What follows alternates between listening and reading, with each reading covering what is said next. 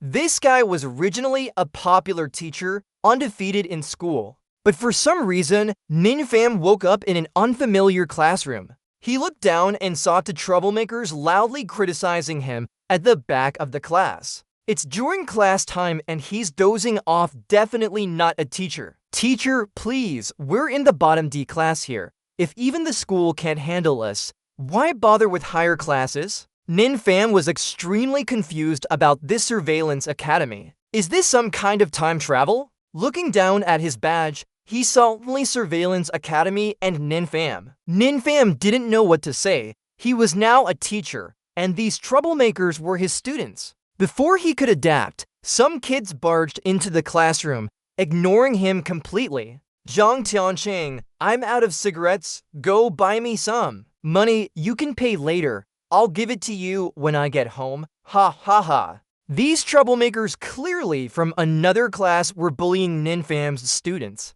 The two troublemakers at the back whispered loudly, my own students are being bullied, and as a teacher, he can't even say a word. Being in this class is really unlucky. This is an entirely different world from his own. There are people with special abilities here. To control those with unique powers and make use of them, the country established a specialized academy for training and education. The principal of the school is the person with the strongest ability. In this world, Ninfam was one of the 6 sons of the Surveillance Academy director and engaged to someone. However, his family suddenly faced disaster. Everyone was framed. And Ninfam himself was severely injured. After such a huge shock, he became an alcoholic, completely lost in his own misery. At school, he was pushed into the bottom class, and the principal of the Surveillance Academy broke off their engagement with her daughter. The feeling of falling from the top is really unfair. Perhaps this is why he left this life. By some strange means, Ninfam, the same name as him, had time traveled to this world. As the original owner, Ninfam was given a new body. He decided to take revenge for his past self and started with dealing with the bullying of Zhang Tianqing. The 3 troublemakers were still jumping around, completely ignoring Ninfam. He called out loudly, when entering class, you should ask permission first. Don't you know this rule? As soon as one of them turned to look at the voice, his fist already flew towards him and sent the kid flying out of the classroom. Get out of my class, Ninfam declared to everyone's surprise. His sudden action activated a system called Master Gate. After successful decoding, Ninfam was transported into the system space. He was momentarily stunned as he realized what Master Gate meant. As a new user, the system gifted him with the eyes of wisdom, allowing him to see through everything, including strengths and weaknesses. To unlock more features, Ninfam needed more trust points, which could be gained from student and teacher recognition. His action of defending Zhang Tianqing earned him some trust points. Liang got 1 point, Xufeng got 1 point. Ninfam was surprised. Just one punch gave him a total of 5 trust points. Thinking about this, he couldn't help but smile deviously. He seemed to have found a way to collect more of these points. To adapt to his new world, Ninfam began studying the profiles of students in his class. For example, Zhang Tianqing's organization was reflected by his initiative. The initiative of D-class students was below 10%, while S-class students were above 40%. Initially, Zhang Tianqing was an S-class student, but for some reason, his initiative dropped to just 6.8%, and he was transferred to this class. As Ninfam pondered over this, Zhang Tianqing approached him, thanked him for rescuing him earlier. No problem. It's nothing, Ninfam replied politely. Thank you, teacher. It was all my fault. Zhang Tianqing apologized. He still bowed his head. Lini said, don't worry, I'll keep this a secret for you if anything happens. Then Ninfam used the eyes of wisdom to check on Zhang Tianqing. It turned out he had average abilities in all areas, but his right hand was injured, leading to psychological barriers that weakened his strength. After being transferred, Zhang Tianqing became a target for bullying and his condition worsened. Observing carefully, Ninfam believed the information provided by Eyes of Wisdom was accurate, so he decided to get straight to the point and asked him about it. Your right hand injury has improved. Zhang Tiancheng widened his eyes in surprise. How did you know my right hand was injured? I haven't told anyone about this. Nin Pham couldn't reveal he had a system, so he dodged the question. If I can't even figure out such things, how could I be a teacher for them? But before Zhang Tiancheng could respond, both teachers almost went deaf from the loud cursing outside the classroom. Nin Pham, come here. Did you dare to hit one of my students? Who do you think it is? Turns out it's Tong Hong, the junior class teacher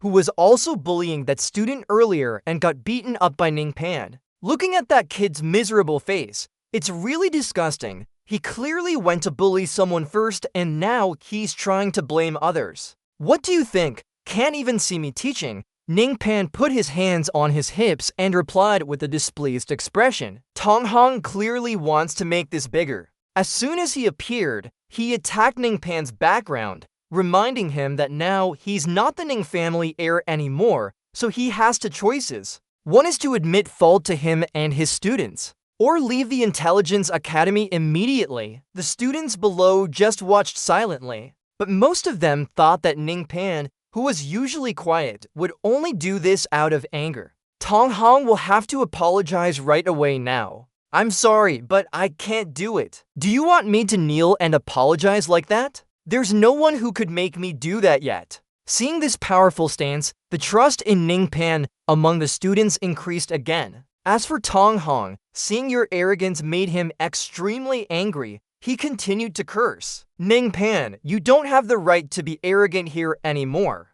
In this world, power rules everything. Strength is the truth. Do you hear? Ning Pan hesitated for a moment and then wrapped his arm around Zhang Tianqiang's shoulder, pulling him closer as he spoke calmly. Strength, huh? In terms of strength, I'm better than your students. Then why should we apologize to them? Hearing this, Tong Hong burst out laughing. Haha.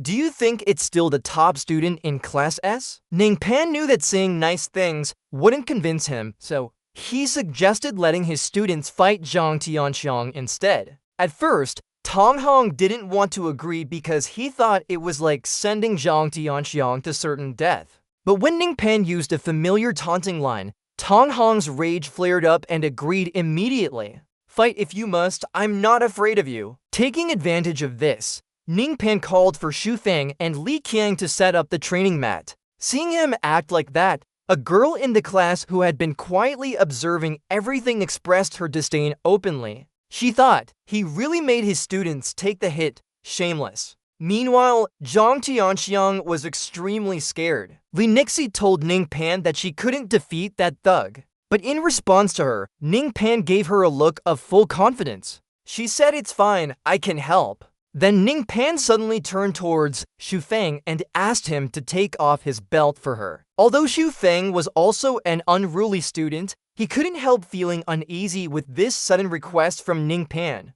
Just do it, you're being too playful. Ning Pan forcibly took Xu Feng's belt and used it to secure Zhang Tianqiang's right hand. She did this because she knew that he always worried about his right hand getting hurt, making this seemingly unreasonable action actually very convincing. But then Ning Pan said again, Zhang Tianqiang, a lowly like him can be defeated with just one hand. Tong Hong whispered to himself, the teacher's teaching style is really different. His students said they would beat up Zhang Tianqiang so badly that he wouldn't have any place to put his head. Ignoring these insults, Ning Pan focused solely on his student. Kai Cheng encouraged him. Now that the right hand is secured, you don't need to worry about psychological issues anymore. Just go in and fight. Teacher Ning, can I really do it? Zhang Tianqiang asked again with a determined look. Ning Pan nodded confidently in response. As they were talking, the thug rushed forward.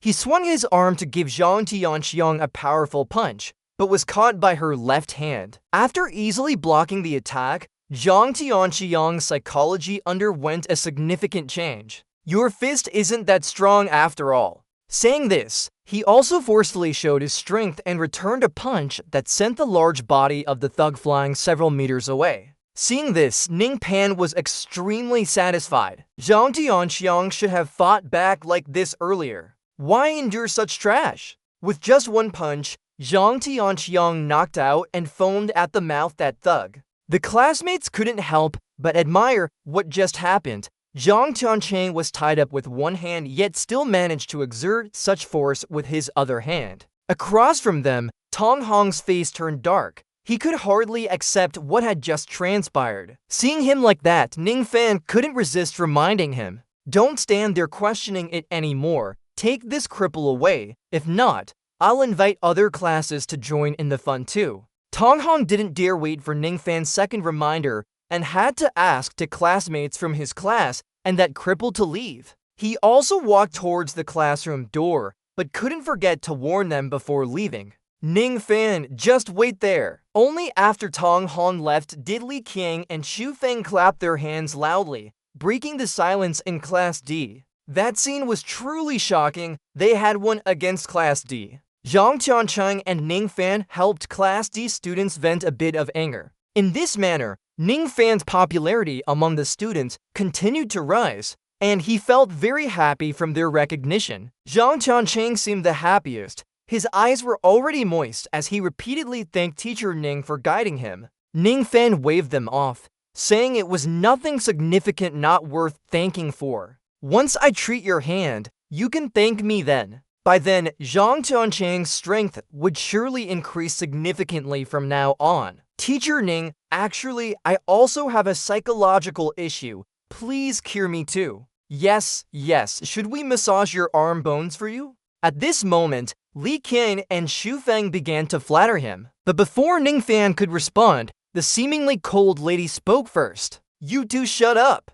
Zhang Tianqiang was already strong. Using that method naturally works. "Do you think you can compare with others? Moreover, Teacher Ning, are you sure you can cure everyone's illness?" Although the girl's words were full of attacks, Ning Fan could see she actually hoped to receive his guidance. Once again, he used his master's eye to check her. She possesses summoning abilities but has weak spirit energy in her blood. Her hair is where more spirit energy gathers. This sounds strange but perfectly explains why her strength isn't good. Not knowing Ning Fan was using the master's eye, she got angry and shouted at him. "So, did you see enough?" I've seen enough. Ning Fan quickly moved his gaze away and said he had identified her problem. Instead of revealing the truth immediately, he asked her to come with him to the training room. Perhaps wanting to clarify her weaknesses too, despite still being unsure, she agreed to go along.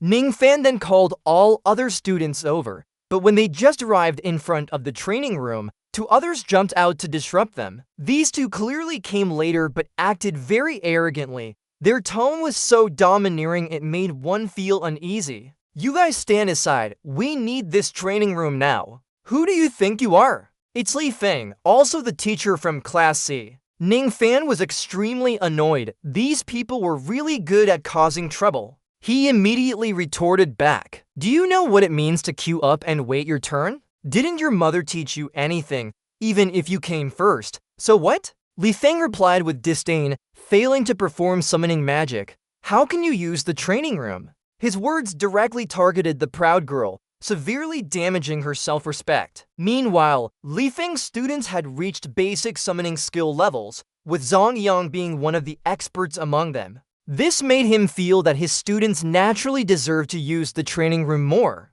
"Experts," Ning Fan laughed. "Then you don't know how formidable Lin Xingyu from my class is." Lin Xingyu was the proud girl with spirit energy mainly concentrated in her hair. She had planned to bring her here to clarify her issue, but they were interrupted by Class C's intrusion. Therefore, Ning Fan had no choice but to let her come out and reclaim her honor herself. However, Lin Xingyu, who was always troubled by personal issues after hearing this, immediately rose up in anger. "What are you talking about? Expert?" Yes, Teacher Ning is overestimating her too much." Li Qiang and Xu Feng on both sides also enthusiastically supported her. Although they were right, it still made Lin Xingyu's anger flare up, and she shouted loudly, "You two scoundrels, shut up!" Faced with this wrathful banshee, Li Qiang and Xu Feng quickly knelt to apologize. As for Li Feng, seeing that amusing scene, he laughed out loud. With his disdainful tone again, he said, "Nin Fam, Is this room training enough for you to skip changing clothes? You really have no shame. Leader Lin's class is a total waste. Just like before, when facing the enemy's contempt, Ninfam proposed a trial by combat to determine who was superior. The total Yang on the other side immediately stepped forward to take responsibility. He wanted to teach Leader Lin's D-class a lesson so they couldn't rise up. But this time, instead of proposing a fist fight like before, Ninfam suggested a test of endurance. Li Feng laughed even louder after hearing that and warned in advance. Ninfam, don't blame me for not saving face in front of your students. Of course, make sure to go all out. Only then will they lose heartily. Ninfam responded immediately. Li Feng didn't believe that Ninfam and his students could win, so he laughed even more at the arrogant look on Ninfam's face. He pushed Tong Yang forward and told him to show all his strength to broaden Ninfam's horizons. Tong Yang nodded and stretched before advancing. He used a summoning to leave-sized soldiers in an instant. Leader Lin frowned, of course. She didn't forget her abilities, but Li King and Su Feng wondered, if I remember correctly, the first time sisters summoned something. It was just a pitiful stone soldier, right? Soldiers, that's too much. The most successful summoning of sister only created a pitiful little stone. Just shut up already. Leader Lin was both embarrassed and angry as she shouted loudly. Her volume was indeed terrifying. After Tong Yang finished his demonstration, it was Leader Lin's turn to perform. But before she acted, Ninfam reminded her, using blood as a medium is too harsh on them. Use hair instead, that should be enough to overpower them. Li Feng laughed heartily after hearing that. It was like he had just heard the funniest story in the world. Using hair for endurance summoning is indeed funny because, as foolish as it sounds, blood is the only valid medium. Total Yang looked down on Ninfam's antics and found him ridiculous. But even if they attacked, Ninfam remained resolute. Don't listen to them, follow my instructions. Leader Lin clenched her teeth in tension. This is a match that decides everything for her honor. She can't afford to fail. But Li Qiang and Su Feng were right. The most successful summoning with blood before had only produced a pitiful little stone. So she decided to take Ninfam's advice this time. However, when Leader Lin pulled out a strand of hair as her medium, something incredible happened. What she summoned was a stone soldier, but it was much more imposing and powerful than what Tong Yang had created. Facing the stone soldier summoned by Leader Lin, Tong Yang's headgear seemed insignificant. Leader Lin herself was amazed. She never thought she could summon something so magnificent. Su Feng and Li Qiang couldn't believe that their leader could do such a feat. Now, Li Feng looked just like Total Yang did earlier. The summoned object of Leader Lin made him wide-eyed in amazement. But whether he believed it or not, what Leader Lin had just summoned was real. So, Fan reminded her, Mr. Li doesn't seem to believe much? Here, let me show you. Seeing the intent behind this, a sly smile appeared on Leader Lin's face. Then Leader Lin controlled her summoned object to demonstrate its power in front of Tong Yang and Li Feng, making them fully convinced that it obeyed her commands. Is there anything else? I won't mind embarrassing you more. Only then did Ninfam calmly raise the issue with Li Feng. He remained silent, partly out of shame, partly in disbelief that hair could be used as a medium for summoning. As for Leader Lin, who started with contempt and disdain towards Ninfam after this incident, although she still stubbornly said she wasn't convinced, her heart secretly gave him 5 points of trust. Li Feng was still unsatisfied. After failing to intimidate Ninfam's students, he turned his attack on Ninfam himself. Your students have some achievements. It's fine if they've made progress, but you now, are you summoning me? Can you do it? Ninfam retaliated calmly. Li Feng didn't say much and drew a dagger. He stabbed his own thumb. Fresh blood spurted out, serving as the medium. Using the lowest level summoning technique, he easily created a strong army of stone soldiers. Ninfam, take a good look at my strength. Li Feng laughed even louder and tried to impress Leader Lin in front of her, hoping to sway her to his side. For Ninfam, after seeing what Li Feng summoned, you've only shown a little bit of ability with all the nonsense. It's really made me wait in vain. As soon as he finished speaking, Ninfam's summoning appeared. Though just one stone soldier and not an army like Li Feng's under his command, it was still enough to reduce his army into useless rubble. Ninfam sat calmly, observing the stone soldier of Li Feng, showing a very composed demeanor. His entire army had become rubble under his power. Ninfam remembered how Su Feng and Li Qiang admired him. They ran over to where he was. "Oh, Teacher Ning, please accept our humble worship." The two of them knelt down and bowed their heads to show respect to him, but suddenly the system's voice echoed. "Spirit Force, trust value plus N. Li Qiang, trust value plus N plus 1. Trust value exceeds 100. Congratulations to the master for acquiring new abilities." The famous scholar article, Ning Fan was surprised. New ability. The system continued explaining. The famous scholar article, whoever uses this energy will involuntarily perform a prostration. You see, there's even an ability like this too. The system announced further. The lunar essence, trust value plus 11, but the lunar essence still stubbornly scolded Spirit Force and Li Qiang. "Just now, you were already bribed. The two of you don't have any prospects at all." Ning Fan thought to himself, he's quite stubborn too. Let me try using this new skill on her. He activated his system ability again and said, "You've initiated a famous scholar article with lunar essence." Lunar essence turned around and was about to leave. "Just kneel down, I'll go first." Bong Yang's body suddenly turned back towards Ning Fan. Your new ability made lunar essence unable to resist and bowed her head. The other two looked at her in surprise, saying she really can't be stopped. A girl like a big sister has become so scheming now. Seeing the effect of the new ability, Ning Fan was satisfied thinking, it's really down, but is the chance of going down 100%? Qian Chang saw this and laughed as he walked over and said, "Everyone doesn't need to go down anymore. Teacher Ning isn't an ordinary person." Just then, another white mouse came to Ning Fan and continued using his ability. "You've initiated a famous scholar article with Bright Sun." Bright Sun's foot stumbled on a piece of stone. His body lost balance and fell forward without time to react. Qian Chang landed, but still suddenly flew several meters forward before bowing down in front of everyone's surprise.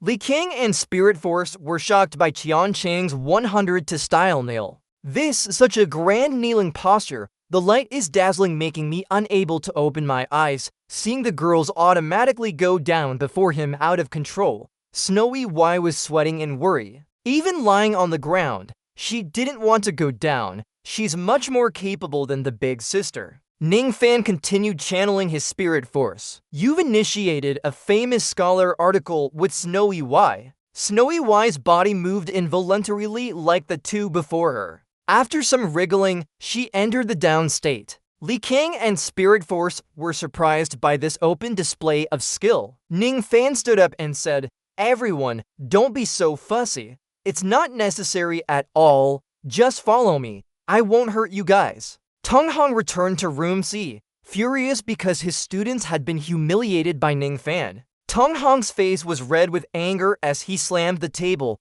making it sink. He yelled angrily, "Ning Fan, I'm going to kill you." At this moment, Li Feng stood outside the door and stopped in his tracks. Han thought to himself, could it be that Teng Hong was also messed with by Ning Fan? Han immediately suggested, "Teng Hong, let's team up." It seemed like a secret meeting between two people against Ning Fan was taking place in room C. Teng Hong started criticizing him. "Ning Fan, you're really too arrogant." Li Feng agreed, "Yes, already made class D teacher, still acting so tough." Seeing someone with the same mindset, he asked, "Teacher Li, can you go down?" Han replied resolutely, "How could I must avenge this." But as soon as he finished speaking, Li Feng started worrying. It seems his strength has recovered a bit. Not easy to deal with. Teng Hong said confidently, "It's fine. Recovering completely isn't that easy." The two main players discussed their plan.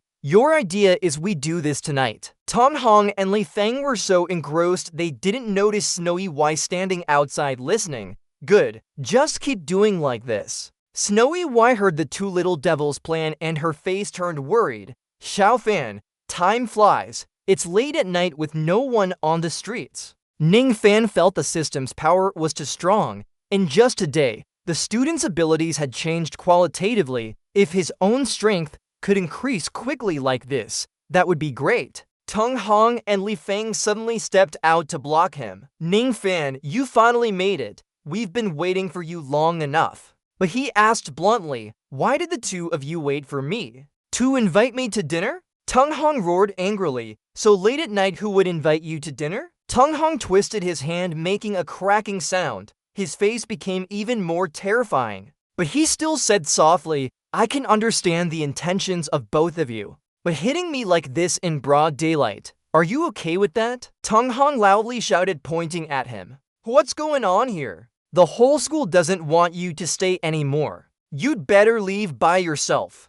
Don't force us to fight. Li Feng followed suit when he spoke up.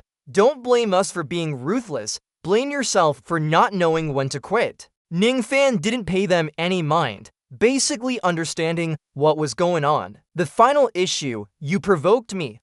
Do you think that two of you can handle me? Zun Hong felt insulted and transformed, his shirt tearing as he roared loudly. Ning Fan, don't be so arrogant. Li Feng sent his soul summoning token flying over, winning the basic summoning essence. Taste the power of my soul summoning. Suddenly, young Ning Fan had an idea. Could the knowledge gained from a master be used for them? The two of them attacked him together, shouting in unison to die, with the system voice interrupting mid-sentence. You've used the knowledge of a master on Zun Hong and Li Feng. Almost immediately, both Zun Hong and Li Feng, along with his soul summoning token, stumbled and changed their landing posture into a demonic one. Oh my! All three demons under his feet were completely defeated, unable to resist. Li Feng and Zun Hong were stunned. Just as Yuexu ran over to hide behind a corner of the wall, she sighed in relief. Really, I shouldn't have worried so much.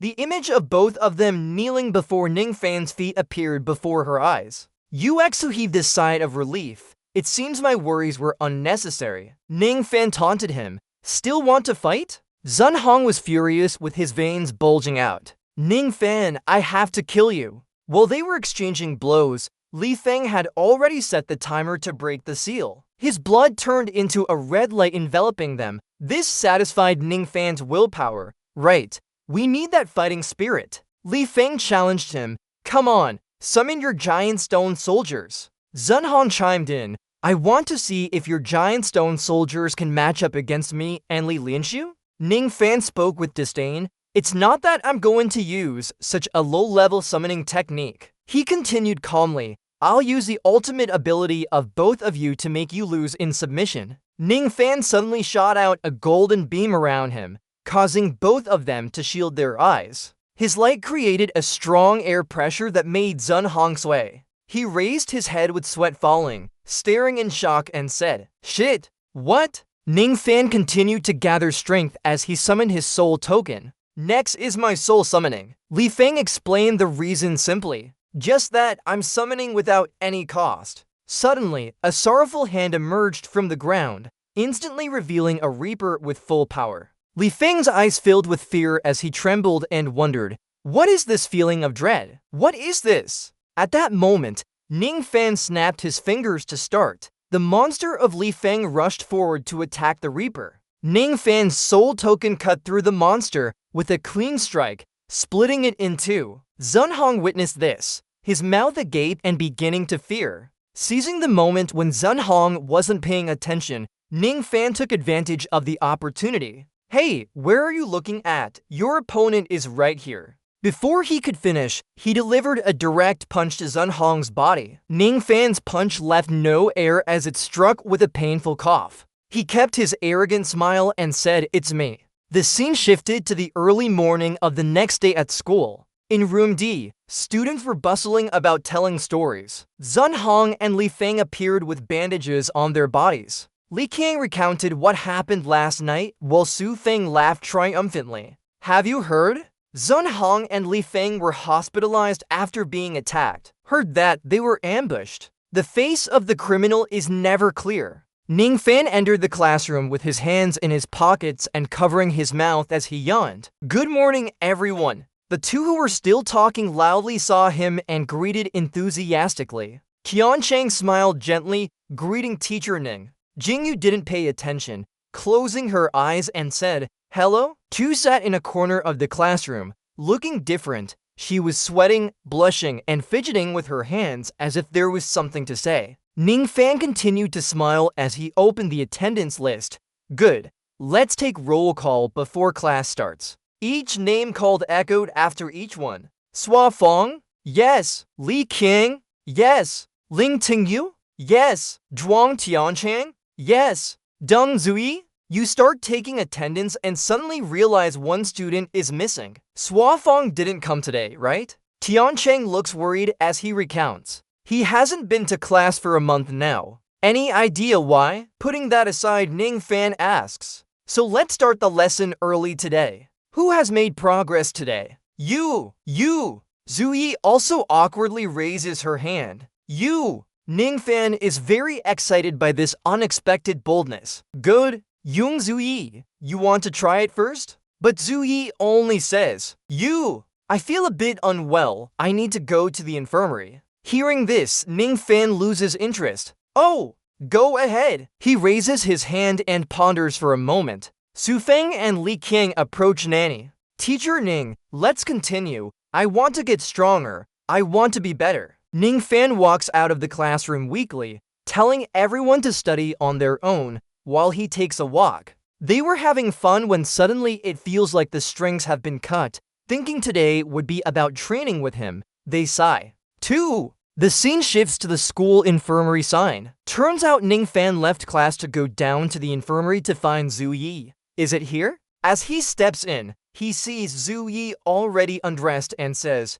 "Yes, sir. I've taken off my clothes. Please come in." Thinking Ning Fan is being invited by Snowy, his face turns red and nose bleeds with excitement. "Are you serious?" The girl turns around and continues urging him. "Hurry up, or I'll change my mind." Ning Fan's nose is bleeding uncontrollably, losing all dignity. "Just joking, I'm not that kind of person. I'm just using the eyes of a business mentor to evaluate your potential." He thinks about pulling back the curtain but decides to take a peek. Just as he's about to pull the curtain, Xiao Xiao loudly questions him from behind. "What are you doing?" Her suspicious eyes ask, "What do you want with my precious student?" The camera clicks. Ning Fan asks, "Cosplay, secret rules." After a while, he learns that Snowy asked Xiao Xiao to take photos for her. He says, "I'll get someone else to help you instead." "My heart hurts, but I forgive you." Xiao Xiao smiles and thumbs up, saying the job is done.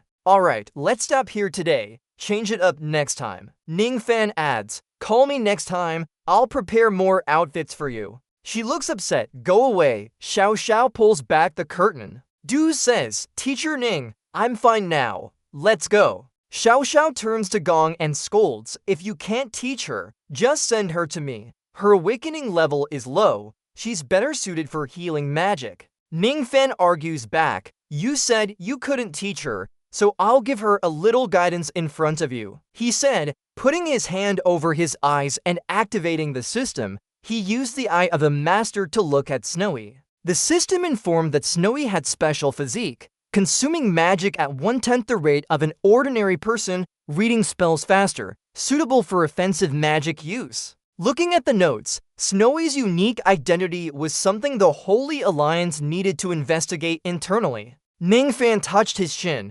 questioning the Holy Divine Ability Alliance. How could such a group have a slogan about ruling the world? Squash was growing impatient. She challenged, "What is it? Can't you see anything?"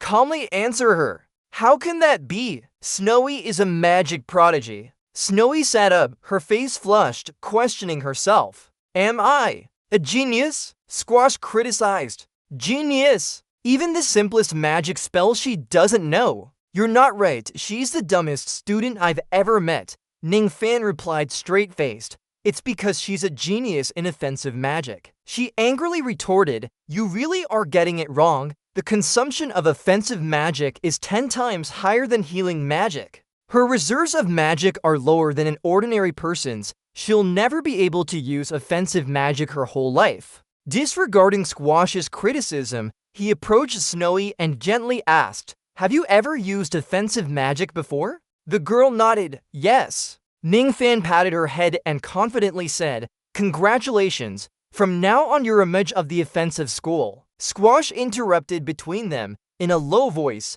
stop talking to yourself. I figured it out. You don't have the right to teach her. The girl placed her hand on her chest and softly said, Lin, I want to believe Teacher Ning. Hearing that, her eyes fell silent, worried, little Snowy. At this moment, Trudy awkwardly stood in front of the door. She shyly said, sorry. Squash hurried out. What's going on? Another fever. This is her 5th time. According to my healing magic, she should be cured by now. Ningfan was puzzled. The healing magic didn't work properly. Something seems off. Use the eye of a master on Trudy. Squash approached and said, let me treat her again to see. She placed her hand on Trudy's chest, transmitting green energy, holy light. Ningfan calmly said, wait, she doesn't have any illness. I can't cure it. Squash turned around, angrily questioned, what right do you have to say I can't treat her? He replied casually, very simple,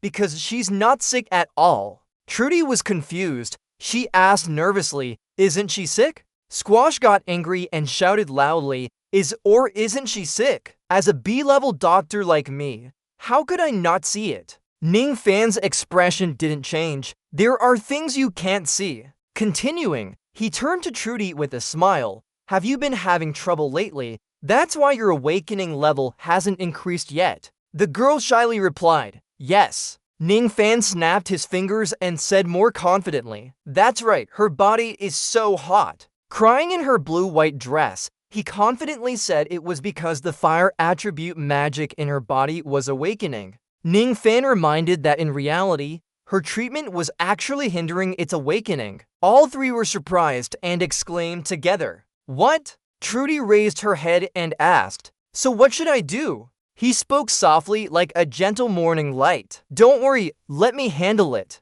Trudy sobbed. Teacher, please help me. He patted her head and replied, it's nothing, just a small thing. Slyly standing aside with his arms crossed, he couldn't hide his curiosity. I want to see what you're planning to do. Ninfam glanced at her confidently and replied, so I'll give you a free lesson on how to use hot pot.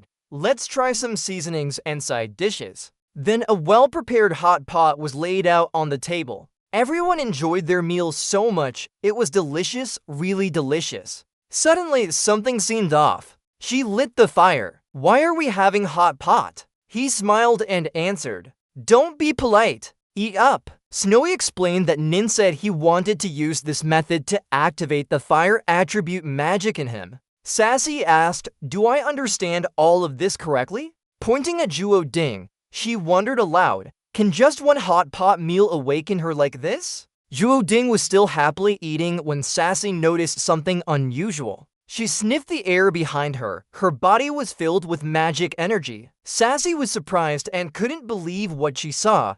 What's going on? Juo Ding was also surprised as flames erupted from both hands. She happily thought that her strength had increased. Ninfan sighed, regretfully saying only 5% of the awakening effect could be achieved. Despite the small result, she smiled and said it's enough. Juoding ran off excitedly. Thank you, teacher. I need to use this method to quickly level up.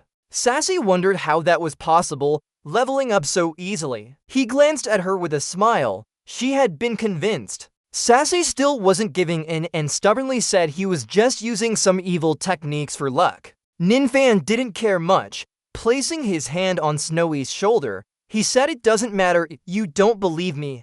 I only need my students to trust me. Ninfam continued to challenge her, showing her the power of his magic. Saying that, he turned around and called out, let's go, let me take you through the door to a new world. Snowy lowered her head slightly and replied hesitantly, yes, a faint light entered the training field, casting a pale yellow glow. Ninfam and Snowy stood in the middle of the field. Silence filled the air for a moment. Dunglo approached with his arms crossed, looking down on them disdainfully. Oh, isn't this Mr. Nin just here to take a look around? He turned and asked Snowy, did you hear any barking dogs? Dunglo's face changed. He felt humiliated. He yelled, "Get out! This is the training ground for offensive mages. You're not welcome here." Ninfan firmly said to Snowy, "What do you think?" Looking at Dung Lo, he continued, "Are you afraid I'll break this?" He laughed loudly, thinking it was absurd and ridiculous. The students whispered among themselves, "That little Dung Lo doesn't even know basic healing spells yet. She's switching to offensive magic now.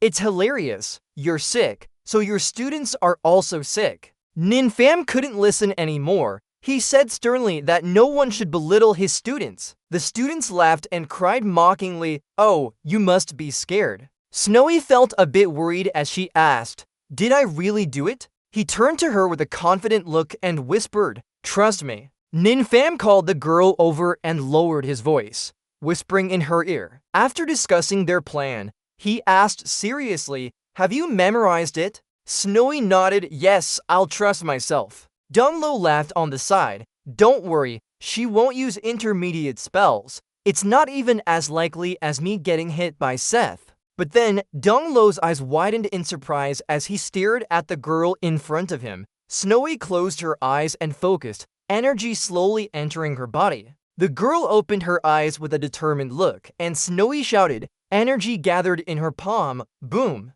Sparks of energy shot down fiercely. Dust filled the air as Dung Lo was left stunned. Impossible. He wondered, its awakening level is still less than 10%. It can't use third-level offensive magic. Ninfam crossed his arms and sarcastically said, "You just know to watch and see how much awakened she is, right?" He patted Snowy's head proudly. "The value of my students isn't decided by those boring numbers." Snowy smiled softly, her eyes filled with genuine admiration. Dung Lo was furious, pointing at Ninfam and shouting, "Ninfam, your worth has been decided long ago. You and your students are not even worth a single thought." He gave him a contemptuous look. "If that's the case, what kind of trash am I?" Dung Lo was still angry. "Ninfam, I've already humiliated you enough today," he said arrogantly. "Even though I'll be punished, today I must teach you manners."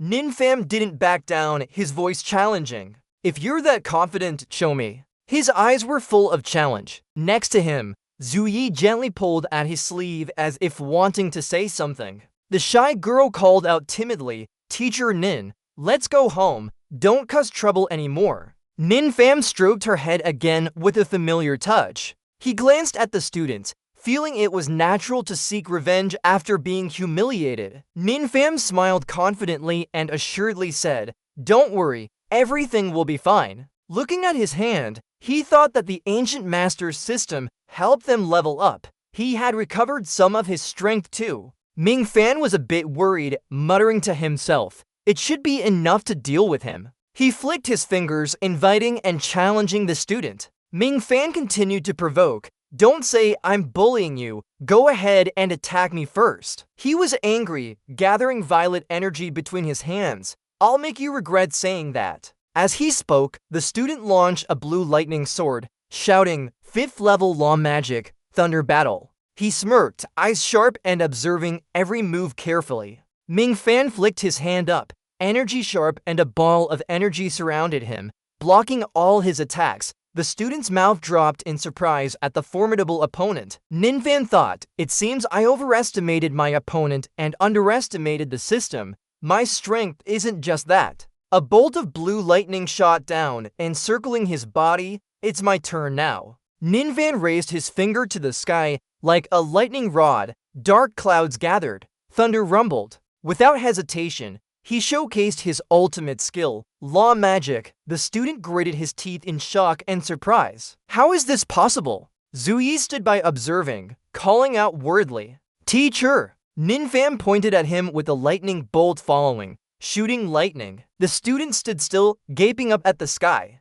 The blue lightning struck him, his body covered in wounds as he lost consciousness. Ninfam smiled smugly. "Good job. My strength is almost back. From now on, just keep using the law system." He glanced at the students and gave them a signal to take him away. 3 or 4 people quickly carried the student away, shouting in unison, "Got it, understood." Ninfan turned his face back to the shy girl behind him. With a reassuring smile, he said, From now on, with me here, no one will bully you. Zui folded her hands and asked timidly, Teacher Nin, can I be as good as you? Ninfan quickly replied, of course not. He patted her encouragingly, my students must be stronger than me. As he spoke, the girl turned away in confusion. Zui slowly removed her glasses from her face. She wiped her eyes and the system displayed 20 for points of trust gained from Dong Zui. Ninfan approached from behind. She burst into tears. Teacher Nin, this is the first time someone has recognized me like this. He laughed and said seriously, I have one more gift for you. Ninfan changed his tone, eyes full of heart-shaped excitement. You look so cute without your glasses. In room D, cobwebs were densely covered on the signboard. Inside, Li King shouted loudly, it's been a long time. Why hasn't Teacher Nin come back yet? Xu Feng stood beside him agreeing, right? Isn't he visiting Dong Zui? The girl added, Dong Zui is always gloomy and boring. Both looked at Tingli, whispering, indeed, when it comes to beauty, we must talk about our senior sister, Tingli. Outside, Li King and Xu Feng pretended not to care but secretly rejoiced. Just then, Ninfan returned with Zui, I'm back. Li King and Xu Feng hurried out to greet him happily. The girl clung closely to Ninfan's side, seeing his pale face glistening with tears. Their hearts raced, eyes full of heart-shaped admiration. So cute. It seems we know love now. Are you two dying? Looking back at the figure behind them, Li King and Xu Feng smirked. TSK! Tingli was angry, clenched her fists, and shouted, Are you two dying? In everyone's surprise, Zui slowly walked towards the lectern. She spoke timidly.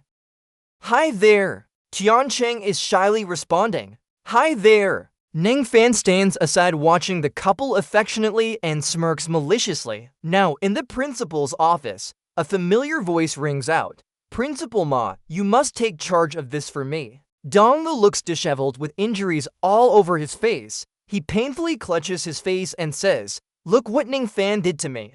Kaishan raises his hand, ponders, it's Ningfan again. Has this brat recovered his strength? Moreover, he wasn't that strong before. He complains loudly about bullying others. Principal Ma, you can't let him off the hook. Hearing Donglu jump up and down, the principal turns to say, Don't worry, even if he recovers his strength, there won't be a chance for him to rise again. Kaishan breaks a pencil in half. His face darkens. He vows that Ningfan and all students from his class must leave the Intelligence Academy. The scene changes to a clear sky with gentle breezes blowing through the wide school grounds. Students gather round the notice board, chatting animatedly. Everyone curiously examines the notice under the guidance of the school's disciplinary office to ensure effective use of facilities. Starting from today until next week, if any class has fewer than 7 students by June 12, 2019, it will be cancelled.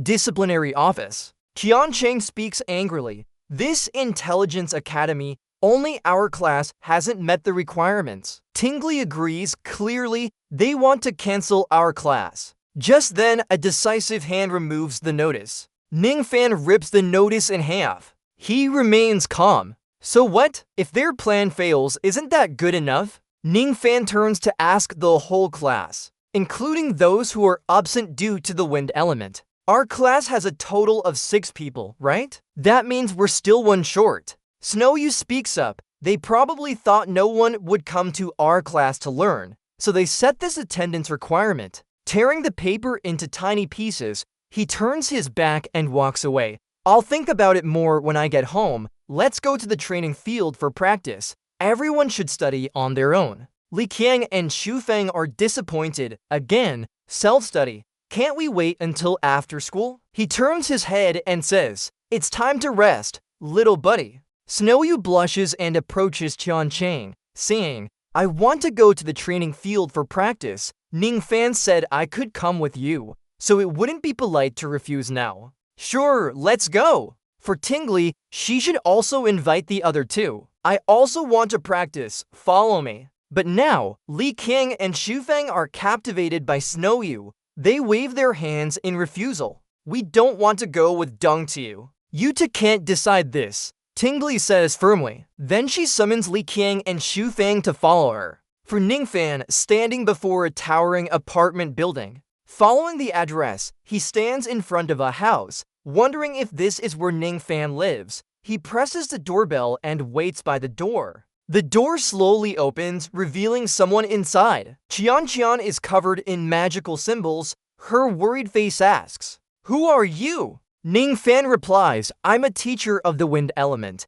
I came to visit." Hearing this, she exclaims happily, "Finally, you've come. Come see my son." Ningfan looks uncomfortable but asks, "What about us?" He steps into the room and sees only an empty box. Soft light illuminates the desk. The space becomes quiet. Ningfan speaks up, "So this is the wind element, right?" Qian answers beside him, "Yes." He looks at the box in front of him, which has 2 holes to see through. Qian explains, the boy hides in a cardboard box when he gets home and doesn't talk. She anxiously asks, "Is my son possessed by evil spirits on full moon nights?" Ningfan waves his hand. "No, I assure you. Don't worry. Let me talk to him." Saying this, Ningfan steps into the room and firmly closes the door behind him. Standing in front of the box, he says, "I'm Ningfan, your wind element teacher. Come out. We need to talk." But the wind element refuses to come out. Ningfan gets angry and loudly threatens, "Are you forcing me to take action?" Ningfan becomes agitated and shouts, "Why are you making me fight?" Just then, Ningfan suddenly frantically flips through boxes of papers. He grits his teeth and asks, "What game are you playing?" A while later, Ningfan helplessly said, "Go away, look at you. I don't know what to say either. Let me watch it myself." As soon as he finished speaking, the system suddenly announced, "Starting the exploration I function." The system reported that those who could use speed magic like things that could fly. Secretly practicing flying magic led to a disrupted spell, making it easy to fall when running. Lack of determination prevented progress to the final stage. Ningfan fell into thought. They like things that can fly, right, but without enough determination. How do we solve this? He looked around and wondered if he had to do so. At the same time,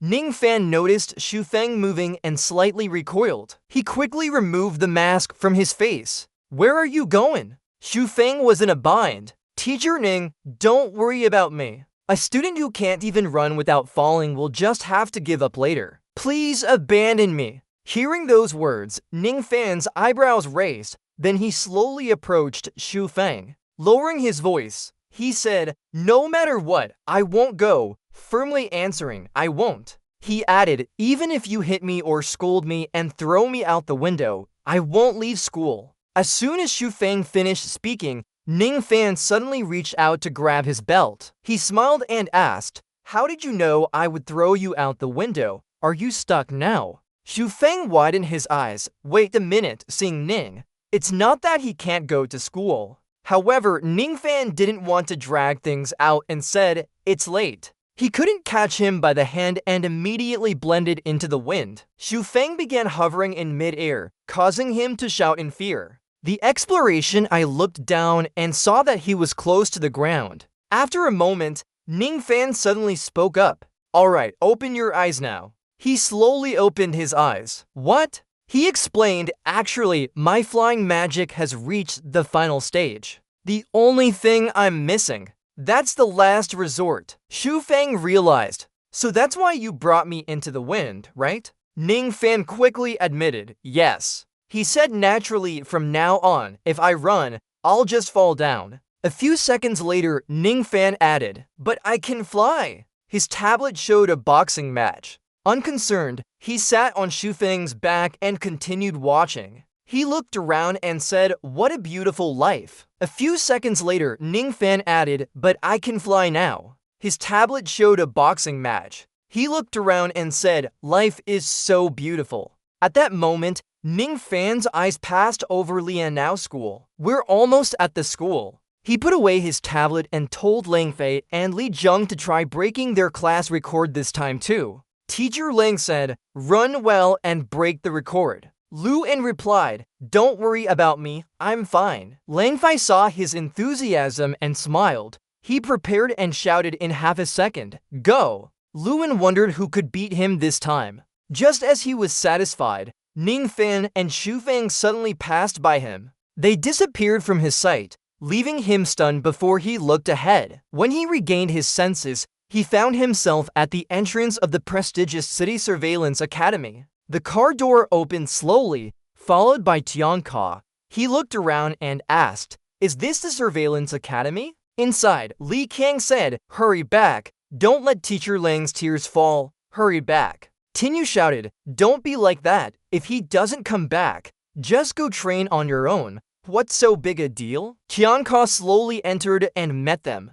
He asked, "Hey, where's the principal's office?" She looked at his drowsy face and frowned. "You're asking someone else like that. Aren't you afraid of getting hit?" He asked, "Where's the principal's office?" Tianka sneered and asked, after taking a hit, "Can you rely on just you guys?" As soon as he finished speaking, Liang Qiang suddenly flew over, daring to argue with Big Sister. "Want to die?" Seeing this, Tianka's lips curled slightly. The moment the kid swung his arm and threw a punch, it was suddenly blocked mid-air. Liang Qiang was then flung off the beam. His eyes were so close to the ground that he seemed weaker on the outside. Tianka stepped forward and said sternly, "I've already told you, none of you can touch me." Jing Envy noticed something wasn't right and asked, "Want to fight?" She calmly looked at him and said, "Let's fight." Seeing Jing Envy take action, Tianka began to look around. With a determined gaze, she added,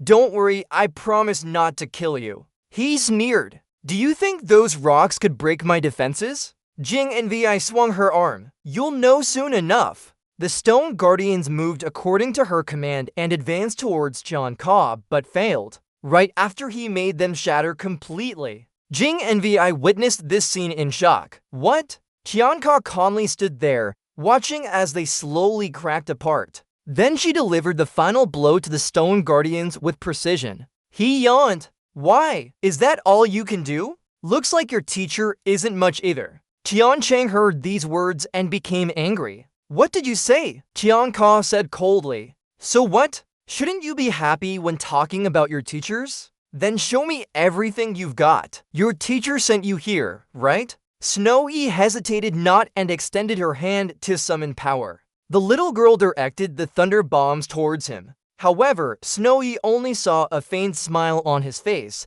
He flew over with anger in his eyes and threw punch after punch at Tianka. Tiancheng pondered, what kind of defense does he have? After a while, he stopped attacking and just stood there. Tiancheng stepped back but kept his gaze fixed on Tianka. He clapped, "You've surpassed my expectations. Let's applaud for your courage." Seeing the contempt in Tianka's eyes, Jing Envy gritted her teeth. "You!" Tianka said, "If you're not convinced, we can call them out to fight me." She asked, "Who are your helpers? Have you seen us before?" Just then, Ning Pan appeared unexpectedly. It seemed like he heard someone calling him. He saw the scene in front of him and gaped. "What? You're not as good as Tianka's eyes when landing straight down." However, his landing wasn't perfect. Ning Pan coughed a few times. "Teach me how to land safely next time." Tianka stepped forward and said, "I'm their teacher. I can't teach such incompetent students." He sneered, "I'll make you regret those words." Snowy spoke up, "Teacher, we couldn't beat him." Tiancheng agreed, "His defense is too strong." Ning Pan said, "No defense can withstand his. It's just that you used it incorrectly." Tianka laughed and said, "Then tell them how to do it." Fragrant Chi Power Technique. I had the same idea. Meanwhile, the system activated and began probing Tianka. It quickly gathered a series of information about Tianka, someone who can use defensive magic, 48% awakening level. This person is aggressive, right in the center of his defense screen. Those with a 25%. After reading this, Nin Fan smiled and said, "Little one, you're growing up." Li King whispered to Nin, "Teacher Nin, what is he doing for you?" Xu Feng said, "You can't let him off the hook." Tianka laughed loudly and looked at his pitiful students. Nin Fan frowned, "Pitiful? I think it's me who should be pitied here. A person who likes to attack but can only retreat into a defensive shell. Your words just now seem to have driven Qianka crazy. What did you say? Ninfan glanced and said, "These two, I'll show them how to handle things today. You should fight back when others bully you." The system simultaneously activated, beginning to probe Xufeng and Li Qiang. It reported, "Xufeng, the obscuring magic system can only control the mind during spell casting. It cannot harm their spirit." Ninfan thought that the obscuring magic system couldn't damage someone's spirit. Just joking? The system reported, "Li Qiang has physical ability. This person's strength is weak. How can one's strength increase in a state of unconsciousness? Bang Huang, how does one's strength increase in an unconscious state? If you're tired, how can you fight anymore? These two won't help." After much thought, Ninfan suddenly realized, "Hold on, you ordered them to stand closer. Let me look again." The system reported, starting to probe Li Qiang and Xufeng simultaneously. Ninfan muttered as he looked at the results from the system. "Sure enough, that's how it is." They said in unison, "Teacher Nin, can we also become stronger?" Hearing this, he quickly replied, "Of course." Then Ninfan pointed at Qianka with his hand. He said calmly, "Next, you two should fight him for me." Ninfan pulled everyone into a circle to explain the plan.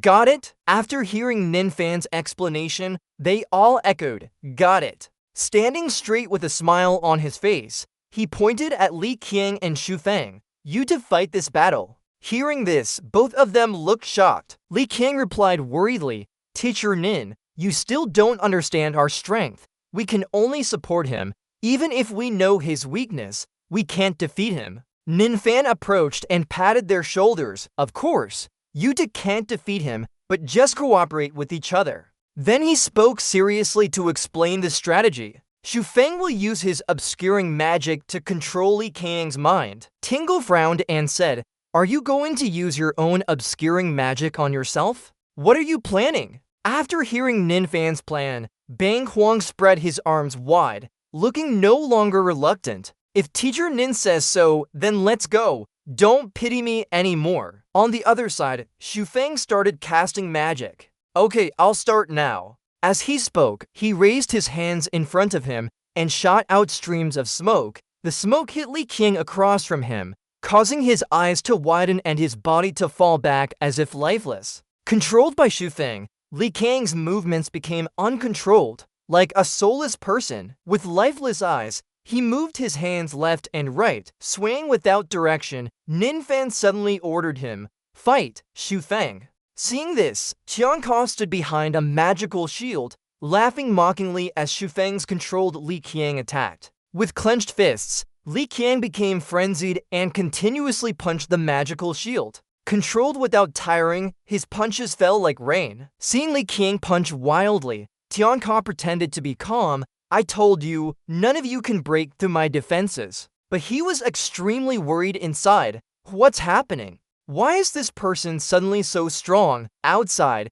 Xufeng remained calm and smiled. "You misunderstood. I'm just used to controlling. The real attack will come next." As he spoke, he increased his magical power and continued to control Li Qiang to attack Qianka. Following the instructions, Li Qiang clenched his fists and punched towards Qianka's shield. Seeing this, Qianka mockingly said, "I told you, none of you can break through." But at that moment, the water shield was punctured with many holes. Qianka looked surprised and exclaimed, "What?" Before he could react, Liang Qiang punched through the shield, and the punch landed accurately on Qianka's face, and chose a punch that sent him flying away from the protective barrier, landing far behind. Qianka fell to the ground, lying still with his hands and legs spread out, looking dazed. Why is it like this? Clearly, they were still weak just now. Looking at the battle situation, Ninfan smiled lightly, challenging him not to give up so easily. "There's more left." On the opposite side, Qianka heard that and jumped up, his eyes wide with disbelief. "Huh?" Before he could recover, Tiancheng rushed over and delivered a punch to his stomach, causing Qianka to gasp in pain. Next was Tingley's 1000-cat lightning stone energy pulling in. Without stopping, Snowy Yui sent down an electric, current-like ray that nearly scorched Qianka black. The attacks kept coming unexpectedly, knocking him down and rendering him unconscious on the spot. After a while, where Tianka was unconscious, Tiancheng put his hands in his pockets. It seemed they were a bit too harsh. In response, Ningfan shrugged. Still, Snowy Yui held a small stick, staring intently at Tianka. Tingley's face serious, showing mercy to the enemy is being cruel to oneself. Moreover, what we need to worry about now is that our class might be cancelled. Seeing the final battle won, Ningfan waved his hand and wanted to leave. When in Rome, do as the Romans do. As he left, he felt something was off, but couldn't remember what it was. What did I forget? Meanwhile, at the office, Kaishen held a piece of paper with a smile, ready for his performance this time. With Chianka's bruised face, he stepped in and asked if he was Director Instructor Kaishan. Seeing his disrespectful attitude, Kaishan immediately shouted, "Who are you? What should I call you by name?" With a calm expression, Tianko replied, "I'm transfer student Tianka. Today, I came to handle the procedures." Hearing his explanation, Kaishan looked at the new student's file carefully. After a moment, Kaishan quickly flipped through the papers like flipping pancakes and asked with a sunny smile, "Are you Tianka? What happened to your face?" Upon hearing this, Tianka looked elsewhere and replied indifferently, "Nothing, I fell down from the stairs." Kaishan wasn't bothered. He stood up and enthusiastically offered, "Let me show you around the school." Tianka ignored him, turned his face away. "No thanks. Can I choose my class?" Beside him, Kaishan smiled easily agreed. "Sure, you can choose any class." With a cold attitude, Tianko replied, "Yeah." Without waiting for his response, he slammed the door and left the office. After Tianko left, Kaishan immediately made a call. Smiling happily, he said, "Hello, the student from Class S has already reported their name. Let them choose any class they want. No need to ask me for permission anymore." The call ended and Kaishan leaned back in his chair, feeling very satisfied. A good student arrived and an effective teacher is leaving. It's like a double celebration. On the other side, the admission office sign with its door slightly open. In the office, Lachu handed Ningfan a stack of papers while he yawned, reminding him that his class would be cancelled, prepared to receive notice of expulsion. Ningfan casually tore the papers in half. "Don't worry, my class will never be cancelled." Seeing Ningfan's disdainful attitude, Lachu got angry and said, "No one except a fool would come to your class." As he finished speaking, it hit Lachu like a slap. Tianka entered the room and said, "I want to join this teacher's class." Lachu looked at him curiously. "You're the transfer student Tianka." He thought you were a new rival who didn't know anything, spitting out explanations that he just arrived so doesn't know yet. That teacher is known as an ineffective one in this intelligence academy. His class is the worst in the school, changed to SD class. Beside him, Lachu ignored his words and impatiently replied, "Didn't I say you can choose your own class? I want to join that teacher's class." Ningfan smiled sarcastically. "You want to join, then go ahead. Did I say I accepted you?" Lachu was shocked with his mouth open, refusing, "Huh?" Tianka heard him refuse and replied unhappily, "I heard that the teacher's class is still short one person. If not, it will be cancelled." Ningfan didn't bother to answer. Too ashamed. "If the class is cancelled, you won't need me either." With a half smile, he said nothing more. "But all day today, only my class can integrate your abilities." She attacked and defended at the same time. "We have no fate together anymore." Tianka became annoyed. He smirked and asked, "How can Teacher Ni agree to take me in?" Following up, Ningfan smiled faintly. "It's easy. Just repeat this sentence again. Teacher Ning, let me join your class." With no other choice, Tianka gritted his teeth and repeated, "Teacher Ning, please let me join your class." He continued with a smug expression, "Great Teacher Ning, allow the lowly and clumsy one like me to join your class." Despite being extremely uncomfortable, he still repeated, "Great and handsome Teacher Ning, please let the lowly and clumsy one like me join your class." Ningfan got his chance next. "Great Teacher Ning and benevolence, Allow the lowly and clumsy one like me to join your class. Tianka was so angry he used himself as an example. Great teacher Ning and benevolence. Allow the lowly and clumsy one like me to join your class. He continued without stopping. Handsome and great teacher Ning and benevolence.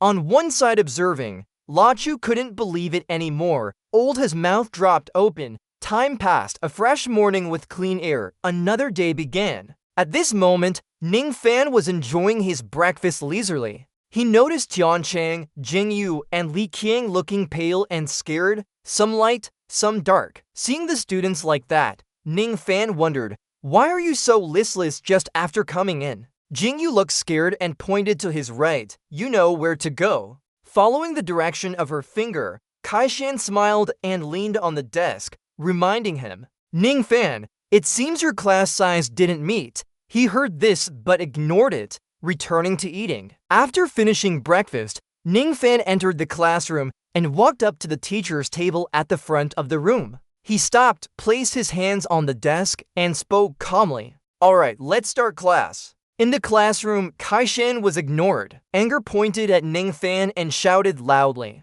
Ning Fan, your class is cancelled. What are you teaching now? Quickly clean up your things and go through the procedures, you worthless scoundrel. Seeing the situation, Li Qiang looked worried and hesitated to ask, must we stop here? Su Feng beside him was sad but managed to meet a great teacher like Teacher Ning. Snowy next to him couldn't help feeling heartbroken as well, frowning. Hearing Kaishan's loud shout, Ning Fan put his hand behind his ear and said, I've already filled the class. What are you talking about canceling? He looked at Kaishan with disdain. Have you gone mad? Who would want a class like this in the afternoon anyway? Hearing the mockery, Ning Fan's face remained calm and he wasn't angry. It seems that student is named what?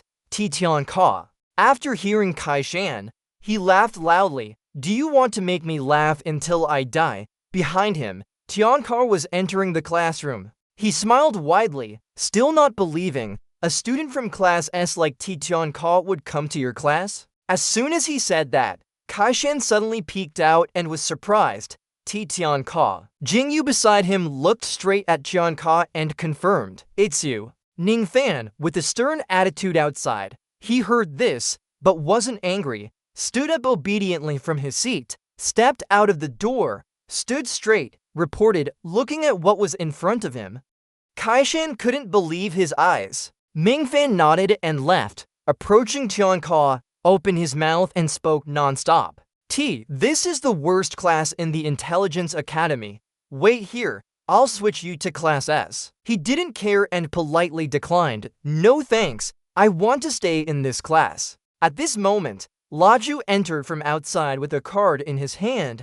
Tian Ka, your student ID is ready now. Anger led him close to Laju, grabbed his neck and shook him wildly. Why didn't Tian Ka report to me that he came to Ning Fan's class? Lachu was about to be shaken into foam, tried to explain. Teacher said you can choose any class. No need to report. Ignoring the argument between them, Ning Fan reminded him, if you argue, go outside. I have to attend class. Finally, Kaishan released Lachu and turned his face back. With a high look, Ning Fan, I won't let you off that easily. He smirked, stepping out of the classroom. Lachu looked worried and asked, Director Ma, what should we do? Kaishan beside him had a cunning expression. He went to call the finance department head for me. Returning to the classroom, Ning Fan led the class out first, followed by the students. Jing Yu looked unsatisfied and pointed at Tian Ka. Why did you let this person join our class?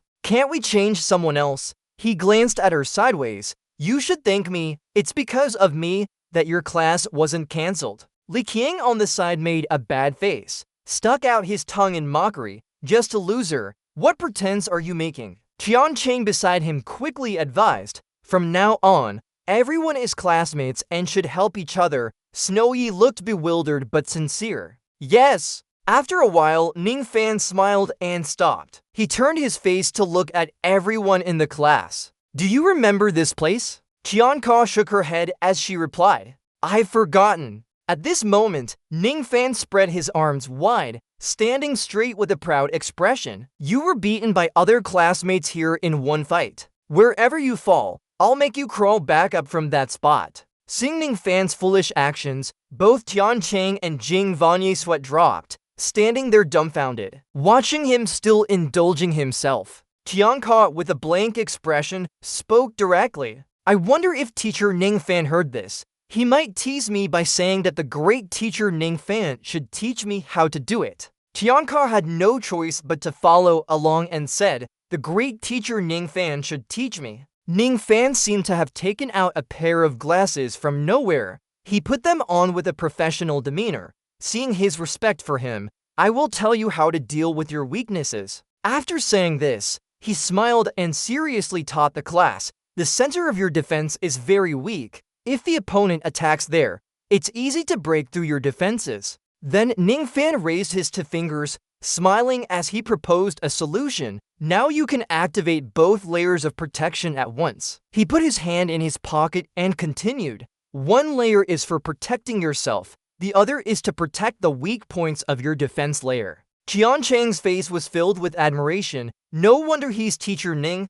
He came up with such a solution. As Tian Ka listened, she wondered if this had anything to do with transforming her defense layers. Could I actually do it? Ning Fan looked at him and confidently pointed his thumb. Go ahead, you can do it. After hearing that, he grabbed her hand and started experimenting. Yes, let me try. Tian Ka closed his eyes and focused, gathering strength while thinking about what Ning Fan had just taught him. Now, a shield of light surrounds him, looking impressive. After a few minutes, Tian Ka was exhausted but beaming with excitement. It worked. Outside, Xu Feng flew up and suggested to Jing Vanye that she should attack him. She clenched her fists tightly. No way, I'm going down. Saying this, Jing Vanye activated her strength and appeared behind her in a large form. It was controlled, holding the huge drill as it rushed towards Tian Ka's defense shield. The drill finally touched the golden shield of his. In less than a minute, the shield shattered before the firmness of his defenses. Meanwhile, Tian Ka inside remained unharmed. Jing Vanye widened her eyes and saw Ning Fan with smoke in his face, smiling because his solution was correct. It worked. Jing Vanye was exhausted. Her hands dropped to the ground as she panted heavily. Beside her, Tian Ka looked proud. I'm now the best student in this class. He looked down at her and sarcastically said, even if you win, there's nothing to be proud of. Hearing that, Jing Vanye opened her mouth wide, blackened her face, and roared, do you want to die? Then Tian Ka turned towards Ning Fan pleadingly, can you make me stronger? I want to defeat everyone in the whole school, including those from Class S. He closed his eyes and smiled, shaking his head. Learning has no limits. There's still a lot for you to learn. After saying this, Ning Fan turned towards the class and clearly instructed, each of you has unique traits, so I'll teach according to your strengths. Continuing, now we've completed our first level upgrade with the strength of Class A students. Ning Fan crossed his arms in front of him, looking confident. The surrounding students looked at him with admiration and reverence. The system displayed a plus 55-point boost from student trust. Saying this, Ning Fan enthusiastically pointed to them. Tian Chang, start with you first. He smiled proudly and patiently explained that originally, she had the strength of Class S students, but due to injuries, her strength dropped significantly. And now I'm preparing to completely heal your wounds. Saying this, Ning Fan turned around, straightened his shoulders with a smile. Alright, no more talk, let's head back to class. Tian Chang, stand up. Meanwhile, in the office of Class B, it was quiet and calm compared to Ning Fan's lively atmosphere. Inside the office, everyone sat down calmly, deep in thought. Wen Long supported himself with his hands, a serious expression on his face. Everyone has heard about what happened to Ning Fan. Tang Ming also joined the discussion. He heard that he beat several teachers from Class C. Nearby, Qijuan continued. It seems Principal Ma was humiliated by him as well. With a seductive posture and soft voice, she replied, I called them here to listen to everyone's discussion. She maintained her demeanor while answering. Yes, Ning Fan caused trouble with Principal Ma. he will definitely get revenge. This is the perfect opportunity to pull in Principal Ma. Tangming continued recounting. He heard that Principal Ma had already approached the principal of the administrative department before. Are we too late now? Wen Long smirked, calming everyone's worries. Don't worry about that bunch of amateurs from the ritual department. I have a plan. Old Man looked at everyone in the room and continued. What's with those students of his? Inside the white clouds, Ning Pan lay on the bed, feeling satisfied, but then he got busy again. Suddenly, thinking about something, he sat up abruptly. After all, if he was taking care of those students, he should also progress. Recently, he hasn't been studying the ancient sage system properly. Ning Pan entered the bathroom and looked at himself in the mirror, feeling a surge of self-appreciation. He's handsome. Let me take a good look. Then he stared into the mirror, widened his eyes to assess himself carefully. Ning Pan stood still before the mirror, looking at himself for some time. At this moment, the system displayed evaluations. A series of green charts and text appeared in his mind. Health condition, good. Level of awakening, frozen. Sage skill points, to eyes of a sage master, to insights of a sage master. Trust point 80, the owner had consumed some certain amount of trust points, 51020. Looking at these evaluations, Ning Pan rubbed his chin thoughtfully. He realized he hadn't recovered, but instead transferred skills using trust points. What if I used them to recover? As expected of his thoughts, the system displayed a consumption of 80 trust points with an increase in awakening level by 0.8%. Ning Pan knew he had guessed correctly. He placed his hand on his head in disappointment. It seems I still need to properly guide those kids. Suddenly waking up, he opened his mouth and widened his eyes, thinking to himself, wait a minute, can't I use my skills anymore? To check his thoughts, Ning Pan extended his hand forward, attempting to transfer the skill. The blade of truth materialized under it. But nothing happened. There was no change, leaving him puzzled and standing still in shock. Back at school, the campus was now filled with sunlight as students gathered busily. Ning Pan placed his hands behind his head and walked while talking. Losing trust points isn't a problem. I still have those students. Suddenly, he heard faint murmurs of conversation. He stopped to look around. Class D must be bored to death, causing trouble with the Class B students during the competition. Hearing about Class D, Ning Pan's face showed confusion as he thought they were talking about his students. On the competition field, everyone gathered densely. Snowy Yu looked worriedly at them. Nuoju crossed her arms and smiled weakly. Come to my class, girl. That useless Ning Pan can't teach you anything. Stay by that silly girl's side and mock him. If I were Ning Pan, I wouldn't dare show my face at school anymore. From afar, Ning Pan walked calmly towards them. He smiled challengingly. The one who said those things about me is still in the hospital. Tension filled the air as his eyes clashed with Nuochuwu's. With a casual expression, he mocked, my skin hasn't recovered yet. Let me evaluate you. Indeed, that person who attacked Ning Pan yesterday was legendary. Hearing this, Ning Pan was surprised and sweating. I just found out I haven't recovered.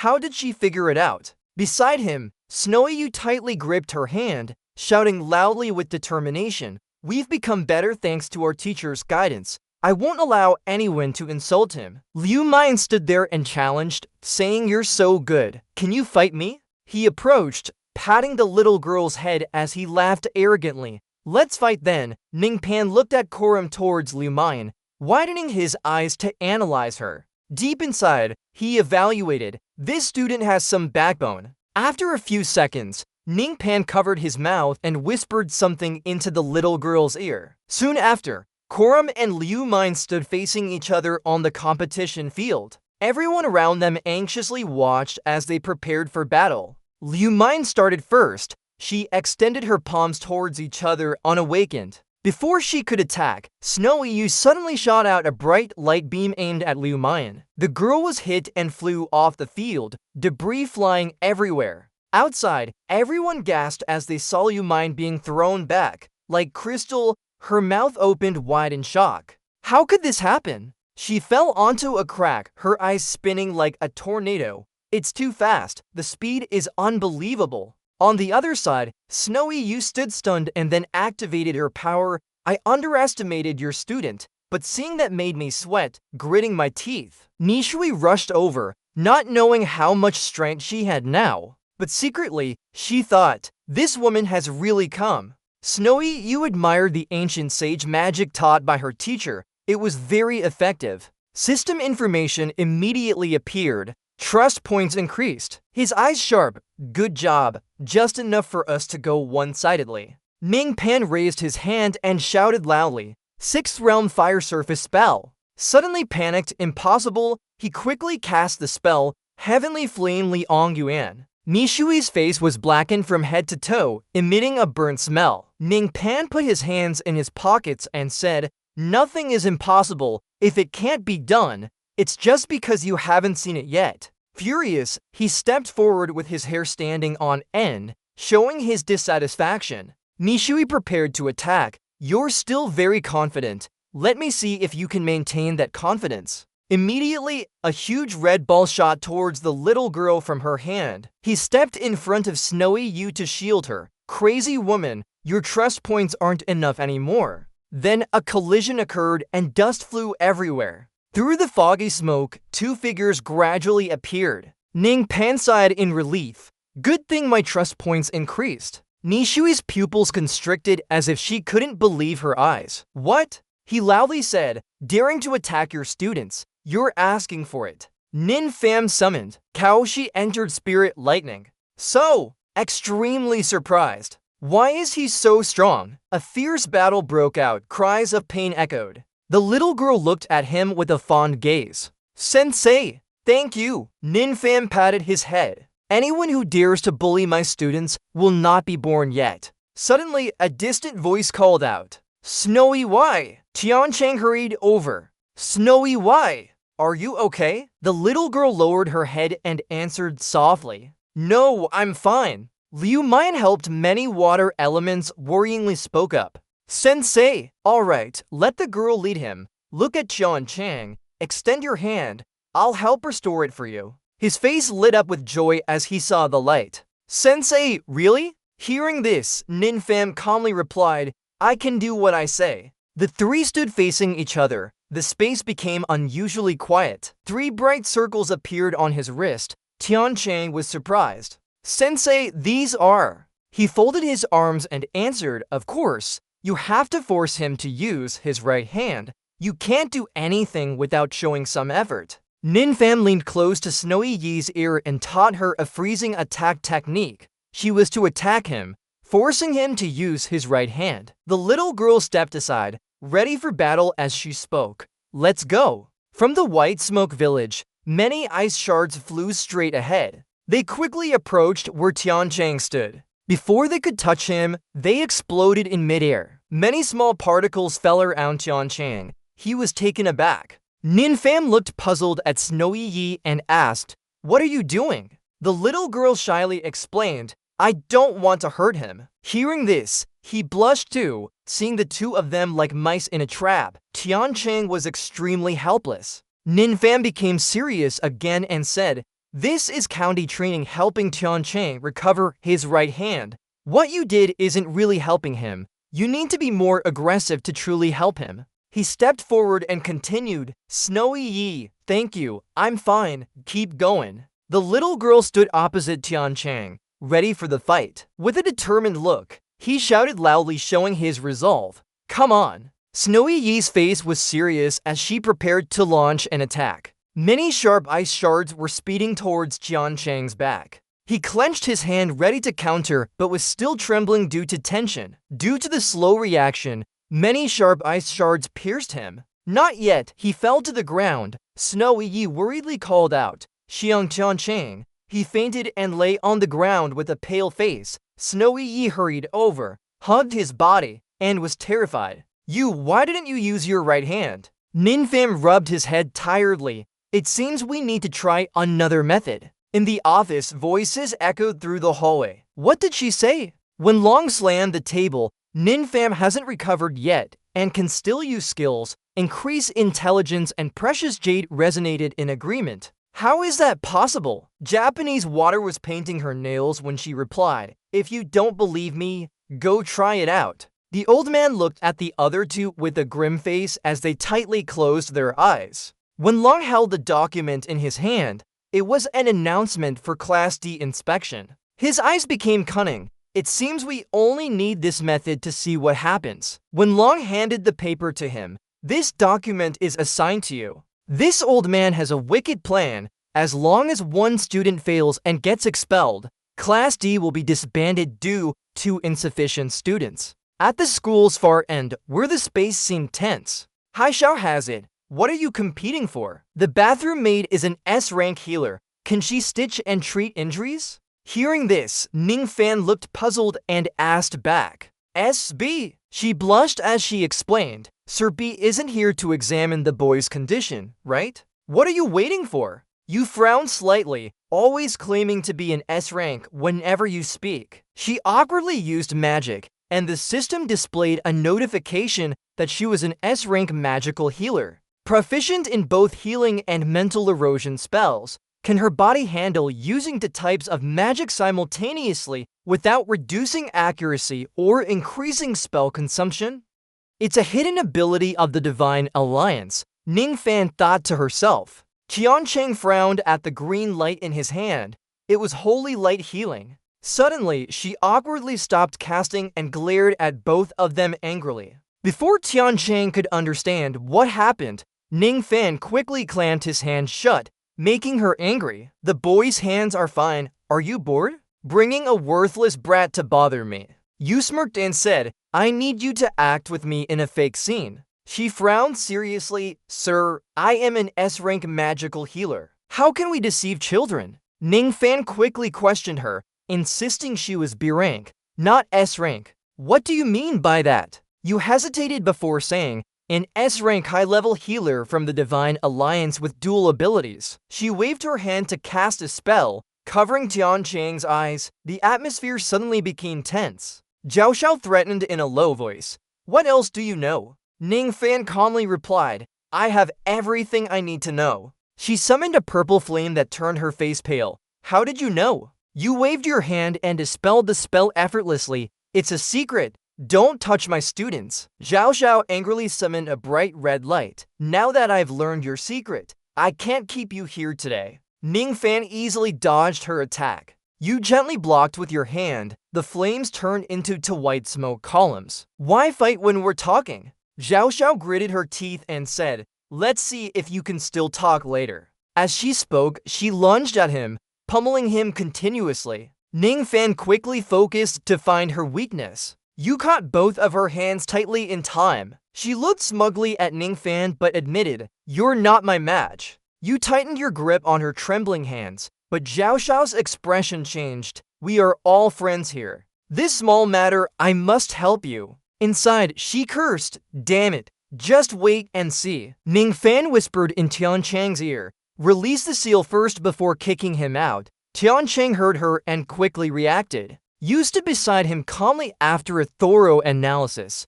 "We decided to replace his arm." Zhao Xiao quickly added, "Don't worry, it will be quick. After replacing it, you can return to your class." Tiancheng was still half asleep when Ning Fan reminded him that they needed to ask for his consent.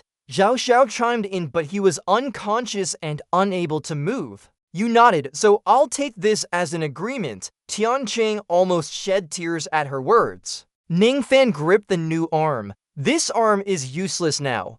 I'll get rid of it for you." Tiancheng's eyes welled up with tears, still talking non-stop. "This arm isn't bad either. After replacing it, he would definitely be a 1-year-old super puncher. It has to be said, this is the arm from the king 5 years ago. Once you fight, you win." Tiancheng sat on his bed, staring at the new arm, feeling the power instantly return. His eyes shone as he felt the energy. Thousands of divine flames flickered. He tried to flex and punch. A loud sound echoed from the room, startling Zhao Xiao outside. The king's voice boomed in the hallway. "What are you doing here? Wanting to take over this place?" She couldn't believe what she saw inside. "Here!" Ning Fan took a deep breath. It seems successful. The entire hospital was punctured. People passed by without stopping. Tiancheng looked at the new arm full of vitality. Teacher, your arm replacement is really good. He admitted, actually, your arm has been healed for a long time. I just wanted you to regain confidence. He was moved and said, really? Ninfam smiled and encouraged. From now on, try your best, okay? You'll become stronger. Hearing that, he immediately got excited. Teacher, I will try my best. Finished talking, he turned his back and left, leaving the angry students behind. Alright, follow me to the classroom. Don't disturb Teacher Lin's rest anymore. Ninfam suddenly remembered something as he turned around. Oh right, about that wall, Teacher Lin always cares for her students. She won't notice. She forced a smile. No. What are you talking about? I'm happy this student can recover faster than expected. Before they could leave, slowly tried to stop the conversation by turning away. Kaishan looked at Huai Jun standing in front of him and said, "You're here?" He was the class monitor for that incident. As soon as he arrived, Huai Jun was agitated that useless Ninfam dared to touch his position. What should we do about him? The principal's voice echoed from the office door. As long as you ensure he can't cause trouble at school anymore, I won't let you down. And Goktiet hid in a corner and listened. Why is Ninfam causing so much trouble? This time, it even upset the class monitor. Could it be because of his father pressuring him to break off their engagement? Thinking that, she hurriedly left. This time, I must help Ninfam, otherwise. Several water sprites appeared from nowhere and approached Goktiet. Hi, what's the matter with you, Teacher Lin? Shufeng looked gloomy as he was about to be inspected. Li Qian chimed in. If we don't pass, we'll have to lower our class level. Our class D is already the lowest. There's only one option left, expulsion. The two of them looked at the notice with gloomy faces. Why so hard? Shufeng sighed, seeing their weak attempts. Tian Ka shouted, a bunch of trash. Don't bother checking anything too simple. Jing Nu sat silently and endured the back and forth arguments. What's wrong with you? Want to fight? Will you hit me then? Just showing off your magical defenses? But neither of you can break my magical barriers. She thought to herself, why is the school making things difficult for Ninfam lately?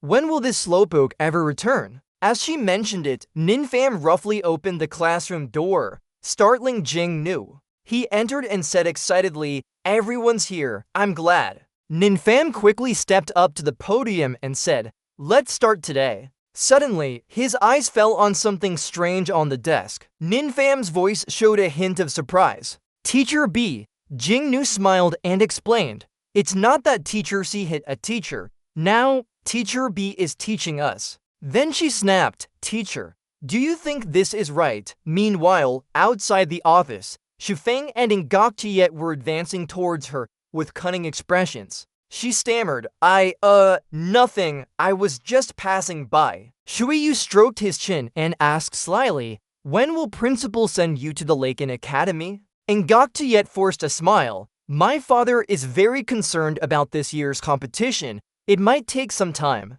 Suddenly, the office door opened before their eyes. Huai Jun saw Shufeng and Goktiet and said sternly, coincidentally, I have something to do. I'll go first. Shufeng turned around and entered the classroom, leaving Huai Jun alone. Seeing them leave, he wondered what they were hiding. Inside the office, Shufeng sat comfortably and talked with Kaishan. This morning, I checked on Ninfam. He's still not fully recovered. Hearing this, Kaishan was skeptical and asked, but didn't he pass his skill test? And Teacher C was easily convinced by him in a battle. Realizing she was being doubted, Shufeng looked suspiciously at her. This is confirmed through my eyes. Are you doubting me now? This made Kaishan tremble and stammer. No. What should we do next? Shufeng said maliciously, I've already told Zai Wenhong to spread rumors. Let Jing decide the specifics. Ninfam and students gathered at the training ground for specialized equipment. Huai Jun politely said with his hands clasped, Teacher Nin, it's a coincidence we haven't seen each other in days. He forced a smile. It has been several days. Inside, Ninfam thought, Such a sly smile must not be good. Suddenly, he approached and asked, "Teacher Nin, are you here to use some equipment?" As soon as the question was out, Huai Jun's face turned sinister. He said, "These devices are being maintained. You can't use them." Jingnu didn't hesitate and pushed Han aside. "Move!" Surprised by her sudden action, Han shouted, "Ah!" Jingnu loudly questioned, "Why can they use it then?" Huai Jun covered her view with his hand and said softly, "The usable ones are all borrowed by the students. The others are being maintained." He warned darkly, "Teacher Nin, manage your students well. A month's salary is only a little. Damaging equipment isn't that bad. The equipment room needs repairs. It's best to leave." Huai Jun thought inwardly, causing trouble with the class monitor and still wanting to use the equipment. Forget it. He slammed the door shut, leaving everyone outside fuming. Ninfam gritted his teeth in frustration. If not for accumulating trust points recently, I would have dealt with him long ago. Shufang suggested, "Teacher, can we do theoretical learning instead since we can't use the equipment?" Hearing that, Ninfam jumped. "What? We still need to learn theory. Still going to have a theory test. Don't you think just one battle is enough?" Seeing your disapproving face, Shufeng couldn't help but scold. "Don't tell me you didn't know that too? Can I trust you as a teacher, sir?" Li King added, "The theory test and practical test. If you fail one, you'll have to withdraw. We weak students really have it tough." Jing Niu covered her mouth and giggled. "Mr. Ning Pan, such an illustrious teacher. Don't say that we're weak students too." Ning Pan struggled to defend himself. "How could that be? I've already made all the arrangements." Suddenly, a confident voice called out his name, "Ning Pan." Jingzu appeared like a goddess and gently asked, "Are you alright?" She approached him to comfort. "Don't worry, I can think of ways to help you use the training grounds and set up." Seeing Jingzu, Ning Pan was shocked. Was this Li Kang's fiancé looking at him with envy? Could this be the legendary teacher's apprentice? Shufeng reminded him, "Why are you so concerned about it?" Jing Nuyu said unhappily, "How long have we been here and still flirting around?" Jingzu smiled confidently and continued to comfort. "If there's anything you need help with, just tell me." Ning Pan smirked. "All right." Suddenly he leaned in close. "Come over to my place tonight." Jingzu blushed shyly at Ning Pan's actions. Her eyes looked up full of bashfulness. He narrowed his eyes and continued, "Help your students catch up on their culture." Jingzu responded hesitantly. "Sure." Hearing what I wanted, Ning Pan turned away to leave with a reminder. "Tonight, you'll come over for cultural catch-up. Tomorrow we'll train specially after the mountains." The students argued and opposed this plan. "Tomorrow is Saturday, it's breaking labor laws," he retorted without giving in. Disappointed, Jingzu pursed her lips, clearly showing confusion. That evening, Ningpan stood before the mirror checking his progress to see how many points of trust he had gained today. Looking at the system status, health condition was good, level of awakening was frozen. System skill 1, Master's Eyes 2, Master's Insight, trust point 110. He calculated and said it would be fine to restore his level of awakening first. Ningpan decided to spend 100 points of trust. The system announced a 1% increase in the level of awakening. He felt an abundant energy surge. Let's see how effective this is after reaching 1.8%. No more waiting. Ningpan raised his hand and used the Heaven Fire healing skill. A weak flame flickered on his fingertips. But it was better than before. Ningpan raised an eyebrow. Progress. Let's call it a day for now. Amidst the majestic mountains, a white smoke rose into the sky. Ningpan walked behind the mountain and wondered, should they have arrived already? Then he stopped in surprise, looking ahead. There was. He loudly questioned, "What did you drive here for? Did you think we were going on an outing today?" Qianko replied straightforwardly, "This is the limited edition of the year. Only 10 exist worldwide." Jing Niyu's eyes sparkled with a new idea, an outing. That sounds good. She summoned a grill. It arched its back like a table. Ningpan stubbornly said, "Have you started the outing already?" Li King moved swiftly and gracefully, looking full of energy. His food was beautifully ranged, cut into perfect slices. Ningpan gave up too. These two are like that always. He still had some hope, thinking to himself, at least Deng Tiyu and Tiancheng must be training right? Looking at the two of them, Tiancheng spoke up. Would you like a bowl? Ning Pan was completely taken aback. Using magic to make ice blocks too? Ning Pan decided to test each one individually. Stop for me. Prepared to train. Just then, someone approached with a smile and said, I bought you some milk tea. Ning Pan's attitude changed 180 degrees. Outing is fun too. Let's do the training in the afternoon. He sipped his milk tea and smiled, enjoying it. Jingzhu suddenly spoke up. Ning Pan, your eyes are full of interest regarding our engagement cancellation. Ning Pan asked back instinctively. What? She turned around and smiled gently. No, nothing. Ning Fan hesitantly spoke up.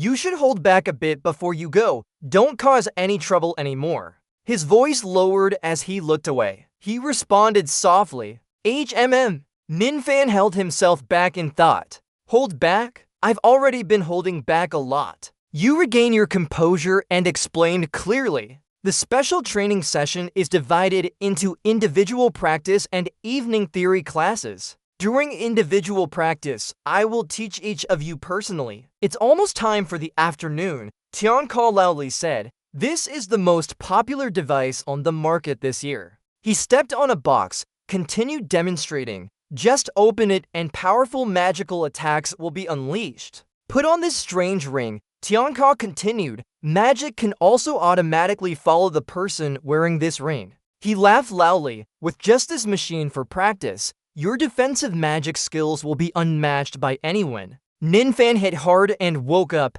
This toy of yours doesn't have any effect at all. Tianka still wouldn't stop. He waved Ning Fan over and asked, can this teach you to attack? Come here, let me show you defensive and offensive techniques. He turned his head to look at the wind defense technique. We didn't cover landing before, so today I'll teach you a quick landing move.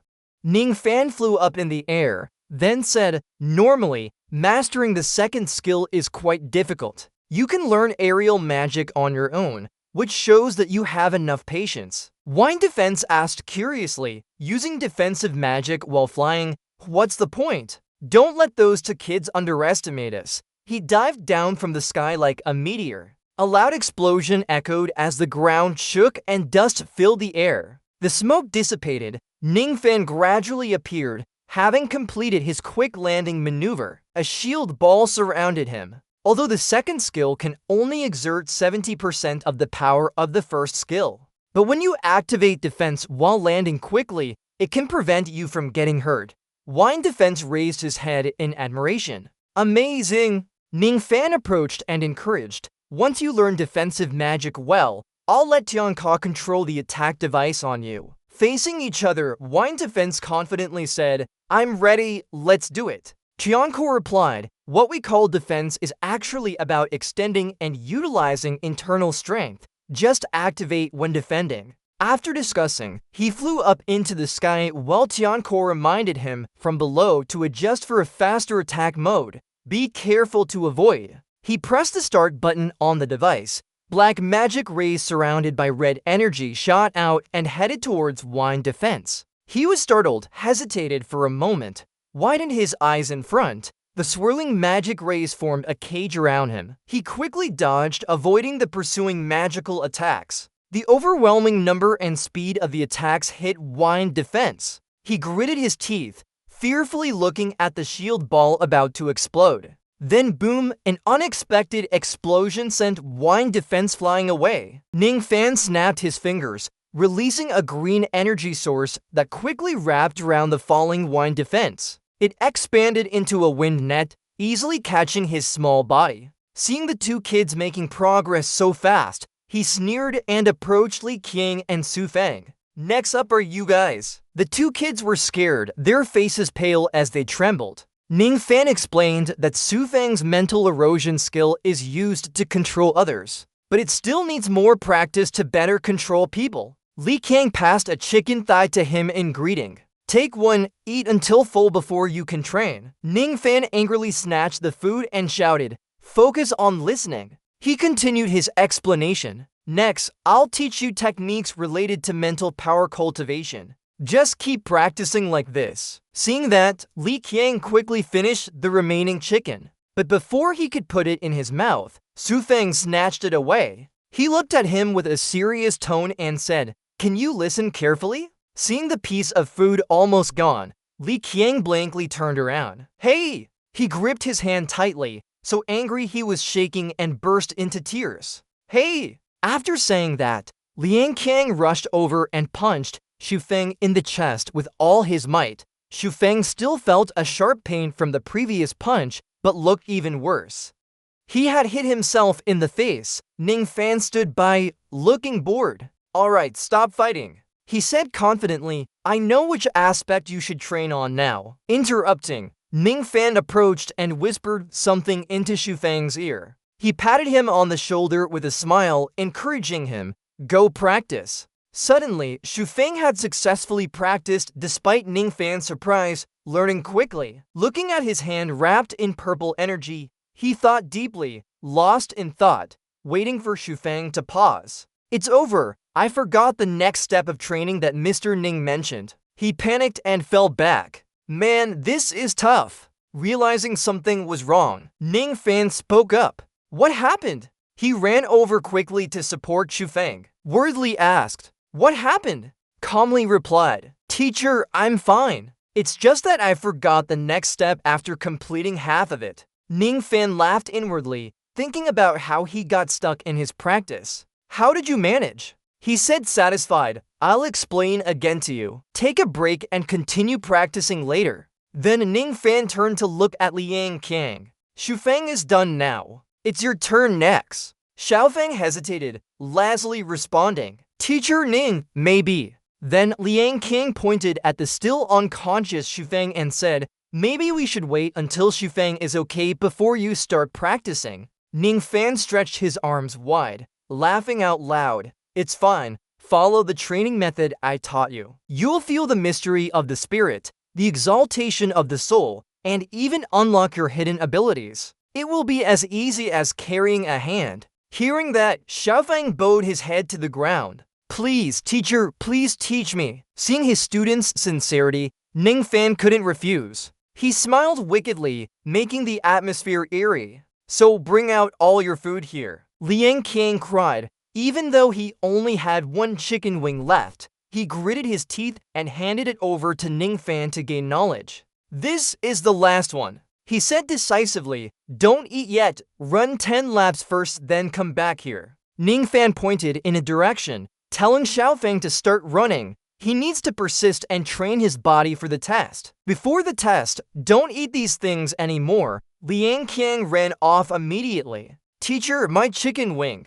Done, he stood there eating the chicken pieces with great relish, as if mocking Liang Qiang. While running, Xiaofeng shouted, "My chicken wing," tears streaming down his face. The image of Ning Fan savoring the chicken kept appearing in his mind, envious to a point where he stepped on Xu Feng's body to run faster and cry out in regret. Then, Ning Fan looked over at Tin Nuyet, wondering what she was doing now. Seeing Tin Nuyet diligently reading about summoning spells under the cover of darkness, she sat hidden beneath a tree, her eyes not leaving Ning Fan as she said, "Studying too hard." Hesitantly, Tin Nuyet hid the book behind her back. "Teacher, why are you here?" He approached and said that his summoning magic had also been practiced for some time. Next is learning to summon one's soul. She looked up in confusion, asking again, "Summoning one's soul, what is it?" Ning Fan explained slowly, "Summoning the soul is a type of high-level summoning magic.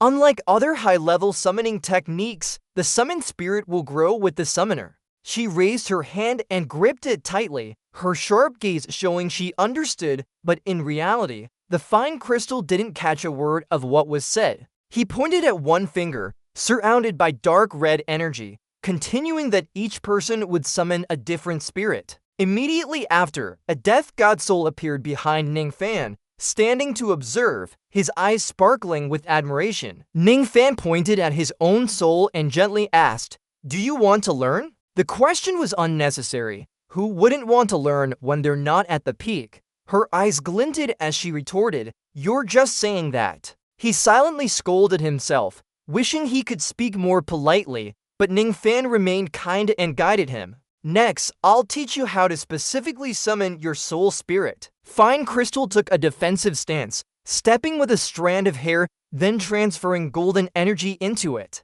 She focused intensely as she began to perform the summoning technique. A spark of light emerged from Fine Crystal's hand. She prayed, "Please, let me summon a dragon." To Fine Crystal's surprise, the light grew larger and gradually took shape. Instead of the dragon she expected, her soul spirit turned out to be a tiny chick. As soon as it fully appeared, Fine Crystal threw it away, annoyed, and said, "You don't fit my status. How could Ningfan get stuck with such an adorable one?" He added, "The food for your summoned spirit is essence energy, meaning it must eat your hair." Before he finished speaking, Ningfan was speechless. The chick landed on Fine Crystal's head and began pecking at her, making her scream in terror. Oh no! Fine Crystal angrily reached out to grab her soul spirit, unable to forgive it. She glared up, now beautiful but bald, wondering how she got like this. Ningfan helplessly watched as Fine Crystal struggled with the chick.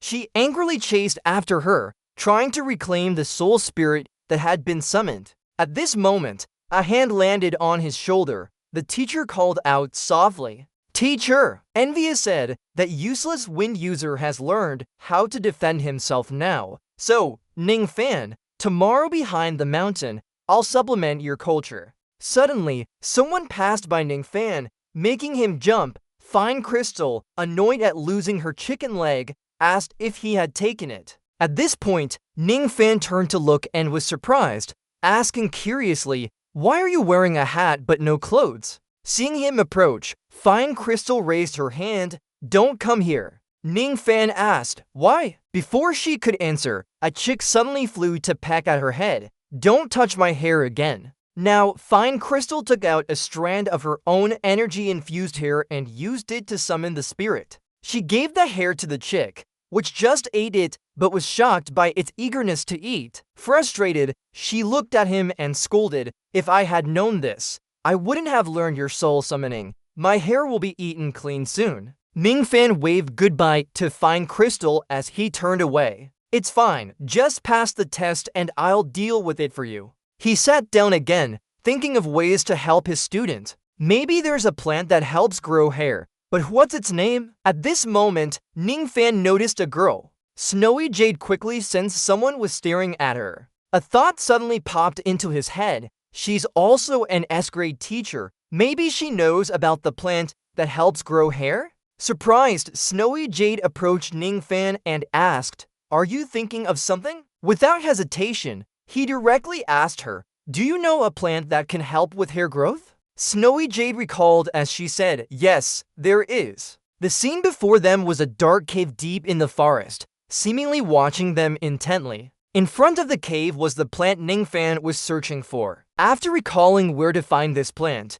she warned him that it might be dangerous where it grew. Ningfan firmly said, "It's okay even if it's dangerous." But he wondered, dangerous? It seems my trust points are running low. He hesitantly asked her, "Do you want to go with me?" Snowy Jade shyly replied, "Sure." She then requested him, but first, he had to do something for her. Ningfan hesitated and agreed, "No problem." Snowy Jade was teaching the students about their abilities. The three students looked surprised at this moment. Then she pointed a finger at his body, explaining about meridians on one's body. Now Ningfan blushed as he realized what help she needed. At that moment, Ningfan stood before the door with a line of students waiting in order. He turned to look and said, "I'm here early." Huanglong held his documents and approached. "I'm here early too. It's useless anyway. I'll be expelled if I don't pass." Huanglong smiled as he approached Ningfan. "We're all teachers here. We should maintain some dignity." The chief examiner speaks loudly. "What are you talking about?" You place your hand on his shoulder to comfort him. "It's okay. I believe you can do this." The chief examiner looks surprised. "Teacher." Ningfan guesses that if the trust points weren't sufficient, they would have already punished several people long ago. Now, Nishui opens the door and says, "It's time. Students, hurry in." The students enter one by one, not forgetting to add some insults. "Let's go. Don't waste time on that fly music. Finish the test quickly and get back to studying. After all the candidates have entered, the chief examiner plans his strategy for this special exam for the bottom class. The atmosphere in the examination room is extremely tense now. On the board, he announces, "Start the exam." He holds the pen and looks at the test paper with a deep frown. "We can't do this question." Li Qiang also looks at the test paper with a grim face. "Why make it so difficult?" Xu Feng is almost giving up. "I'm afraid I'll fail again." Suddenly, Nishui comes down and bangs on his desk with an evil smile. "No cheating during the exam." Then he turns away, leaving Li Qiang and Xu Feng terrified. "No copying allowed. Anyone caught will lose all points immediately." Time pauses as Ning Fan stands outside waiting anxiously. She opens the door. It's over. Van Long comes up to him happily. "The theory part is done. I think you've handled this well." The old man grabs Nishui's test papers and asks quickly, "Did all students in Class D fail? If my students pass, I'll eat this board." Holding Van Long's stack of papers, he opens his mouth wide. On the scoreboard, no student from Class D has a low score. How is that possible? Ning Pan puts his hand on the old man's shoulder and smiles mockingly. "Your students did so well, someone must be disappointed now. But I'm very happy." Van Long angrily crumples up the score sheet. "It must have been cheating." He looks at Ning Pan with a mocking expression. "Cheating? You're questioning Coach Danha's supervision abilities."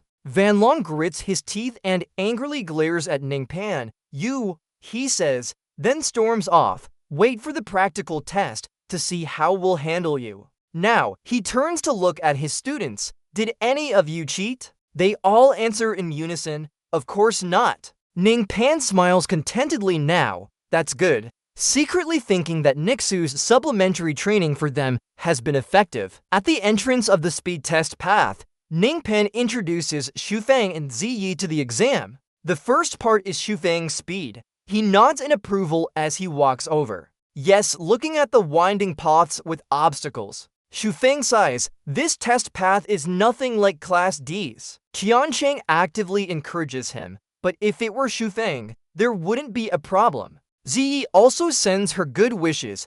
"Good luck." Meanwhile, on the other side, Van Long is bent over asking someone, "Teacher Liu, what are you doing here?" He puts his hand in his pocket and looks at the person in front with a distant gaze, his voice cold. "What are you doing here?" The old man reports carefully. "The school assigned us to check Class D's path, so we need to use this test track. Would Teacher Liu be interested in watching?" Kuang Yuan, teacher of Class S. Hearing that, his face darkens with a dangerous look. "Fine, let me see what the former Class S teacher can do." Each word from Kuang Yuan carries a sense of contempt, making Ning Pan uneasy. "Can I teach these useless students anything?" Your teacher keeps staring at those two people. Although he's feeling sleepy and confused inside, Ning Pan calmly reassures him, "No, don't pay attention, just try your best." The exam is about to start. On the screen, Van Long checks Class D's first round skills.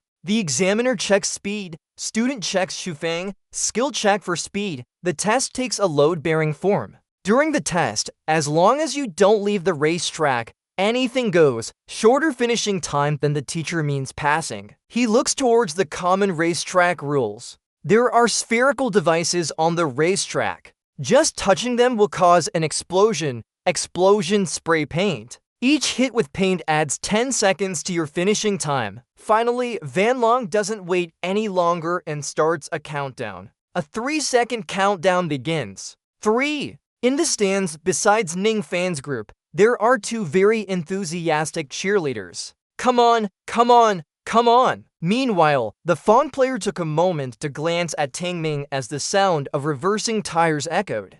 He taunted, "Challenging me to a speed race. Let's go home and have some milk tea instead." The PA announced the arrival of the Longhorn.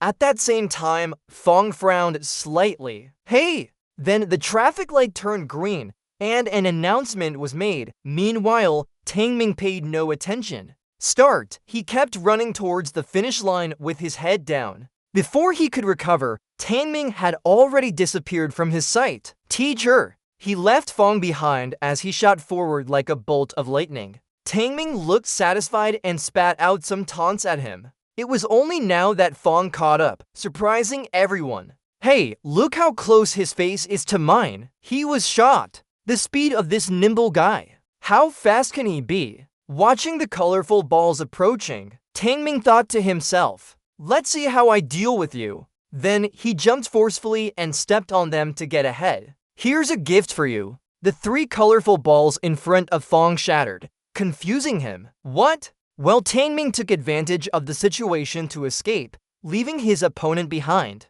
Ningfan rushed so hard that he stood up from his seat, his face tense as he stepped on the mechanism to increase speed, using the explosion to harm Fong. His arms blocked in front, causing all the colors to stick to him for 30 seconds. Fong peeked out with narrowed eyes and muttered under his breath, disgusting, too fast for me to keep up. Tangming didn't care about what was behind. He charged ahead towards the finish line. Useless, useless. I could have beaten you without these tricks. Fong determined the gap between them. His sharp and resolute eyes focused here. As soon as he spoke, a beam of light instantly appeared on the path, clearing obstacles. Fong's entire body streaked through the balls in a colorful blur. Tin Nuyet watched from outside, feeling very upset. Teacher Tang keeps touching the mechanism all the time. What kind of game is this? But on the big screen, it was rebutted. As long as you don't get painted,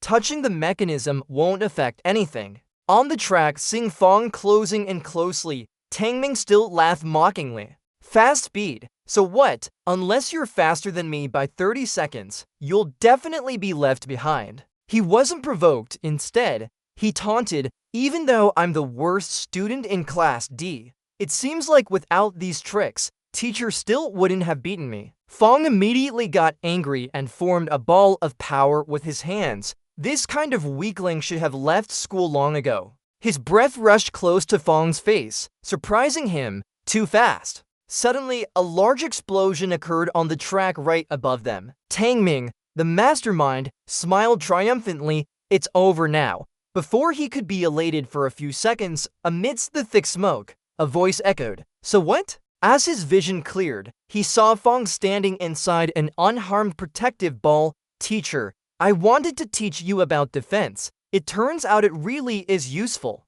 At that moment, in the stands, Ningfan was extremely agitated as Teacher Tang had taken action against a student. On the big screen, when Long declared, earlier I said, anything goes on the track, plus, even if paint sticks to your defense, it counts as penalty time. His face immediately turned dark, his expression repeating what he just said. Teacher, you said that anything is allowed in the race, right? The old man smiled smugly and confirmed. Yes, I opened the broadcasting room's door wall when Long was still talking into the mic. Tin Nuyet looked at Ningfan's position on the seats, wondering where he had disappeared to during such a crucial moment. Suddenly, Ningfan appeared on the big screen, shouting loudly at Fong, Teacher Tang, listen carefully, in the race, you can do anything. Looking at the current scene, Ningfan urged Fong, if it's like this, show Teacher Tang how it's done.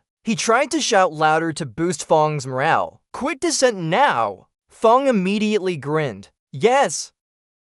Suddenly, he sensed a figure above him. When he turned around, Zhang Ming saw him jumping high to land on his spot. On the track, the Phantom's shadow rushed towards them in the protective ball. Then Link increased his speed and swiftly glided past a series of obstacles. The Phantom aimed at Zhang Ming's position and leaped up with all his strength. His eyes sparkled as he straightened his legs to target the opponent's head. From the stands, another explosion occurred on the track, this time more intense. Dust and smoke filled the air as Zhang Ming was stepped on, collapsing onto the ground. Even after stepping back, a clear red mark remained on his cheek. Leaving the fallen opponent at the finish line, High Hand declared victory. Everyone cheered for him, their voices echoing everywhere. The Phantom won? Great! Finally, he won. Enthusiastically, he hit Liang Kang's face and shouted, Look, the Phantom won. Seeing this result,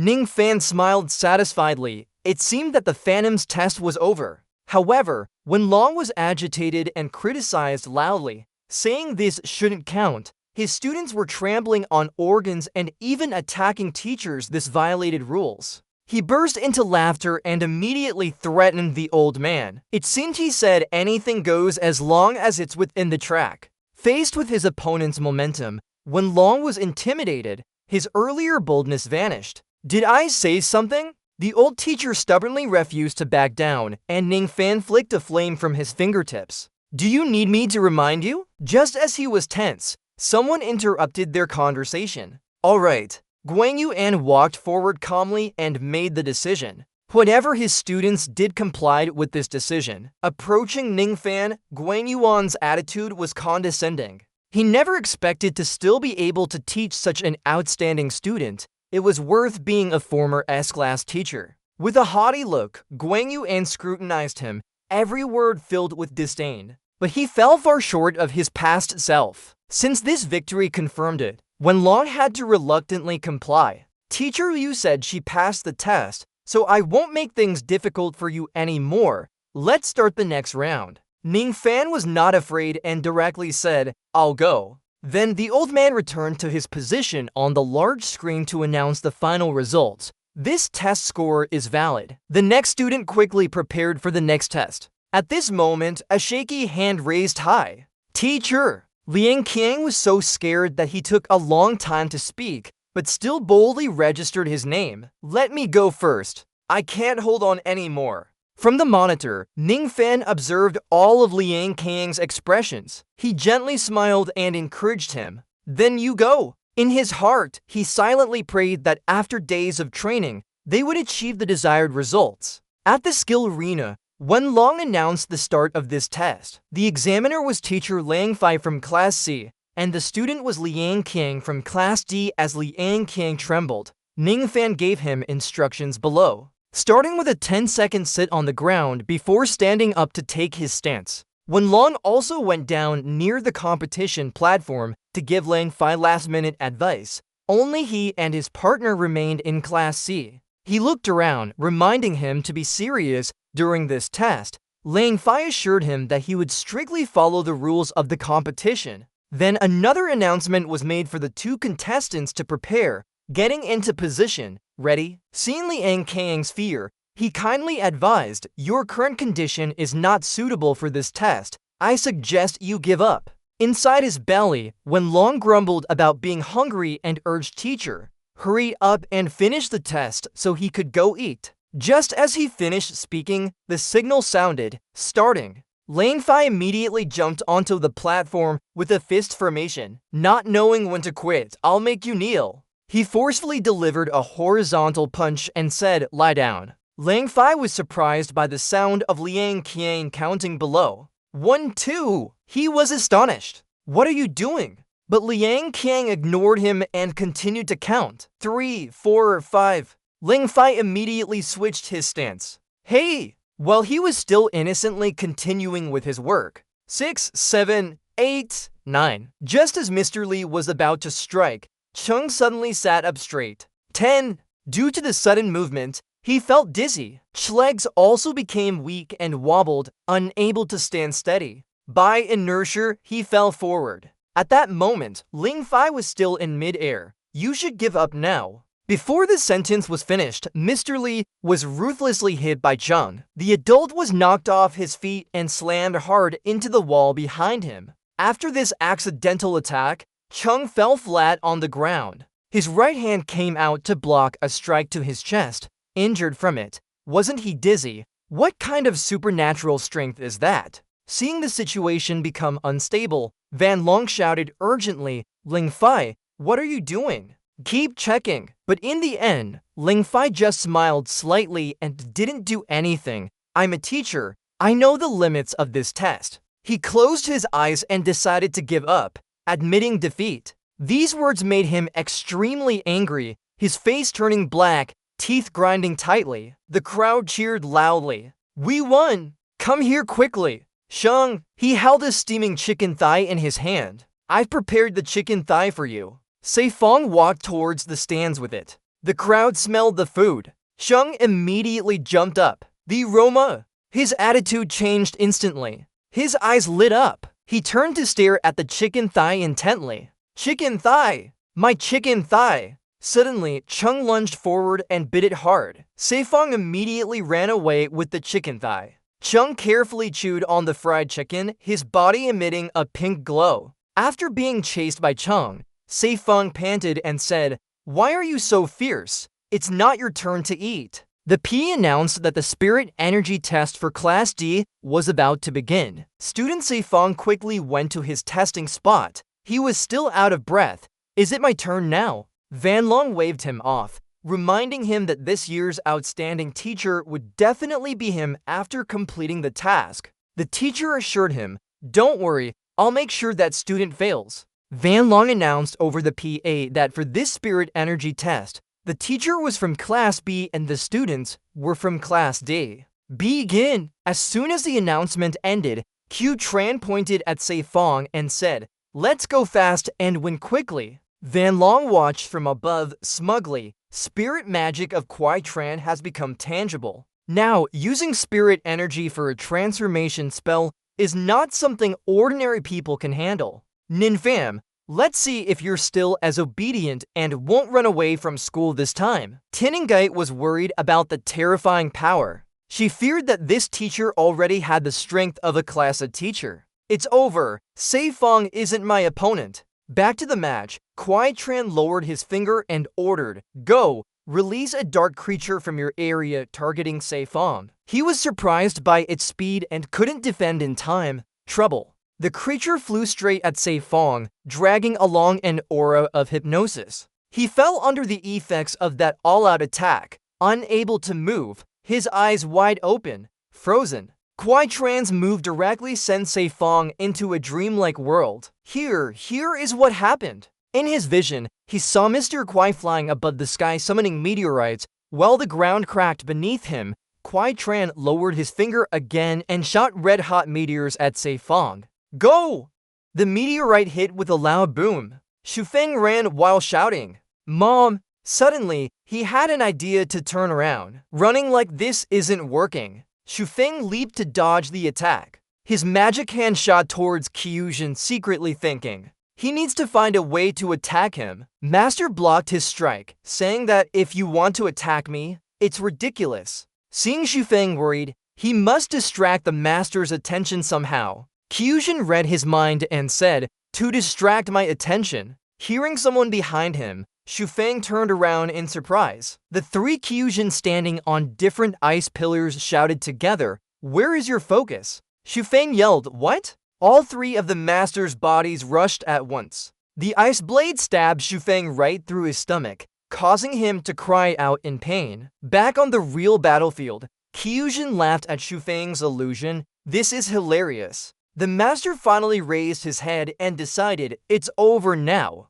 Hearing Kyujin's command, the dark creature attacked Shufeng without hesitation. Shufeng saw Kyujin above him while he was on the ground about to be crushed. Shufeng lay still as if thinking of something. Suddenly regaining his senses, he focused his magic and said, "I must keep going." Shufeng used all his strength to push back the giant arm pressing down on him with both hands. His body gradually adapted to the pressure and managed to stand up. Shufeng's face was distorted, but he remained strong as he shouted, but Kyujin mocked, "Isn't this better? Just give up quickly." The master continued controlling the other arm to hit Shufeng, suddenly stopping mid-air. Kyujin was surprised and turned around. Taking advantage of this moment, Shufeng pressed against his master, connecting his magic with Kyujin's head. Shufeng's eyes became sharper as he adjusted his glasses and said, "Let me borrow your power to use it." After saying that, the master's expression turned worried as he saw the sudden change in Shufeng. Shufeng controlled the dark creature to punch Kyujin directly. The master was thrown up against the ceiling with a loud thud and shouted in pain. "Me!" The old man spat out, "Useless." Nin Fan stood by and couldn't help but tease. "Oh! Great student, I feel pressured too." Kyujin fell unconscious straight into the arena floor. Cheers echoed from the audience seats. "We won!"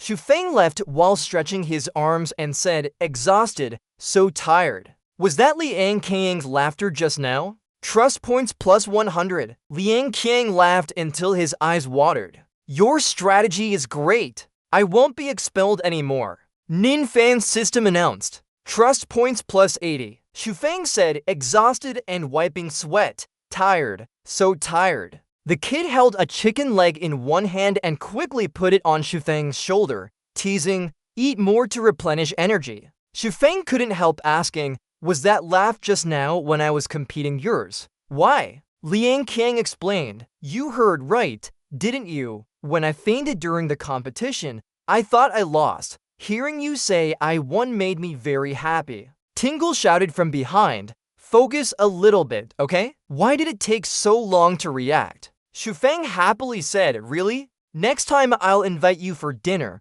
Liang Qiang replied, why? Okay then. Behind the glasses was Wanlong angrily hitting his desk, continuing with the next test, summoning. Zhongjin, still upset from the previous loss, said, as long as he steps on the field, all your previous wins are useless. He dismissed it, not listening to the old man's warning. Just a D-class student can't do anything. On a heavy note, Van Long announced that next test will be checked by Mr. Nguyen Fong using his keen eye on the class. Tinningite felt a bit scared but pushed it aside. She'll do her best regardless of who's checking. Min Pham approached and patted her gently, encouraging her to keep going. Once Nguyen Fong is done, I'll help you become an outstanding student. Tinningite was furious after hearing this, pointing at him angrily. It's not your fault, right? This time's spirit test, Mr. Nguyen Fong checks Class B, and now he's holding his weapon laughing. The students from Class D followed Tinningite, her expression serious as she exerted her power. The competition began with Tinningite raising her right hand. A stream of green light appeared, splitting the ground. Come out, army of 9. Many rocks rose from the ground, creating a thick cloud of dust and smoke. These rocks formed into giant figures of 9. With glowing eyes, they approached Nguyen Fong, who looked at them with disgust. Being able to summon such low-level magic shows some potential. You're not bad. But using such a low-level spell in the test, your teacher is really a waste of space. Saying that, Nguyen Fong mocked her. Let me show you the power of high-level summoning. Flames appeared from his fingers and surrounded the army of 9. Suddenly, a giant bear appeared in the flames, swiping its claws to shatter the army of 9 into pieces. The bear, seeing its attack successful, roared loudly with its mouth open. Tinningite witnessed this scene, feeling both scared and impressed. This is terrifying power. Undeterred, she continued controlling the army of 9 to approach the angry bear. The two armies immediately obeyed, rushing forward to hug the bear's arms, trying to control it. Taking advantage, another army of 9 approached from outside, preparing to punch the bear in the face. The bear opened its mouth and bit towards the incoming fist, breaking it into pieces. It then forcefully pushed away the two armies holding onto its arms. The bear threw one of the armies down, shattering it into tiny stone fragments that scattered around. Seeing his power gaining the upper hand, Nguyen Fong sneered, "Looks like you won't have a chance now. Go!" The bear looked at Tinningite with red eyes and slowly approached her. At this moment, the smoke was thick, but she stood firm, not intimidated by the power. Hearing that, Tinningite smiled mysteriously and continued to use her abilities. Suddenly, a golden light appeared, shining into the bear's face, causing it to shield its eyes. She then confidently ordered, "Come on!" From the smoke, an enormous arm emerged and punched the bear in the face. The bear was caught off guard, its face turned sideways, crying out in pain. Seeing this, Nguyen Fong became both scared and amazed. Why? How could it be possible? Standing opposite, Tinningite smiled at him. The lower-level revival spell is not as simple as you see from outside. Could it be that your teacher didn't teach you this before? With a serious face, she raised her hand and ordered calmly, "Destroy it." Observing from afar, Min Pham noted Tinningite had learned everything. It seems time for her to receive the command. The stone of Kilin tightly clenched its fist, gathering power into a green beam and punched forward. The green beam was surrounded by many beams, rushing at high speed. Facing the bear, it tightened its grip, standing straight to defend against the incoming punch. Unable to dodge, it received a powerful punch from the Stone of Killen in the jaw.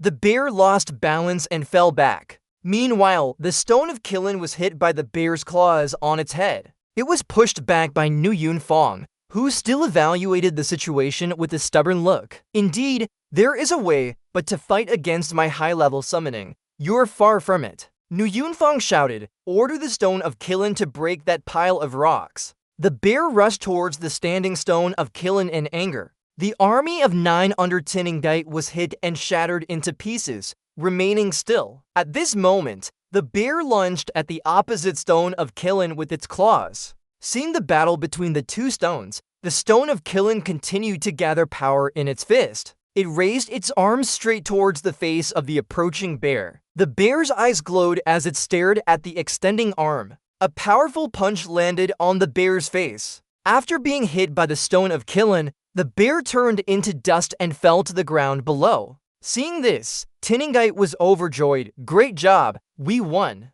On the other side, Nu Yunfang looked heavily and repeated her words with a smile. "We won." Next, Han Di switched to a new ability. Blood from his hand turned into a swarm of snakes. And that's it for 60 lines. The white snakes slithered quickly towards their target on the ground. Real summoning isn't like a child's game where people just kick each other around. Beware of the cunning wind-binding spell. Summon your essence. Han just ordered the snakes to approach the stone unicorn. The real summoning. A series of snakes continuously approached, wrapping around the stone unicorn, restricting its body. Seeing this, Shining Moon paled and quickly moved away. The scene before them showed the snakes tightly binding the stone unicorn until it was almost shattered. The fake wind voice slowly spoke to make her understand. Many eyes pierced through the snakes, revealing what truly is terrifying. The sight was too horrifying, making her body tremble. Power, immense power. The aura of strength radiating out was too great. It was terrified, its white eyes breaking as it flapped its wings, desperately calling for help.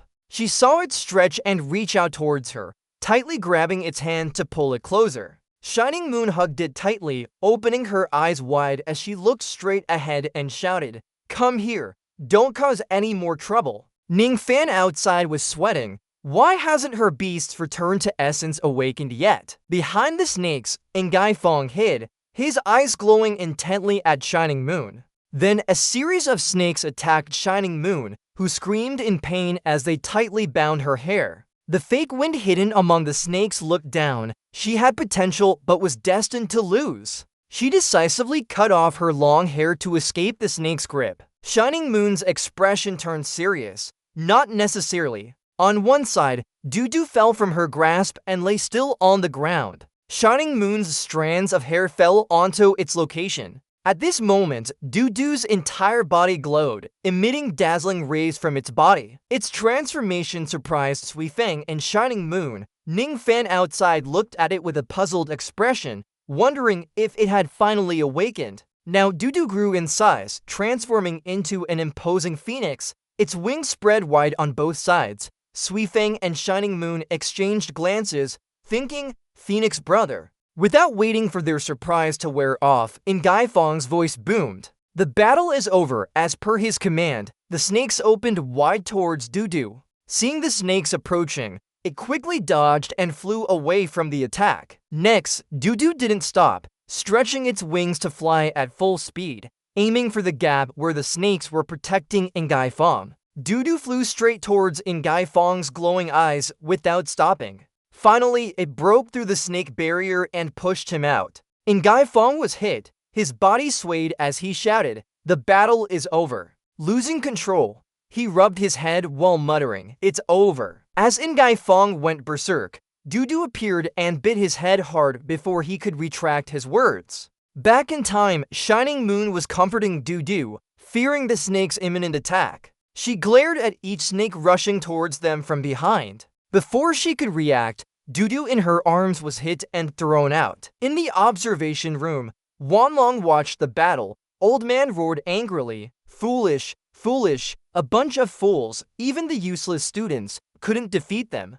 He turned to look at Nishui and Zhang. saying, "Teacher Zhao, let me go in the next round." A shadow appeared behind him. Back in the battle, seeing Du thrown away, Shining Moon angrily held a stone piece and glared at Ngai Fong among the snakes. "You dare hit my pet." He didn't react. Instead, he ordered the snakes to attack Shining Moon. Facing the snakes, she tightly held the stone piece without hesitation. As many snakes opened their mouths to bite, Shining Moon dodged by bending her body. Then she charged straight at Ngai Fong standing there. Holding the stone piece, Shining Moon shouted, "I'll take my chances with you." The stone piece sliced through Ngai Fong's body. The battle was over. Ngai Fong fainted on the ground. "It's over." Degree Du perched on Shining Moon's shoulder. She happily pointed at it as if praising. Back in the observation room, Wanlong turned to respond. "What now?" Behind him, a pair of eyes gritted their teeth. "Teacher Zhao, during the training ground last time, Ning Fan showed me a different level of magic. Let me broaden my knowledge." Wanlong turned to look at him. "What are you planning?" Behind him, his face darkened as he replied in a deep voice. "During the test, I won't hold back. It's inevitable with a test. If anything unexpected happens, I'll take full responsibility." Old Tian approached and placed his hand on his shoulder. "If you wanted to contribute your strength to the competition, of course I agree. During the competition, I hope you can talk and do as you say." "Apologies," Master Huang's expression is firm. "You're right. Just be at ease. 200% sure. I won't let you down." Next, Old Me teacher checked and said he passed Class C. He smiled sinisterly beside him. The student check was Dong Snowy Medicine. Below, Snowy Medicine's expression showed worry, while above, Common Orange was indifferent. "Speak into the microphone. Don't worry, everything will be fine. Your voice is calm and slow as you give advice. The magic you use consumes very little power. With your fast spellcasting speed, you can use different offensive spells at once, creating unexpected strikes." After giving advice, Ninvan mocks, "Go on, remember to keep some dignity for the shaman." Dunglai hears this and immediately retorts with a glare. "You were lucky yesterday in the arena. You won't be so fortunate today." As he starts fighting, his face turns serious as he throws punches at Yu Yi, spiraling towards her. His words just finished, a massive whirlwind of maximum power and speed rushes towards the young girl. Outside, Tiancheng is worried, sweating, and warns Yu Yi to dodge. Yu Yi looks steadily at the giant vortex in front of her. If she speaks now, it's too late to avoid it. The young girl raises both hands, but can't block as hail falls continuously, fueled by anger. As she fights, Yu Yi thinks to herself, "He was right, speed is my strength." Dunglai speaks through the vortex, his voice piercing like a drill through ice. The young girl looks worried but stands still in the icy shards for defense. Han sees this and smiles with satisfaction. Indeed, her speed isn't slow at all. His words just finished. Watch how she escapes. The ground around Yu Yi crumbles. With extreme electricity pursuing, seeing the ground beneath her feet, Dunglai releases a fireball energy source. Not done yet, a fire attack. On Yui's face, exhaustion is clearly visible now. Despite this, she continues to fight back. After some time, Yui wakes up from the cold of her own attacks. Then her eyes suddenly open wide. Yui quickly jumps and looks around, sniffing the air. Meanwhile, Donglai takes advantage of her distraction to plan an attack from behind. His warm hand pierces through the ice.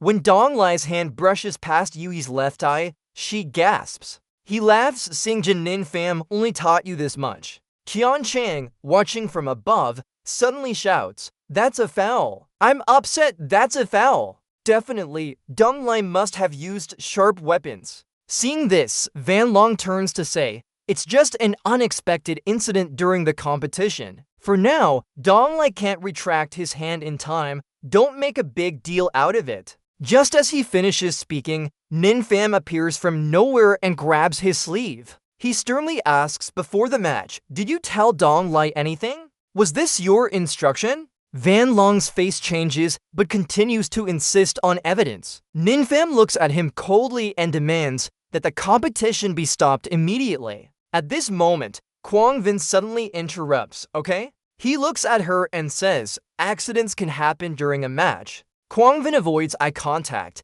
His students still want to continue. After hearing that, Ninfam gets agitated. Dong Tuyet simultaneously mutters, I'm fine. You sing out loud. That's enough. Now, your condition can't continue the competition anymore. Dong Lai smiles. Yes, that's right. Look, you've already said so. It doesn't matter if we give up. Yui ignores what was just said and firmly says, I'm fine. Continue the competition. Hearing this, he suddenly feels frustrated. There's no way out now. Dong Lai gets close to her. If you don't want it to end, just as he finishes speaking, his staff instantly forms a shape. The young girl quickly commands, defend. Ice blocks quickly form a sturdy shield. Yui retreats and activates a new technique at the same time. With a determined look, she looks towards her opponent, Ice Ambush. Small ice chunks rapidly close in on Dong Lai, catching him off guard. They collide with a deafening sound. Tuyet felt relieved. After defeating them, that was great. However, this kid's body is everywhere with flames. He actually wants to use a child's game to attack me? Minglai glared at Tuyet disdainfully, truly the one who started nonsense. The little girl was uneasy. Her ice magic had been completely suppressed by his fire. Thinking this way, Tuyet simultaneously launched another technique, Electric Shock. The powerful electric currents rushed towards him, but he quickly resisted them. Minglai said straightforwardly, your advantage is only quick attacks. As soon as the words left her mouth, he struck. The little girl didn't hesitate and immediately summoned ice blocks for defense. Tuyet's strength was worlds apart from. Realizing this, she felt helpless. There was no way to win now. Tiny tears appeared on her face as old memories suddenly came back. Dad, he said with a sigh, did you fail again? Tuyet's father frowned. Are you still considered family if you're like this? If it were my daughter, she would have more than just a little ability. He wasn't happy and said, enough. Your engagement with has been decided. The bitter words kept echoing in her mind. Even simple healing magic was beyond her. I'll try my best, back door and front door, failing the first test into Class D. Not this time. Not to mention, she's the weakest student I've ever met, a genius in offensive magic. Just as she considered giving up, she heard S voice through the loudspeaker. You can win. Those words seemed like a lifeline for her spirit. Tuyet immediately jumped to her feet without hesitation. Said disdainfully, almost gave up. Why get back up? Hearing this, she took a deep breath and looked at him firmly. This time I won't give in. Remembered, your magic is under my control. You've run out of chances. Tuyet rebutted, as long as I'm standing here, I still have opportunities. He felt his mood rise. Let's see then. Seeing the flames on him disappear, she erected a wall of ice. A huge wall of ice quickly formed to shield them. Smirked, try it out. Soon after, he broke through the snake barrier in front of him. Tuyet remained strangely calm. Another wall of ice seemed to sense something was amiss and paused. Wherever he moved, the ice wall followed closely. The little girl used her strength continuously. Another wall of ice. Gradually losing patience, she said no more struggling. He broke through each icy barrier and rushed forward. Tuyet delivered a quick kick that created an explosive shockwave. After creating a safe distance, she continued using the ice wall as a shield. Cold shields appeared in front of Tuyet didn't waste time and kept launching attacks. Another wall of ice. Just then, half of the ice wall suddenly broke, surprising him. By the time realized her intention, it was too late. He regretted saying that ice magic had no effect on me. Activated the flames within the cold ice wall. Observed from afar, all was dust and ice, nothing to see. His eyes glowed with fire. The technique you used is useless. Tuyet ignored his previous words and muttered, lightning strike. As she spoke, a different explosion appeared on the battlefield. Saw through Tuyet's move, using steam to conduct electricity, but that would hurt herself too. After the explosion, seemed buried in a white cloud of dust. The smoke and dust dispersed, revealing his body as if about to collapse. Meanwhile, her condition was no better. Tuye's body quickly lost strength and fell to the ground. Seeing this, laughed. Tuye failed. Test failure. Not good at all. Frowned. Clearly Tuye passed. The old man turned his head and said, if Tuye can't even stand up, isn't she failing? He reacted angrily. You're wrong. Stepped in to intervene. Alright, bring Tuye to find quickly. Quickly replied, yes. Ordered, a student who wants to attack a teacher at school. Are they not afraid of expulsion? Young man, right? As he spoke, suddenly launched a sharp slash. It split the wall in two, startling him. Looked at him but didn't need to worry. Ninfam controls the stretcher and says, today I'll let you relax your bones. Right at this moment, light vision suddenly appears. Tanmai says, before, you weren't easily angered. It's been so long since those incidents in your house. Don't tell me you're still haunted by them? Ninfam remembers you. Don't think we're close. You can only dance around me now. Light vision winks. Take a good look before you get angry. He says, look, your students are standing up now. Light vision glances over and asks, now deciding to pass your students, any other comments? Wenlong answers, no, no. The old man thinks to himself, damn it, the weak water tricked us again. Said Ninfam hasn't recovered yet. Qiancheng sees the little girl calling out, Snowy. He steps forward to catch her. Hurry up, I'll take you to the infirmary. Snowy asks, did I pass? Qiancheng answers, yes, passed. The little girl hears the answer she wanted and leaves quickly. Great. Wenlong says seriously, this round is for defense. He adds, the teacher checking is Fong Kang from Class B. Wenlong looks over, students are from Class D Ta Tian Ka, but Fam says, go ahead, use everything I taught you. He sets the rules, attackers must hold out for a minute or defeat the teacher to pass. Wenlong thinks to himself, Fong Kang's barrier magic is rare. Inside my barrier, his physical strength can increase by 50 times. No one else could be as good as him. On the arena, Fong Kang puffs out his chest and asks, are you ready? If you're ready, he doesn't hesitate to charge towards Ta Tian Ka to attack first. Let's start then. Light vision watches the defense match pass by while Wenlong focuses intently, making him nervous. Ninfam seems uninterested and yawns, but he continues watching the match. Fong Kang mutters, this guy has some guts. As long as I stay in my barrier, my strength will keep increasing. Tian Ka taunts, teacher, can your 5 punches hurt? Do you need someone to blow for you? Hearing these, he gets angry, damn it.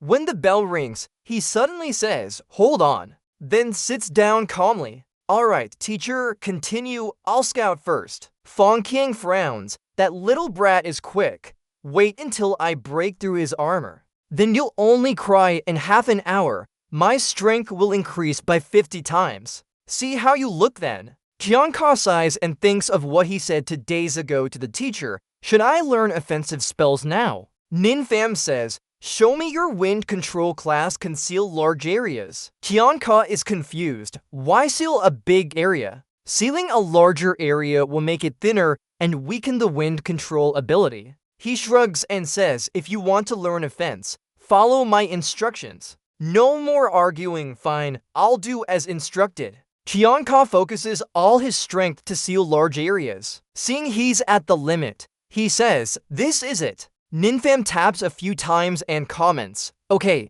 keep practicing like that. Tian Ka asks, wait, how about offense? He replies, when you're proficient, I'll teach you offense. Hearing this, he becomes even more determined. Alright, let's train. Back to reality in the infirmary now. Xiao Xiao hears a noise and turns round. Who is it? Qiancheng says urgently, Snowy, come quickly and check on Dr. Snow. Shaky says, damn, you got me into this state. I'll report to the master tomorrow and have him take over the school. Snowy hears that it's because she tried her best, so it turned out like this. Shaky says, failing is fine. You're not suited for internal affairs anyway. Tomorrow I'll send someone to bring you back to Nin. The little girl grabs her wrist. Snowy says, no, I can't go back. Jingyu tries to comfort, worrying won't help. let's prepare for the next round. Qiancheng answers, the next round, I'll try my best. He hesitates and adds, but Snowy. Before he can finish, the infirmary door opens. But don't worry, Dr. Snow is now being scolded. She's sitting on a wheelchair with her sister. Qiancheng rushes over to ask, Snowy, how are you? Xiao Xiao says, the situation isn't good. Internal injuries are severe. Mainly, she might lose sight in her eyes. Qiancheng was furious after hearing the medical report. She immediately suspected him and asked, are these two actually acquainted? Meanwhile, in the arena, Qianka grew impatient and said to his teacher, Sir, half an hour has passed. Shouldn't you admit defeat now? Feng King panted heavily as he started taking off his shirt right after speaking. Seeing this made him feel extremely uncomfortable. It was useless anyway. Feng King charged forward, boasting that he could make me use 50 times my strength. You can do the same. He attacked Qianka's defense without hesitation. The time in the arena seemed to slow down. He asked with a questioning look, why did your power suddenly increase? Feng King was taken aback and said, Sir, it took you this long to react now. It's too late. He poured all his strength into his fist and attacked Qianka's shield, but failed. He chuckled, your power has become formidable. I didn't realize that either. Qianka added, I gave you a chance to admit defeat earlier. If you didn't value it, don't blame me. As soon as he finished speaking, he immediately controlled the shield to press against Feng King. Without hesitation, Qianka pushed him away and said, Sir, here's your lesson. Feng King was quickly thrown out of the arena and fell onto the ground due to his delayed reaction. He walked away. Indeed, if you want to test me, at least find a teacher from Class S. At the same time, he thought that the extended defense technique taught by his teacher was effective. It felt like defeating someone else already. Ningfan noticed Qianka's expression and said, Kid, your system just notified you of 100 points for trust. Xu Feng praised him, well done. Qianka's eyes shone brightly, naturally so. He didn't care who he was. He cheerfully patted Feng King on the shoulder and said, next time come to my place. I have new equipment for you to broaden your horizons. Ningfan suddenly brought Qianka back to reality. What are you gloating about? Wait until you truly master how to use the extended defense technique in battle before feeling proud. His recent attack made the surrounding air seem agitated. He looked at them and thought, these D-class students are promising. Feng King suddenly spoke up. This test is unfair. This round doesn't count. He said to Teacher Zhu, this round was supposed to be about defense, but he used the extended technique to defeat me. That's cheating. Wenlong shed tears and moved aside, still not satisfied. Old man got angry. If you're lucky enough to pass more than 3 rounds in a row, it's just luck. You won't make it through this final round. Hearing those words made Wenlong unsatisfied. He smiled and wondered if his teacher was losing his mind due to consecutive failures. Talking nonsense now, you're goading me, I'll take that. Think clearly, no one can overcome all difficulties in life. If there are, just overcome them. Wenlong was furious and said to Ningfan, don't gloating, the next round will be my turn. Guangwei asked, teacher, do you want to fight now? He replied, I'll take Wenlong's place for now. I'll act as the referee temporarily. Ningfan felt uncomfortable and said, why are you always here? Guangwei announced, the final test of D-class students, teacher will face Wenlong, student Qiancheng. He announced, please have the examinees come to the testing arena quickly. Guangwei added, if you don't arrive within a minute, it's considered a failure. After some time, there was still no movement in the arena. Wenlong asked Ningfan, are your students scared? He thought about it and wondered if Deng Tuyu had not returned from the medical room yet. Could something have happened to her? Ningfan calmed down and said, go check on Qiancheng. He replied, sure. Wenlong smiled and said, there are 30 seconds left. Let the rest of you wait for your dismissal. Suddenly, a strong gust of wind blew past Shuafeng, causing the velvet curtain to fly over his head. Qiancheng appeared behind him. He looked at him and said, Zhu Wenlong, I'm here now. As soon as Qiancheng appeared, the lights in the arena turned on simultaneously. Ning Fan said, "Just in time, hurry up." He shouted loudly, "Don't make anyone wait for their turn too long." He clenched his fist and said to Teacher Guangwei, "Teacher, you can rest assured, I've waited enough." Guangwei announced, "Everything is ready, let's begin." Zhu Wenlong suddenly smiled faintly. He offered, "I could give you a chance to admit defeat now, or I could beat you into submission." Qiancheng replied without hesitation, "Today, not only do I want to pass, but also make you pay for it." He concentrated his strength and charged forward. Qiancheng kicked Zhu Wenlong, causing him to lose balance and step back. Zhu Wenlong quickly regained his composure. He wanted to kill him, but when Guangwei wasn't paying attention, he was already standing right beside him. Then he kept attacking fiercely, but Van Long managed to dodge the previous attack in time. Old Master's eyes were filled with hatred as he watched. Now Van Long was starting his counterattack, using simple boxing techniques. He continuously used different moves, dispersing his strength. Van Long reversed the momentum and charged forward like a cheap horse. Old Master threw a punch at Qiancheng's stomach, shouting loudly. The previous attack by Van Long left him in a disadvantageous position, but Qiancheng quickly reacted and turned the tide. He smirked. His moves were too obvious. He wanted me to pay a price for that. He spun like a top and kept attacking Van Long. Old Master moved quickly to defend while counterattacking, dreaming of this moment. From the camera view, although his hands were steadier now, his strength had not fully recovered yet. Qiancheng was thrown off by the previous attack. He tried to stand up and continue fighting, but being too anxious, he couldn't fully utilize his power. Isekai'd pushed Tuyet wide towards the training room. "It must have started already. We need to act fast." Suddenly she stopped. The door was broken open. A bright light shot up from below and exploded on the ceiling. The girl in the wheelchair looked clearly scared as she saw the chaotic scene before her.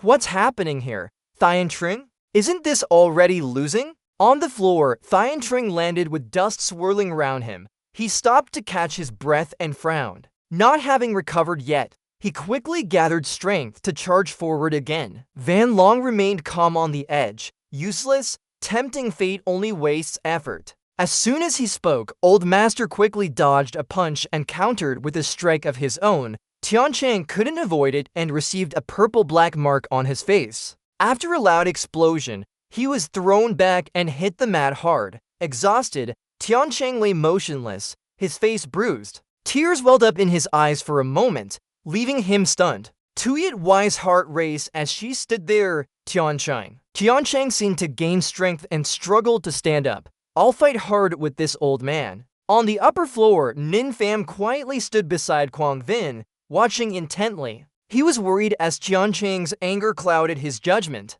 "Keep it up like this, and you might fail the test," Sisi urged him from behind. The teacher saw that too. Qiancheng just kept going. He wasn't a match for Van Long. Isekai'd continued to advise, "Teacher is teacher. Think of something quick." But Pham remained silent. Hadn't he been thinking? He stood by sighing in disappointment, getting more reckless each moment. Had he forgotten everything from Class S? He looked at him in disbelief. How could this be happening? But Pham leaned close to the glass window. Was it really like that? Suddenly, he seemed to remember something and regained control. "Qiancheng," Nin Pham kept stopping him. "Calm down. Listen to me." Van Long is still struggling with a continuous attack from Old Master. Seeing no hope, Pham calmed down, focused his mind, and said, "Principal, Qiancheng hasn't reacted yet, but Van Long has already rushed in. It's over." Trina was dented by a large watermark.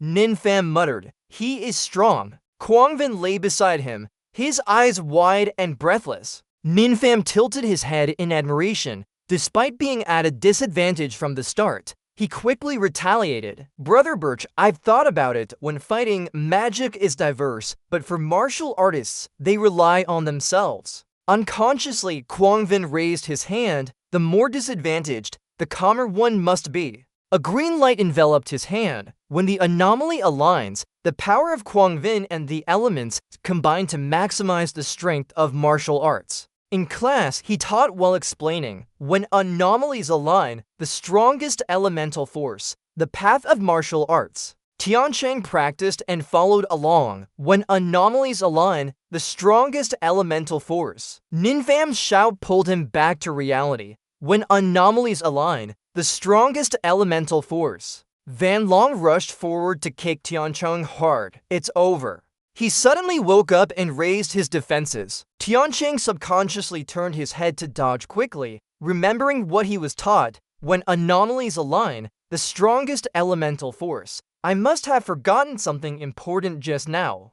Van Long leaped from the mat. His face darkened. It's not over yet, as Old Master ran and hit Tiancheng's neck from behind, dazed. Victory in hand, Van Long withdrew his smoky fist. It's over. Beng Lao stared wide-eyed at the scene before him. Here, he still stood firm. One hand easily blocked Van Long's attack. Quang Vin sat quietly by the wall watching Tiancheng finally remembered what to do. He sighed in relief. His breath stabilized now. Ninfam pressed against the glass window and shouted loudly, Tiancheng, martial artist, use your power. Quang Vin immediately got agitated. Enough already. Iminghu reminded him, this is a test. Excessive outside help would directly disqualify you. He was confused but decided to let Tiancheng handle it on his own. Watching Tiancheng's power surge, he considered the force coalescing into a tangible entity. Van Long angrily threatened, even if the force forms a, what difference does that make? We're almost done. Without further ado, Old Master kicked hard on the ground to gather momentum. Tiancheng concentrated all his energy to retaliate. In that moment of battle, a bright purple light tore through space. From midair, Van Long fell freely and quickly landed on the ground with both feet. Tiancheng was thrown back and hit the mat hard. In the thick smoke, Van Long's lips curled in satisfaction. This is how it should be. Once a genius of Class S. Despite her injuries, Tuyet Wai trembled as she tried to stand up. The little girl couldn't hold back and cheered loudly. Go on, Tiancheng! The door to the medical room was closed tightly. The cold wind howled along the corridor. Inside, a saw blade gently shook in the still air. Suddenly, red text appeared as if lit by the cold wind. The air tensed like a taut string. His eyes were hollow and lifeless, his face filled with fear as tears streamed down. She said it was just a small treatment. His body trembled violently, fixed on the bed, but something seemed different. The emotionless face held the chainsaw, preparing to cut. Don't worry, I'll take full responsibility for this. Her eyes glinted wickedly as she smiled coldly at him. Looking down from above, Van Long's mocking tone was clear. Was he really the genius of Class S? He raised his fist high, encouraging Tiancheng with his cheers. Van Long's punch flew like lightning towards him. Luckily, Tiancheng dodged just in time. It missed by a hair. Without giving Tiancheng a chance to recover, he attacked again. Van Long frowned and said, let's see how many times you can dodge. He swung his arm and hit Tiancheng. Not quick enough. He was sent flying. Amidst the thick smoke from the friction underfoot, Tiancheng stood firm. He tried to calm himself down. He had to stay cool, not letting anger control him. Tiancheng and Van Long fought fiercely, exchanging blows non-stop. His eyes determined. Each attack was powerful and relentless. Tiancheng's punch aimed straight for his face, using all his strength to send Van Long flying 10 meters away. Panting heavily, the opportunity had come. This time he wouldn't make a mistake. The white smoke thinned out. I admit I've been watching you before. My body is injured round me, but I can force you to use your trump card. Even if we don't pass, it's still something to be proud of. Suddenly, from the ground, something struggled upwards. Van Long charged forward in anger. But Tiancheng easily dodged and tightened his fist, determined. I said you have to pay for this. Van Long turned around and punched Tiancheng's stomach. Die. He was pleased with himself. He had beaten them, but he wasn't hurt at all. Tiancheng appeared behind him unexpectedly. Van Long angrily threw another punch but missed. Tiancheng used his knee to kick Van Long's back. His face pale and angry, he stared intently at Van Long. He moved his lips slightly as if about to speak. A powerful kick sent Van Long flying up into the ceiling, shattering it into pieces. The sound of a loud explosion followed by dust and debris. Tiancheng rushed in and kicked him in the face, sending Van Long crashing through the door. As he walked away, he gritted his teeth with resentment. Damn it, they must have set up that path for me.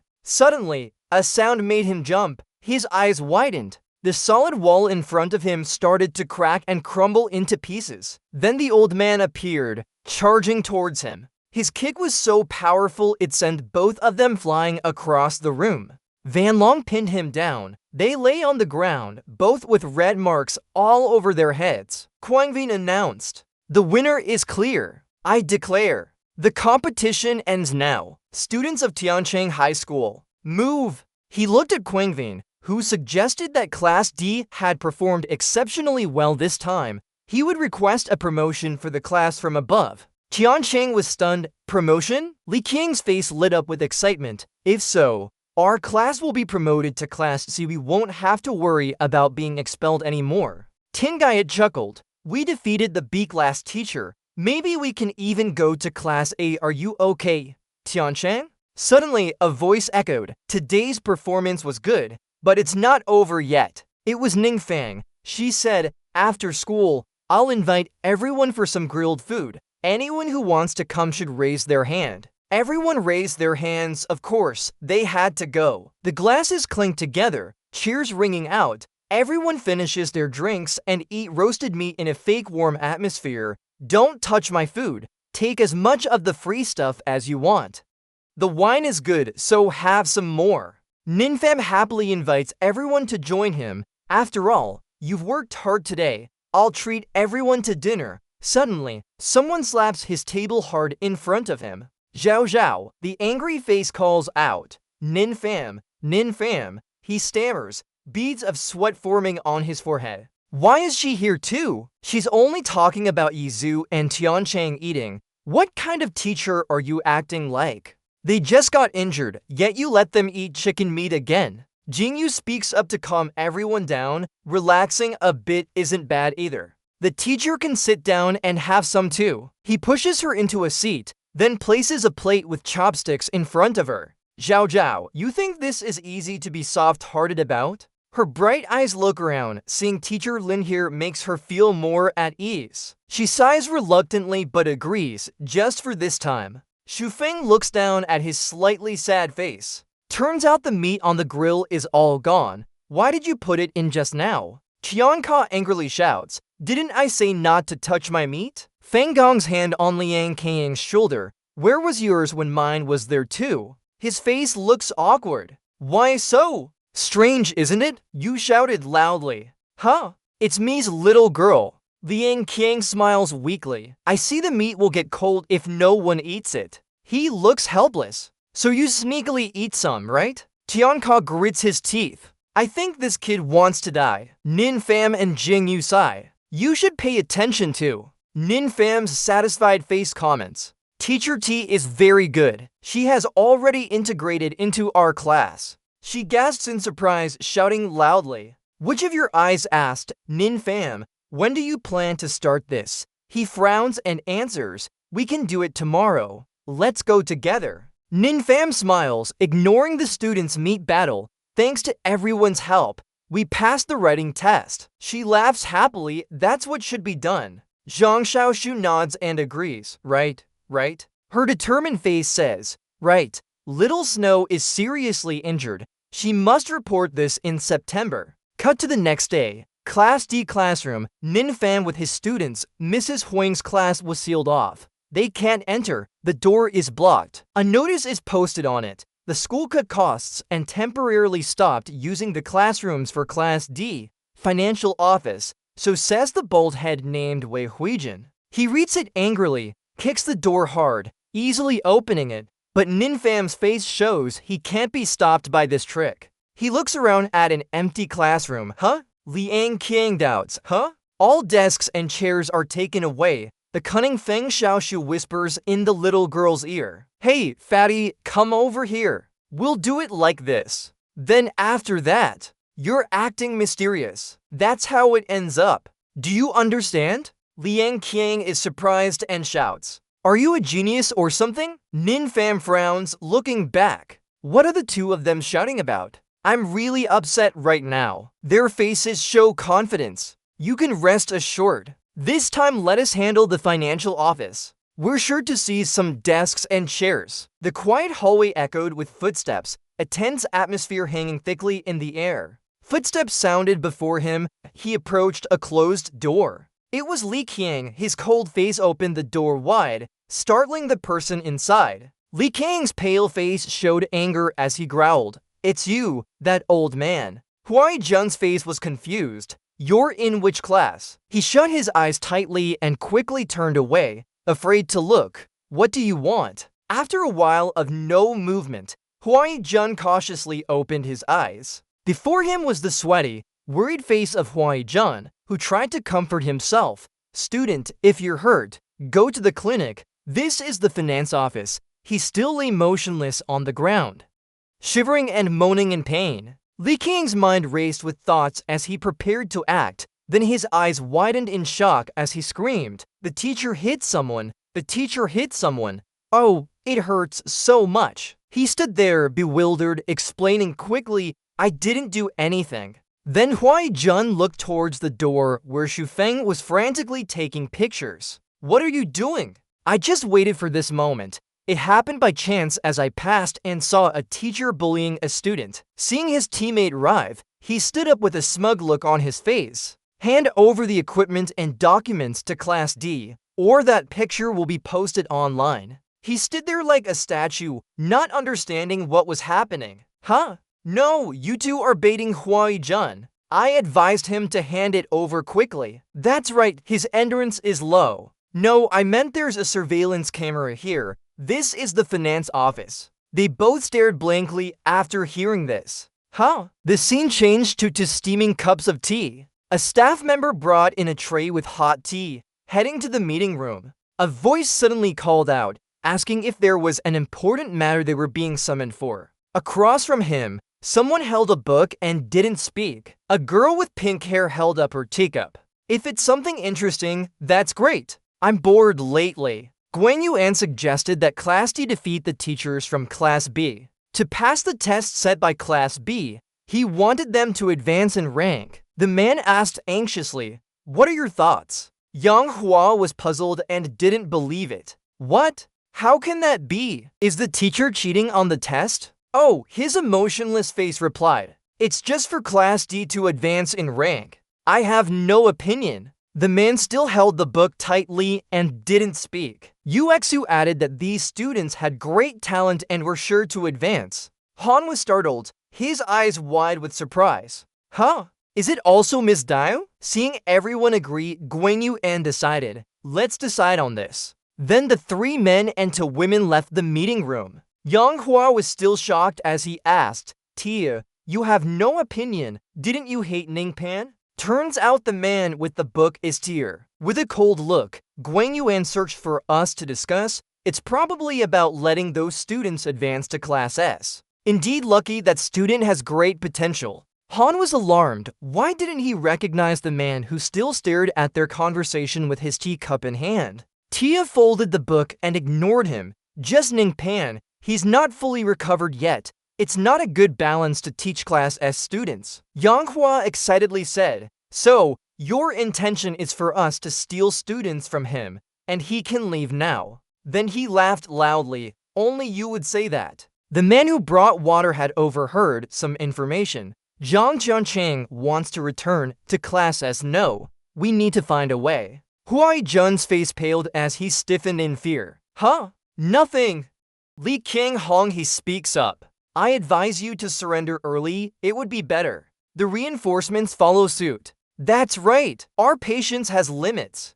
Han says softly, "Brother." "No, I want to speak. There are surveillance cameras here. After all, it is a toilet room." Hearing this, the two assistants' faces turn pale. "Oh, right," Huaijin pats his leg. "So, do you still want to intimidate me now?" Suddenly, an inexplicable force pulls him down gradually. Huaijin kneels on the ground in a very awkward and embarrassing posture. Sweat pours from his body like a stream. What's going on? Nin Fan steps into the room slowly. Oh, is it Teacher Liu? You lift your eyes to look down. Such a grand bow, I can't accept it. You've used the Baikin Dansei with Huaijin Liu. Huaijin's whole body trembles. Nin Fan, what have you done to me? The system notification appears. You've used the Baikin Dansei with Huaijin Liu. Nin Fan bows slightly and says, it seems Teacher Liu has realized his mistake, kneeling repeatedly hoping for my forgiveness.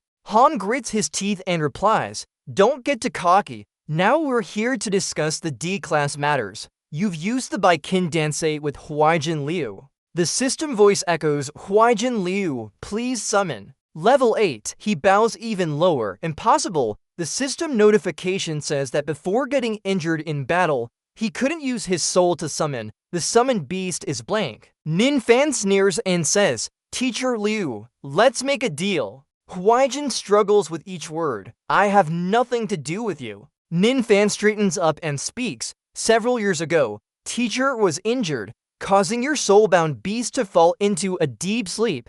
I can help summon it for you. Hearing this, he stutters but still denies. Who would believe your lies? Nin Fan turns his back. Too bad, let's go then. You respond. Alright. You smirk and say, I was going to offer a convenient solution for Teacher's baldness problem. Huaijin closes his eyes tightly, recalling the reason his ex-girlfriend left him. He went bald. Everyone says you look like my father. Let's break up. He throws away his dignity and crawls to Nin Fan, pleading, wait. Huaijin clings to his legs tightly. How do you prove it? Nin Fan turns and smirks. It's simple. Just make the conditions. Hand over your soulbound beast first. In the D-class classroom, there is an unusual silence. Tingyu looks up at the ceiling tiredly. This is so annoying. She turns to her classmates. Why aren't you all upset? Wang Fei's voice rings out. The worst class in school. Now you don't even bother coming to class.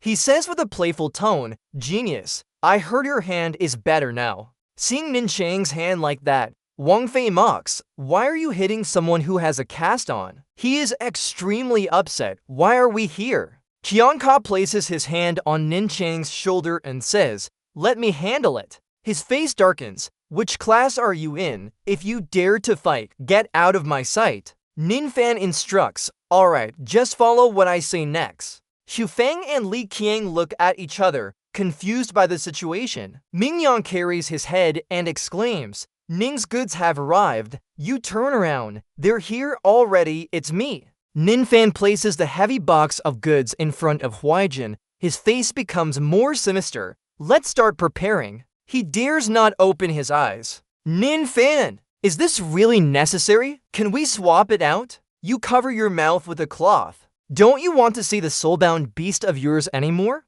Just follow my instructions. Huaijin looked utterly helpless at the dishes in front of him.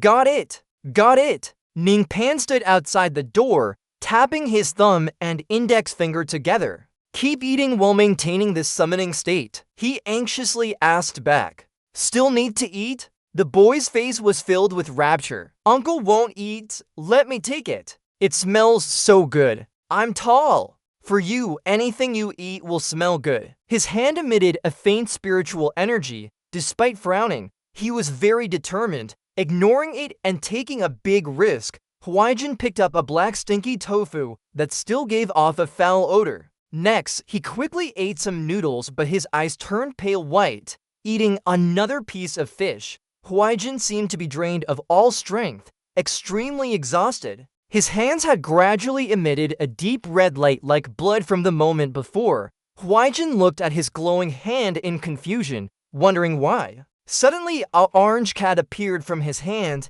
and he immediately shed tears. Me! Huaijin emotionally hugged the cat tightly to his chest. Great job! Comrade, we can tell war stories together again. But when the cat smelled the surrounding aroma, it started sweating profusely. The cat immediately punched him. Wow, what's this? Oh no! You're close to the scent. It can trigger the summoning beast when you open the portal. This is just a forced call, and your summoning beast is still very weak. it needs careful nurturing. His face was full of scratches. The system reported a 500-point trustworthiness increase. Ningpan pondered over the summoning beast and the summoner as one entity. When would Lingjing Moon finally understand this? A series of system notifications appeared. Trustworthiness at 1255, health status good, awakening level 1.8%, system skills, 1 eye of insight to scholarly talents, and 3 points to activate a 1.0 consumption skill. He seemed to have discovered something. He needed to spend 1,000 trustworthiness points to unlock a new skill. Suddenly, someone called out, "Teacher Ning." He voluntarily knelt down and said, "Teacher Ning, I will follow you from now on. All my study tools will be returned." Ning Pan was helpless. He signaled Li Qiang and asked if he heard what Teacher Liu said. "Quickly bring the tools back to class." The boy wrapped his thumb and index finger together. "No problem." Li Qiang turned around to look for his friend when Suafong had already disappeared. "Let's go." Suddenly, Ning Pan's phone rang loudly in his pocket. He picked up the call. "Hello." It was Ngok who said, "I'm at the school gate now. When can you come?" The boy was still angry. "Suafong is dead." Ning Pan asked again. "Huh?" She laughed and said, "Didn't we say we would go pick herbs today? Did teacher forget?" He retorted, "No way." Ning Pan quickly opened the window and stepped out onto the balcony. "Don't hesitate." He rushed down. "That bald guy wasted my time too much." Qianka sternly said, "Any students from other classes who want to eat or fight, get lost." The princess teased, "So you found a solid support now, huh?" His face turned dark. "Today, we came to the Sky Demon School. Anyone not related should leave, otherwise?" Hearing this, he sneered and said, "I want to see what will happen if they don't." Immediately, a loud explosion appeared before Qianka, dust flying everywhere. Qi Lu's hand still had some smoke from his previous punch. That's how it is. He was surrounded by a shield. It's just for the cat. What to brag about? Seeing this, he realized, someone with turtle power. Qi Lu prepared to attack his entire body, slowly turning into a ghost. He approached Qianka's shield and quickly raised his hand, opening it wide. The shield began to expand, inviting him in. "What?" Qianka snapped his fingers, instantly pushing Qi Lu away with the shield. He prepared to counterattack again. Qi Lu sneered and said, "Don't think I can't do anything about your turtle shell." Looking at the scene before him, he looked panicked.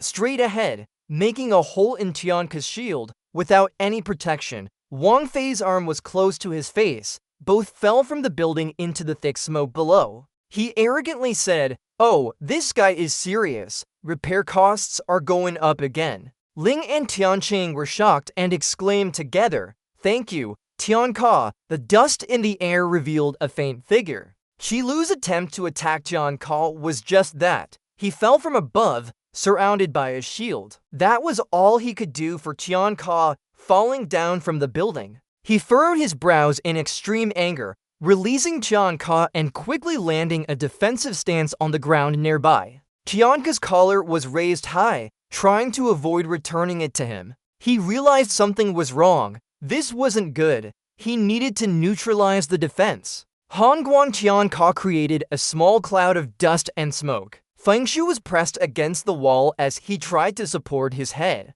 "The situation is serious." Tianqing looked down with alarm on his face. "That's enough. Stop it quickly." Kao took a provocative stance, waving his hand. "I only came here to find you. Just get up and we'll finish the fight from before." Yan Ken agreed. "All right." She immediately stepped in to stop it. "No!" Jing Niu said uncomfortably. His wounds were still healing. "Don't cause more trouble. If you dare hurt my friend, he won't be able to match me." She silently wondered each time, where did Ning Fan go? Suddenly, he ran and shouted loudly while holding onto Snow Jade from afar. Ning Fan ran as fast as possible. "Why are there so many bees?" Snow Jade raised her hand to activate a skill. Ice freeze. The bees flying towards them were instantly frozen and exploded into pieces. Ning Fan was puzzled. "Are you saying these bees are dangerous?" She leaned close to his ear and replied, No, there's no venomous bee around here. Moreover, the behavior of these venomous bees is very unusual. Hearing this, Ningfan grasped the key point. You mean someone is setting up a trap? As you run faster, the bees also fly after you. Ningfan's eyes widened in surprise as he realized something. The bees, with an extremely large number, had surrounded both of their exits. He said, "They've already surrounded us. What are we going to do?" From the dense swarm of bees came a voice, "As you wish." Who could it be, holding the incense burner? He spoke, originally intended for the love demon with long hair, but unexpectedly. There was an unexpected Ningfan and Snow Jade used their chi to descend into hell together, coordinating to block the wind and freeze. He flicked his finger at a small flame, vowing revenge on those who possessed such abilities of the Virgin Sect. You're from the alliance of people with extraordinary abilities, but you've messed up. A huge fireball appeared as Ningfan summoned it, incinerating the bees. He trembled all over. Yes, he could use multiple abilities simultaneously. The incense burner Nier was holding broke into pieces. He quickly appeared in front of him, even more shocking behind him. Seeing this scene, Nier only managed a weak smile as his face turned pale. In just a moment, he fell to the ground unconscious. Ningfan said, "My hand feels heavy." Deep inside the mountain wall, an eerie scream echoed. Both of them heard it and looked at each other in horror.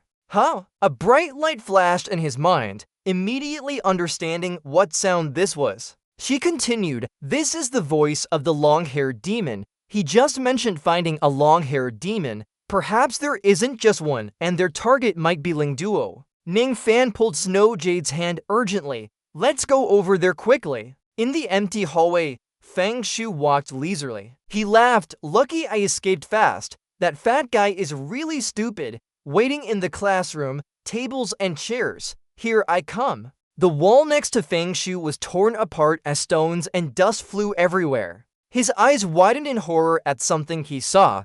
"What's going on?" Fang Shu saw Wang Fei. That isn't student S from the class, right? His pupils constricted as he hesitated, thinking, "Why is he here?" Jing Nuyu looked at him with a resentful gaze. "You dared to hurt my friend. He won't be done with me yet." She extended her hand, without hesitation, to receive her pet's affection.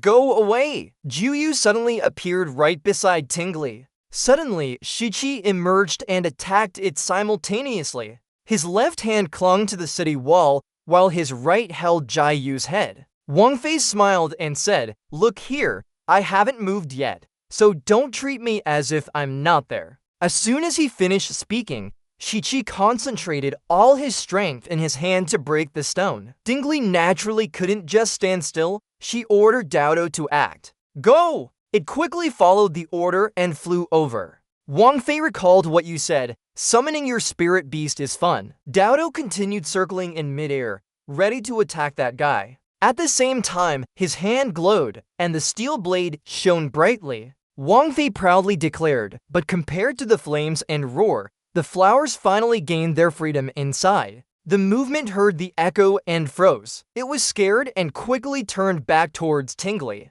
Meanwhile, Shufeng watched the chaos with concern. "Shufeng, heaven bless you." He glanced around and saw Tingli and Huahua facing each other. Shufeng's mood was extremely complex at this moment. He thought to himself, maybe they didn't know what would happen if they provoked the S-class student. No, if I intervene, it will be over for me too. Shufeng hesitated, but decided he had to go and act. Suddenly, Wang Fei spoke up, "I like how you look at me with those eyes, but not really." He turned his head and said, "There's nothing you can do to me." He stood behind ready to attack but hesitated. At this moment, Tingli also noticed and grew tense. Shufeng said, "Brother, let me handle him. You go help the guys over there. On your side, you're suggesting something. You know how to fly. Just head straight in. He won't attack you." Shufeng gritted his teeth and asked, "What if I run away? What then?" Kao suddenly approached and said, "Fly. Are you sure you can escape?" Just as he was about to strike, Jixia suddenly blocked the path. Kao had to stop and looked at it. The situation has reversed now. He ran away but still challenged them. You have guts? Come take on me. Meanwhile, in a desolate forest, Ning Pan looked around and muttered, "It must be here." Yuxu said, "Let's hurry. This herb is rare. We can't let the Alliance or other capable people steal it." Ning Pan interrupted, "Hold on. Something is approaching." As soon as Ning Pan finished speaking, a rustling sound echoed, and he saw a ghost flower rushing towards him, screaming. Ning Pan quickly dodged it. "Is this a long-haired demon?" Before he could finish, someone suddenly spoke up. "A bunch of brainless creatures. Die already." Meanwhile, he created a ray to attack the ghost flower. Fortunately, Ning Pan saw through his move and stopped it with his hand. "Big brother, what's going on? Who is it? You're blocking my whip strike. You're getting too close. Killing wild animals violates the law." He looked at them both. "Aren't you guarding this forest? How did you get in here?" After Big Brother finished speaking, Ning Pan gasped, "It's him. He struck a bit too hard just now." As soon as he said that, the man suddenly attacked. "Who are you going to kill? I'm challenging you." Ning Pan thought, not even finished yet. This guy is really hot-tempered. His system announced, "You used the Bison Dashi skill with Big Brother." Without knowing what was happening, he suddenly fell to his knees as if controlled. He smiled and said, "Oh, sorry. Get up quickly. Get up quickly." After a while, Big Brother didn't say anything but attacked. Ning Pan saw the attack but wasn't afraid. Instead, he stopped it with his hand. Then suddenly, next to Big Brother, a demon appeared, causing him to freeze again. What?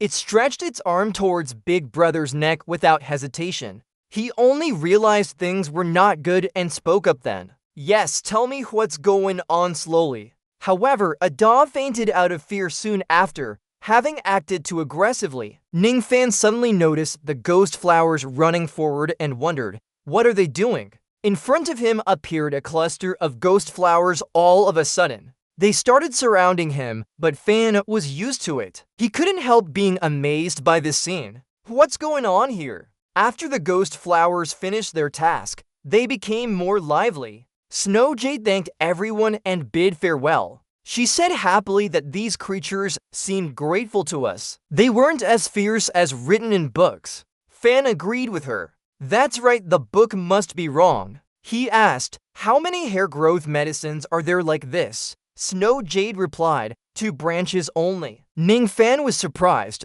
Just 2 branches, the rest of the herbs could help the children. She smiled gently and said, it's late. Let's go back. Suddenly, Ada asked anxiously, are we sure we can get out? He extended his hand to control a ray towards Ning Fan. Ada said, I thought you were so weak. Foolish. Put down the herbs and I could kill you softly. Ning Fan was helpless. I think you should take care of yourself. Look behind you. Ada angrily shouted. Still trying to pull a fast one on me? I have to kill you. Before he could attack, his body suddenly floated in midair. Oh, the ghost flowers had evolved into huge forms now. At the same time, they stared at Ada with piercing eyes. Witnessing this made him realize, turns out the book was right after all. Snow Jade responded, Early morning on the next day in Class D's study room, Li Qiang, full of energy, greeted everyone with a morning greeting. But he received serious looks from everyone instead. Li Qiang noticed his injuries and asked curiously, Huh? What happened to you guys? Did you fight? Su Feng explained that yesterday the S-class came to trouble us, his voice trembling. It's all my fault. He added, I'll definitely get stronger to seek justice for everyone. Qiankao suddenly slammed the table, and I won't let this tin Nuyet off easily. Are you still complaining about not enough trouble? As she finished speaking, Wang Fei's voice suddenly echoed. Oh! He looked at them and said, didn't expect you guys to dare come to school. Tin Nuyet showed a displeased expression. What do you want? Wang Fei replied straightforwardly. Yesterday, we were harmed by you guys. Of course, I have to come here today to settle the score. Tons of trouble. Hearing that, Su Feng shivered. I want to learn from your class's psychic guy. Who is he? At this point, Su Feng felt cold all over.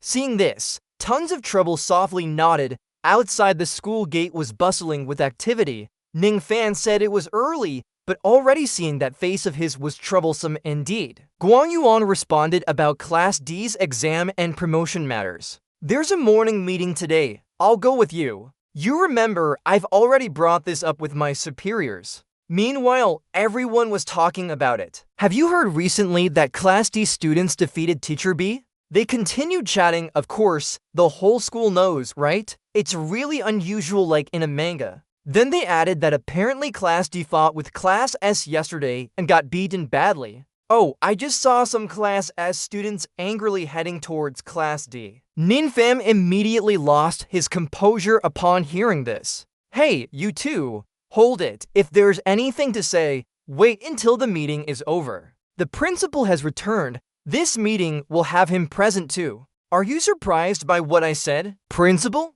Kaishin read out that during Class D's exam, Dong Zuyi injured a student from Class D. The situation was serious. According to regulations, I think we should dismiss the chief examiner.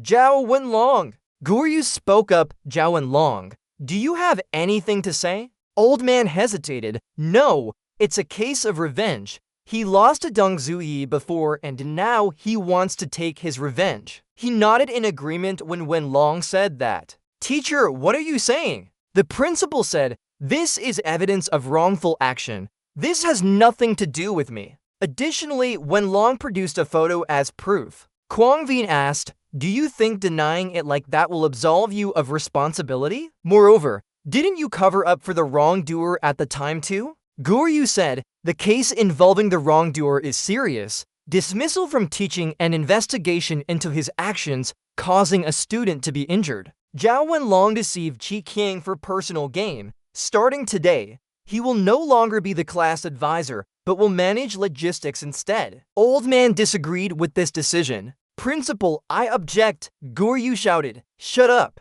He became more agitated. If you have any issues with my work, submit a resignation letter. Kwang Vin proposed that since Class D performed excellently in the exam, many students showed potential of Class S level.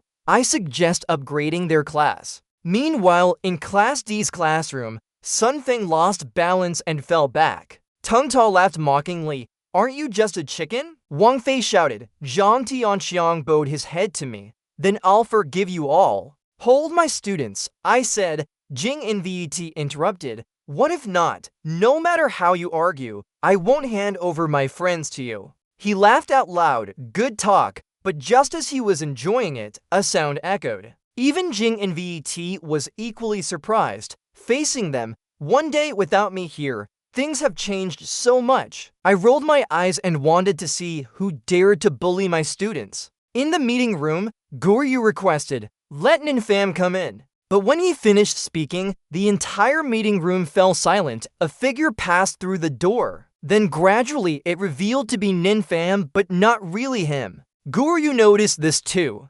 Ninfam, did you skip the meeting? I rolled my eyes and wanted to see who dared to bully my students. Wang Fei frowned. That's why no one wants to fight with me? He goaded. So, after I broke your arm, did you lose all courage? A bunch of trash waiting for the teacher to report on your behalf? Jing Nvet couldn't take it anymore and shouted loudly, who are you calling trash? Ninfam tried to calm him down. I'm not that great either. My students could easily knock me off the class ranking. Wang Fei laughed sarcastically. Teacher Nin, just with those people, can't even get me out of the ranking. Do you want to sleep?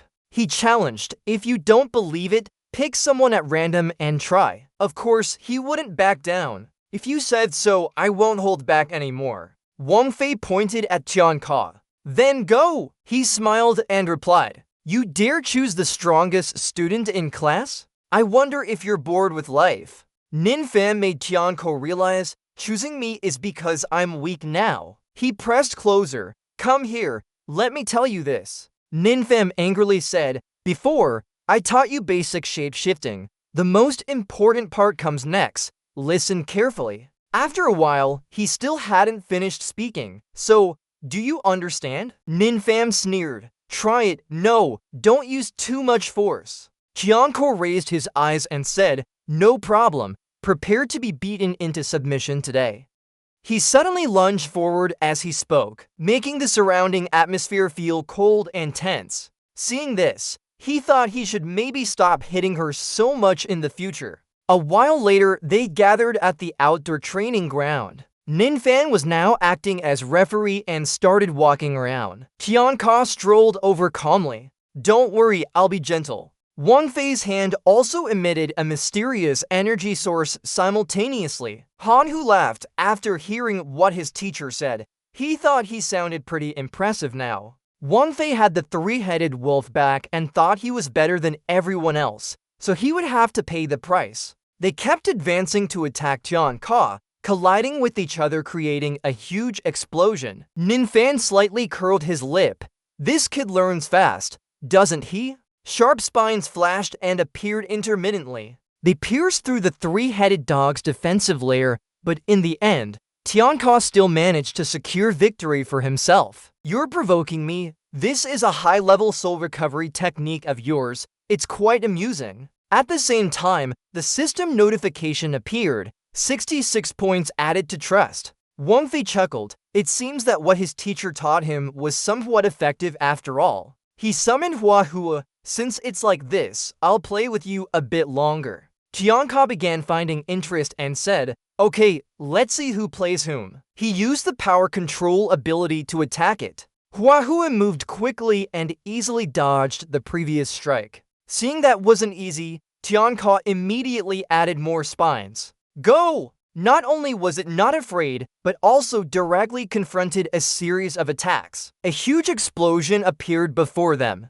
As the thick smoke dispersed quickly, Hua's slightly injured figure emerged. Taking advantage of the chaos, he decisively struck. Hua kicked fiercely towards his opponent. Tianka thought and imagined, creating a more terrifying weapon. He recalled what Ninfan said, "This is the method to switch from defense to offense. You should use your imagination more often. The stronger your imagination, the stronger this ability will be." With that in mind, Tianka entered the power and formed a huge, terrifying monster. Even Wang Fei seemed hard to believe what he was seeing. "What?" He suddenly laughed loudly. "So you won, what of it? Do you want to kick me out of the S-rank ranking list? Then does Class D have the ability to participate in the ranking competition?" Tianka's physical condition had been somewhat depleted, but he still tried to maintain his confident expression. "Loser, what a path!" Ninfan immediately brought Tianka back to reality. The person was gone but still gloating there.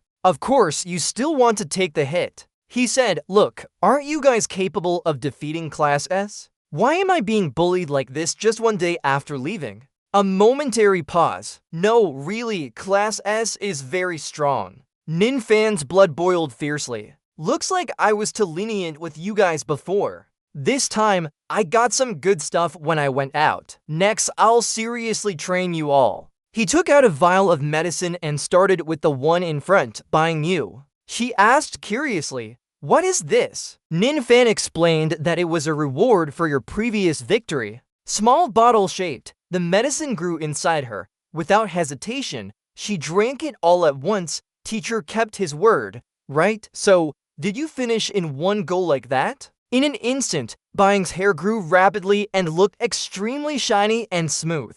However, there were still some points that made her nervous. "Too much already," Ninfan said, "which is why I said not to drink it all at once." Buying glanced, "Why didn't you tell me earlier?" He explained that by the time I said it, you had already drunk it. Ninfan joked, "If there's too much, cut some off and save it for the birds." Before he could finish his sentence, someone suddenly called out, "Ninfam!" He glared ahead and said, "You've got some guts, showing up to a meeting without being invited." Ninfam's face changed. Why did he come straight here? People around them were alarmed. "Principal, you've really provoked the principal this time. Try to defend yourself. It's not fair. I didn't know because the old man didn't inform me." Guang Yuan glanced and said sincerely, "Principal is thinking about something. If he hadn't told you, how would you have known?" Ninfam realized, "So you're here?" Guok laughed coldly, always joking around without being straightforward. "Don't you think this is wrong for your father?" Ninfam sighed helplessly. "If the class level increases, It would be better for the students. The principal spoke right. I will pay more attention in the future. You can say more, but indeed, my class has students with the potential to participate in S-rank competitions. Keishan interrupted, that's enough, only S and A classes are allowed to participate in ranking matches. Ninfam frowned, if I want to join no matter what, how should I do it? He smirked, you just need all the A-class teachers to recognize your D-class students' abilities, then you'll have the right to participate in this year's S-rank selection match. But it's a pity that there are only 7 days left until the exam starts. Ninfam replied straightforwardly, then it's simple, just 2 matches. Keishan was agitated. What are you joking about? I said you need to be recognized by all A-class teachers at school. Ninfam analyzed, the first match is against the top student in the A-class. If we can do this, they might recognize our D-class students' abilities too. He smiled confidently, if not, then the second match. Ninfam said, I'll challenge the highest-ranking teacher among the A-class teachers directly. He glanced and asked, does that sound okay to you? Class advisor. Ninfam turned his face. If not, we can only make each individual in the A-class recognize us. Suafong spoke up, I wonder if anyone from the A-class will compete with you. Heaven's might and power. No fighting just now. It was a tough workout for the A-class. He agreed, right. That means pain. Guangyu An warned, Class B will be tormented by him too. You still want to torment Class A. Keishan thought offending Jing and wanting to return to S-class. Truly a foolish dreamer, he said warningly, if you do anything reckless, I'll fire you. Guok suddenly spoke up, okay, I believe you this time, Ninfam.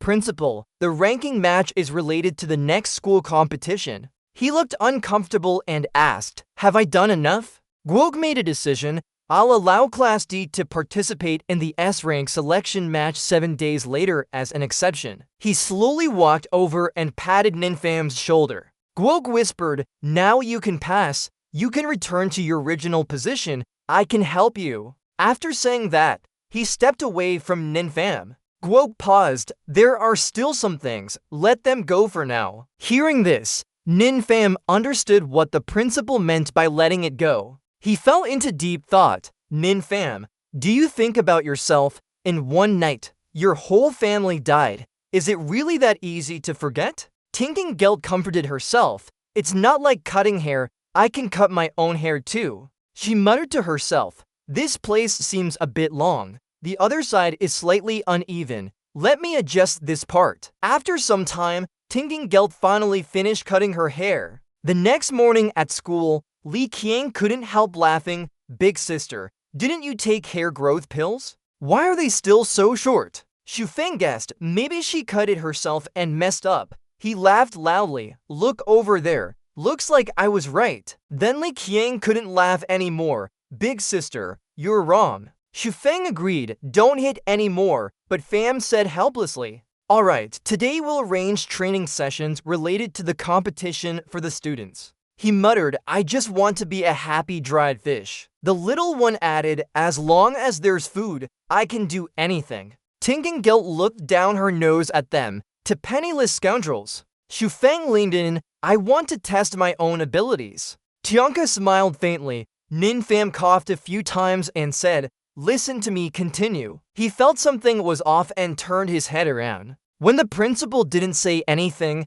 Ninfam continued. Next we need to. He felt his sharp intuition and looked towards the classroom door. Ninfam pointed straight ahead. Who? What are you doing secretly outside the classroom door? Du Long spoke up. Don't make a move. It's me. He forced a proud smile. It's me here. Teacher Ning. You hesitated not at all and gave him a firm handshake. As a teacher, I had to do that. He quickly explained. Stop fighting. Teacher Ning Dongli said further. The incident before almost led me into a big mistake. I have deeply realized my shortcomings. Next, I will train for some time, refining both my spirit and body. Ninpan agreed, acknowledging mistakes and correcting them is good. He was flustered, thinking that Teacher Ning had forgiven him. Haven't I said anything about forgiveness? Moreover, the student you want to forgive is the one you injured. Ninpan concluded. The price he has to pay must be a bit more. Meanwhile, at the meeting room, Yang Hua and Tala sat facing each other. He spoke first. Principal agreed with Liu Guangbi's request. Class D will also participate in the S-rank ranking match 7 days later. He put away the document. As expected, next is to steal his students back. A while later, Zhao Xiao went to a nearby office. She read the report. Superiors suspected something was wrong with Class D's physical condition and requested careful checks during the ranking match. Hearing this, Kaishan immediately responded, understood. He thought, when Jing returns, I'll take a look. Meanwhile, in Ninpan's classroom, it was bustling. Next, I will train them, give additional guidance, make sure they understand well.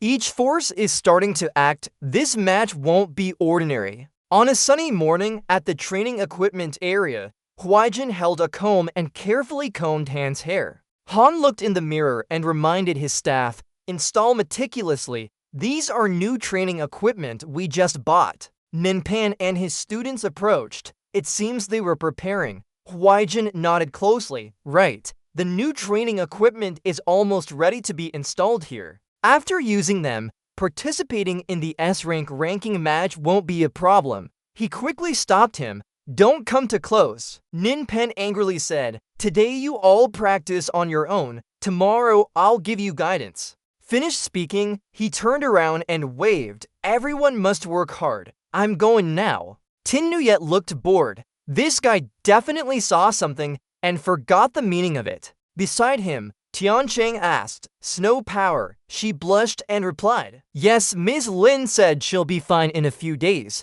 just in time for the ranking match. He said happily, so rest well today, train tomorrow. Before he could finish, Huaijin smiled and approached, putting his arm around him. Little guy practicing kung fu? Look at this. He introduced a machine A3000 that performs magic for training. It's the best companion for solo practice with AI, adjustable abilities to match opponents. It's the best choice for your kung fu training. After a while, Huaijin patted the machine twice and said, wake up, get to work. At this moment, students from the neighboring class whispered, see that, Class D is training over there. Yes, they're strong. They got special permission to participate in the S-rank ranking match. Yilang heard and smiled with his hand covering his mouth. Class D, nonsense. Over there, Machine A3000 flew up high, issuing a warning, adjusting difficulty to maximum. Tiancheng clenched his fists and rushed forward. The punch missed the stones, then landed on the ground.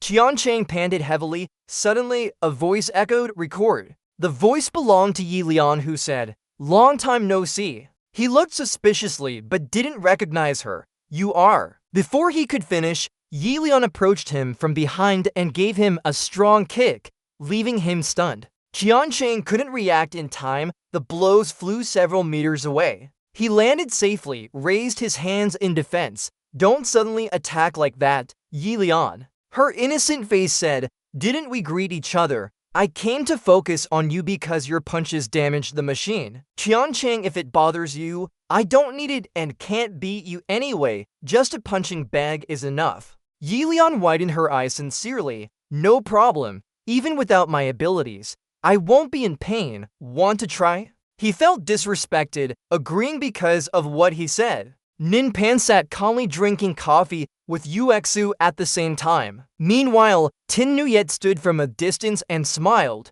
congratulating Yuexu. Ninfam, I got the notification too.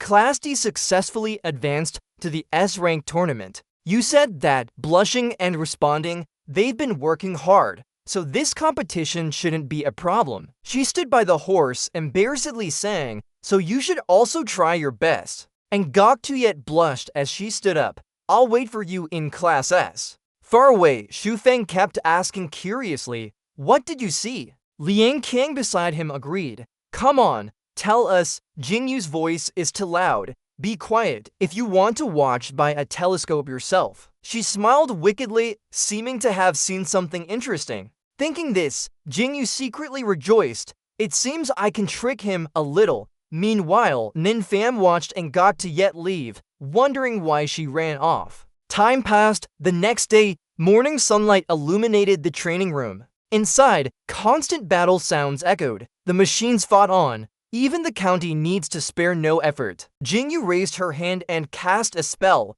Isn't it just a ball? Smash it. Huai-jun wasn't confident. Don't underestimate the power of this large-scale county training machine education. Finished speaking, he loudly commanded, activate, dual down laser form, turn into dust. The forceful machine glowed brightly. She saw this and her eyes widened in amazement. It's a figure now. So cool. Thinking this, Jingyu turned to the side. Ninfam, you should teach me some flashy summoning techniques too. He only laughed in response. No need, aren't stones pretty cool too? She smiled slyly and winked at him. He hasn't done anything at the coffee shop before. Why did she suddenly stand up and leave now? Ninfam was surprised. You, Jingyu said in a low voice with a hint of threat, if you're not happy. He might miss his chance for a breakout and a good laugh. He's helpless, taking deep breaths to calm down. Alright then, let's teach him a lesson.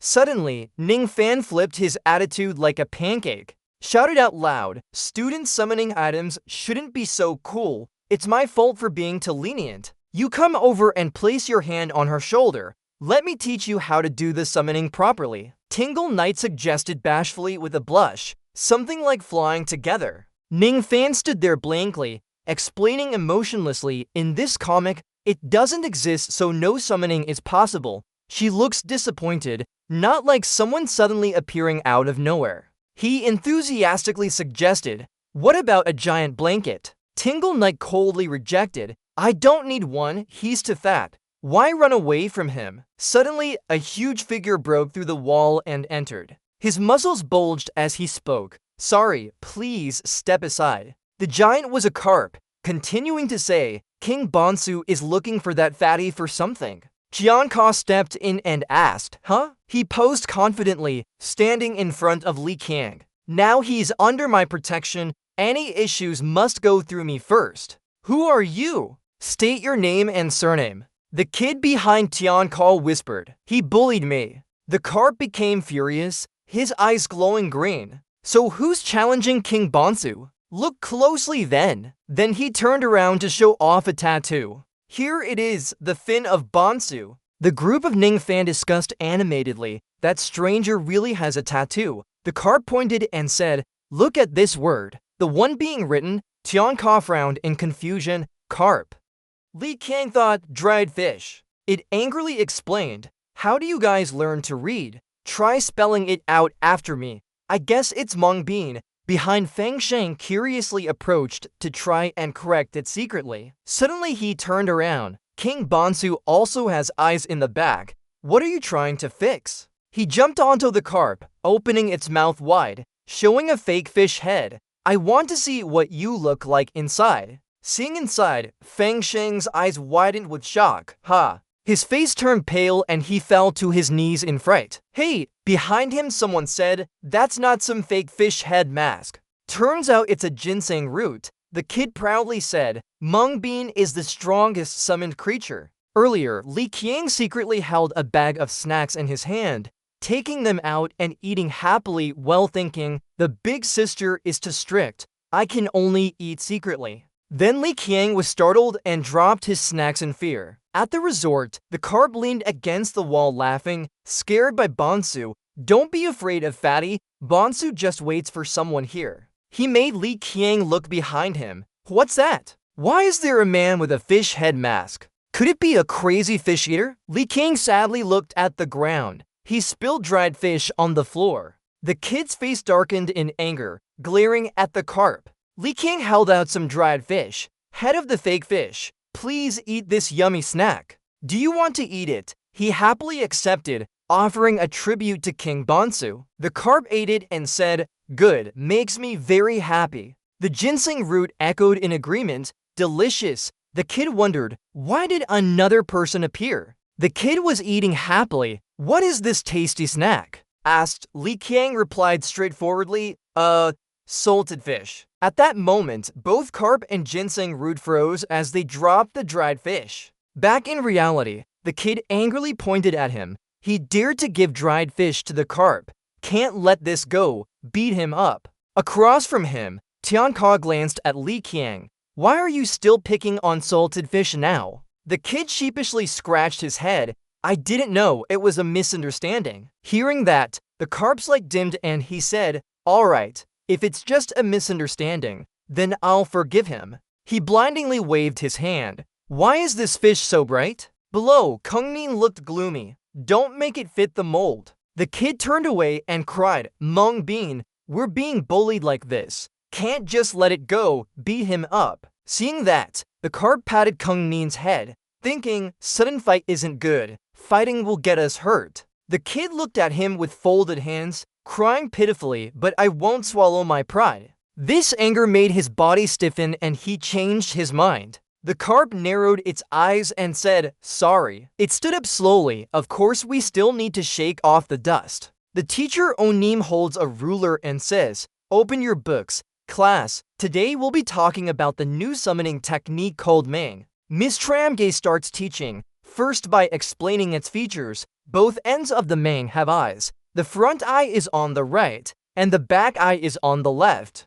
You can tell which end is which based on their positions. Onim continues, moreover, fish vision is wider than human sight, so sneaking up will be very difficult. Vision-wise, Miss Tramgay calmly analyzes, although a fish's head cannot turn, it can move side to side, making it best to attack from the sides. Alright, class dismissed. Suddenly, Onim angrily breaks the ruler and grits her teeth, saying, why is this new technique appearing now? I should be the main character. The Mang fish tries to look intimidating. If researcher Nin has spoken up, we'll have to take action. Skycaw smiles and challenges, alright, let's see you turn into a dried fish then. Li King cheers from behind, encouraging Skycaw, bro, come on. Researcher Nin commands the Mang, teach him a lesson, and suddenly raises his hand to launch an attack. Across from them, researcher Nin judges, he's summoning a water-based spell.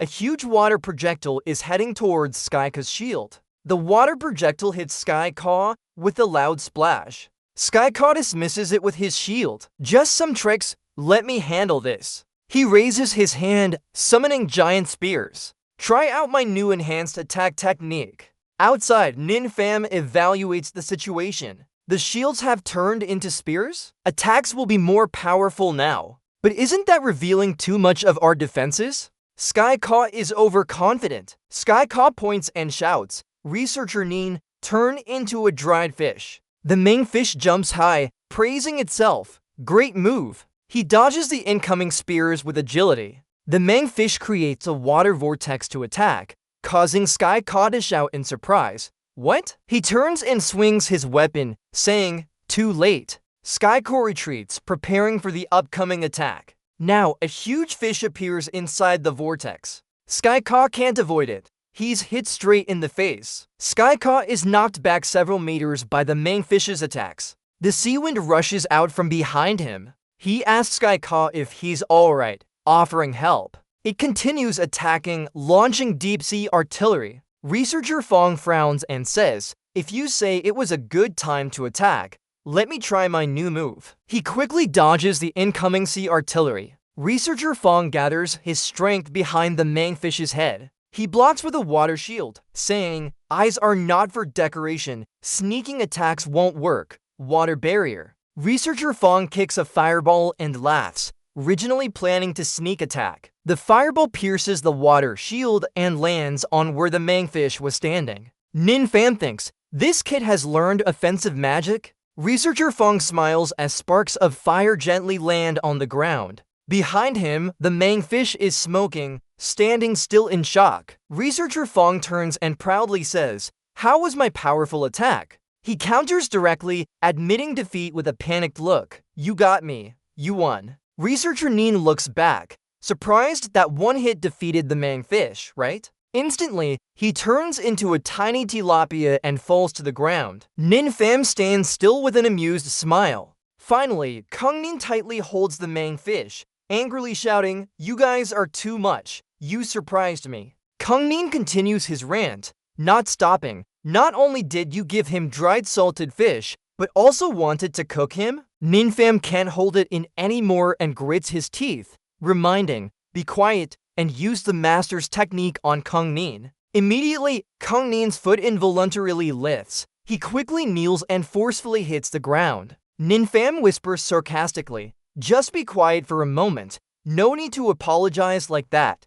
Kung Nin, scared, says, "Stay away from me. Just my legs lost strength." As he speaks, Kung Nin suddenly wakes up and thinks, "Wait, why did I lose leg strength out of nowhere?" His mind spins, thinking, "Could there be a ghost?" Then his head starts spinning, bursting into tears. Is there really a ghost? Kung Nin gets up, crying, and runs away, vowing to find them later. He thinks to himself, "Damn it, I must tell someone about this." So angry that he didn't notice, Kung Nin bumps into someone. He falls on the ground, looking at the figure in front of him. "Are you blind?" "Me?" On the other side, researcher Fong asks curiously, "What are you thinking?" Kung Nin stands before a door with an unknown person. The boy laughed happily, "I'll come back soon." Kung Nin spoke with satisfaction. "It's too late to apologize now. This time I brought a much more formidable big brother here." He pointed directly at Ningpeng,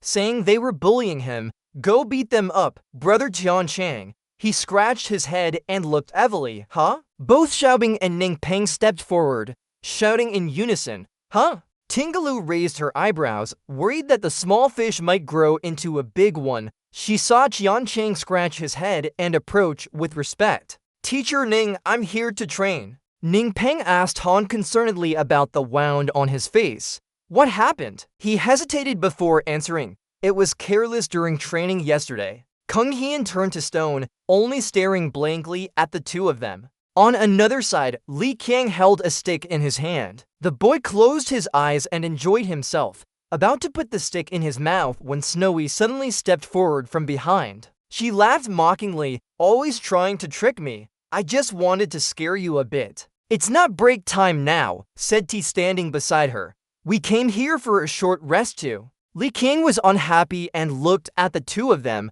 "Why am I so unlucky these days?" Then Snowy turned to Han and asked, "What has T been training lately?" The girl smiled warmly and replied, "Want to see? Let me show everyone." She quickly pulled down the bandage over her eyes and asked, "What have you been training, Tingaloot?" She paused in confusion. "Wait, has your performance ended already?" Then Tingaloo pointed at the answer. "I'm still practicing lower-level summoning, but Peng said that if my summoning foundation is raised, my innate summoning will also improve." Li Qiang nodded and spoke up, You're still working on basics." She asked shyly, "What have you been training then?" Li Qiang stood up proudly. "This is what you wanted to see. Don't act like I didn't give you face." She impatiently scolded, "Stop acting and hurry up." Li Qiang's hand clenched tightly into a fist, his fingers digging into his chest as he shouted loudly. Green energy robes spread out around him.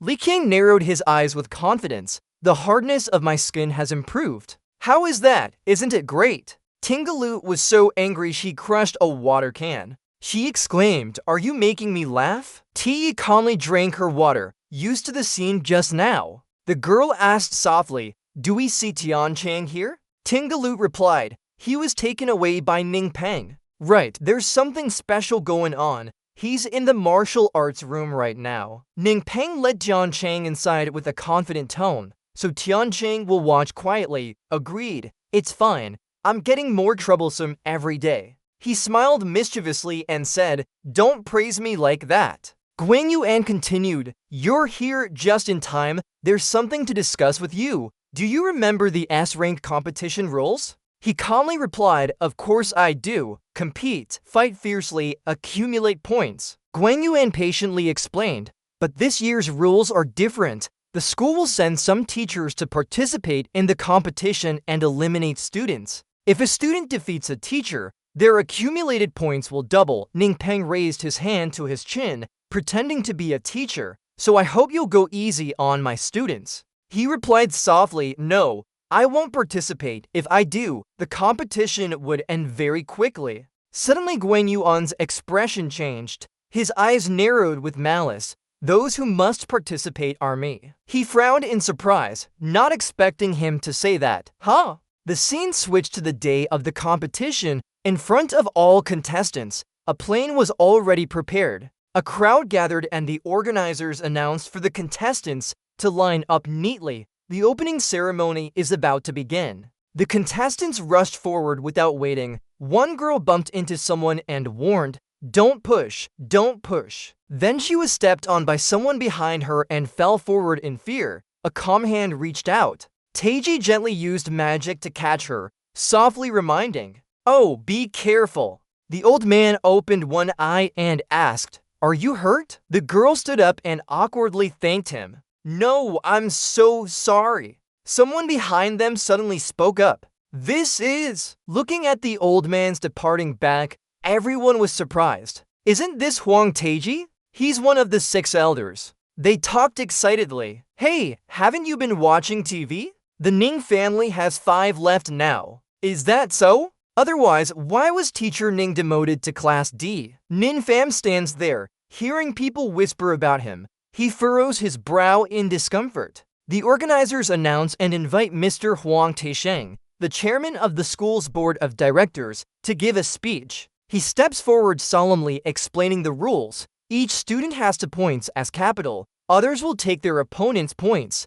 and only 20 students will make it to the end. It will be from Class S. For years, we've had 5 teachers participate in the competition. If a teacher can be eliminated, the points will double. Taisheng blinks. Yinmai, naturally, losing to a teacher would count as elimination too. May God bless you all. Everyone focuses on listening attentively. Nin Fam sighs in frustration. The organizers continue with the program. Next, please allow teacher Wonan to speak on behalf of the 5 participating teachers. Taisheng approaches him. "Isn't this Xiao Fam?" Nin Fam nods his head. He replies politely, "Greetings, Mr. Taisheng." He smiles and says, "What a good boy. Long time no see, you've become more experienced." Nin Fam raises his head proudly and answers, "Yes, since Class D is not directly participating, I was chosen as well." Wonan holds the microphone with a cold gaze.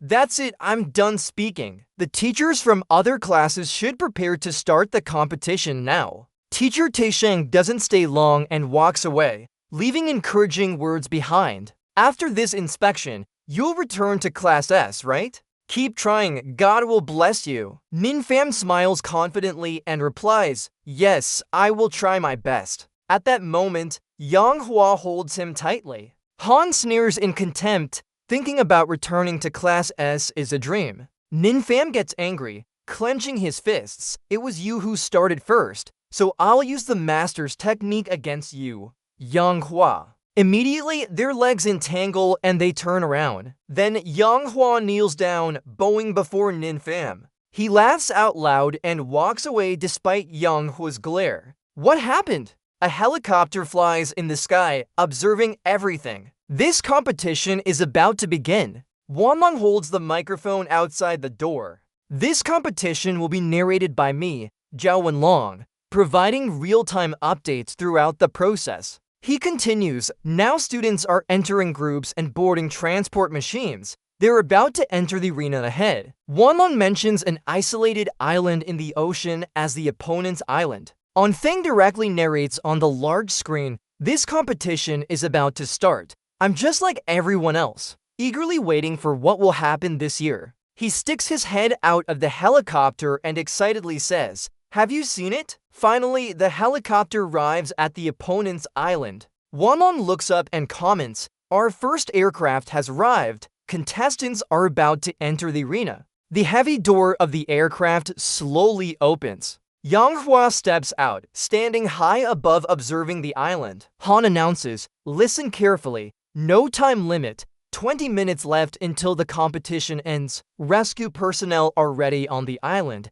If you're eliminated or want to surrender, send a distress signal. Got it?" All contestants shout in unison, "Yes, understood." Han orders everyone to start and they jump out one after another. Nin Fam looks helpless and says, "I never expected this situation." Li Qiang clings tightly to a pole. "No, I'm not okay. Teacher Nin, I'm scared of heights." Wanlong quickly understands the situation. It seems one student from Class D wants to give up. He calmly glances and says, There's nothing I can do for him. Let me help. Immediately, Ninfam approaches and kicks Li Qiang hard. The scared boy screams loudly, tears streaming down his face. Even Wanlong is impressed. Oh, Teacher Nin has a grudge with student Li Qiang. He immediately deploys his parachute. Feeling there's nothing left to comment on here, Wanlong turns away. Right, let me check the second aircraft. It seems we're about to get into it now. The three lost souls, Wang Fei, immediately come under scrutiny. Oh, these are the promising candidates for this round's champion. The three students from Class S have formed a team. They should do well this time. They shouted in unison and took off. Wen Feng continued commenting. So all the students from Plane 2 were here. Wait, there's still one person missing. He paused. Yilian Meng sat silently on his seat, looking straight ahead with a blank expression. She sighed and watched intently as the commentary continued about last year's champion, Yi Honglianming. It's so late, but she hasn't arrived yet. I wonder what she's preparing for. The noise around made her tired. She yawned repeatedly. It was too noisy, even when Long seemed stiff and wide-eyed. Suddenly, Yi Lianmeng reached out, grabbed a weapon beside her, and quickly left the plane. When Long excitedly commented, it seems she finally entered the arena. Huh? Wait! He noticed something was off. She didn't bring an umbrella, but jumped anyway. Was she daydreaming? Surprised by Wenlong, Yi Lianmeng quickly dodged the obstacle, like a blazing red streak, followed by a thunderclap. Finally, Wang Fei stood wide-eyed and confused. She moved like a gust of wind, using the three others' parachutes as stepping stones to jump down and defeated them all in one go. Elsewhere, Li Qiang's eyes widened in shock. Her parachute got stuck on a tree branch. Li Qiang shouted, Li Qiang, danger is where safety lies. Previously, Wang Fei was confident. This time she would surely win. She wondered why. He loudly announced that he had formed the strongest team, but soon after, a figure rushed towards him. It was Yi Lianmeng. She quickly passed by. Her parachute shattered into pieces. Wang Fei looked up in confusion. What noise was that? Realizing the situation, everyone's parachutes were torn. What happened? Wang Fei gritted his teeth and tried to calm down, using the summoning spell as part of her plan. Immediately after, a green eagle appeared, grabbing him with its talons. The flycam recorded everything. Let's follow Di Honglasm's performance. When Long commented directly, although many were eliminated at the start, if she didn't land, she would be out. She calmly rushed towards the rocky cliff. She took a deep breath and held her weapon tightly. With a determined look, sharp swords cut through the rocks. Her light but steady steps used the scattered stones to reduce speed and land safely. She became one of the top scorers immediately upon landing.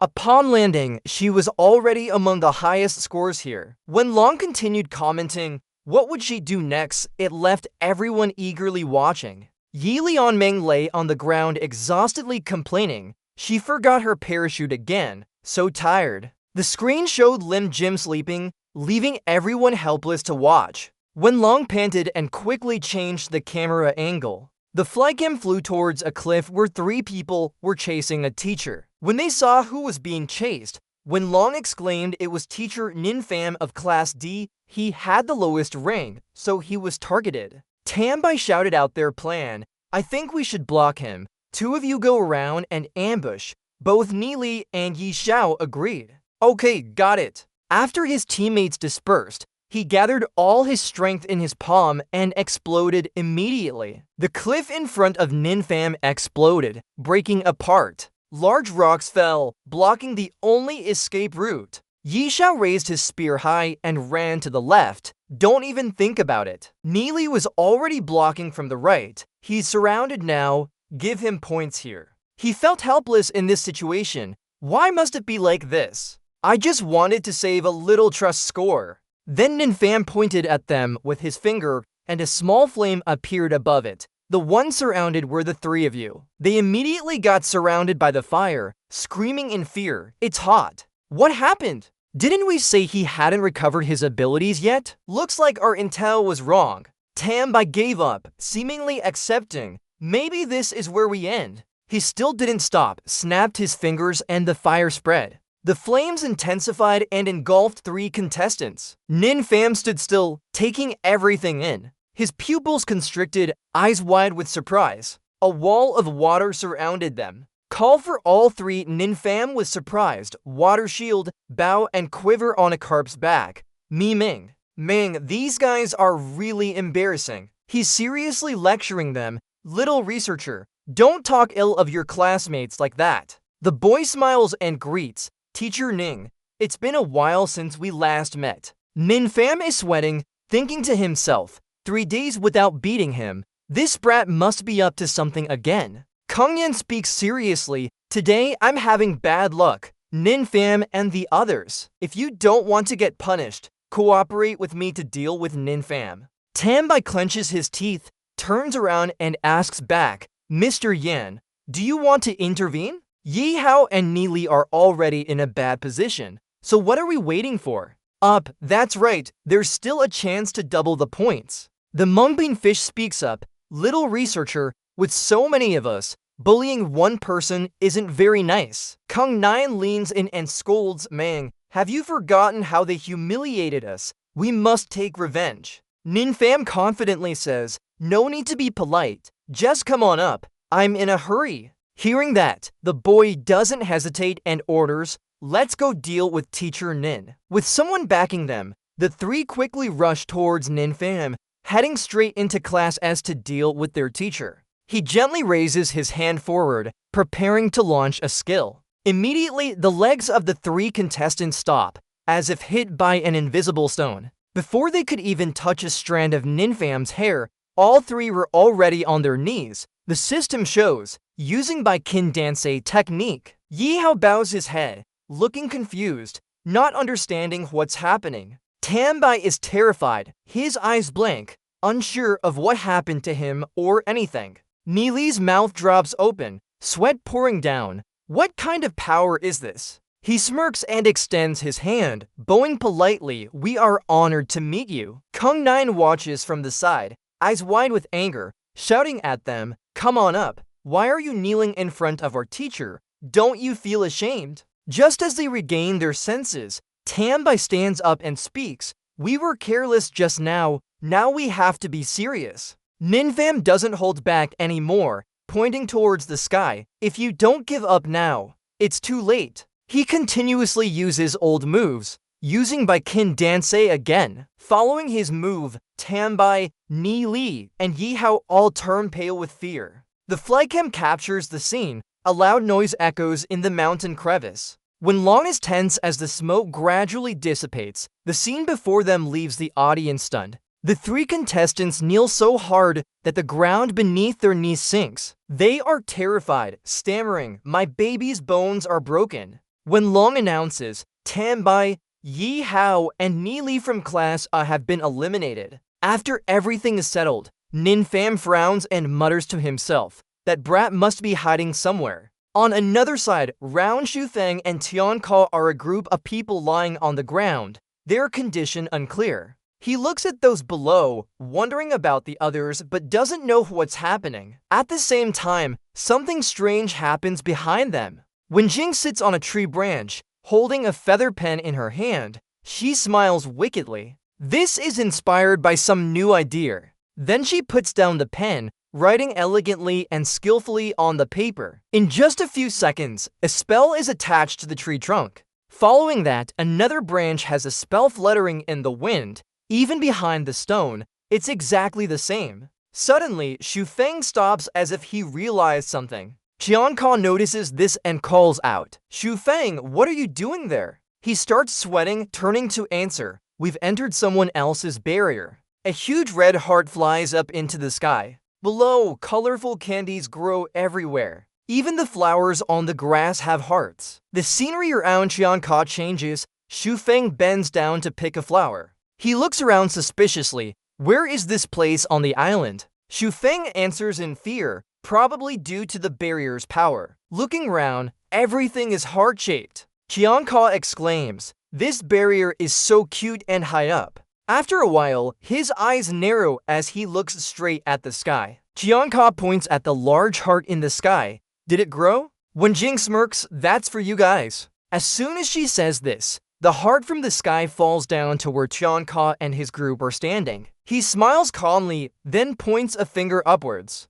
The huge heart immediately shows many watermarks. A hand-shaped shadow of Tianka pierces through the heart. He laughs loudly. I knew it was just an useless guy. Tianka turned around, his face changing. Let's keep going, Xu Feng shouted out loud. What's wrong with your face? He suspiciously glanced to the side. Who are you? Hearing that, Xu Feng's expression turned evil. Huh?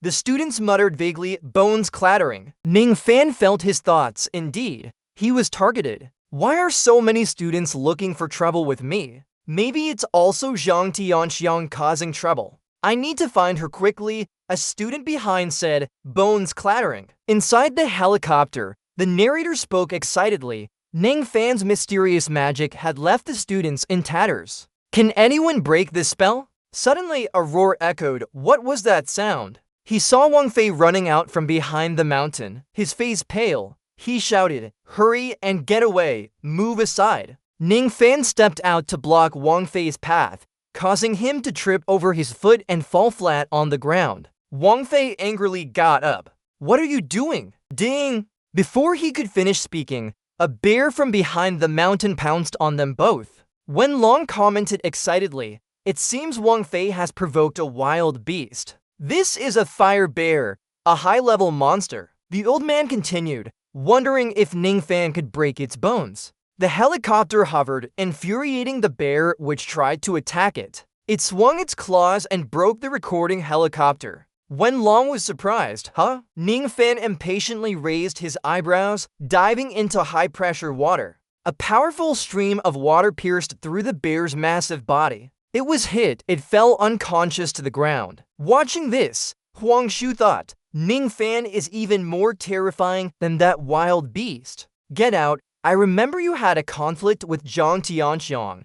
Are you looking for him? Tell me where he is and I'll let you go. He avoided the question when Long replied, I didn't see Zhang Tianxiang, but I saw the turtle and flying names. I haven't injured any of Ning Fan's students. Wang Fei recounted, they were targeted by Class A's barrier magic users. He was too strong. I didn't want to fight him. Meanwhile, Xu Feng was powerless inside the barrier. How do we break this barrier? You asked, what abilities does she have that makes her so afraid? Hearing this, he explained, he is also a promising candidate for this year's champion. I investigated him. The barrier needs someone inside to maintain it. Wang Fei and Tianka agreed. To break the barrier, they need to chase out the person who created it from within. Han was helpless but reasoned that he couldn't find his position in the barrier, so he didn't understand why. Huh? Wang Fei stammered, that's right. The image of Wen's sinister smile appeared, a mental trap. Once inside, you're done for.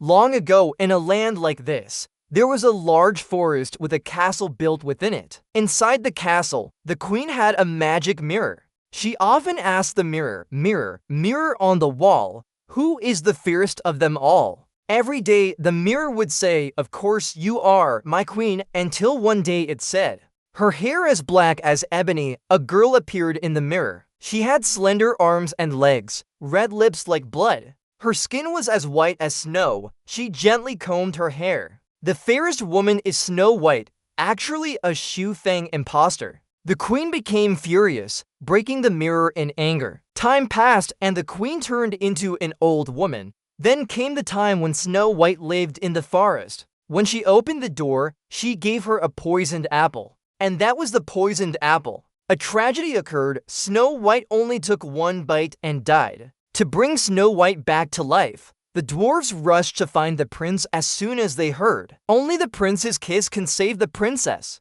The kind prince agreed immediately. The prince is none other than Heavenly Ka. He quickly approached the princess's bed. Heavenly Ka bent down close to the pillow. He closed his eyes and puckered his lips. N, princess, you're awake. Fake hair. The princess is a ghost. Due to the collision, Heavenly Ka woke up from the barrier. Ouch. What's going on? He looked at the unconscious So Feng on the ground in shock. So Feng? Heavenly Ka approached and shook him. How did you knock into me and faint? This head of his is too hard. Wake up! Outside, when Jing continued to paint. Can she wake up now? She has some power. Let's continue the next story then. The brush drew another fairy tale scene. There was a girl with golden hair trapped in a tall tower by a witch. Heavenly Ka fell into unconsciousness again. A prince heard the long-haired girl singing from atop the tower as he crossed through the forest. The beautiful voice of the long-haired girl attracted him. But this time, he woke up with a thump on his head. Again, Heavenly Ka looked up at the top of the tower. The prince lowered his hair to pull down Sofang. High above, Sofang was tightly bound by the long hair. Face in discomfort. Could be the prince. He wondered aloud. So much hair. How should we handle the princess? Behind Sofang, a hand reached up to grab the wall. It was Heavenly Ka. Face contorted in exhaustion. Finally made it here. Hurry, we need to find the barrier master. Outside, when Jing continued her vigorous brushwork. Why reject such a perfect romance? You painted a romantic scene full of roses. She laughed sarcastically. Despite the successful material, just as they were talking, Ningfan suddenly appeared. What are you drawing? When Jing jumped in surprise and shouted, fell off the branch she was sitting on. She landed safely. Looking at him, she spoke. Teacher, Wen Jing asked back. Class teacher? Ningfan didn't answer but said instead, did you take care of my student? He called out loudly. Here. Tithine Ka? Not before. You faced my seal before. Qian Ka, it seems you remember now. Kneeling and muttering, is that so? Then the seal was broken. He joyfully shouted, I got it. Ninfam turned around with pride. Looks like we won't need me after all. When Jing panicked, clutching her book as she tried to escape. Impossible, he can't see me now. Qianka quickly reacted. Right, no need to find the location of the seal carrier. She paused and asked, huh? Before Wen Jing could understand, he shouted loudly, is it enough already? A gravity field surrounded her. She couldn't believe what she was seeing. Can this be true? The drone above continued to record the intense battle. Helicopters couldn't get close. Then Wen Jing quickly jumped away and escaped. She gently landed on a nearby tree, still holding onto her book. Wen Jing's eyes were alert. Her hand tightened. She had to respond fast. Otherwise, but before she could do anything, a green light flashed past. Xiaobing woke up and held the book in his hand. He confidently said, without an intermediary, you can't use the seal. Wen Jing didn't care. She was just searching frantically around. Where's my glasses? Where are my glasses? Qianka slowly approached, pinching his lips. Finally got you this time. This time, I'll make sure you pay back the debt properly. At the same time, when Jing found her glasses, but couldn't escape anymore. Seeing things weren't going well, she pretended to be weak. She burst into tears. You're bullying me. I'm about to get hit. Qianka trembled, struggling to speak. Hey, don't cry. You won't be hit. Just surrender. Wen Jing immediately turned hostile and stuck out her tongue provocatively. Psh, who wants to surrender? Before they could react, she quickly created a new seal. Qianka stood there blankly, his eyes vacant. Again, just then, a hand stabbed through from behind, piercing the seal. Ninfam gently waved his hand, breaking it. Immediately, the seal was destroyed. When she looked back, Wen Jing had vanished, only a burning paper remained. She softly asked, where is he? Qianka sweatily tried to explain, scared into vapor by your aura. Ninfam waved his hand and moved forward. Alright, let's quickly find the other teachers. Suddenly, he raised his hand, fully supporting this attack. Then Ninfam gave Qianka a strong hit on the head. Fire Demon. Finally, Wen Long commented, looks like Teacher Ning is gathering all the students for class again. The audience laughed and cheered, looking at the big screen. Let's thank them for providing such an interesting escape method. On the control panel were views of all battle locations. He pointed to the screen. Next, let's see if any other teachers are making moves. What will happen with the first exam where a teacher is involved? Suddenly, Wen Long noticed something special in the forest. This mark can't be wrong. It's Teacher Cowline's system transformation from Klasa. Those who meet him are really unlucky. All students were lying on the ground. while over here, Headmaster Ma and teacher Yang Hua had eliminated many students. It seems teachers' involvement in the exam is very fast. Yang Hua frowned and asked, Headmaster Ma, I want to know about this. Do you know where Ning Fam is? Hearing that, he glanced back and said seriously, Oh, coincidence, I'm also looking for him. Somewhere else, Li King was still hanging in the air, at risk of being eliminated by the fire bear. Keep going, Li King, it's almost over. After a while, Li King sighed and sweat rolled down his face. Taking advantage of the bear's sleep, he slowly slid off the tree trunk. But since it was sleeping right next to the tree, there was no other way. Li King had to jump down. Due to carelessness and clumsiness, he lost momentum and landed on his face. Li King turned pale, terrified by the noise that woke up the bear. When he noticed it was still sleeping soundly, he let out a gentle breath to wake it. Li Chong hurried off, but suddenly a rubber chicken appeared on the ground. Not paying attention, he stepped on it and the loud squawk startled him. Behind Li Chong, red eyes flashed. He smiled, pretending to look back. Big brother, what's going on? Let's talk about it later. The bear roared, its deafening scream echoed through the forest. In the grass, a pair of teeth glinted and a wicked smile appeared. After removing the disguise, he realized this was his chance to catch the chicken. He had just taken the rubber chicken from earlier. Meanwhile, Shufeng held a wooden stick in hand, waiting behind with sharp claws ready for an attack. Without hesitation, it slapped Li Chong directly, sending him flying through several large trees and landing on a huge rock. Li Chong passed out from the impact. On the other side, Shufeng had already dealt with the chicken, shouting at the fat one. Hearing his call, Li Chong woke up just in time to dodge the bear's next attack. He was overjoyed and teary-eyed, rushing back. Fat one. Li Chong smiled widely, eyes sparkling, skinny one.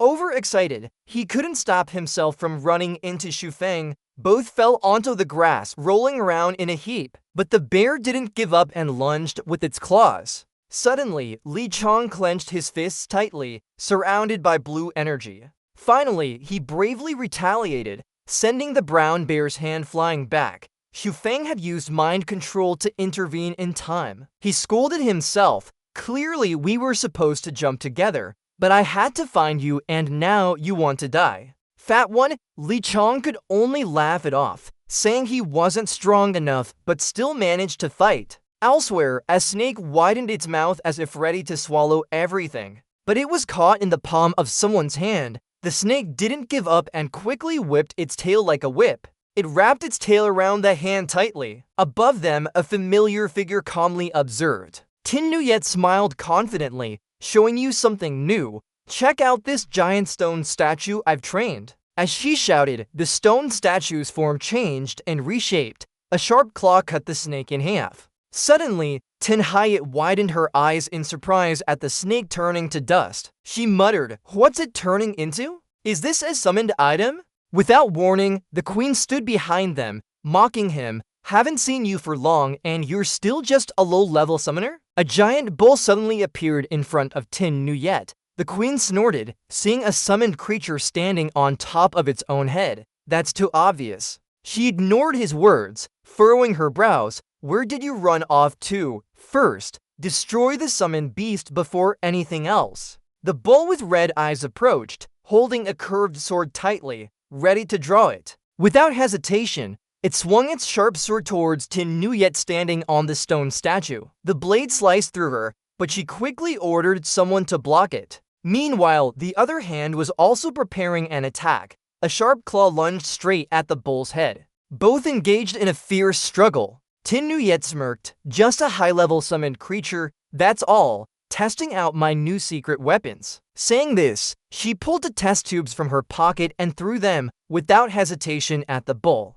A series of explosions erupted, emitting a bright blue light. The bull stood still for a moment, showing no reaction. Its eyes suddenly glowed red. It attacked directly with both hands. Then it stabbed its eyes, causing the bull to scream in pain. Reflexively covering its eyes, Tin Nuyet immediately ordered an opening was now available. The Queen of Phil snarled, her eyes gleaming. For you it's the same. She used her consciousness to control the summoned creature, attacking directly at 12 o'clock, widening the gap and delivering a powerful strike. Upon receiving the order, it raised its sword high. Without hesitation, it swung down with full force from above. Where Tin Nuyet stood, everything collapsed. She fell freely from the sky. The speed of events left Tin Nuyet dazed. Trouble, my hair tubes are falling apart. At this moment, Dodo on her shoulder suddenly flew up high. The test tubes shattered, strands of hair scattered everywhere.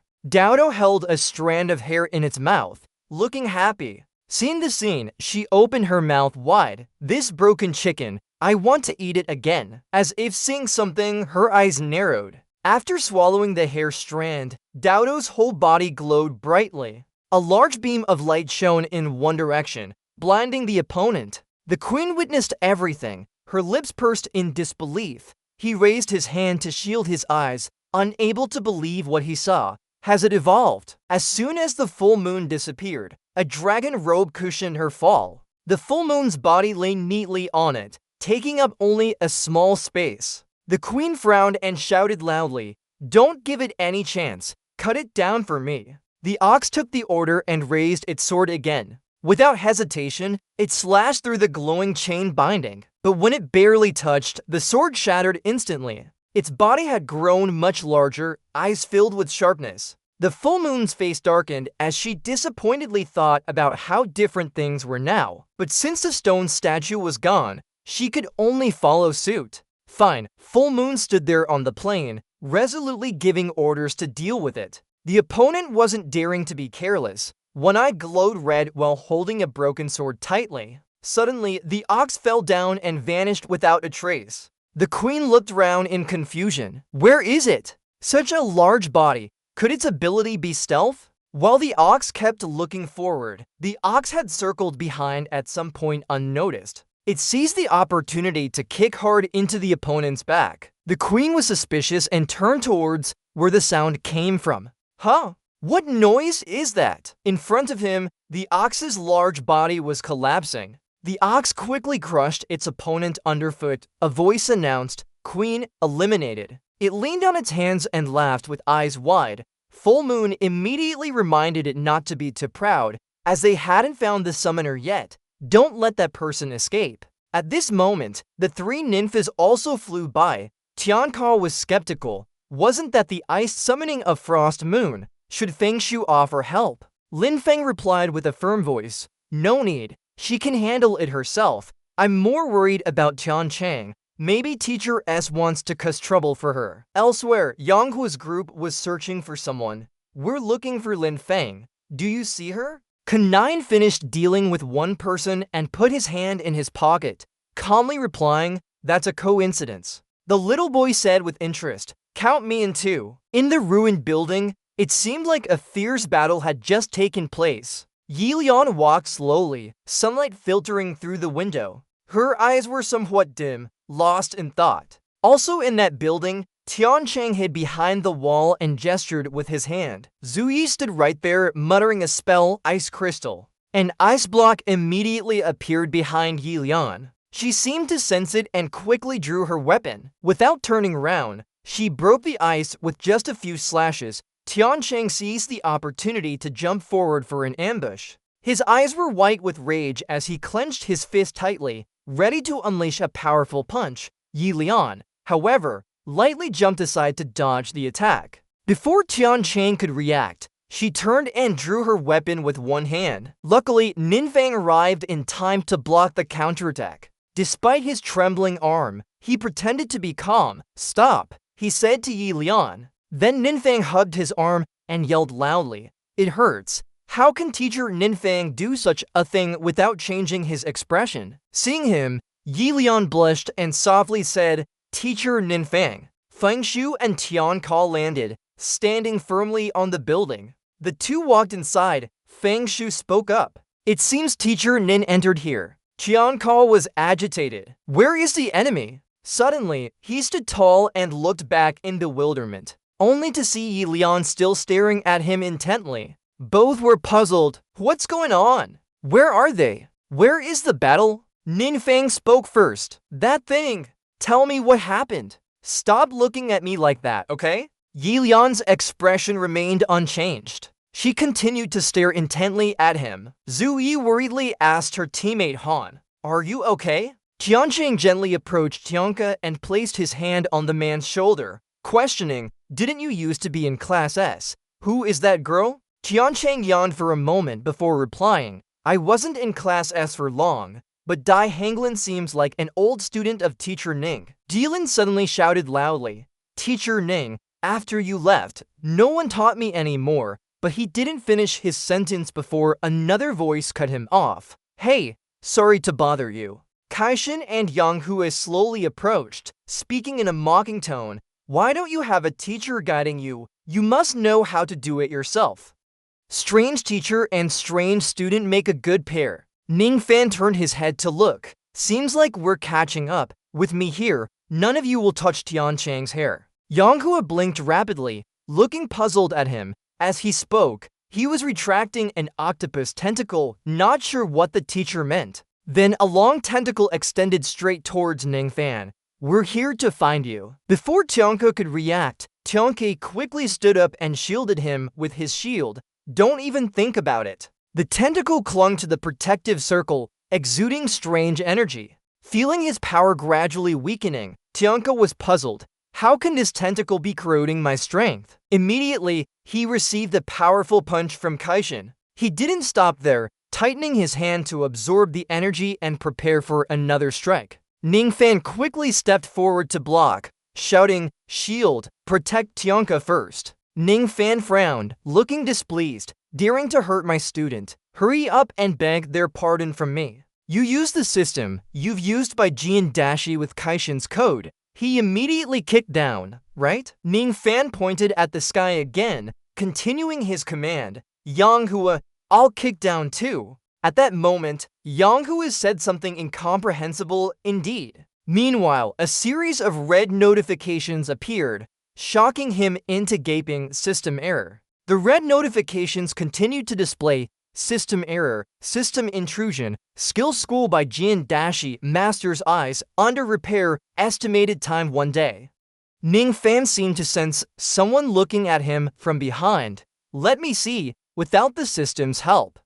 "What can you do?" Yang Hue looked at him when he was still dazed and ordered the tentacle to attack, just standing there like a fool. "Fight back." Numerous octopus tentacles flew in with incredible speed, approaching Ning Fan's back. Suddenly, Dylan grabbed his weapon and drew it out quickly. With several swift cuts, she handled the tentacles easily. Yang Hue's sweat dropped, surprised by Dylan's action. "You're going after your teacher again." She released her gaze. A strange student only wants to work with a strange teacher, right? At that moment, as Eichi and Jifeng was taking Tianka out of the building, he complained, "His head is as hard as iron. Maybe he's fine. I don't know any healing magic. Let's just find somewhere to hide." Shang Feng flew while mumbling, "It seems like I've been transporting him a lot lately." Suddenly, something was flying in the air, catching his attention. Upon closer inspection, it turned out to be Wonka's protective talisman.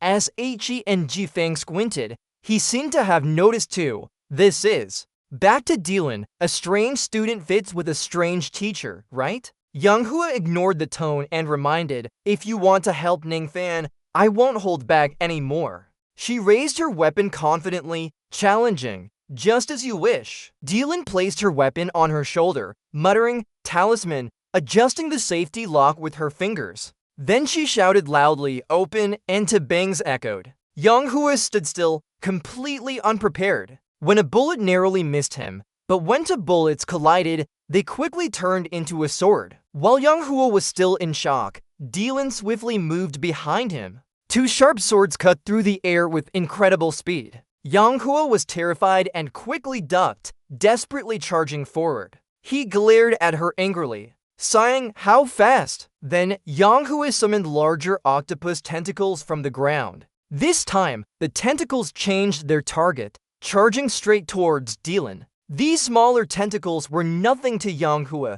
Thinking she had won, she turned her attention elsewhere. "Director still not done. I'll help you after I finish here." Kaishin watched the three of them closely and snorted, raising his eyebrows, full of sharpness in his eyes. Do you need my help? Meanwhile, Ning Fan was still worried about the mysterious eye that appeared just now. Could it be someone else has a system like mine? Kaishan quickly seized the opportunity and attacked head-on. He shouted Ning Fan, if you have guts, don't hide behind your student. Zhui reacted quickly, using her freezing spell. Kaishan's advancing foot was instantly frozen, as he hesitated to look down. Then another foot struck him. Kaishan gritted his teeth, struggling to raise his arm to defend. The powerful kick sent him crashing into the wall behind. Tiancheng widened his stance and crouched, ready for battle. Kaishan coldly snarled, these students are a bit troublesome.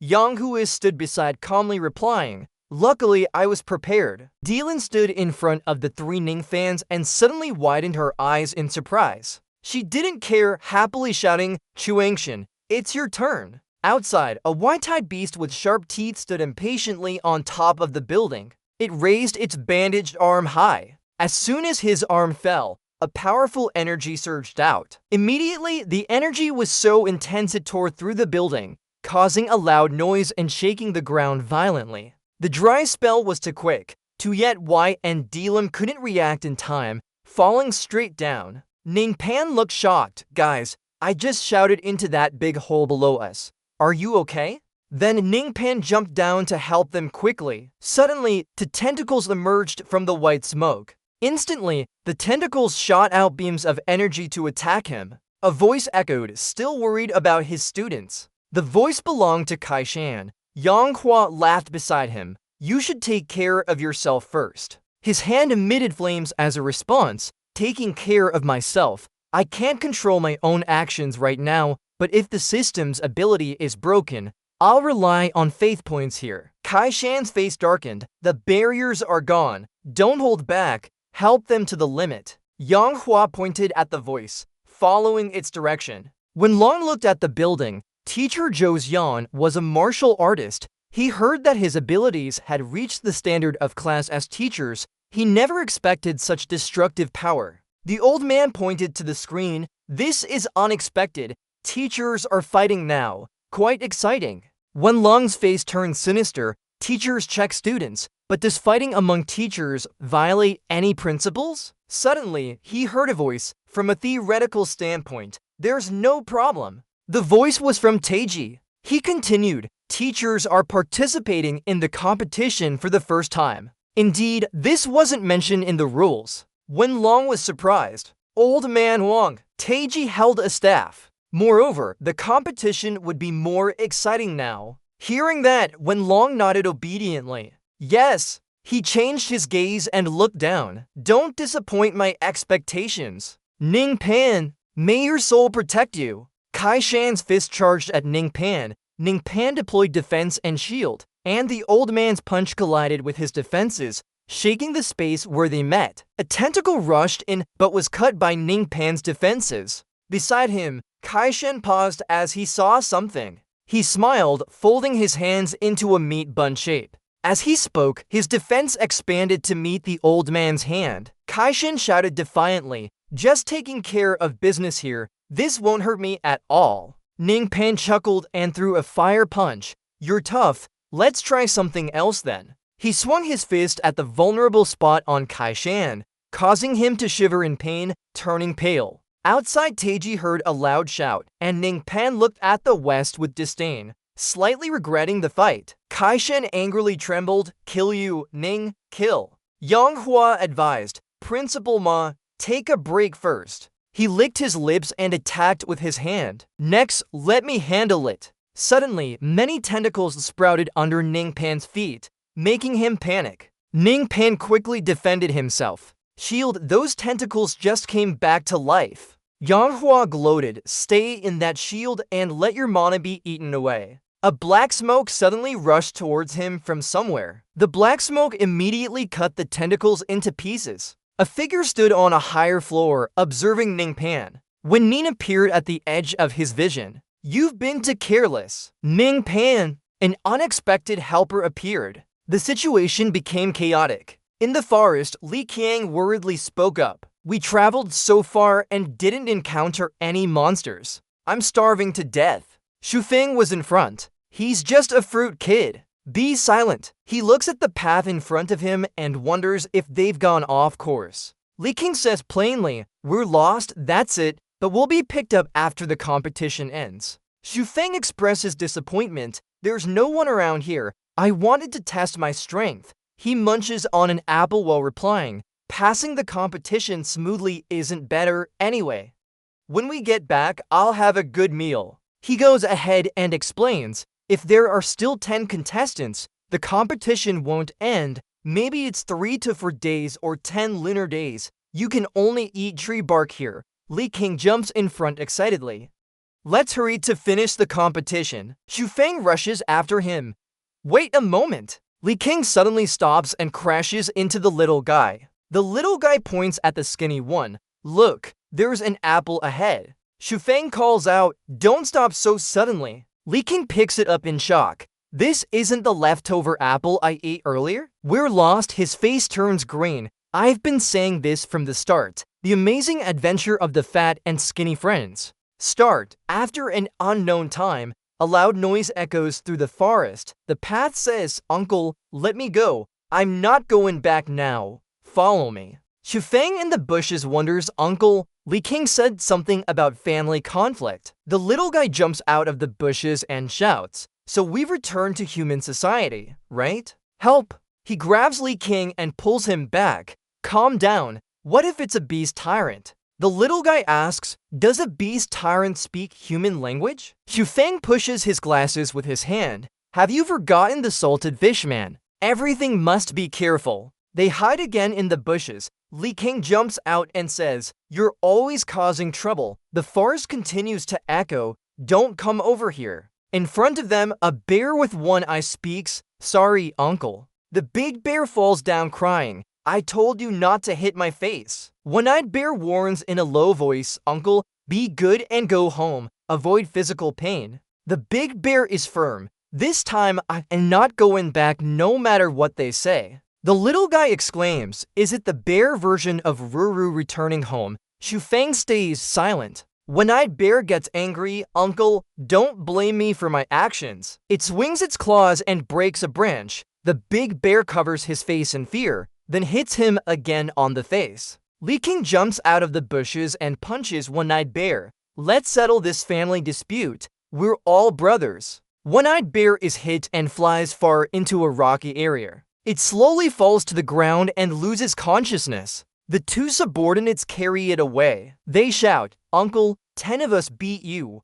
Go report back. Without reason or bears, there's nothing. The little guy looks at 3 bears. My hands are so heavy now, right? Shufeng, look over here. One-eyed Bear kneels and begs, 2 great heroes, please help me. He says sweating, isn't this the bear we injured? One-eyed Bear recounts, our family was happy until our child was born. It continues sadly, after that, she changed a lot. She became cold and hot-tempered. I live in such a life every day. I want to escape. Shufeng raises his voice, come on, Li King, support him. One-eyed Bear cries and hugs them, don't talk like this. Isn't it me who got injured by you too? Besides, we're all men. Shufeng reminds himself, first of all, I'm not a person. He suddenly looks scared into the forest. This sound, it's over. The younger brothers are calling my wife here. Suddenly, One-eyed Bear bites his teeth in complaint.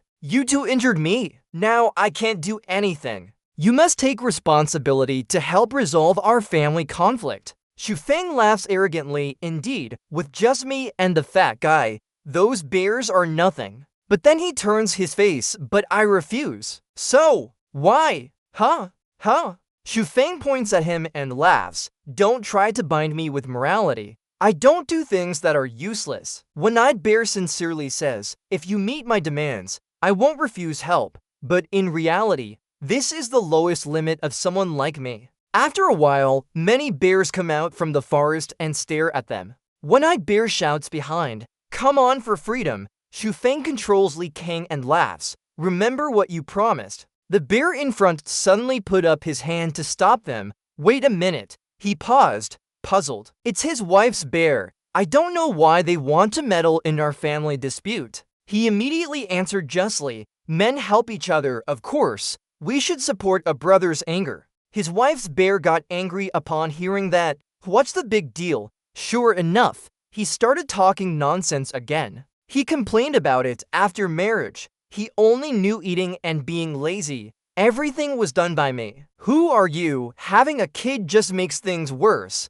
I told him to take care of the child, but forgot about it outside. Finally, hunting stories were also mine. He gaped in shock. Huh? What's this? Li Chang's face went blank. Huh? This is different from what I heard. His wife's bear was furious now. The one who should be angry should be me. He even beat my sister-in-law. No matter what, today I must appease him. They turned to look at the senior bear. Li Chang spoke up. This is not like what you said. She was startled. Huh? Su Feng guessed. Is this guy trying to run away? He made a cute face. If I'm the useless bear, why can't it be me instead? Then the senior bear was beaten up by them. Li Chang raised his fist. Alright, that should settle our family dispute for now. Su Feng sat on its back and remembered what he promised to us. She muttered after listening, wrong, my dear. In the building, Yang Hua frowned. Why is Onion helping Ning Fan? Ning Fan was also puzzled, right? Why? The group of Onion stood silently without answering. She pointed and commanded, why should you tell them? Go, deal with them, sing in response. Yes, Chairman Kaishin sternly reminded her. Pay attention. Yang Hua looked at him. He noticed she was speaking, but couldn't see through Triu Hui anywhere from earlier. Yang Hua pointed and attacked. So this is the best opportunity to attack Teacher Zhao then? Below on the ground, black smoke slowly rose up. Black smoke quickly cut off Triu Hui's sensory threads. Yang Hua was furious. Triu Hui hiding in shadows, really annoying. Beside them, strings of bandages wrapped around a teapot floating in the air. On those strings, various items were hanging upside down. Bandages around her body had objects floating nearby. With her violet eyes, she stared at Kaishan ahead. He stiffened in fear. That gaze was slightly penetrating. The bandages controlled the hanging strings to attack objects. Kaishan raised his hand in surprise to defend himself. Below, a string of bandage quickly snaked around his feet. The bandages immediately pulled hard towards her. Kaishan couldn't react in time and fell onto the ground with his legs up. He angrily swung his fist at the bandages. Don't touch me with these useless things. He wildly punched the bandages, falling down. She was hit. Her body looked horrifically punctured. Suddenly, Kaishan paused and thought, what's going on? It felt like hitting cotton. Suddenly, she looked at him with a terrifying smile. The bandages laughed non-stop as they separated into strings to attack Kaishan. Onin covered her mouth in mockery. The guide mentor was summoned by a beast and raised like this. He's ridiculous. Fueled by contempt, he exploded with anger and launched an inspection. Examining the coverage over Kai-sun's arm. Damn it! So I'll broaden your horizons. What is Director's true strength? Onin stopped to look at the sky, as if pondering something incomprehensible. The sky is completely dark and gloomy. She asked doubtfully, why is it so dark already? Beams of light tried to pierce through the thick clouds from above. Onin on the island of Yanghua looked up in amazement at the sky. Could it be Director Ma? Kari-sun angrily radiated his power, feeling my anger, summoning 5 thunderbolts. Each beam gathered and fell on the building with immense force, breaking through it instantly. Ningpan raised her hands to defend as the beams approached, shielding Onin from falling rocks. Kari-sun lay amidst the rubble, panting heavily. Damn it, I saw him. Yanghua praised. Right, well done, Director. System energy consumption exceeded trust points. System entering rest state. 30 minutes of freezing time. Listen to the system warning. Ningpan's face fell. Without waiting for his reaction, Yanghua's tentacles rushed forward, while Onin quickly moved towards Ningpan from the rubble. She gritted her teeth, blocking the tentacles that tried to help. The roof collapsed. A huge cloud of dust rose into the air. Qiancheng frantically held onto the rocks and shouted, Snow White, are you alright? Bong rushed from behind with great effort. Snow White gasped weakly. Zhang, be careful, she's attacking the little girl. Huh? A beam suddenly appeared from behind Tiancheng. The fierce beast swung its fist and roared. Where are you hiding? Yilim quickly raised her weapon to attack, delivering a series of powerful blows to the monster's head. It focused all its energy on its injured arm, releasing a blinding light aimed directly at Yilim. The entire classroom exploded in a loud noise. Dust and debris scattered everywhere, obscuring vision. Zhang still stood there saying, "Is this the strongest S-class student? I'm disappointed." Yilim quickly attacked from behind with her weapon, delivering a powerful strike to the monster's head. Zhang growled, clearly a barrier, but not using it against me. Are you mocking me? As soon as he spoke, he charged at Yilim intending to defeat her. Suddenly, someone appeared and tightly locked onto Zhang's arm. Tiancheng appeared from nowhere standing in front of the beast. Zhang saw the scene and asked Yilim, "What are you doing?" He replied straightforwardly, "Helping you. I can't hold on much longer. Quickly release your barrier." Yilim recalled their previous battle saying, "If I could have, I would have done it long ago. After fighting those tentacles, my strength was already depleted." She glanced at the weapon scattered on the floor. Even if she opened a barrier, its effect would only last for a moment. Yilim quickly made a decision. "Alright, let's try this." Tiancheng remained motionless and asked, "What? What?" She prepared to fight, trying to defeat this guy in one go. The beast added another flame to its remaining hand. This kind of cultivation. Lucky I'm from the light glow sect. Zhang didn't hesitate and delivered a powerful punch towards him. Tiancheng's eyes narrowed, using small strength to defeat great power. He agilely moved forward, bending the beast's arm. Zhang felt intense pain in his hand. What? Tiancheng used all his strength to punch into the opposite wall. A loud explosion echoed. Zhang was thrown out of the courtyard like a ball, rolling on the ground. He lost momentum and crashed into a coconut tree. Everyone rushed outside, footsteps echoing. Yilim confidently said, "Let's end this guy quickly." Line 6 heard her saying with arrogance, "Just with you guys?" She skillfully pushed apart her fingers gripping the sword. The sharp weapon cut through the outer bandages.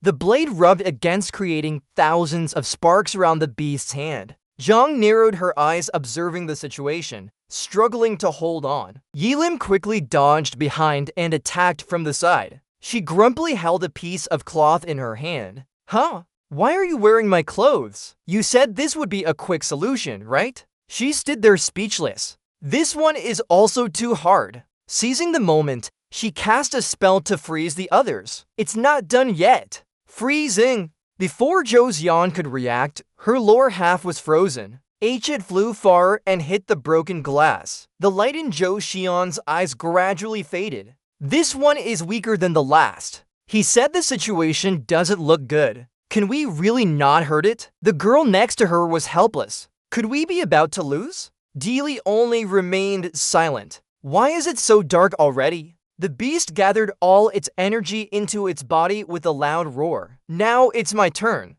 Suddenly, a pillar of light descended from above, exploding everything in sight. She calmly put on her glasses. Tiancheng and Zui were shocked as Zhou Xian was flattened by the blast. Could this be the moment when you show off and get hit by an explosion? A green light hung between the pillars of light. Ningfan created a magic ball to protect himself while holding onto when knew on inside. Zhou Xian was hit hard by the blast. Tiancheng quickly covered his eyes. "Oh, above Mr. Ning, that's Ms. Wen." Snowy urged from beside. "We need to help them quickly." He turned and hurriedly said, "Yilian, let's go." Yilian hesitated. The system is reporting it's under repair. Ningfan was sweating anxiously. Damn, why does the system keep causing issues? Trying to hide when Nuan in his arms, she felt embarrassed. Just continuing like this isn't a good idea. I'm only putting everyone at risk.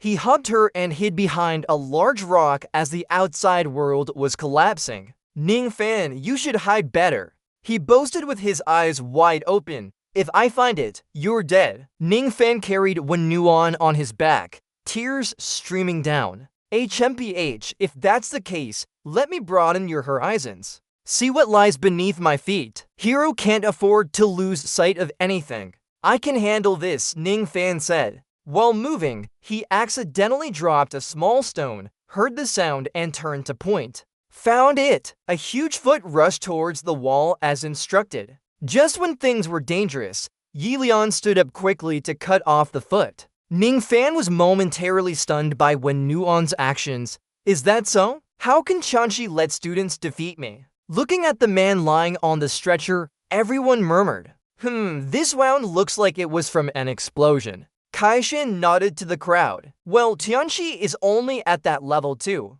Let me handle it then. He seemed to be hinting something.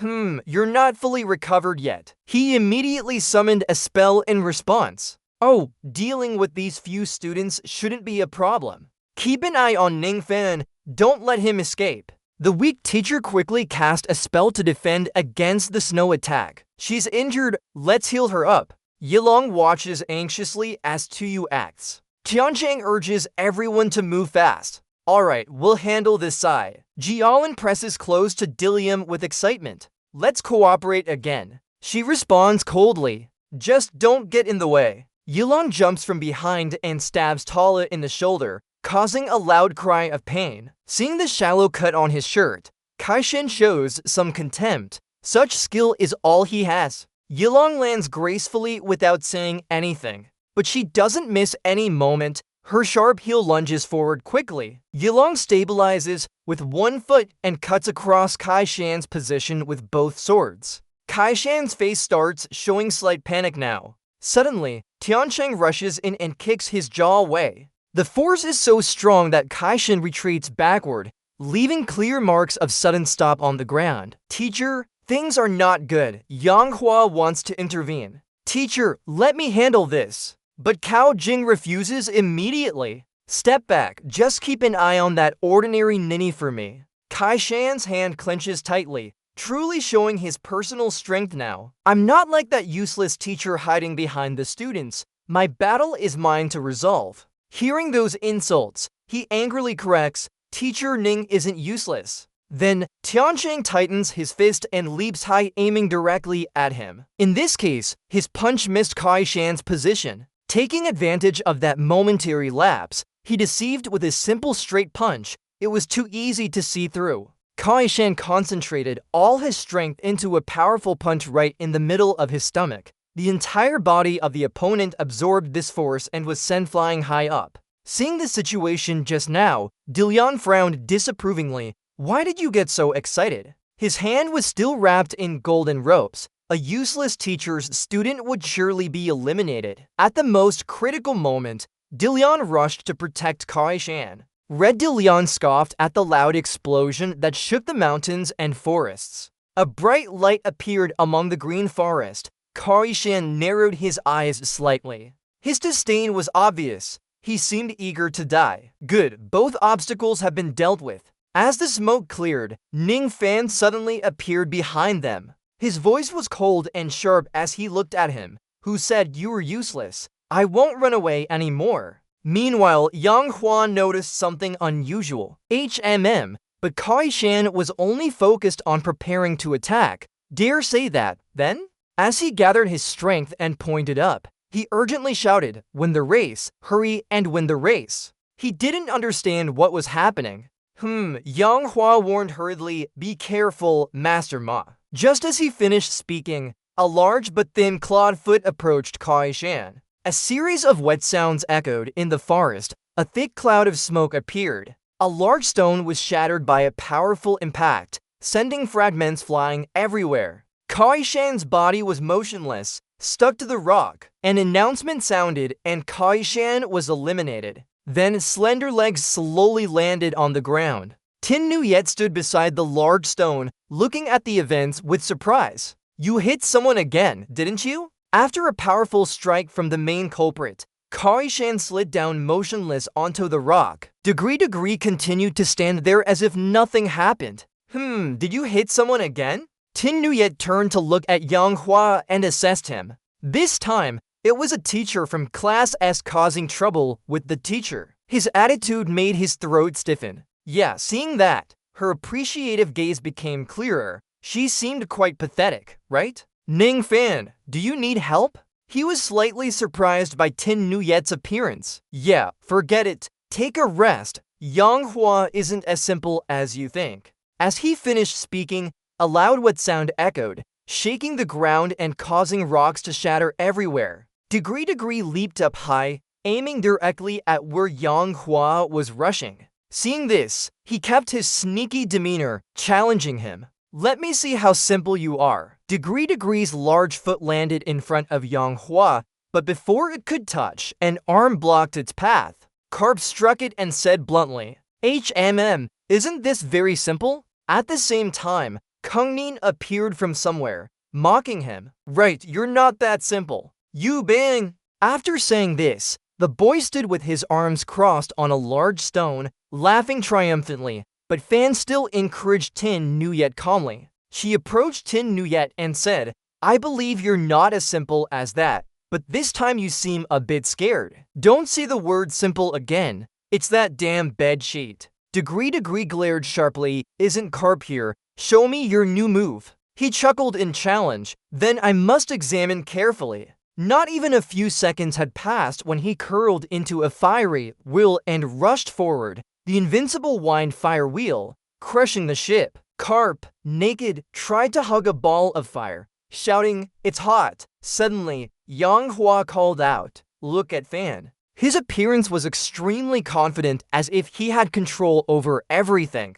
How does the teacher feel now? I've dealt with many students. I spent a lot of time planning this perfect scheme. Now, no one can shield the teacher anymore. This made him pause, and a thought rose in his mind. Hold on, could he have hacked into the system? He didn't stop there. Yang Hua continued to wave his hand and show the teacher some interesting things. Seeing them fall flat on their backs, Ni Ping was startled and shouted out, Shu Feng, Ta Tian Ka. At this moment, he suddenly felt a surge of power approaching. This barrier. They were surrounded by a layer of magical membrane. Yang Hua revealed the situation. I told you so. I've already set up a perfect plan. I investigated all about Wen Jing and his sudden appearance, excitedly writing it down on paper. Now we caught Ni Ping. Ni Ping held the unconscious Ta Tian Ka and questioned Yang Hua. Oh, Yang Hua, why did you spare nothing to get rid of me? His steps rushed forward as if to overwhelm him.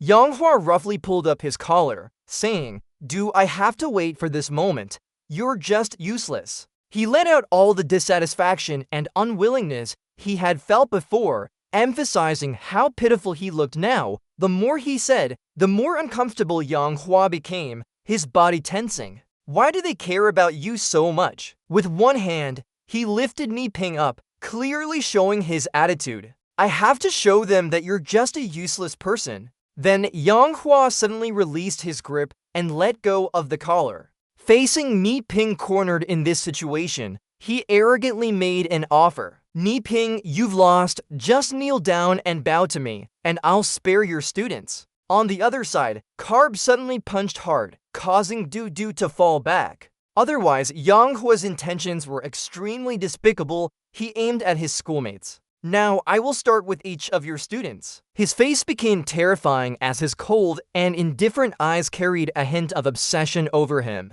On the big screen, Ni Ping kneeling on the ground was shown. What I did is for this moment, to let everyone know that you're just a useless person. At the same time, Wen Long was extremely satisfied with the result and streamed it live. This is precious footage worth remembering. Under intense pressure, Yang Hua loudly ordered Ni Ping to bow down. I want you to never lift your head again. Suddenly, his knee met the ground and some threads emerged from below. Then they rapidly grew longer, tearing through the current predicament. Earlier, this shadow appeared in the mud pits. Each thread cut across a spell with special symbols, continuously cutting to similar papers at once. Yang Hua quickly shielded Wen Jing and shouted loudly, my spell is torn, An Nu Yen. The already collapsing building was now crumbling even more, dust flying everywhere. Holly appeared and extended his hand to shoot a burst of power forward. Immediately, Yanghua's tentacles were cut off without hesitation. The magic threads continued to curve through the air. It passed over his head and directly circled behind him. Then, the remaining tentacle near Yanghua was completely destroyed. Onin laughed mockingly. "You only know how to use those soft tentacles." He feebly held one shoulder with a book missing from his shirt. "Onin, why do you always want to protect Niping?" She stood in the smoke, her cold and mysterious attitude. Why does she keep asking that question? Could it be? At this point, Onin revealed a sly smile, reversing his perfect plan, which didn't account for my help. Worried now, Yanghua couldn't hold back his patience anymore and activated his power. How can you call it a perfect plan if you can't handle unexpected situations? I never intended to use force first. Thong was startled. She had a hunch that his magic was increasing. Onin immediately instructed her subordinates to target the opponent, blocking him. Just like those threads were completely destroyed when they approached the barrier. Tentacles are just intermediaries. I won't use them for battle. Yanghua explained his position inside the barrier and how he gained magic by corroding you all. My strongest spell is complete now. His right eye turned black, still protecting Niping to show her my beast form. Onin quickly ordered bandages, white threads shooting out. Suddenly, Niping was wrapped around the waist from behind by a thread. The bandage pulled him back towards their position, causing Niping to panic. "How? Why?" After bringing them back, Onin sternly reminded, "For the next match, there's no time for such distractions." Warm eyes appear, the giant body causes the ground to crack. Ningfan can't handle this intense transformation and blurts out, "Using too much force already." Then a powerful beam of light crashes into the helicopter flying high above. Ningfan pokes his head into Van Long's space. Looking wild-eyed, old man looks shocked, not believing he could appear before him like that. Ningfan. Before he can regret anything, the eye shoots a laser beam straight through the helicopter's body. Black smoke gradually billows from inside the cabin. The helicopter wobbles slightly. Ningfan frowns, still not understanding what just happened. What was that? It's too late to regret. When he looks back, he realizes Van Long has been unconscious for a while. Looks like the smoke and haze have taken him out of it. Ningfan realizes this is a large amount of magic power lost, causing temporary soul confusion. The cluster took all the magic power. Right. Why didn't I get affected? Suddenly, the helicopter experiences severe weight fluctuations. Crazed man notices an important issue, and so does the helicopter pilot. With no one controlling it, the helicopter loses control and crashes into a mountain wall. On the cracked ice surface far away, Yanghua gloatingly says, "Running is useless. As long as I'm on this island, everything's within my reach. It's over, it's over. The result is still me winning." He looks empty-handed and dazed. "Since it's over, let's get to the main point." A loud voice echoes, "What do you want to say?" Then he runs his fingers through his hair and adjusts his clothes. After settling down, Yanghua covers his mouth with a hand and coughs lightly to gather himself. Immediately after, he raises his hand to form a makeshift megaphone and shouts towards the front, "Diuju, you like me, be my girlfriend." The day before the competition, when it was time for Nuyiti to pack up and leave work, "She's done for the day. Let's go home, tomorrow is the competition." Suddenly, Yanghua walks past her office and calls out, "Miss Diu, you seem surprised. Teacher Uyang, what do you need?" He scratches his head awkwardly. "There are important matters to discuss about the next day's competition. We should watch it on TV live." Then he shouts towards the distance, "Diuju, I like you." Each word echoes, making moonlight and snowflakes tremble, "Be my girlfriend." However, Yanghua's confession isn't over yet. "Your hair is so beautiful, your skin so fair." He tries to express his admiration for her beauty. "He was instantly drawn to you when we first met." Moreover, Yanghua firmly assures that he will treat her well. Just as he finishes speaking, a black tentacle strikes from above. Coughing, Moonlight directly criticizes his hollow confession. "Are you done talking? Why are you only focusing on appearance? You're such an idiot. Before Yanghua can react, his magic thread loops forward. The situation is dangerous. He starts opening the protective layer under his skin. As the black tentacle forcefully prepares to strike, Yanghua falls below its reach. Moonlight rests her hand behind her head and looks up mockingly. Oh, it's you again. Don't keep clinging to me like that. Ningfan was eliminated, right? Moonlight's anger is evident as she narrows her eyes. I don't want to cling to you. You just wanted a fight. Hearing this, Yanghua laughs mockingly and loudly challenges. Your actions make me even more curious. If I win against you, tell me the reason. You're not an easy target, immediately instructing Black Chain to attack, thinking I'm scared of you? But when he was off guard, a tentacle from the eye suddenly struck. Both are knocked down and continue receiving blows from it. Seeing his opponent defeated, he feels satisfied. Huh? So I won, right? Tell me the reason. From the dust and debris below, a coughing sound echoes. Moonlight covers her mouth and looks up, cursing, damn it, provoked, just helping Ningfan with luminescent light. But Yanghua pretends not to understand, lying convincingly, there's no way luminescent light has others involved. Just keep dodging the issue. Or are you interested in me? Hearing this, she bristles and immediately corrects him. With you, I'll kill you, bastard. Moonlight's strong reaction makes him extremely pleased.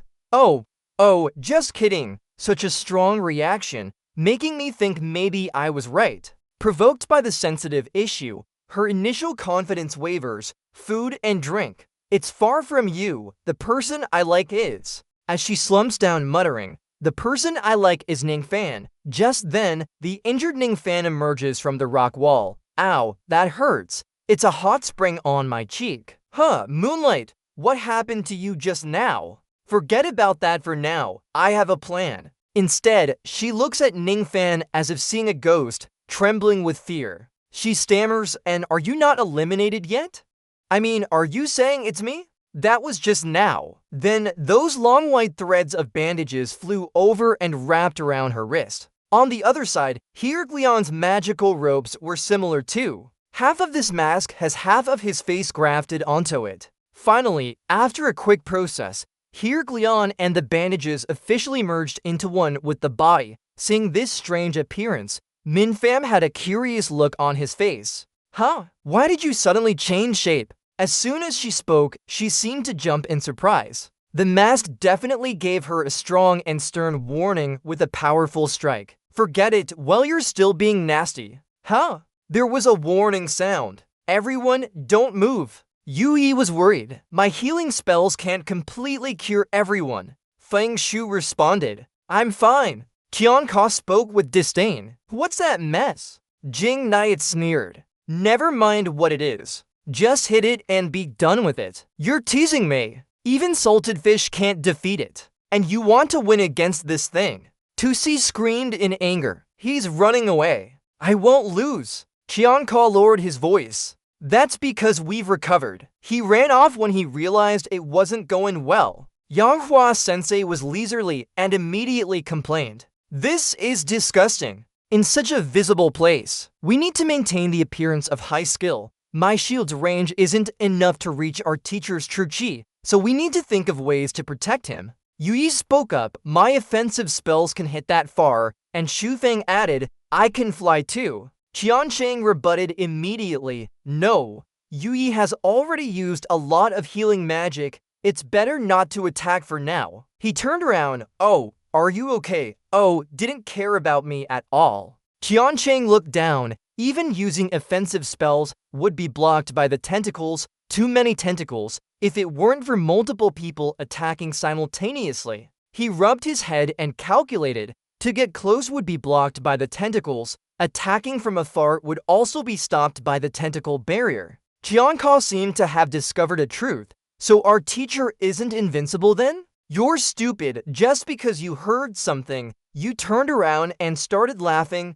Go think of a solution. She held two pills in her hand. Simply, is it enough just to use more quantity to suppress the tentacles of our teacher? Ming Fan was tired and spoke up. Ouch, that hurts. Why did you hit so hard? The mask didn't dare look at him. Yeah, don't remind me again. I thought someone was sneaking an attack on us. Didn't you want to find your students? You're lying down lazily on the stone. That's right, she shouted. Your appearance doesn't look like anything. Ning Pan responded indifferently. Don't worry, we'll know where they are soon. Among my students, there is one who excels at revealing herself. Jing Niat barely smiled. This time it's perfect. There was a loud cry. Have we summoned enough already? Qian Ka wondered, is this okay? She pointed straight ahead and ordered to shoot arrows, aiming for the eyeball. A series of arrows were being shot rapidly towards the eyeball's vitreous body. They rushed towards it with a sharp chill in the air. Upon sensing something,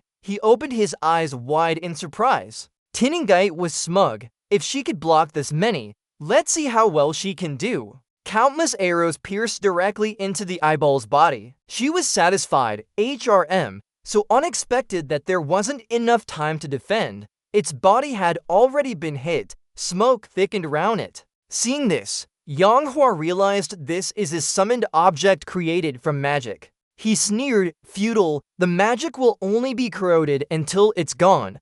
This is a wall of magic that can't penetrate. The scream was the crucial point. The eyeball's tentacles had hit Isekai'd's body. He doubted it now, bang Isekai'd. What next? Have you prepared for the next step in your plan? Her eyes looked back with sweat forming. Run. Its tentacles attacked Isekai'd again, who was very worried. The eyeball's tentacles hit the golden ground with a powerful sound. She covered her nose and half opened her eyes. Suddenly there was a sharp noise. Done for now. The bear stopped one of the tentacles while Xu Feng and Li Qiang coolly said together, don't worry, we're here. Tang Huan angrily shouted, what are you two showing off for? Hurry up and withdraw. Many of its clones were caught by the tentacles. This will corrode magic power, very disadvantageous to our beast. Qiancheng struggled, can't escape.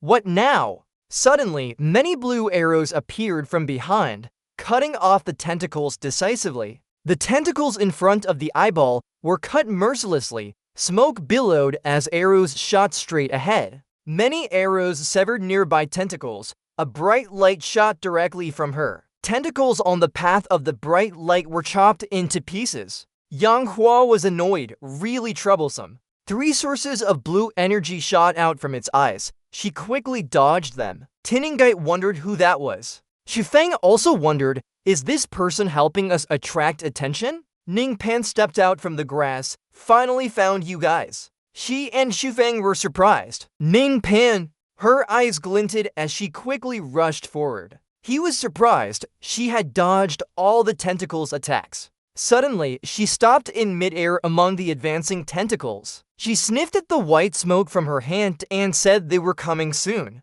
The smoke had restrained Yang Hua, who was panicking. What? He was arrogant. So what? I can still create many more tentacles. A block of ice tried to cling to the tentacles, blocking the eyeball's counterattack. Snow Yui spoke, ice only lasts for a moment. Corroding Tiancheng tightly grabbed one tentacle and shouted, I'll help too. Li Qiang and Tang Huan held onto the tentacles together and cried out, we're here as well. Yang Hua angrily shouted, grabbing tentacles is fine, but you can't break my magic wall. Your minds are messed up, right? One sneered, we can't, but someone else can. From far away, Liu spoke softly, his face changing as he heard her. Tao! Xu Feng held a huge crossbow. Ning Pan was observing from there. Alright, it's here. You've been sent off. I'll break through the fortress now. Yang Hua. He turned to look and subconsciously called out Ning Pan's name. A sudden shout. This approach isn't targeting living creatures.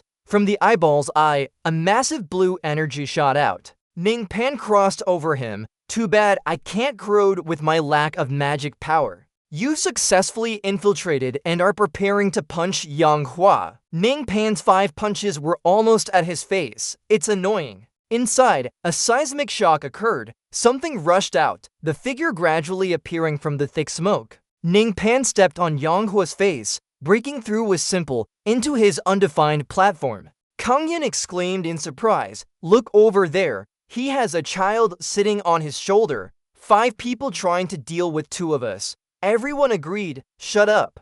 Kang Yin sneered, knowing my strength. I dare not challenge each one. Isekai'd shouted, what, who's afraid? Let me go first. This is clearly a provocation. Li Qiang panicked.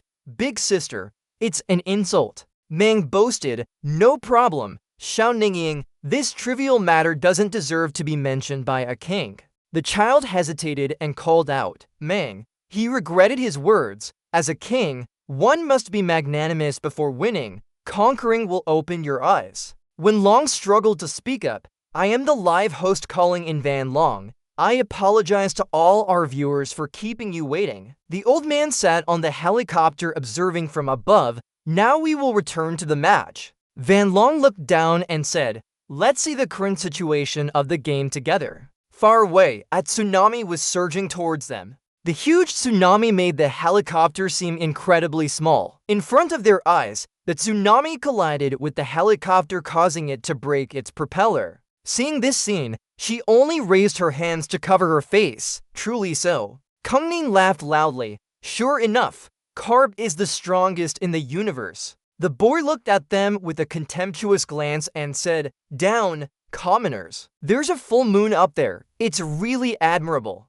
Why can't my be as strong? The tsunami grew stronger. Everything in its path turned into an electrical storm. The tsunami was gradually approaching where Xu Feng and Tian Chang were running away with Li Qiang. In a short while, the waves quickly advanced. The heavenly cauldron had activated its protective layer. The kid drank a lot of water while he held on tightly to his stick. Snow White fell into the water, trying her best to keep her air supply. There was a hand firmly holding onto hers. Tian Chang pulled Snow White towards him with great effort. He let out some air and Snow White widened her eyes in surprise. Tian Chang hugged her tightly, not letting her slip away from his grasp. Amidst the suffocating space, a sharp clap echoed. A protective circle appeared around them, shielding Tian Ka and Li Qiang as well. This is Xu Feng, who was dazed with his hands behind his back. System notification. Master's eyes are being repaired by the eye doctor.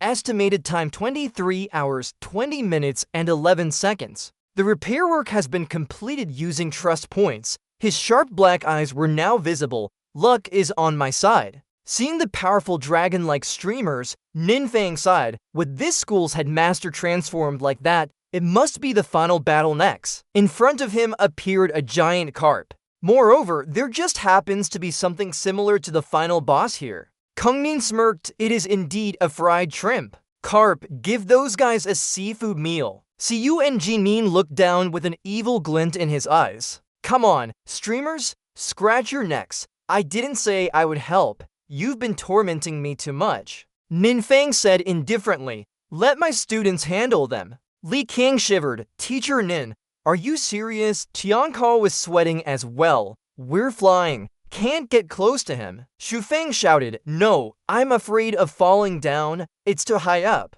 The boy sneered. A bunch of fools want to handle us. There were more of them on the ground just now. The fish began to surface as Kang Ning said, Carp is king of the sea. He can control water and marine life. The boy boasted arrogantly, here, Carp is the enemy's king. He raised his head in admiration. It does have some guts. Ninfang smiled mysteriously, but there are others who have been enhanced as well here. Snow White stretched out her hand as water droplets gathered on it. Kang Ning stood on him and said in surprise, could it be?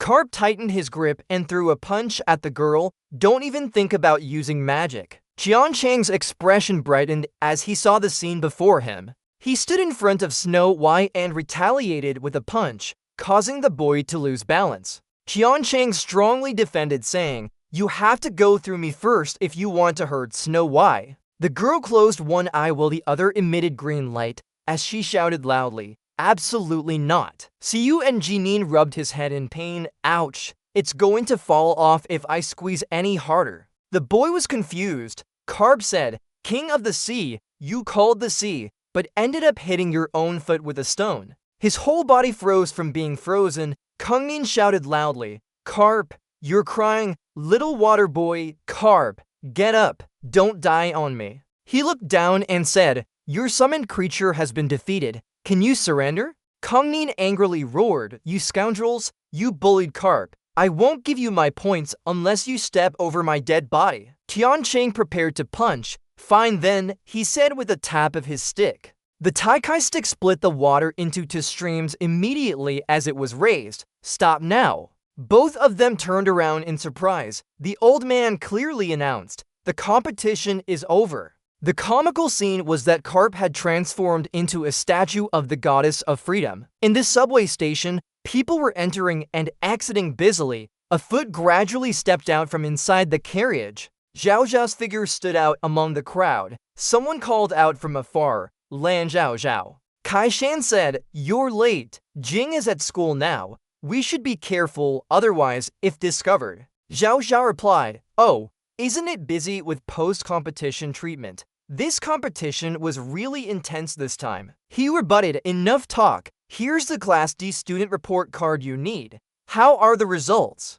Kai Shan said high up. "As expected, all of them have low awakening levels. They're the hidden body types that you want." "Alright, thank you for your hard work." He said seriously, "Do you want us to join your alliance? But now we are all in Class S and the school is paying attention. This time it will be difficult for you to act." Zhao Zhao opened her file. The alliance has its own arrangements. Her face changed. "Ninfang has been promoted to a Class S teacher." Zhao Zhao doubted. "Ninfang, English teacher speaking. The students have worked hard. Although there were some issues during this competition, it was still a successful and glorious conclusion."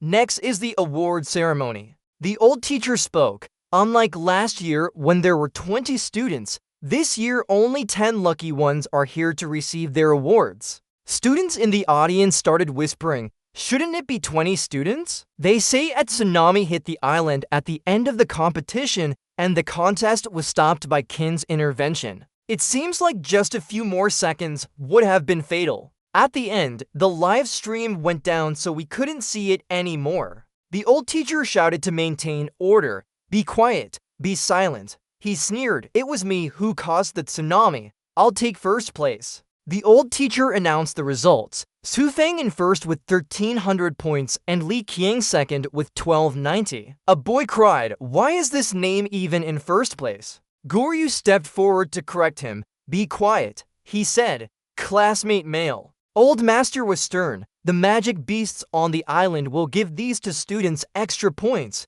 They are leading." He continued. "Third is Yi Hanli 1050 points." Whispers rose up, as expected.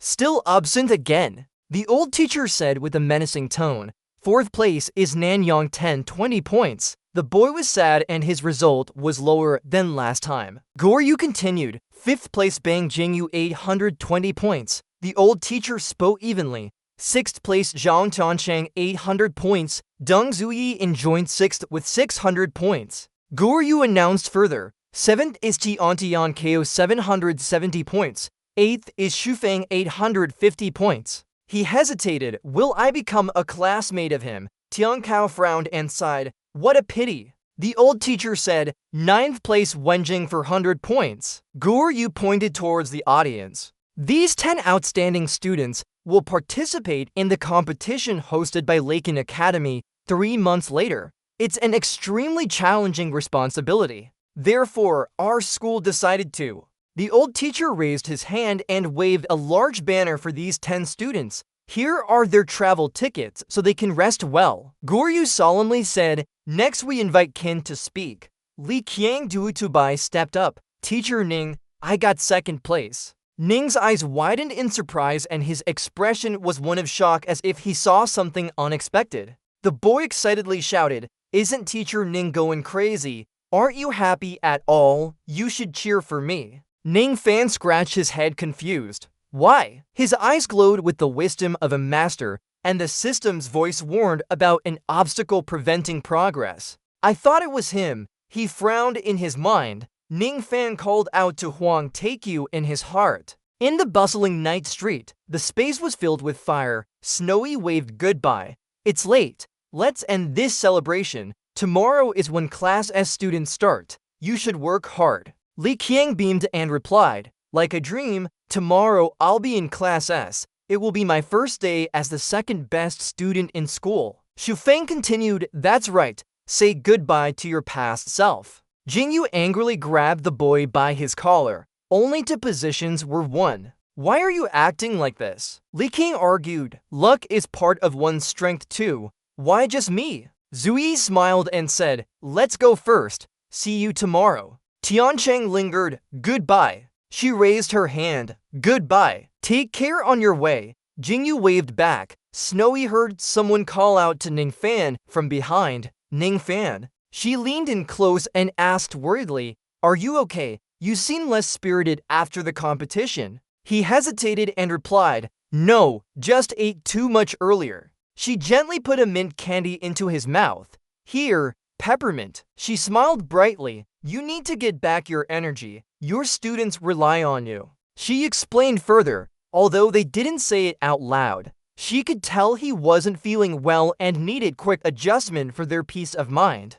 She waved goodbye with a smile. I'll go now. Goodbye. Someone was watching from above. Goodbye, the figure called back. Lan sat on the balcony. The target is about to leave. The other end replied, received. She stood up straight and said, there's no point in following like this. It's just eating all day long. The recorder reminded her not to act hastily. Nan suggested finding them directly instead of waiting. The other end disagreed. Trying won't work. Ningfan raised her fingers and said, don't move. She replied indifferently, I'm not going to find them. They'll come here on their own. You wonder who she is? Why are you following us? Nan asked cautiously, doesn't he know anything? Do we need to tell him? The other end replied, it's up to you. It's not a big deal. Ningfan paused and said, huh? She laughed mockingly. Someone spread the word about your low awakening level outside. What then?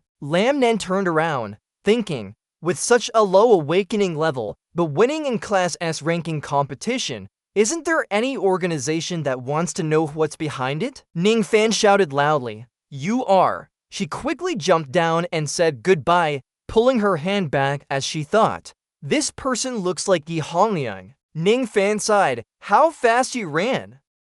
Ninfam's face turned serious as he no longer saw Lam on the road, dared to come and see what happens, regardless of which organization she is in. The next day, the cold wind blew harshly, making him shiver and complain about the cold. A voice echoed, look at those snow mountains, so cold, where's the hot spring? I want to take a dip. A car sped towards them. Someone was puzzled, wondering what it could be. Another person replied, seems like they're getting closer. The car headed straight for where Ninfam was standing. The driver quickly turned the steering wheel, sending a layer of snow flying onto their bodies. Both stood almost entirely covered in snow with no gaps. The car opened its door. The driver appeared at the window, posing confidently. Haoxing said, you're right, students, welcome to enjoy our special service. On the road, a white car sped ahead, followed by Ninfam's bus, which kept accelerating.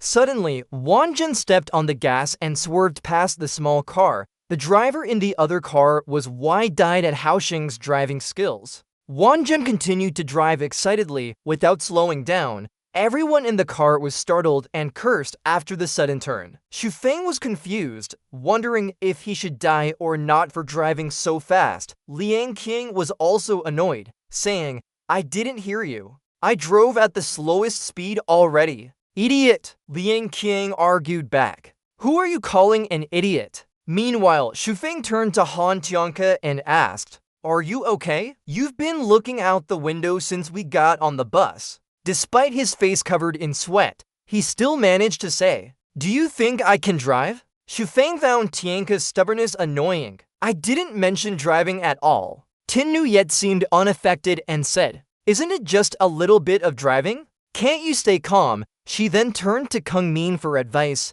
Lady, can your pet not shrink any further? It's no use at all. Tin Nu yet loudly argued back. What, do you care about my apple? The boy returned to his seat and laughed. Sure enough, still the best. Just praising him when Kung Min suddenly felt a sudden impact. It could even turn into a hook. Wanjun oversteered, causing the car to collide with a barrier and plunge down a cliff. After regaining balance, Feng asked Li Qiang curiously, "Why are you wearing my helmet?" The boy was even more confused, asking, "Why did my apple turn into dried fish?" Tiancheng stood up and reminded the driver, "Be careful, everyone is feeling sick." Wenjing's mouth moved involuntarily as he muttered, "I'm going to die." Kung Min stopped abruptly. "Right. Do you know how to drive?" Continuous student criticism made Wan Jun frown. "What a mess." "Be careful, okay? The school must have hired bad drivers." Suddenly, his eyes gleamed with a sinister smile. "I can't say I don't know how to drive. Let's broaden your horizons." "My actual driving skills." Wan Jun swerved the car to block an oncoming small car. From the driver's perspective, the small car was stuck against the windows due to inertia, with the students' faces pressed tightly against them. In a flash, Wan Jun accelerated again, making the driver lose control as the car veered into the forest. He drove through the forest like a flying car, heading straight towards the edge of the mountain. Ning Fan tried to wake up Nin Fam. "Nin Fam, think of a way, tell him to stop the car." Seeing him still asleep, she panicked and shouted, "Huh?" Only when everyone was losing control did Wan Jun speak to calm them down. "Don't worry,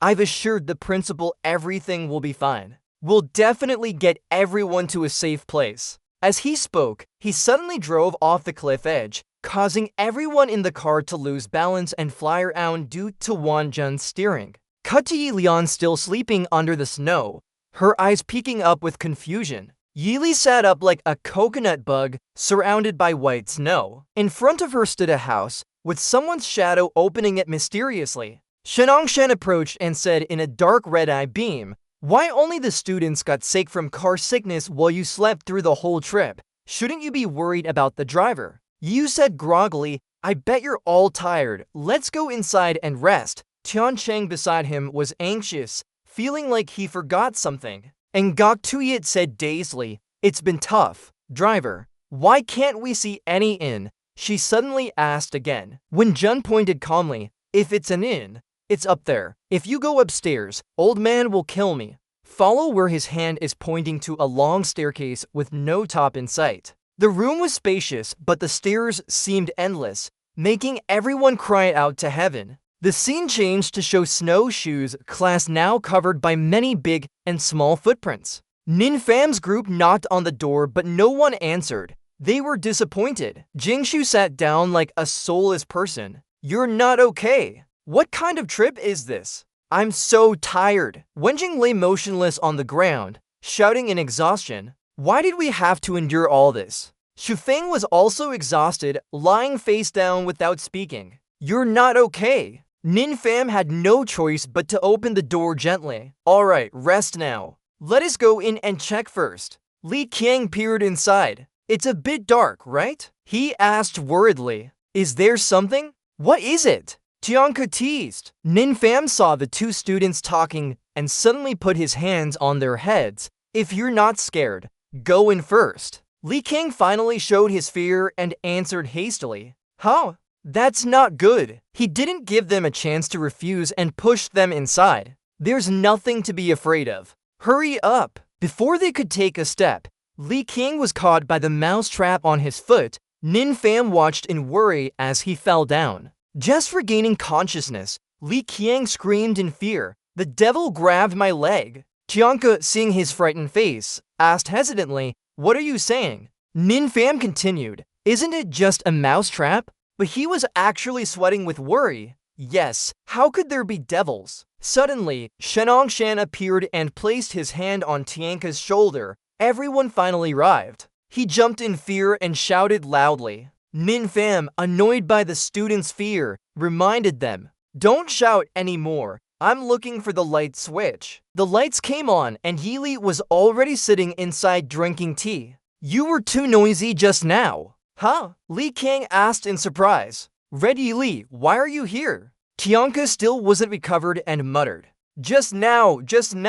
And Gok Tuyet led everyone inside worriedly asking if they were okay. "Too loud." Feng was surprised. "Isn't it Yi Li? He's sleeping at the end of the room." "I forgot that too." Tianka kept worrying and warned, "Just now." Ninfam quickly sat down at the table, inviting everyone to come in. Come on in! Everyone was excited again, talking animatedly. It's warmer inside. Let's go in. I want to have some tea too. Meanwhile, Qianko was still anxious and trying to stop us. Hey, wait a moment. His face turned stern as he said, listen up. This inn is haunted. I just saw it with my own eyes. We need to leave quickly. Shenshin placed his hand on Qianko's shoulder and asked, are you talking about me? Qianko was so scared she almost fainted. She left him laughing and said, it hasn't been this lively here for many years. Shenshin stepped forward to introduce himself. Let me introduce myself to everyone. Her image appeared gentle yet imposing. She continued, I'm the owner of this inn. My name is Shenshin. You can call me Andy Shenshin. Everyone followed her into the inn as Ninfam looked around and asked, Andy Shenshin, have you always been operating here? It must be hard. Shenshin replied, yes, for over 30 years now. Qianko said, this inn is definitely haunted. This Andy has a problem. I'm the most scared of ghosts. Tinging reminded her, stop talking nonsense, you're scaring others. He replied, I wasn't talking nonsense. Even someone as bold as me got scared. Before Qianko could protest, Shenshin suddenly asked, where is it? She laughed. That's all you call big and brave. She patted his head. Don't talk nonsense. Otherwise, how would I run this place? Qianko hesitated. Yes, there isn't one. Soon they arrived at room 101. Shenshin introduced the rooms. Here you go. This is your room. They chatted and settled in. Great. We have a PS10 here. I like this room. Andy Shenshin laughed. Don't worry about it. All rooms are the same. Each can hold up to 3 people. You can choose your own rooms. Shenshin assigned Trung Tianchang, Sufeng, and Titionka to one room. She added Dailan, Bangtan Ju, and Dong Yu to the second room. Shenshin looked around and said, you two will share a room. Ninfam will have his own room. Finally, she concluded, in the end, you 3 get your rest. Before they could celebrate for half a minute, El King suddenly interrupted. Look outside. Without waiting another half minute, she opened the door wide. Shenshin pointed to the bright room and said, all right, you can stay in this one. Sufeng asked Andy Shenshin, wasn't this room just now? Shenshin smiled. Don't mind it. She said, just that we both forgot to clean up. By the way, the hot spring is open right now. After they settled their stuff, Shenshin asked them to inform others so he could go and relieve some of the fatigue from the journey. He smiled slightly. Hey, did you hear that, Fatty El Qiang? Is it really a hot spring? Kungmin became excited and said, let's tell everyone else quickly. I can't wait anymore. As soon as the boy finished speaking, they stopped him. Wait. Both of them frowned. What are you up to? What do you want to do? El Qiang whispered, don't rush. We have something interesting to tell you. Sufeng added, yes. Why the hurry? Soon in the public bath of the inn, Tenju stepped out and sighed. This hot spring is so comfortable. After soaking for a while, she said, everyone, let's go inside. Looking at Yu, Tenju was surprised. His skin is so white. She quickly denied it. No way. Dailan looked at the water level and analyzed. It's too shallow. We can't even submerge ourselves. Why are we here? Suddenly, some boys' voices echoed. Here we are. It's the big sister. Run over to Yu with Hong. Is everyone else still missing, Dailan? Sufeng laughed and said, no wonder you're so smart. Thinking of a clever way just to tell the girls. El King replied, from now on, we'll be brothers in arms. Kungnin reluctantly agreed. It's close enough. Without saying anything, he suddenly jumped up high. We must leave soon. The boy hesitated for a moment. We can't jump over it. You're upset. Want to eat alone. Aren't we brothers? Didn't you say so? Li Qiang didn't hesitate and jumped the fence. I described it vividly. However, before he could fully enjoy his moment of joy, his smile suddenly faded. At this moment, Li Qiang seemed glued to the spot, while Wen Ting was also trying to climb over, leaving him surprised. Seeing Li Qiang, she forced a smile. It's too wide. It's not like a milestone. He wants to blend them together. Before Li Qiang could finish speaking, Wenting cast a spell on his face. Huh? She warned in a stern voice. Hold your tongue. Of course, my purpose is different from yours. Kung Nin worriedly said, damn it, think of ways to get up quickly. Glasses. Dry your tears, didn't you summon something? Summon something that can take us up. The boy explained, I only know how to summon bamboo, but he won't do such things. Kung Min stopped talking suddenly. In front of the boy appeared Li Qiang's figure. He safely landed on the water surface quickly. Water splashed everywhere, making Kung Nin dodge. Even Xu Feng nearby got wet. Li Qiang panicked. What's happening?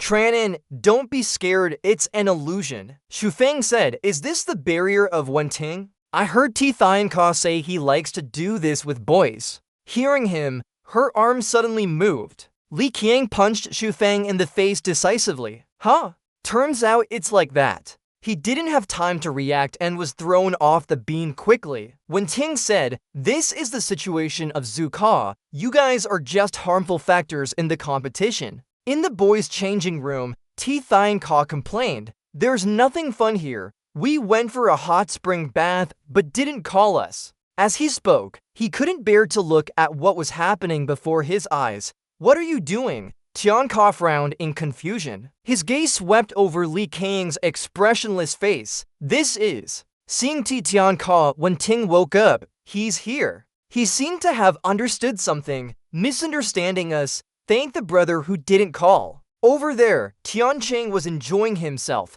feeling so relaxed. He asked, aren't you going to bathe anymore? They replied, we're going to eat first. After getting out of the bath, Feng Nu started complaining, it hurts. Li Qiang added, and I'm also hungry. Kung Nin suddenly shouted, what's wrong with you? At least you got to see something. He tried to explain, I don't remember. After entering the hot spring, I forgot everything.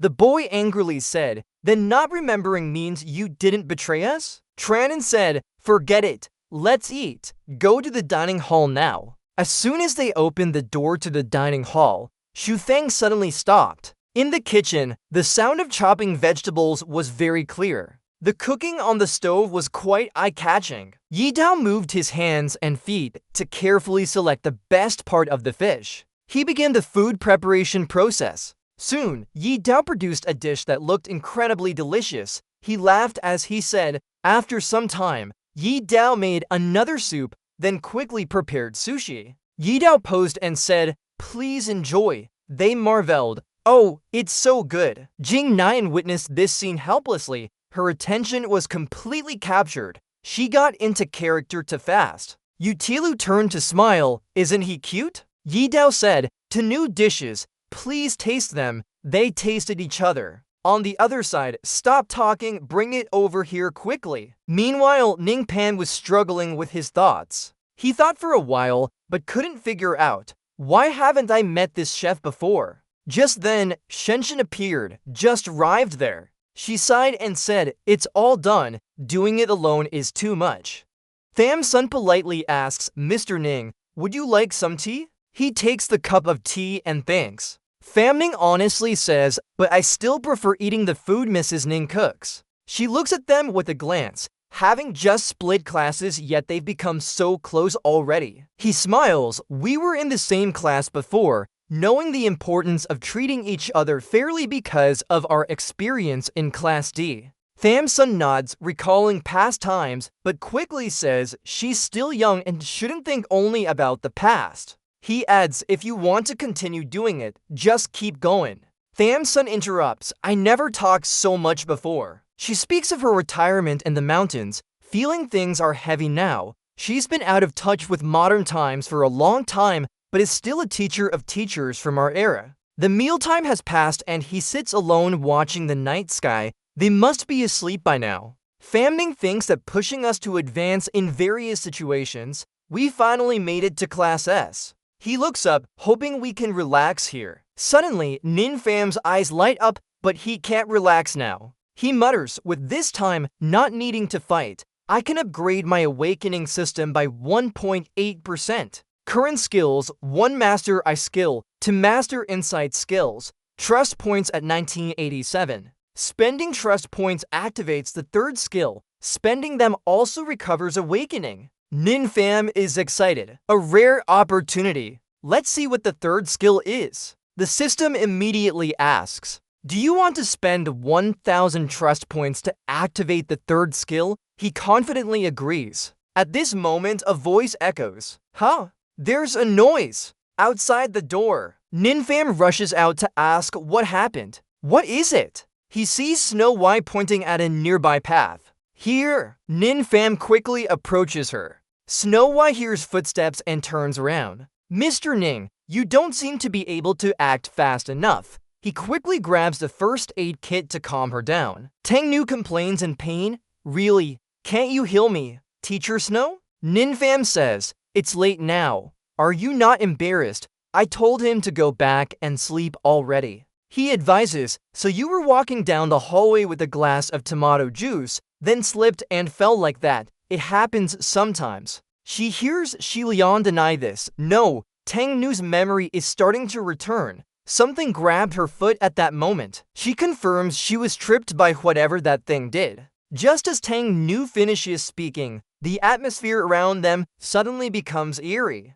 She reads the message seriously. Don't leave your room when it's dark. Proof is this paper because you didn't follow the instructions here. Ninfam immediately gives her a cup to the head after hearing this. He waves his hand. Alright, I won't mock you for falling. No need to make a big deal about ghosts tricking me. I'll go back now. She's really struggling and it was real. Ninfam sighs, originally planning to research the system tonight. It's already 2 a.m. He yawns. Let's rest first. After all, we have a long break. Suddenly, Ninfam notices the paper outside his door. It says, come out alone and stay in the guest house. If you see this, it means you're worthy. This is what I mean. He takes down the paper. It wasn't there when he left, but was just put up after. Could Tangnu's words be true? Is someone playing a trick? Early morning at the guest house. He recounts, this is how things are. Tangnu places the paper on the table. This is the piece of paper I got. Snow White wonders, isn't there really a ghost? Wen Jing speaks up. No, maybe it's just Tia Tianka playing around. Didn't he say he would play with ghosts after being mocked by you? Perhaps because he wanted to prove that there are ghosts and deliberately scared me as revenge. The little girl says, actually, I saw a paper like this morning too. Me and Tia Tianka don't have any grudges. She stops. Isn't it Tia Tianka? Could there really be a ghost? And Gok Snow calms everyone down. Don't worry, maybe someone is just joking. Just as she finishes speaking, an unexpected wind rushes in. Trouble's coming. He urgently says, trouble's coming. Dining hall. Everyone quickly go there. The map guide was right there. What happened with Ninfam's stomach issue is still a mystery to everyone here. One strike points to the spot after eating the baozi. That's how it turned out for the boy. Li Qiang clutched his stomach. Mr. Nin told him not to eat breakfast. He's got a stomachache. He might have been poisoned. He's going to die. He glanced over and saw the reminder no breakfast written on the wall. Was it a mosquito? Ninfam lay down on his pillow. Don't worry, I'll check for you. The boy started crying. Mr. Nin, shouldn't we reject this offer with some cool words? You're shouting. Reject what? Isn't it just about being full? Kung Min asked. What happened? Qian Chang recounted. It's like this. The boy understood. That's the situation. I've got a clear understanding of what's going on. There must be someone playing tricks. Kung Min pointed at the boy and said, it was you who played this prank. It was easiest to stab the baozi. Plus you were present at the scene just now. The boy analyzed, his motive being that the menstruation band secretly took the tomato juice, while the fat guy stole baozis. Old man, why would I harm my customers? The chef likes it when customers enjoy his food happily, and he's the happiest customer I've ever seen. Nine Dao added, plus the food is free, people usually pay for their meals already. Kung Min frowned, what about today? Then what? The boy laughed loudly. It was just a feint earlier. Actually, the other was the maid all along. Old man, helplessly, Kung Min argued. She cleans rooms very fast. At that speed, she could match the menstruation band. Then she... The boy didn't finish his sentence before Shenshin interrupted him. Huh? What did you say? I'm old and have a hearing problem. Kangmin stammered. I was wrong. It was just a slip of the tongue. Miss Du said, there's something I want to tell you about an old ghost story. A long time ago. This situation reminds me of that ghost story. Long ago, there was a demon. It liked leaving a note under people's pillows when they were sleeping, and if they didn't follow the command, it would punish them. Shenshin paused. The punishment would start as a light joke but become more severe over time, potentially causing harm or even disability. Shenshin lowered her voice. If still not obeyed, Jianka shuddered. What will happen? Not that. Miss Du whispered to him. It would take their life. Tianka screamed. I knew it. Kangmin didn't believe in the ghost story. The boy confirmed. How could there be a ghost? It must have been someone playing a prank among us. Menstruation Band cut him off and asked, who do you think? Kangmin hesitated. Well, I don't know. Chianko rushed out of the room. No, I need to check if there's any paper on my pillow. I didn't notice this morning. Nin Pham remained calm. There can be no ghosts. We shouldn't worry about it. Before he could finish, everyone rushed in and saw Jianko lying unconscious at the door of his room. A heavy object had fallen on him, causing a headache. Help! Soon after, Snowy Yi came to save him, bandaged him up. Nin Pham picked up the paper. Sure enough, there was a note in her room. It read, do not go back in big letters. The note said, do not return to your room. Continued from 59, everyone quickly ran over and saw Jianka lying unconscious at the door of his room, singing loudly upon seeing him. He was lying face down right outside the bedroom door. Snowy Yi had saved him just in time. As soon as they stepped in, everyone was in the room except for Tianka. Who did it? Xu Fang smiled and said, is this little detective at a loss? Yunjing's whole body started to tremble. Sure enough, there was something. Ning Fan began to gather clues, following the paper order. He analyzed the meaning, or he would be punished if he didn't follow it. Ning Fan realized that the punishment would increase, everything fitting into the story. He smirked. It seems there's a malicious prank waiting for us in this story. I'm sure I'll catch him. Liang Qiang was confused. Catch him? But now we have no leads at all. Wenjing wondered, how do you catch a ghost? Ning Fan thought to himself, actually, there's a way without any clues. He will follow the rules and appear. He became serious. Just act opposite of what the paper says, and he'll show up. Just wait until nightfall and don't go out. Ning Fan looked around, but the inn had too many hiding spots. A fight might damage the place or violate solo outing conditions. But who should we take with us? Suddenly, Ngok approached and asked, Ning Fan, are you trying to catch him? She said, use this paper of mine. It will be easier outside. He exclaimed, so I don't go out? But Fan fell into thought. He couldn't leave alone at night. Two people could work together. Together, Tin Nuyet suddenly stepped forward and said, wait, if you're going, bring me too. I want to see what this is all about. Ning Fan stopped her. Wait, no, come back here. He felt the chase becoming intense. We'll start tonight. When it got dark, Ning Fan and Ngok were outside the inn. Will this really lead us to him? Of course, we can find him. She smiled. It's always following me since I left the hotel.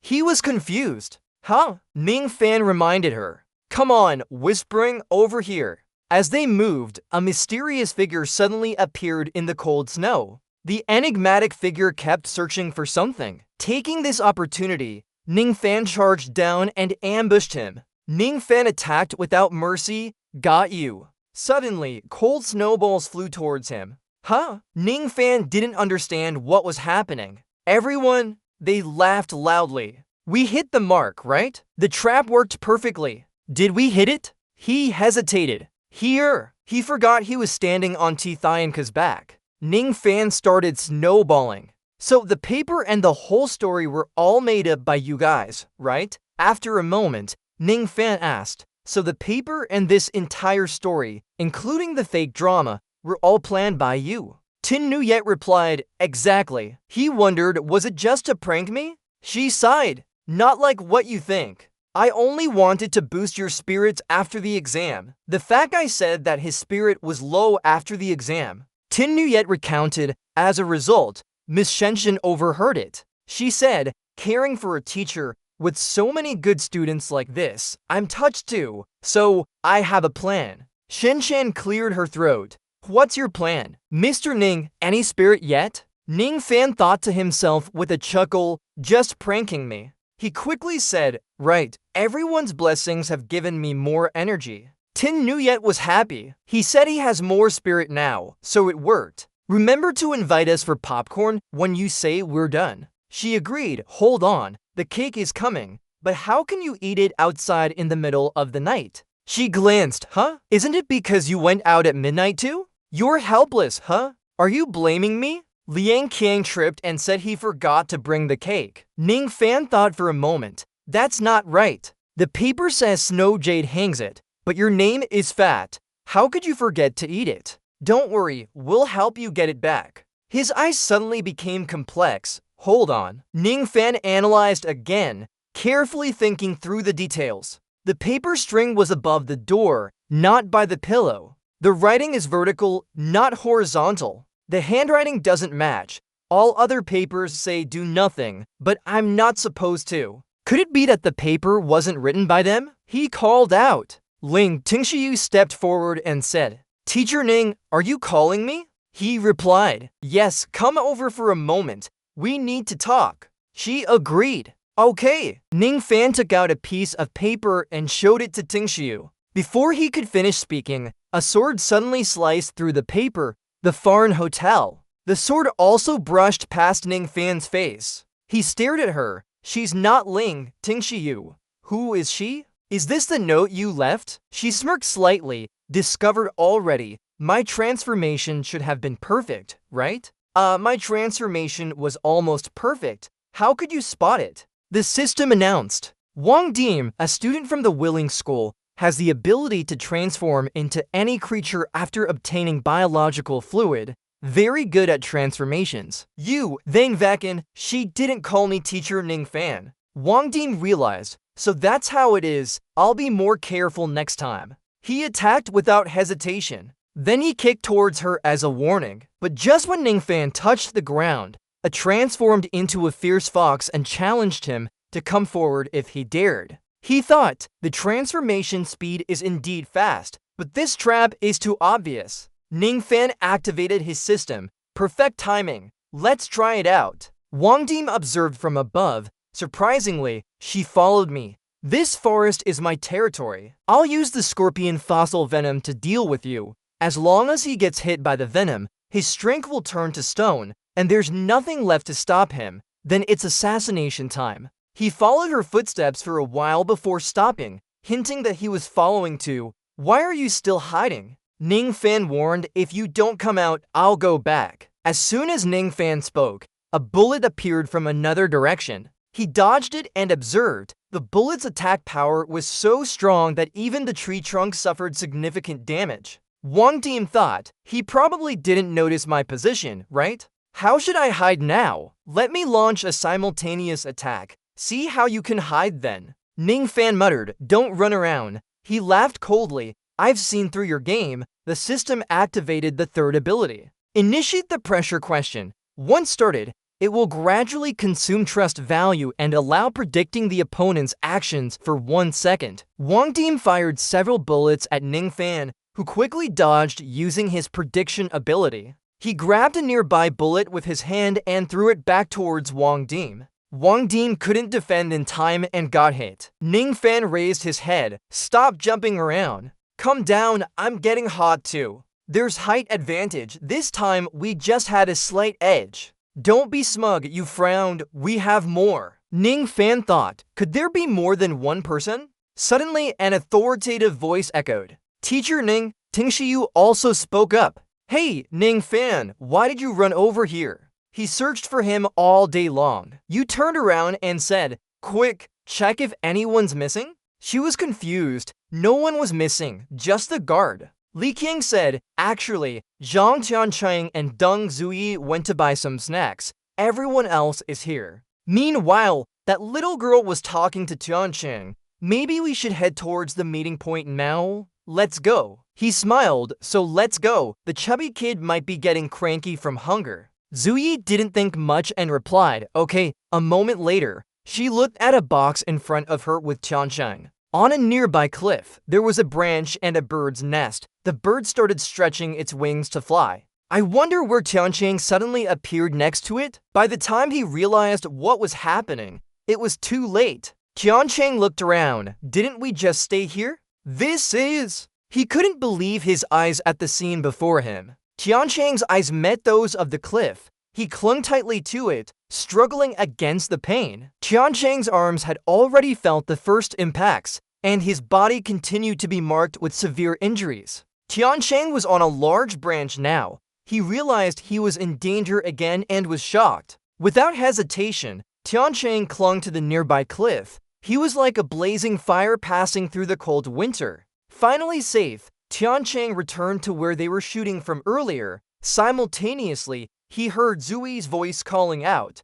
"Trong," the little girl said her leg won't move. The little girl panicked. What happened? Why did I suddenly turn into a bird just now? Tiancheng was puzzled. Bird, earlier I suddenly appeared on the side of the mountain and then slid down here. Zui reminded him, don't move, I'll treat you. He guessed, could it be the effect of some magic? Suddenly, a leaf fell from somewhere onto Tiancheng's head. The leaf gradually landed on the ground covered in snow and turned into a snake. It suddenly turned around and bit his hand. The little girl became alarmed. It's a snake. Zui glanced over. What's wrong? People turn into birds, leaves turn into snakes. It's spirit magic. Tiancheng recognized it. This is bad. There might be poison. No, there isn't. He panted heavily. I turned into a bird. The bird turned back into me. Leaves turn into snakes. Their abilities probably swap too. Be careful with the surroundings. You might be changed into something dangerous. Even touching could change you. Tiancheng thought, this is bad. His head started spinning. The little girl said, the wind's picking up. He shouted loudly, be careful. Don't touch it. You go first. I can't move. Zuyi didn't hesitate and used her power ice penetration technique. Sharp pieces of ice stuck into the leaf. However, one lone leaf was still moving towards them. Tiancheng grabbed it carefully. Just as they were in a precarious situation, a sword appeared. He used specialized bamboo sticks to control it. He watched where the sticks were embedded and then turned to listen to Yi's comment. Someone dared to harm my precious guest. He tried to calm down. Don't worry, I'll deal with the bad guys. Yi added, magic can change between objects. We can handle it. Leave this place to me. He called out directly, Rung Snow Beauty. The little girl blinked and fainted. Yi stepped forward and instructed, no need to go far. Take your friend with you first. Hearing that, Zuyi immediately helped Tiancheng up. Got it, you must be careful. He replied, thank you for your concern. Yi had already taken off his outer ragged coat. At the same time, he revealed sharp cooking tools. Come on, let's go over here. As Yi Dao finished speaking, a stone suddenly appeared. The old man sensed something approaching and immediately got ready to counterattack. Yi Dao thought to himself that if he just didn't touch it, nothing would happen. He analyzed that this kind of attack could be handled regardless of how many there were. At this moment, Yi Dao noticed something was off and turned around to look. The old man only now realized he had accidentally triggered the bomb timer. Before Yi Dao could think further, an explosion happened instantly. He luckily ducked behind a tree in time. Yi Dao glanced down at his feet, then muttered in disbelief. They actually used a bomb. Without saying more, Yi Dao quickly dodged the sudden attack from behind. He grabbed a kitchen cleaver and turned it into a weapon. As Yi Dao was about to counterattack, he suddenly stopped. This scene surprised Yi Dao as he witnessed it. So young, so young. After a while, the old man muttered, did I hide well? He couldn't believe such a young person had this kind of courage. Yi Dao thought that if they encountered something like this again in the future, it might be troublesome. Inside the inn, people were worried. Deng Zhu asked, are Tiancheng and Yu Zhang okay? Did they get ambushed? Shenshin said calmly, "Stay calm. Teacher Zhao and Teacher Ning are treating them. Nothing will happen." Tingli argued, "How can we stay calm?" Li Qiang agreed, "Right? Let's settle this with them." The old man said, "Young people have vitality, but they're shouting at an old hotel owner. Sorry, I'm wrong." Tingli asked, "Auntie, where are you taking us?" Shenshin stepped forward. "Alright, follow me over here." The kid was confused. "Isn't this my room?" Shufeng said, "We can't let them hide in a room." The old man replied, "Originally, we were supposed to wait until their vacation ended before bringing them here." Tingli asked, "What arrangement are you talking about? Didn't they come for a break?" The old man whispered, "Maybe this place is it." Shenshin didn't say more and instead tapped his cane on the floor. A secret passage appeared before everyone's surprise. Shufeng was surprised. "There's a basement under my room?" The old man called out, "Come in." Shenshin continued, "They might have been ambushed because of this invitation match. Some people are against it." Tingli muttered, "Because of this match?" She added, "The prize for this match isn't ordinary. This ambush could just be the beginning. Anyway, their vacation will end soon." Shenshin walked to a stone pillar and then to the next county. The old man said, "Because of the conflict, we might face more ambushes starting tomorrow. Their study and life here will change. We didn't expect such a space underground. This secret base is cool." They asked, "So Shenshin is private school. Your grandmother was a teacher?" The old man replied, "Yes." Everyone asked, "What do we train here?" "Not yet, we're almost there." The first footsteps appeared. Oh, seeing them, Shenshin smiled warmly. "You came too fast." Yuxu said, "I brought them here." Yang Hua laughed and said, "Hello, have you missed me?" Ning Pan asked, "Why did he defend so quickly?"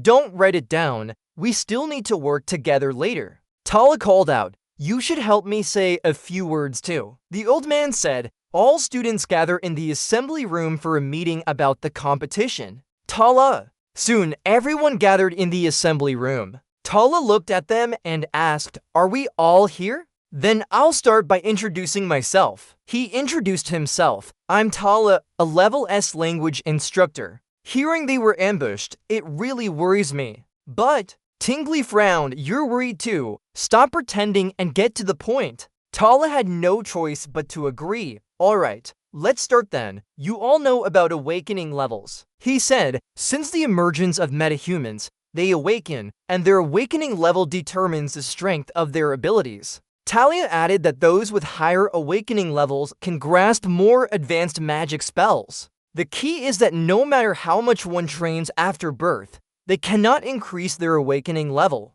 Tin Nuyet immediately said, this was something even at level 1 they knew about. He shrugged, "So if there were a way to boost the awakening level now, what would you think?" "What do you think?" She gasped, "Huh? If it's not fake, then of course we want it." Tally lowered her voice. "This competition, Jing Palace is giving Leon a prize for the contest. That's something that could shock even postnatal Snowy Robe. The prize for this contest can boost awakening levels." Everyone nodded in agreement. "What is it? Is it real?" She muttered to herself. "Could it be?" He exclaimed, "The details of the reward haven't been announced yet. If you want to know when first, let's continue with the next topic." Talia raised her head. "I've secretly collected information on students who can participate in this year's competition from each school. First, let's start with Moon Shadow School. Every time they compete, they always do something embarrassing." He analyzed. It was very likely that the ambushes were due to Wang Dim outside giving them orders.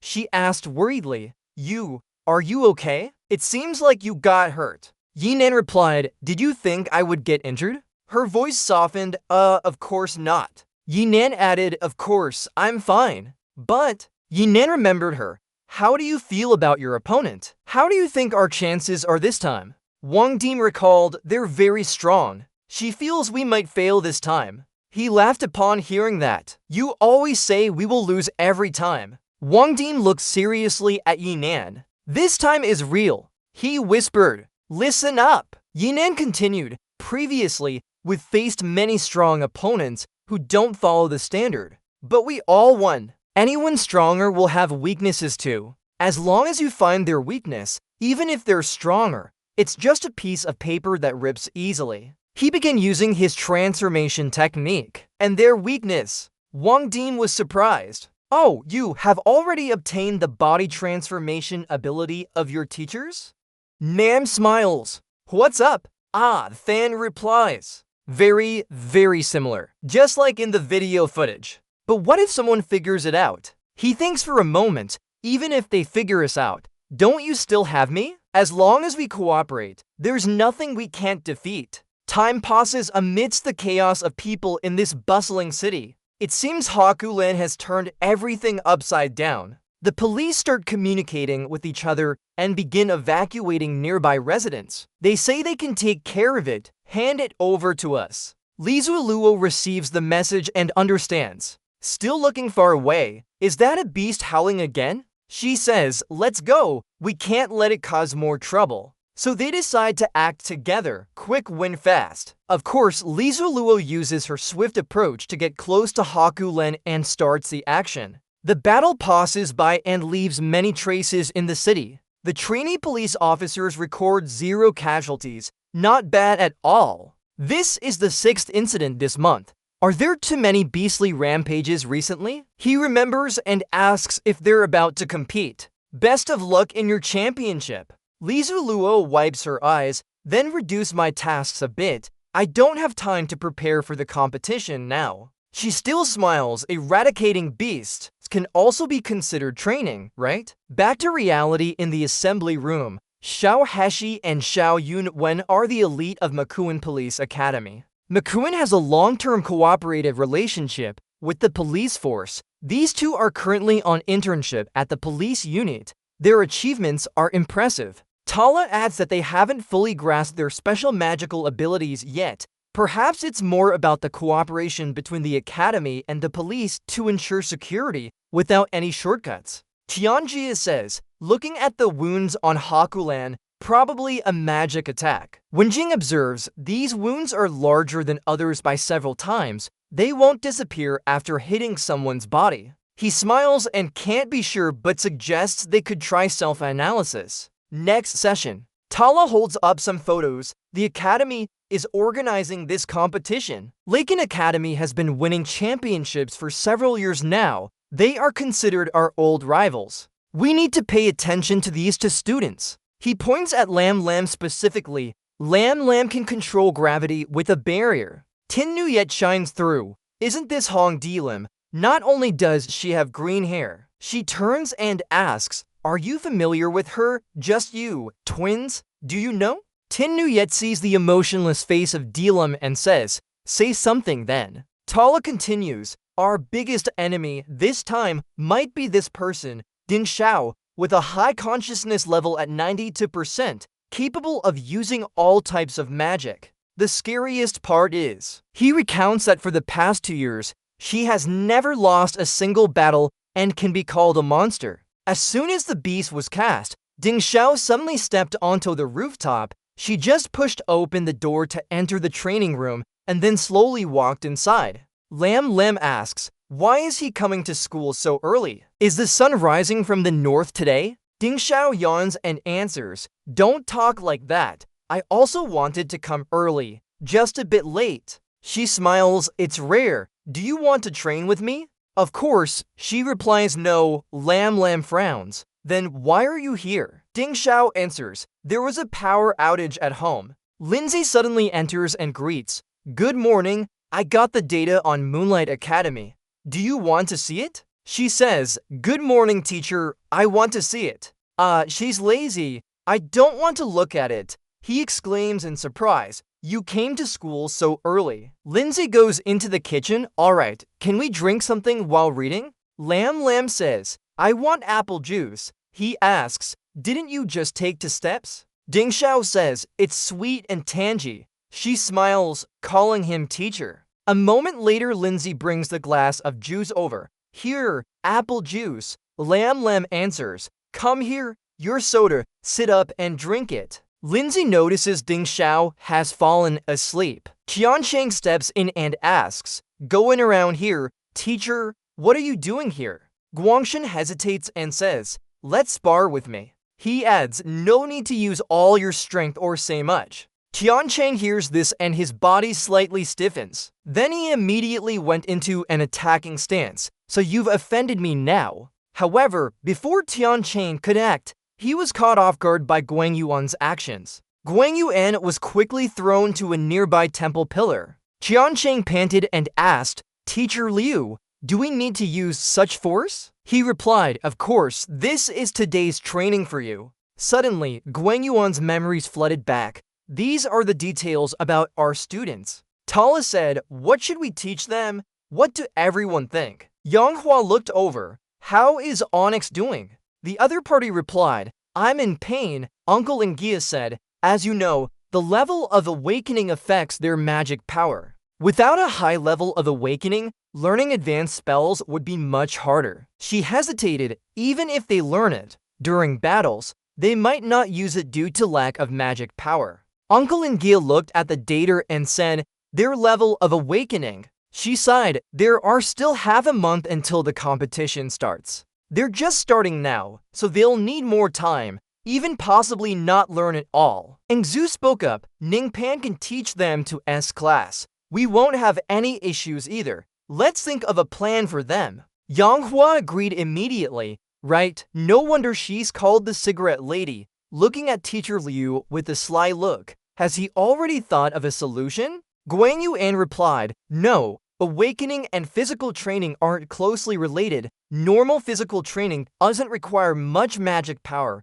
so it's simple to train. Back in reality, he said, physical training must find someone stronger than yourself to hone your skills. This isn't for kids to just learn the basics. Guang Yuan seriously said, this is our first class where you hit me, understand, and move on. In the basement hall, when Jing spoke up, Ningpan hasn't arrived yet. Who would have thought he's a spellweaver master? Su Feng added, Teacher Ning knows all the elements. She asked, are you waiting for Ningpan too? He denied, no, said there will be a teacher named Wan Jun coming. Not familiar with him. As soon as Su Feng finished speaking, he said, sorry to keep you waiting. I'm the speed element teacher. Look at me. Here we are. When Jing imagined, the name Wan Jun sounds like a peach tree's name. The man who made people want to swoon is good-natured. Most are just freshmen. Su Feng asked, what were you thinking? Before she could imagine more, he introduced himself.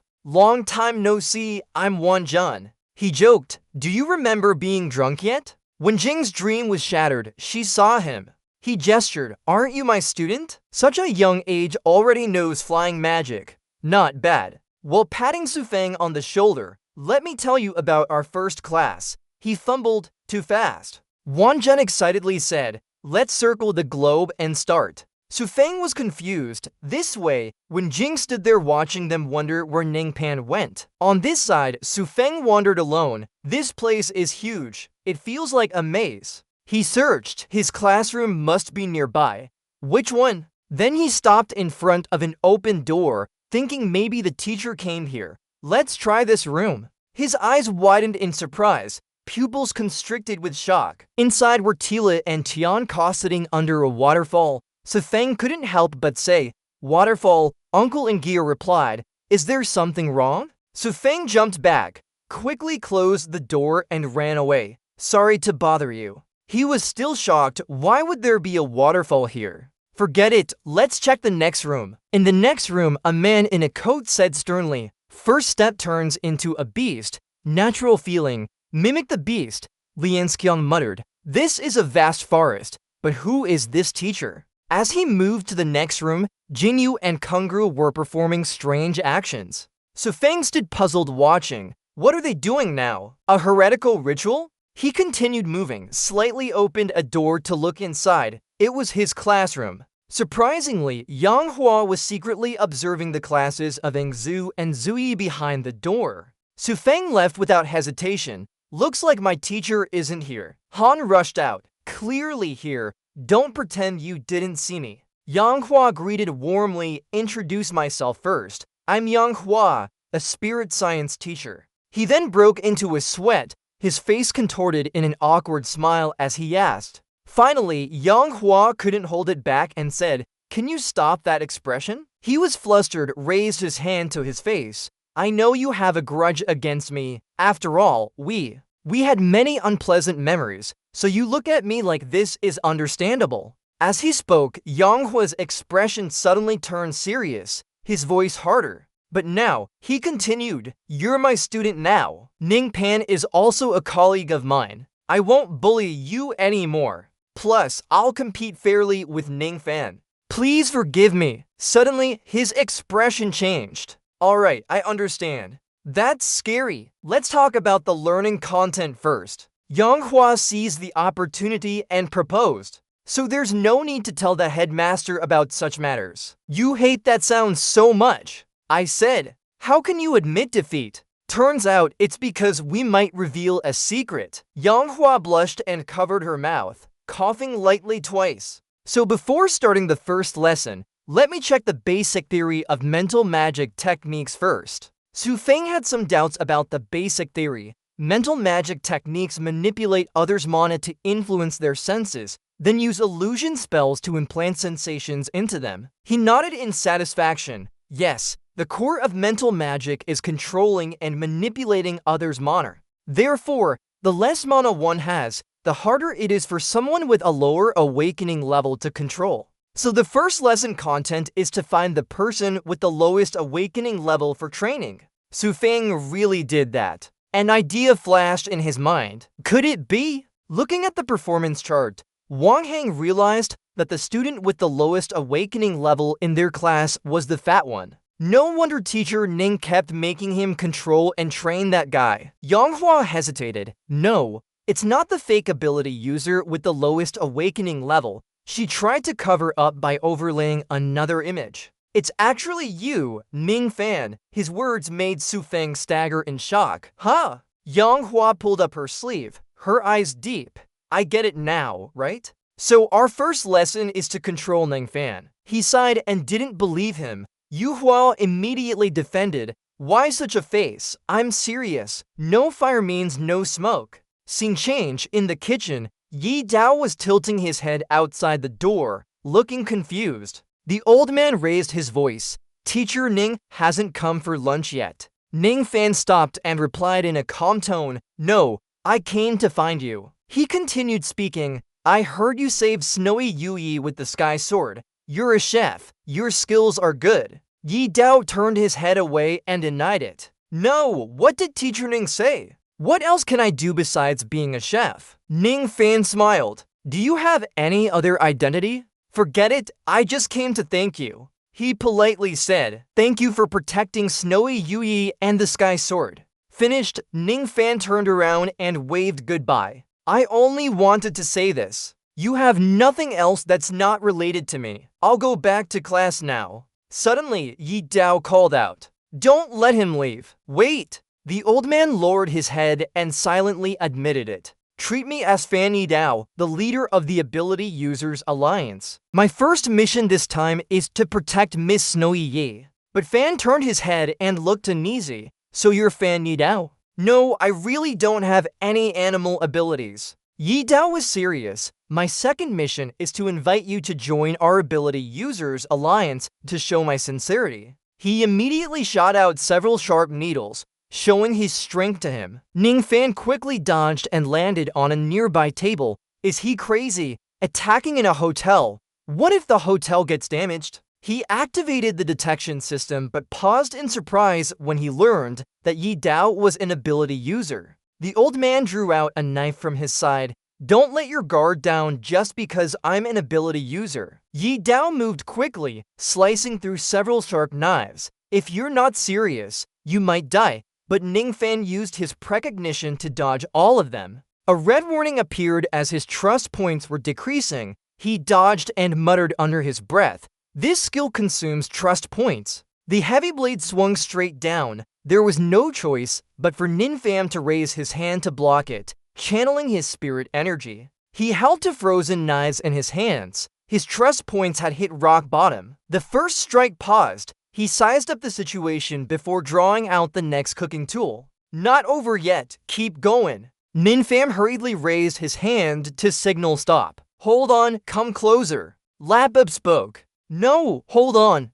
Are you inviting me to join? Acting so directly, shouldn't we talk more calmly first? The first strike paused. He smiled and made an offer. So, do you agree to join our anomaly association? Ninfam responded cautiously. No, I don't know your purpose or what you intend to do. I can't join. The old man patiently explained. That's the situation. Let me explain so you understand. Awakening level determines a lot. Some are born geniuses, while others are born with disabilities. Don't you think human value shouldn't be judged by awakening levels? Our anomaly association aims to help those with lower awakenings and no abilities avoid being looked down upon. We want to create an equal world. Ninfam heard this, but couldn't help muttering, talking so much. What are you looking for from me? The first strike nodded solemnly. Right. Our master wants to invite you.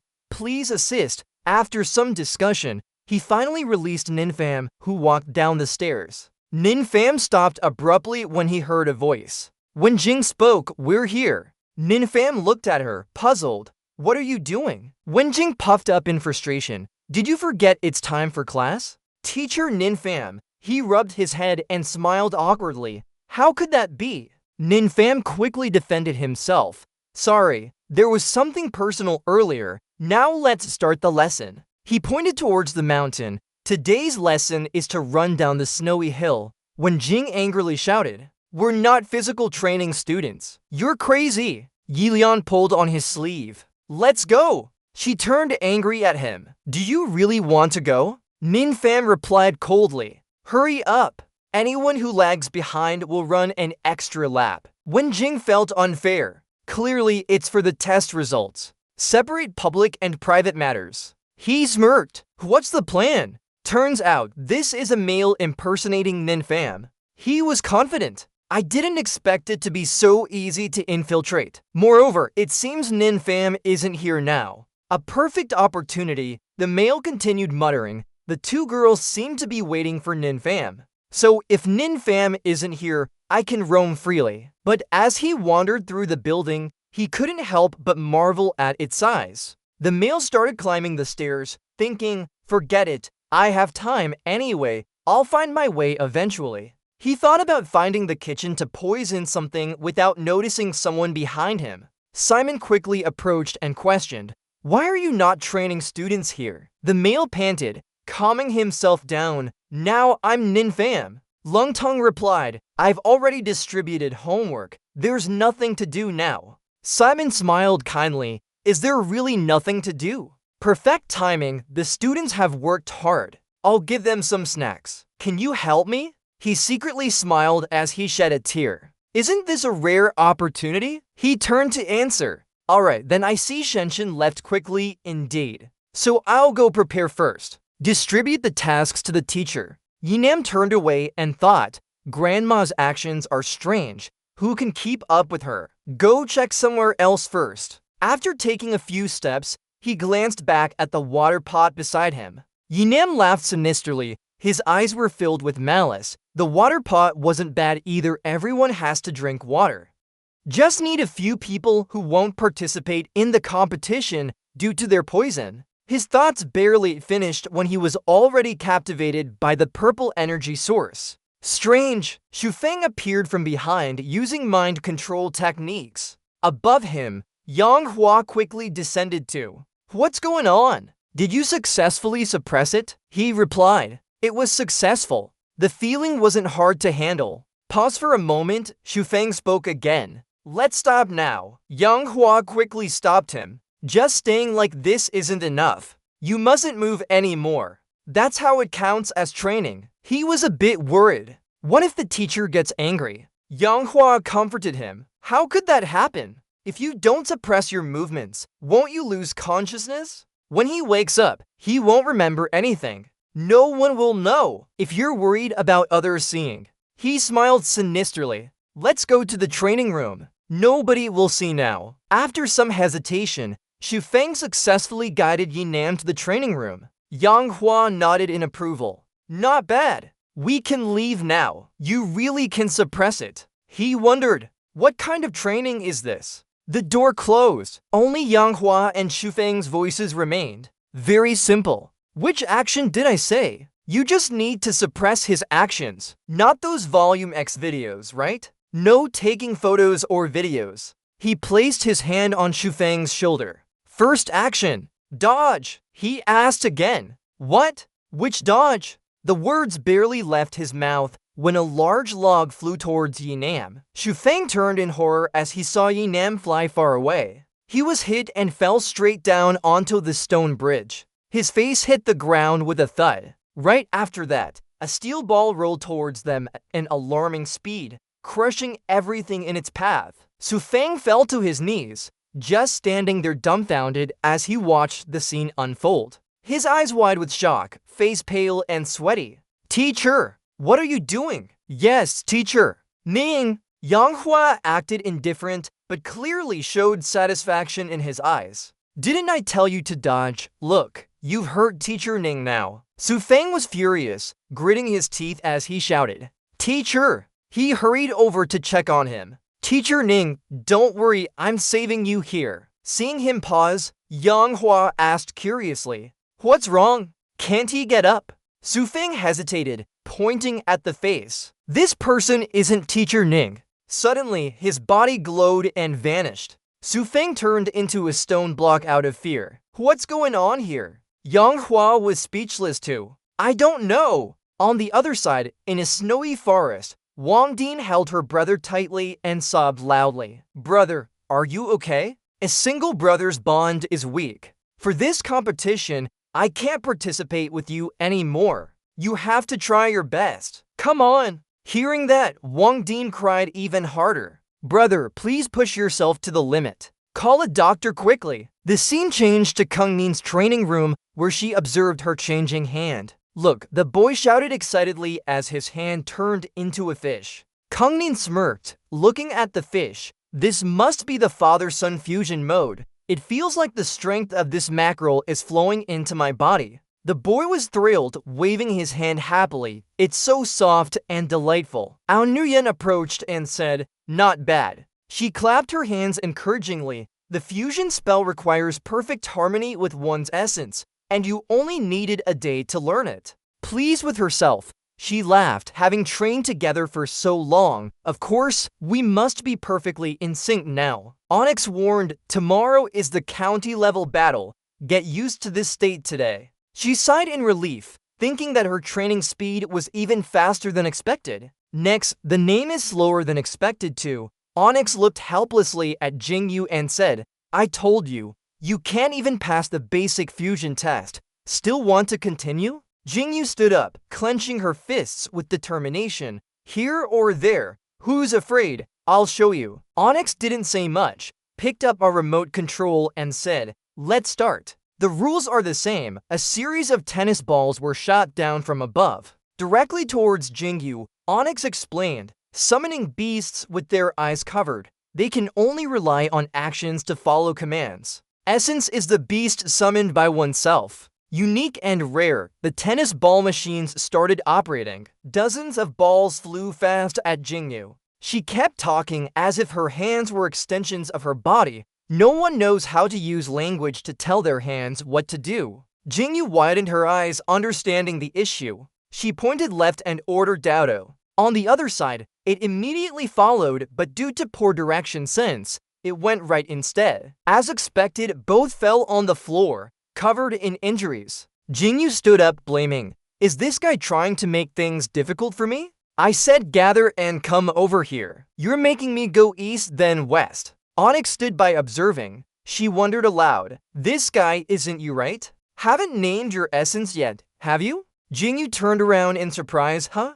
Who is this? In the kitchen, this needle one says, even if he doesn't join, he can still help us a bit. Ninfan frankly replied, Not helping, but old man didn't give up and went to take a tour as if he was tricked. Ninfan waved his hand. I'm still teaching now. No time for tours. The old man sighed, You're really hard to persuade. Needle One tried to persuade him, considering it's repaying the favor of saving your student, go on a tour instead. He angrily retorted, Not revealing your identity is already repaying that favor. Then Needle One suggested, If you go, the Alliance will help train your students.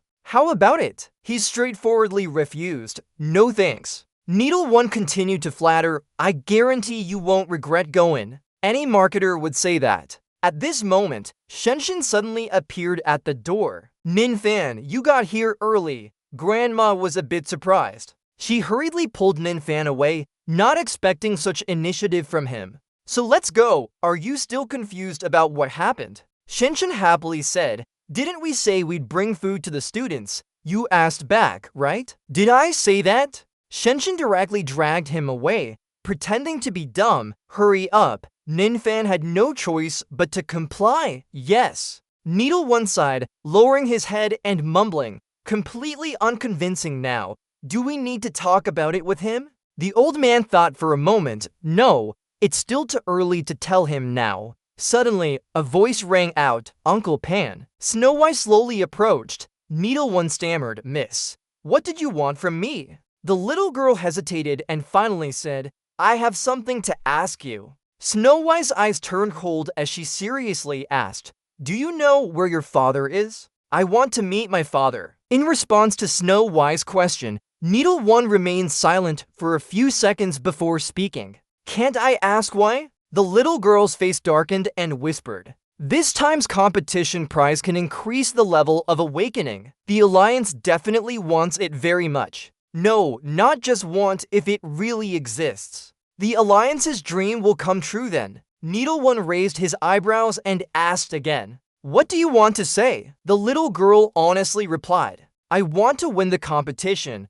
get the prize, prove myself in front of my father. Needle 1 suddenly burst out laughing, breaking the facade. He said, sorry, just that I feel. Needle 1 felt relieved. If it was Miss before, she wouldn't have spoken like this. Her eyes had become more determined now. Turning towards Ninfan, he saw him walking up the empty stairs and still had to deliver the goods. Ninfan pursed his lips, questioning, when did I agree with Grandma? Walking down the corridor, he no longer cared. Leaving it behind, he might as well find his two students. Where could they have gone? Ninfan entered the room and asked, does anyone want to eat something? Lian Kang's eyes lit up at the mention of food and suddenly appeared in front of him. What? Food? Where? The little guy happily accepted the lunch box, surprised to see Nin had already brought it. Thanks. Ninfan glanced at the notice board and saw his trust points increased by 385. He was stunned, not expecting an increase in trust points. Looking at the scene before him, is this how it is? Regardless of big or small matters, as long as it increases trust is fine. Behind him, someone chuckled, just needed more trust points and took this opportunity to get some. He continued on to Wen Nuyen's room. I came here to bring the food, only to see Kang Nin gloating.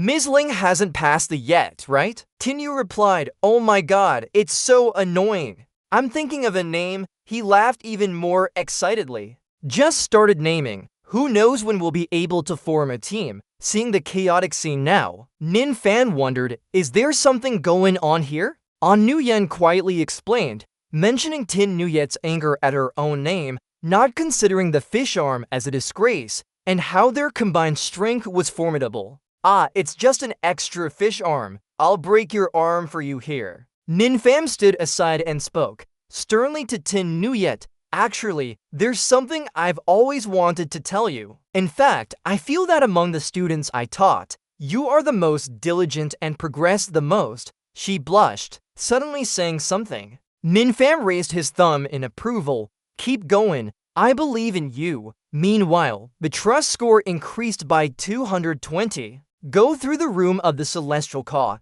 enthusiastically massaging his shoulders, saying, sitting under that waterfall for so long must be tiring. Let me massage your back immediately. The trust score increased by 159. Then to the next room, Ninfam bandaged Qian Chang, asking him to help her with injuries. Surprised, Ninfam, the trust score increased by 281. At Sufeng and Yanghua's place, they clasped their hands together, mumbling apologies. Mr. Ninfam, sorry. You appeared right behind us, curiously asking, Nin, Mr. Ninfam? They immediately turned pale, shouting loudly, You're wrong, Mr. Ninfam. He questioned doubtfully. Why do it like that? Ignoring this, Ninfam approached Sufeng and gently massaged his head, putting a lunchbox into his hand with care. Don't be so scared. You're my student. Even if you make mistakes, I have half the responsibility. Sufeng thanked him gratefully. Mr. Nin turned around. He waved his hand and continued walking. Go in now. Bye. Keep trying. Yang Hua turned to ask the trembling Sufeng. So which one of those is really Mr. Ninfam? Bumpy answered, I think it's the Rock. I've never seen him so gentle before. It's scary. As Ninfam left the room, he felt a bit disappointed. Strangely, why didn't his trust score increase just now? He was so kind. He shrugged and ignored it. After all, he gained quite a lot today. Just then, someone called out Ninfam. Ninfam looked at his two students, surprised, saying, you guys, where did you go just now? I've been looking for you. When Jing stopped and panted, didn't you tell us to run down the mountain? He scratched his head, wondering when he said that. He never did. Suddenly, Yi Lian rushed at him. Ninfam quickly blocked. Helpless, he asked, what are you doing? Yi Lian calmly replied, what are you doing? Training, let's train together. Blood dripped from his body as Ninfam winced in pain. He wasn't hit, but his injured hand was badly hurt. Train if you want to. Don't stop and come back here. Yi Lian hesitated. Can we continue now? He hesitated. At least he needed to wait until when Jing finished the lesson. She shrank back, trembling again. Let me rest a bit. As soon as she said that, Yi Lian rushed forward. Ninfam helplessly shouted, sure, no matter what you say, we still have to fight. Now his strength has increased significantly. Yi Lian stood up and replied, yes, I remember. During the battle, I realized it wasn't enough just speed, so I secretly trained. Yi Lian looked at her with tears in her eyes. Then I developed a move with immense destructive power. She prepared herself, coldly saying, let me try. Ninfam thought there was something wrong. Her sword glinted as she unleashed the icy, emotionless gaze. Yi Lian began to spin, her speed reaching its limit, leaving only a faint trail behind. Then Yi Lian charged like a tornado, shouting and opening a barrier. When Jing watched in shock, what's happening? A barrier? The vortex got closer, cutting everything in its path. Ninfam instinctively stepped back. Something was wrong. When only an arm's length away, Yi Lian increased her speed even more. In the tense moment, she stumbled and tripped over herself. Yi Lian fell like a stranded fish, head straight into the wall behind. Ninfam turned around, worriedly asking, are you okay? She widened her eyes, pale face. Strange, I can't control my body anymore. Ninfam twitched his lips. Even if he won, wearing that outfit and spinning would definitely cause a crash. He secretly rejoiced. Lucky me. I thought it would take many trust points. Yi Lian stuck her swords into the ground, sparks flying. Realizing something, she decisively took off the shark suit. As soon as the outfit was removed, a loud noise echoed. When Jing sweat dropped in amazement. Is that just the sound of something falling on the floor normally? How heavy does it have to be for such a noise? She can't believe he wore that outfit and ran up and down the mountain. After taking off the heavy suit, Yi Lim returned to his fighting state. Alright, let's keep going. But Fan is helpless, still wanting more, right? No. After immediately, Yi pulled the trigger and shot a sword. Ningpan dodged sideways, not expecting the sword to be so fast. He widened his eyes instantly, ready for a test of skill. After taking off that heavy suit, Yi Lim moved like a dart behind her, grabbing the sword. He looked puzzled. How could he take off that outfit so quickly? This is bad. I can't keep up. Immediately, Ningpan received a fatal blow and couldn't avoid it anymore. Yi Lim continuously attacked Ningpan, who suddenly stood still in shock at the scene before her eyes. He turned his face to reveal half of his face that had been destroyed, showing dark skin underneath. There's no way with you now. Ningpan's red eyes round emitted a dark aura. It was the final battle. Using his own sword, he attacked Yi Lim so fast she couldn't block. Immediately after, Yi Lim was sent flying by the power of the slash. The purple aura from the sword spiraled like a tornado, roaring as the blade swept past, creating immense force. Luckily, she quickly rolled out of the way to avoid the attack. Yi Lim stood up in thick smoke, sighing with relief. It was too dangerous, almost got hit by that teacher's attack. Ning Pan wasn't done either, rubbing her teeth, gritting them together, hurting. My jaw nearly got taken away by you. Father's body integration formation, the form of punishment. Yi Lim tilted his head in thought. Summoning systems, never seen such a strange one before. That large scythe. If I keep practicing with teacher Ning like this, it would be more fun than before. He gave me just a little practice and it was over. His eyes turned red, lips curled into a mocking smile. This is really new to him. Then he forcefully swung the sword at Yi Lim, thanking her praise. A purple light from the sword rushed towards her. In front of Ning Pan, sturdy pillars were chopped into pieces. She didn't realize what was happening until she jumped up high. A beam of light rushed towards Ning Pan. Yi Lim charged to attack Ning Pan, but he easily blocked it. Close combat is my advantage. Is that so? They clashed head-on, neither willing to give in. I'll try this out. Wenjing stood at a corner skeptically. This really is the training of the barrier system, right? She looked terrified and confused. If it were me, I'd be done in an instant. We need to finish this before we get dragged in. Luckily, Wenjing hugged her head and sat down just in time to avoid the disaster. They continued their relentless attacks,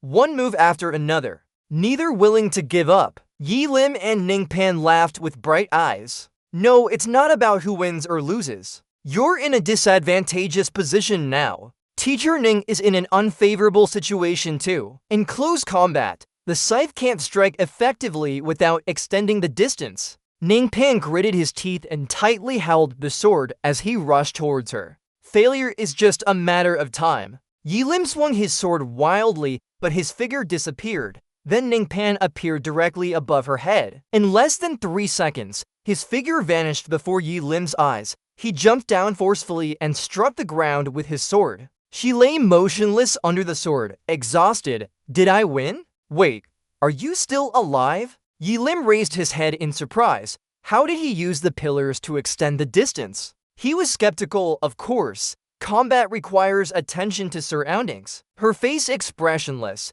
she tightly held her sword. Noted on the surroundings? Got it. Then the next round. Ning Pan is furious. You should stay down for a bit more. Wenjing helplessly sat in a daze at one corner. At this moment, Wenjing thought of the legends from when she was in Class A. After Ning Pan moved to Class D, only barrier system students remained in Class S, and no teacher from that system wanted to come, because the only student was hitting all the other students, saying they were the new teacher. It seems like I've offended Ning Fan already. Her face pale with sweat beads glistening. Am I really done for? Wenjing smiled as he stood in the cool breeze, imagining his Class S training and learning combat skills. Both students and teachers felt warm. But in reality, she met someone who was panting heavily, drenched in sweat, on day 2 of Class 5's training, which was physical fitness drills. Wenjing's face pale with fear, wondering why she looked so miserable. In the dining hall, a gloomy atmosphere surrounded as students sat listlessly like wooden statues. Why are they acting this way in the dining hall? Xu Feng's face green with hands clasped, hoping no one was hurt. Li King mumbled under his breath, feeling like an animal sensing nature, while the corpse next to him could only remain silent helplessly. Tingle also looked gloomy, silently chatting with her bean sprouts. Mao's name means no talent. Final name means stupid bird. Wenjing stood like a statue in confusion, wondering what they went through. Zui called out happily, "Classmate Wenjing, you're here. Did you see Zhang Tiancheng and Xu Feng as well as Hong Dilam?" She replied startled, "Xu Feng, he's playing games right now. Hong Dilam just went to the infirmary." Wenjing continued, "I didn't see Zhang Tiancheng. Let's eat first. That girl is so annoying.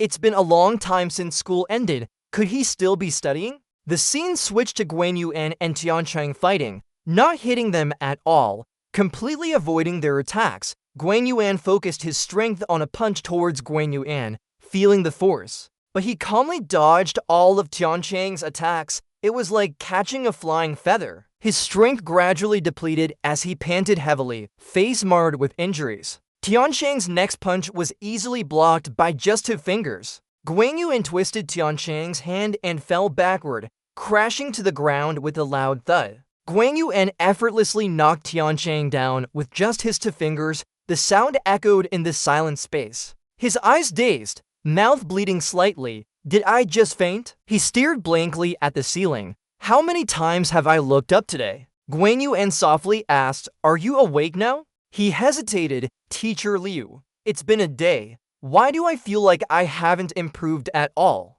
Guan Yuan's eyes deepened. Controlling power isn't about suppressing your own strength. Understanding the full extent of one's power allows better control. We should try releasing all our power and see. Tianchang looked blankly. Release it how? Guan Yuan turned away. As he walked, he said, Your current state is still lacking. Come here today, but continue tomorrow. Guan Yuan's heavy face seemed to think she had understood the essence of the strange technique. Perhaps guiding her better was needed. Suddenly, his eyes lit up as he looked up. Tianchang slowly stood up, surrounded by a cloud of dust. He smiled widely, not giving up yet. I'll stay with you for a while longer. Tianchang's feet leaped high, the floor sinking into a hole. His red eyes glinted as he kicked hard at Guan Yuan. Guan Yuan was taken aback and looked up. Tianchang gritted his teeth, clinging tightly to Guan Yuan's leg with his entire body. But he couldn't hold on long before being thrown far by Guan Yuan. Finally, I've hit them all.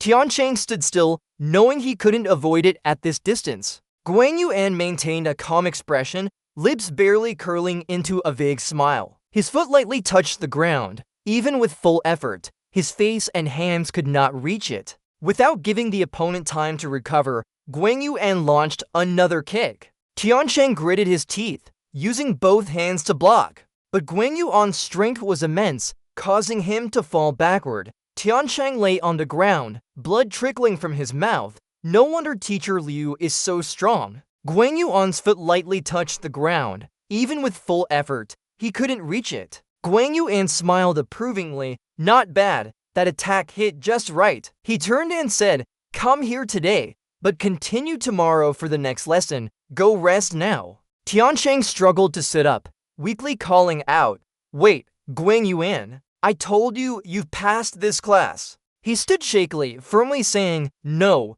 Tianchang held tightly and said with determination, I want to see your full power. His body trembled as he stammered, just to see how much I still lack. Tianchang's words left Guan Yuan speechless. Indeed, it was better to give up. He had disturbed Teacher Liu too much. He looked surprised and asked, Really? Guan Yuan calmly said, You're my student, so I won't be stingy with you. His eyes darkened as an ominous aura surrounded him. So look closely at this. The scene switched to the dining hall. Dining hall. Okay, we're full from eating. Smooth out her satisfied face. Hurry back to rest. We still have training tomorrow. Snowy smiled lightly in response. Before she could finish speaking, the ground suddenly shook violently. So we'll too. Everyone stood guard around her. The ground is shaking. Snowy's face showed shock as she was still in a state of disbelief. Earthquake? It stopped. What's going on? An earthquake? Liang Qiang rubbed his head, looking doubtful. So it was just an earthquake. The guy next to him teased playfully. Look at the scared expression you made. Then everyone went back to chatting happily. Just an earthquake. What are you afraid of? Earthquakes happen here sometimes. I'm not scared that easily. This is my first time experiencing an earthquake. Let's go, Ling Tingyu. The girl nervously looked at Tingyu, who was lost in thought beside her. Are you okay? Scared by the earthquake? Oh! Her lips trembled as she stammered. I want to. Tingyu, lying on the bed with a dazed expression, looked at the ceiling. This is a hospital room, and I'm unconscious again. Could it be from the aftershock of Master Liu's attack? Qiankang sighed, half exhausted, half admiring. That was indeed terrifying. Suddenly, he noticed Yi Lian sitting on the bed next to him, calmly peeling an apple and eating it. Yi Lian took a bite of the apple while narrating in a casual tone. Then one of his sickles hit me so hard I couldn't move. She wore a shark costume, leisurely chewing on the apple, sighing as she ate. That's how it was. The result is that I still lost. Tian King rebutted, no, you were very strong, able to fight hand-to-hand with Master Ning. He paused and asked the question on his mind. Fighting with Master Ning for a day didn't feel like any progress. How did you become stronger? Yi Lianshu thoughtfully as Tian King curiously asked, who? She calmly brought up her metal arm, the one that took away one of my arms. He paused, isn't this for revenge? Yi Lian sighed, it's time now. She chuckled lightly, her eyes gleaming with cunning. Of course not for revenge. I just want to win again. You do too. Having a goal naturally makes you stronger. Then Yi Lian stood up and waved goodbye. Thanks for the apple. See you later. Tian King muttered to himself as the dorm room door opened. It was Yi Lian who quietly entered, careful not to wake the other two. She lay down on her bed, pulled her legs up, and closed her eyes. After a while, the room fell silent. Tingyu woke up and told Snowy he's sleeping. She looked puzzled. How could it be so quiet? She shook her head. Even if they rolled over, he wouldn't wake up. Then both of them quietly left. Come on, here. Okay. A slender finger extended towards Tingyu with excitement. I've wanted to try out the PS10 server for a long time. Today's my lucky day. She was slightly worried. I really haven't played before. It might be too hard. Miss Tranan, don't worry. Just playing with me is already great fun. Tingyu excitedly explained. Let me teach you how to press the buttons. She enthusiastically replied. Okay, this is going. This is dodging. This is. The game starts right after this. She's excited about her character. I chose the knight to block in front. You stay behind and heal me. Snow Tyrant is fierce. Jinyu barely finishes his sentence before falling dead as soon as he enters the castle gate. That castle might be the first door. Inside the castle, she gets trapped and logs out. The whole castle is full of traps. Be careful not to trigger any. I marked pointer here, then get lost and log out. Where's Snow Tyrant? After struggling for a few hours, they finally reach the end of the first level. After some time, we finally arrive at the end of door 1. Finally here. This game is really hard now. Door C is opened by Jinyu, usually behind such doors. Inside, a huge bolt wields a large sword and charges in. It's a boss. Her worried face is covered in sweat. The level is a bit high. Her blood potion is gone. This little amount might not be enough to win. Jinyu commands Snow Tyrant. Snow Tyrant, hurry, milk me. She's confused. Okay, first lock the target. Then Snow Tyrant casts healing, but boom, a spell hits her head directly. Outside, Snow Tyrant feels guilty and ashamed. Sure enough, I don't know how to play at all. Playing with me will be boring. Jinyu laughs without paying attention. Didn't you just use the first trigger? But it's killing me. Sure enough, playing together makes it more fun. Her eyes widen. Jinyu, don't you think I'm a chicken? Jinyu is excited. Why not? Instead, it's more interesting with some difficulty. Okay, today if you can't learn from me, you won't sleep. Snow Tyrant reminds her. We still have to train tomorrow. The old king appears with glowing eyes and says to the brave warriors, finally here, let's see if you can withstand my blow. Jinyu wields his sword and shoots a huge beam of light straight at him. Go! The king still smiles. It was quite an interesting battle. Thank you. Actually, I'm your father. She cheers loudly. We won. Snow Tyrant beside her wonders. Did the boss just say something tragic? In reality, Jinyu is elated. Finally defeated the last boss. The girl regrets saying it. She didn't expect the ending to reveal that the protagonist was the king's son. They chat happily until dawn, playing all night long. 4 o'clock in the morning. But I never thought you'd play with me till the end like this. I thought you'd fall asleep halfway. Snow Tyrant smiles. At first, I kept dying and didn't want to play, but then gradually got used to it and wanted to see how the story ends. She hesitates, feeling a bit understood now. Snow Tyrant's satisfied face shows why Jinyu likes playing games so much. Jinyu replies, not all games are as good as this one. As she speaks, she remembers her childhood, but indeed,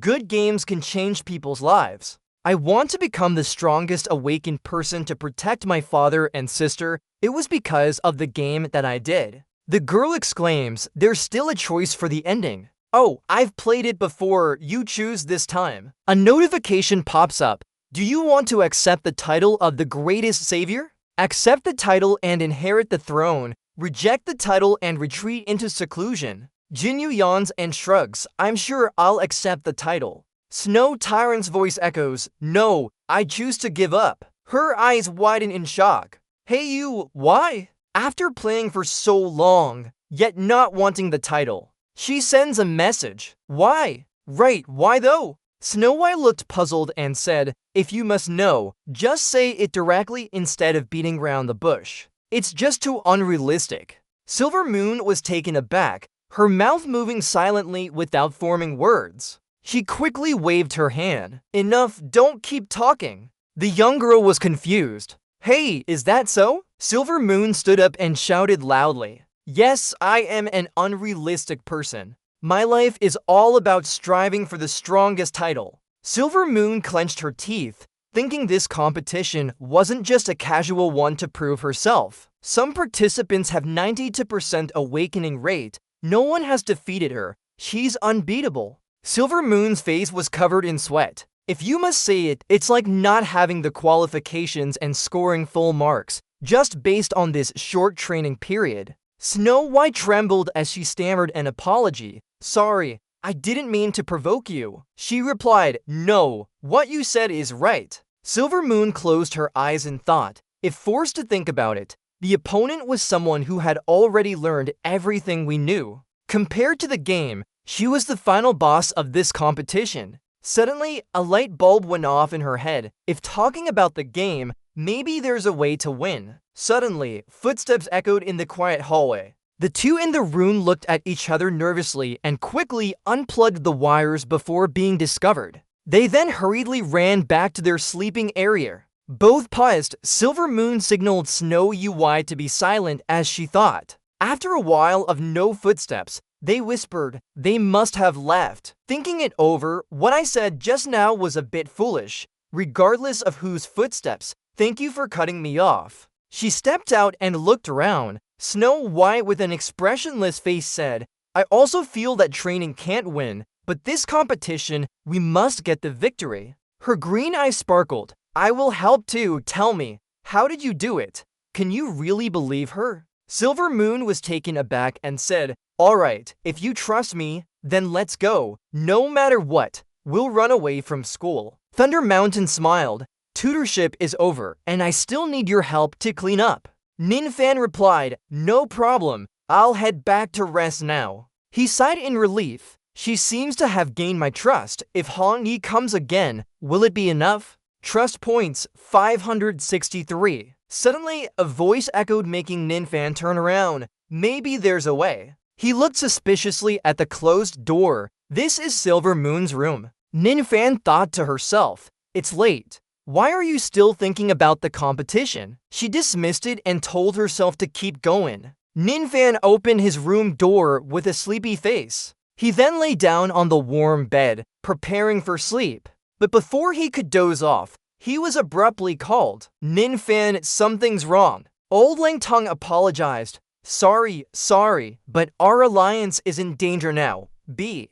Ninfan gritted his teeth. Better to have a reason or not. If it's still that annoying person, I'll kick him out of the hotel today. One Blade entered and handed him an envelope. Ah, actually, the master sent you this letter. Ninfan sat up in surprise. Huh? Yes. Old Lang opened the envelope, revealing a golden necklace. Inside is this. One Blade didn't finish his sentence as he was grabbed by an arm around his neck. You know what this is? It's Ninfan. He frowned and pulled Old Lang by the collar, interrogating him. Where did you get this? Look at it. Ninfan's face was murderous. Of course I do. It's a golden necklace neatly placed in the envelope. My father's transfer tool. Scene changed to morning. Dining hall. Yang Hua said, it's almost time for class. Why are there still so many people? Not yet at class time. Nin Fan was also not here. Han was furious and looked angry.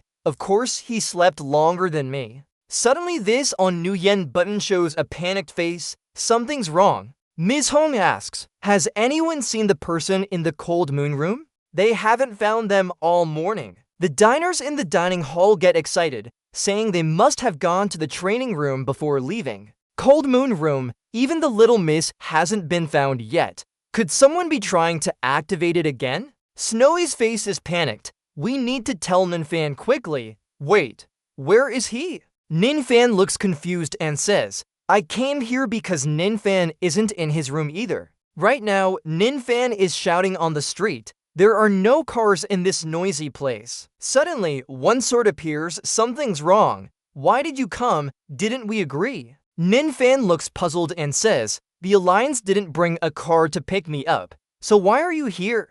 One sword quickly explains, I heard that Miss Snowy is missing. She came yesterday wanting to meet her father. Maybe she went to find him. Don't worry about it. Just push the old man away. I won't ask you. Look at Tiancheng hiding behind a tree. Tiancheng, why are you following me? He smiles weakly. Sorry, but indeed Fan Sir forgot about Miss Snowy's power. Nin Fan whispers to himself and looks at the old man. Hey, why are you being followed? And it seems like he knows something. Could it be that he heard us? Did he come looking for Miss Snowy? That's likely. Nin Fan thinks to himself, at least we can't let him know about my situation. He awkwardly smiles and makes up an excuse. I'm going to find Miss Snowy, so don't worry. You should go back. Tiancheng firmly says, Dalam told me that getting stronger is for a purpose. I was foolish. I didn't know what my goal was. His eyes are full of determination. Even though he doesn't know why, he thinks about Miss Snowy. Indeed, she must be related to my goals. So please let me follow you and find her. One sword stands still. Is he a bit foolish? He helplessly shrugs his shoulders. This guy. A hand points at the map. First, we head east to the main road, then follow north towards the hotel and hot spring area in Audi City. It's Tin Nuyet. She's on top of a snowy rock with Snow White.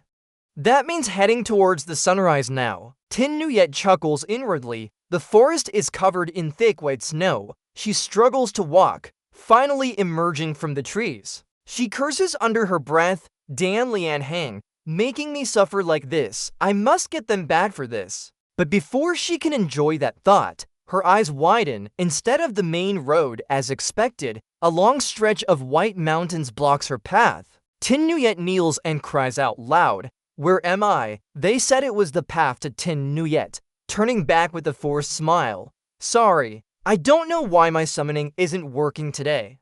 You have to walk and get lost again. The little girl shakes her head. She's tired from last night's journey. After walking so far, rest for a bit before using the summoning spell. She leans against Snow White's leg. The ground is too cold, and she feels hungry. Suddenly, an appetizing smell reaches them. I should have brought food with me. Am I hallucinating from hunger? It seems like someone smelled grilled meat. Tin Nuyet quickly stands up and looks around. Not far away, in the snow, Dalam is grilling meat. Is he really grilling meat? She whispers to Snow White. What's he doing? The little girl answers. I don't know. Tin Nuyet recalls. Clearly, Dalam wasn't there when we left the hotel. Then she remembers him appearing on top of a rock. Oh no, could he be? Tell the teacher it can't be. Whatever he says, I won't agree. But then the smell of grilled meat is so strong that her stomach growls loudly. Lines 41 to 59 continue in a similar manner to maintain the context and flow.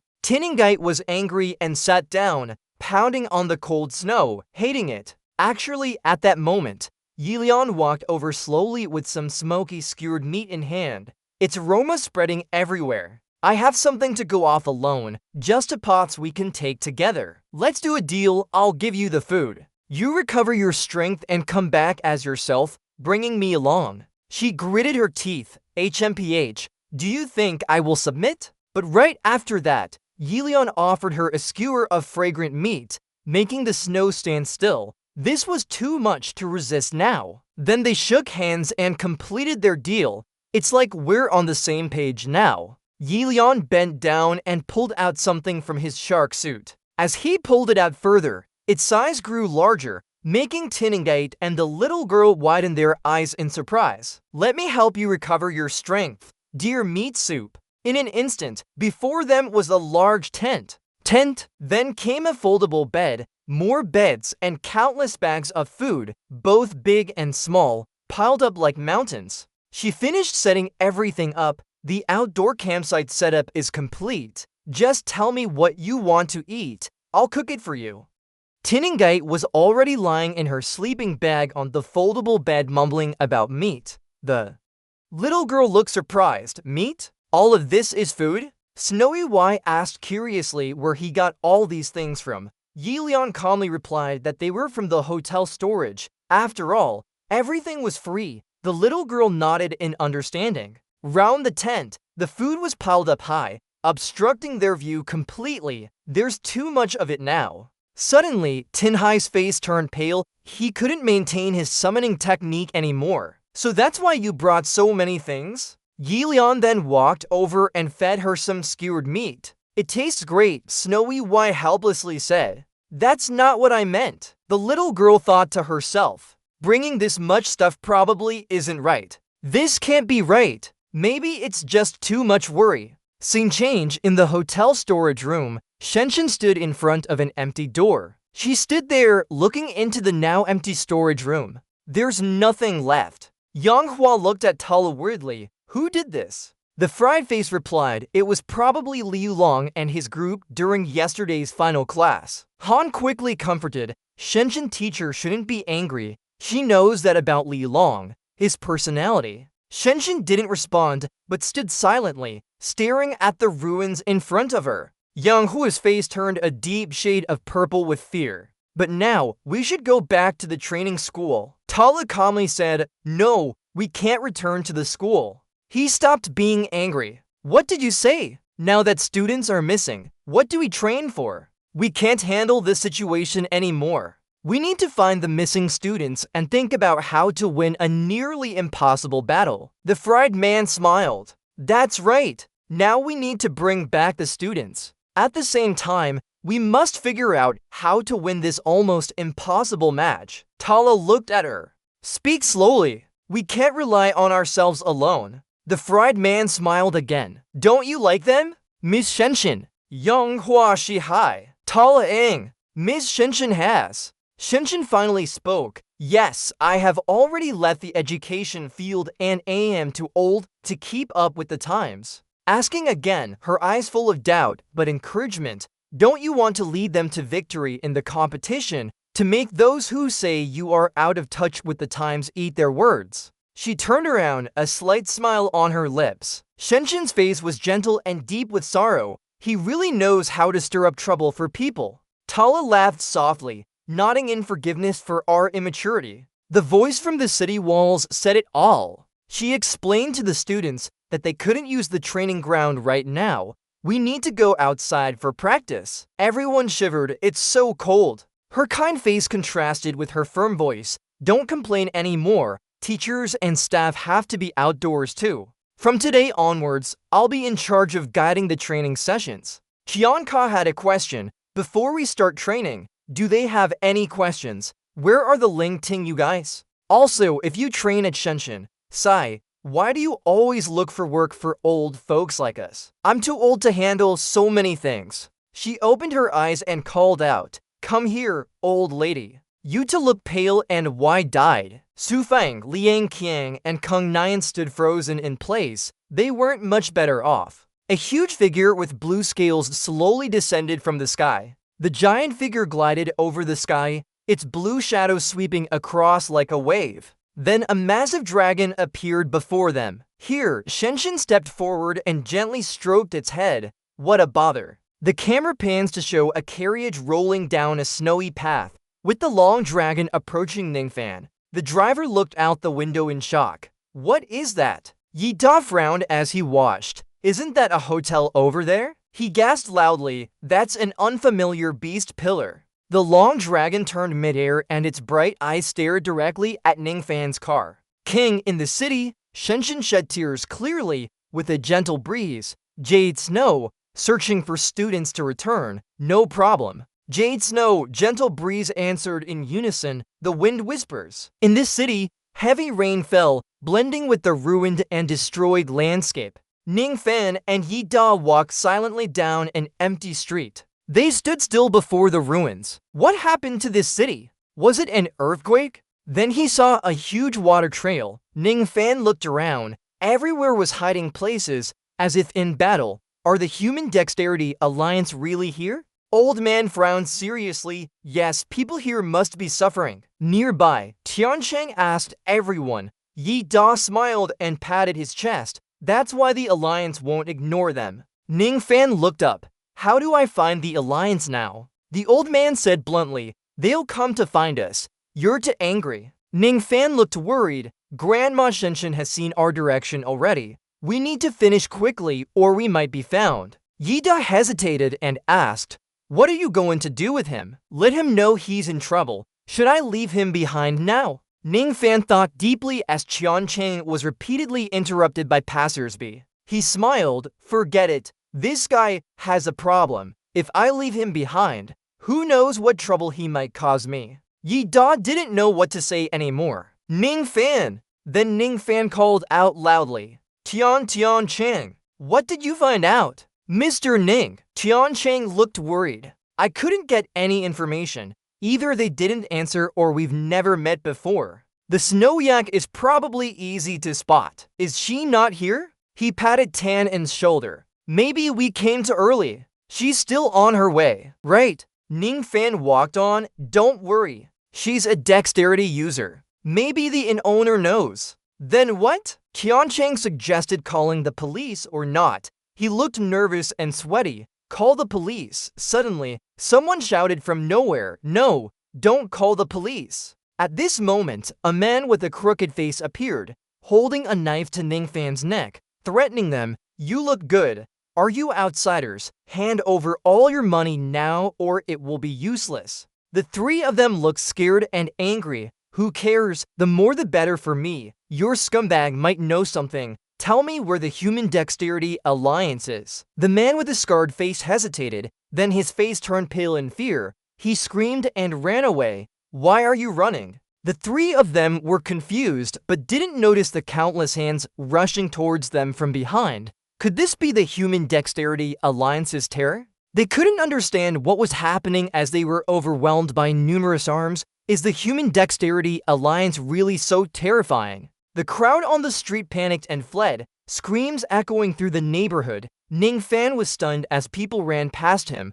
Zhang Tiancheng warned to be careful not to hurt others. Ning Fan's face showed a cold expression looking ahead. Look, in front of you is a giant bridge, not a monster, right here in the city. The small bridge had a cute and charming appearance. The bridge is a very obedient monster because its appearance is so adorable that many people keep it as a pet. It can help eliminate pests for your home. Even more, the bridge can get rid of all flies, mosquitoes, and other household insects. A larger bridge knows how to hunt birds too. But when it grows, it could destroy an entire city. As the bridge grew closer, its eyes suddenly looked at Ning Fan. Damn, it's looking this way now. He clenched his teeth in worry, thinking he might be attacked by the bridge. Ning Fan used divination to teleport through the crowd. There's no choice then. Where should we attack from? The bridge's eyes turned cold and its jaws tightened. It pulled its hand out of the crowd. Immediately, a golden stream shot forward from the bridge.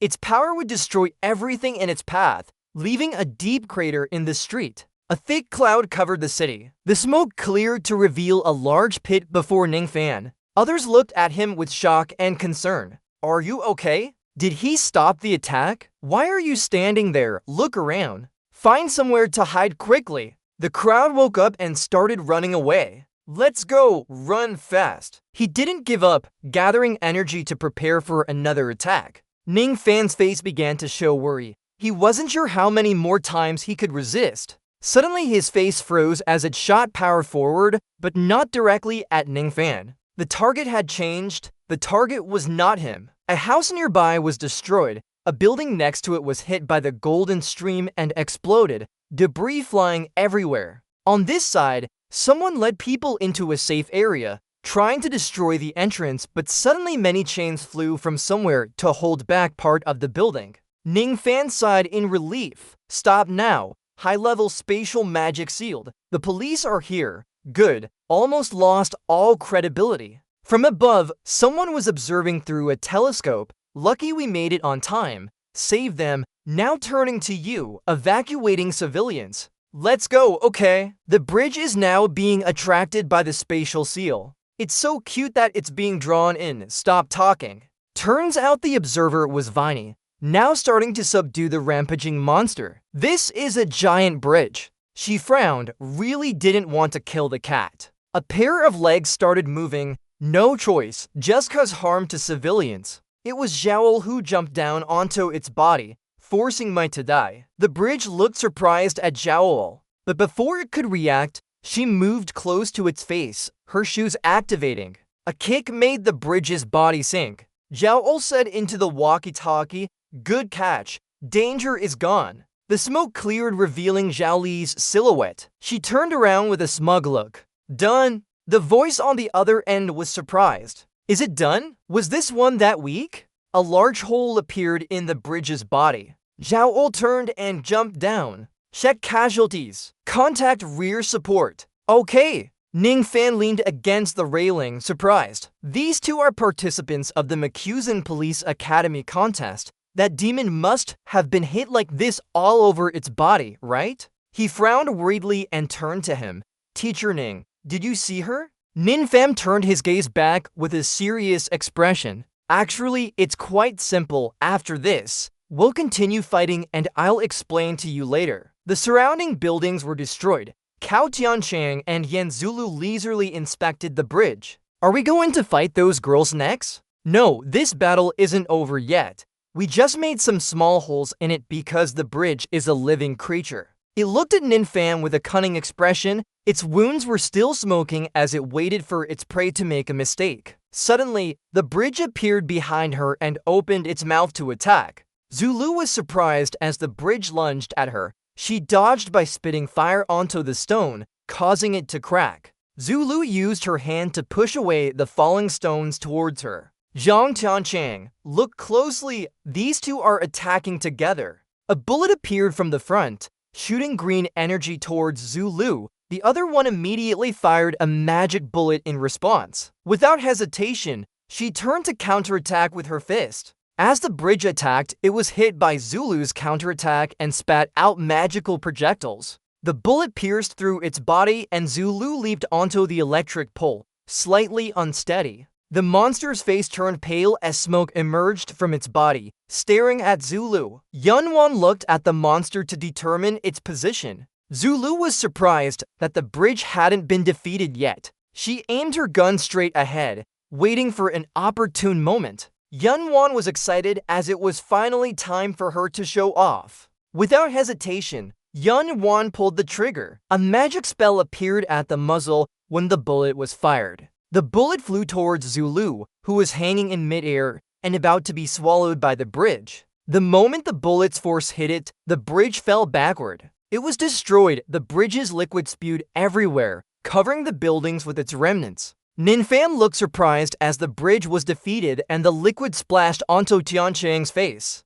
He looked down at his feet, where the bridge's liquid looked confused. Her figure appeared behind Ninfam, who was looking down at it. Could a huge force have hit him? Ninfam quickly moved to avoid it. The bridge was completely destroyed. He looked down in fear. Oh no, too dangerous, too dangerous. Luckily, my legs are still intact. Zulu calmly looked at him. That's a mad beast. Even without a leg, he still has his life. Ninfam looked at her with pride. This bridge wasn't enough to threaten me. Forget it, I don't know if I'm an ordinary person or not. She turned towards him and asked, "You're a psionic, don't deny your talent." Ninfam then suggested leaving. Right, I have things to do. If there's nothing else, I'll go now. Suddenly, Ninfam was restrained. Zulu looked at him with a threatening expression. That's enough. You're officially under arrest. Explain yourself to the police. Ninfam looked down at his cuffed hands.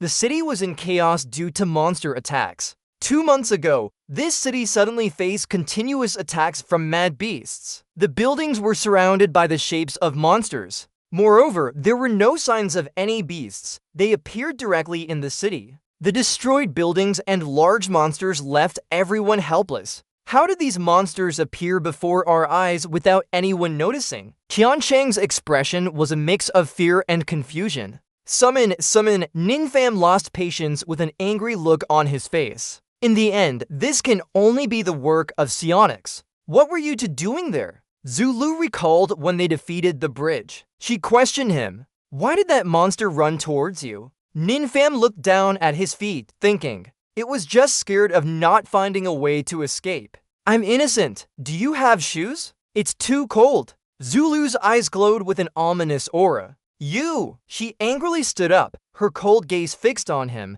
Dare to be defiant. When the police come, I'll definitely make you confess everything you've done. The scene changed 2 hours later. Zulu suddenly apologized. Sorry for our rough investigation. Ninfam and Qiancheng were stunned by her actions. Ninfam looked pitiful. I said I'm innocent, but couldn't help laughing loudly. He cleared his throat and turned towards her, laughing. What's so interesting? Isn't that your friend? Yunwan turned around, but was lost in thought, finally understanding and consoling herself.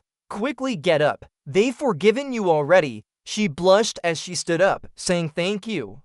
He silently thought, without even speaking. Ningpeng looked disappointed at the confused state and Yunwan. I thought we had to interrogate for a while longer. Why is it so clear now? She turned towards the window, pointing down below, because those people were testifying to his innocence. He wondered and followed her gaze. Ningpeng widened his eyes as he looked down, seeing a crowd surrounding the police scene. They seemed to be escorting them here in a police van. Everyone stood up angrily, shouting loudly. At that time, without him, we would have been finished. Yes, how can a civilian savior be a criminal? You looked surprised and didn't say anything. This matter brought up 15,673 points of trust for you in Ninfam's mind. The van pulled out her phone and flew straight towards Ninfam, taking his phone. You grabbed the phone accurately and called to arrange a guarantor to release him. Hearing this, Ninfam turned to question her.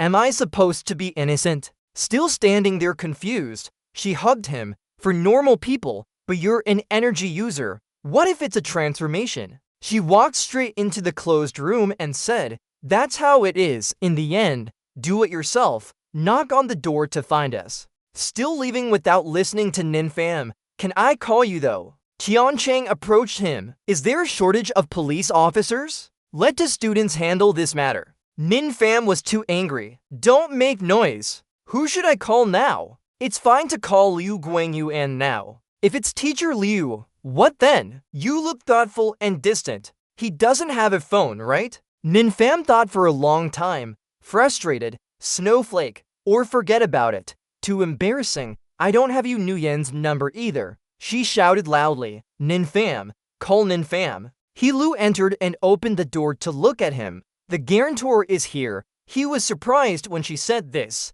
I haven't called yet. Who is it? Could it be Fan Jiaodao? He Lu ignored him and turned towards the door.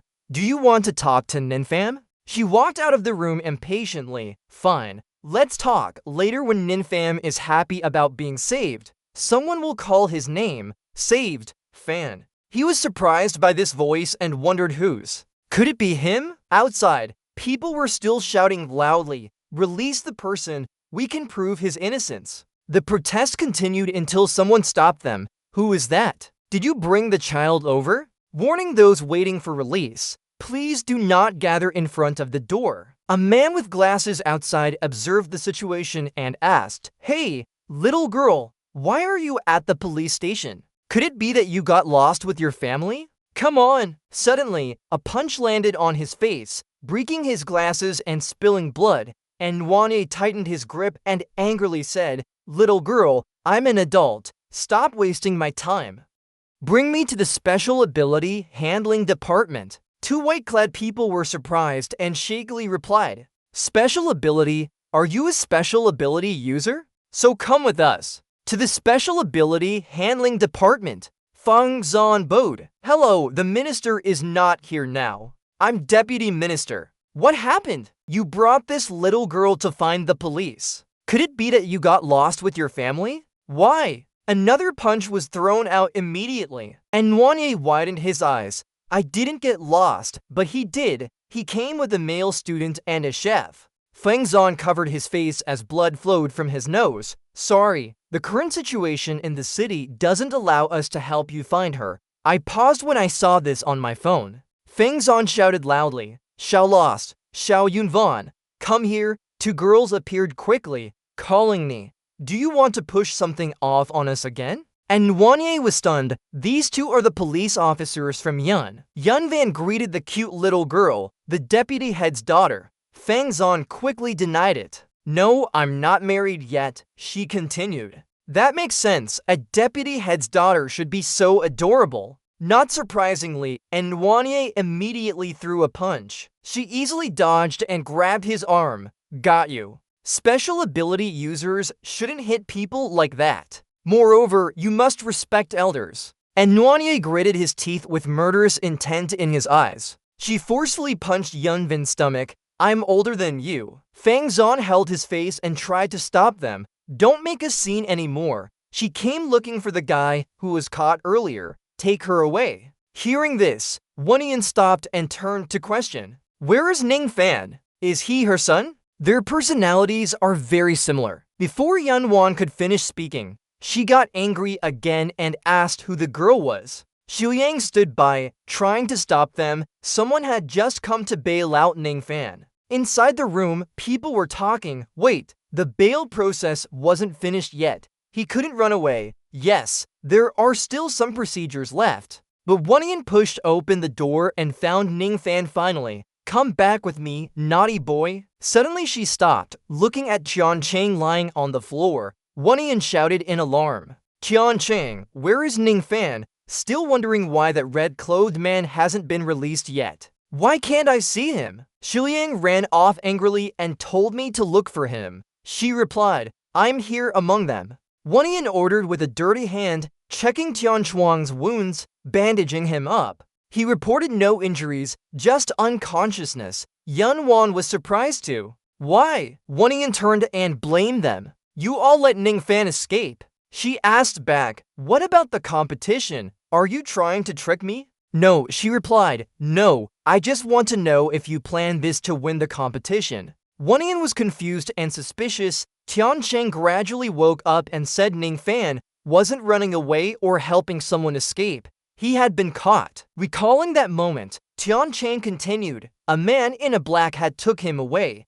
Later, Yunwan stood before the cell and asked if they knew each other. Wanian and Tian Cheng sat silently inside. She dropped her phone and added, don't be so discouraged. I have something interesting for you to see. Tian Cheng looked up in shock. That was. Yunwan said the surveillance from Ning Fan's room captured that moment. The video showed a mysterious figure entering. Just after, Tian Cheng fainted again on the ground. She continued, I came here to ask if you've ever seen this ability before. Tian Cheng was terrified. It's over. Yunwan got excited and said they didn't know it either. It wasn't their doing.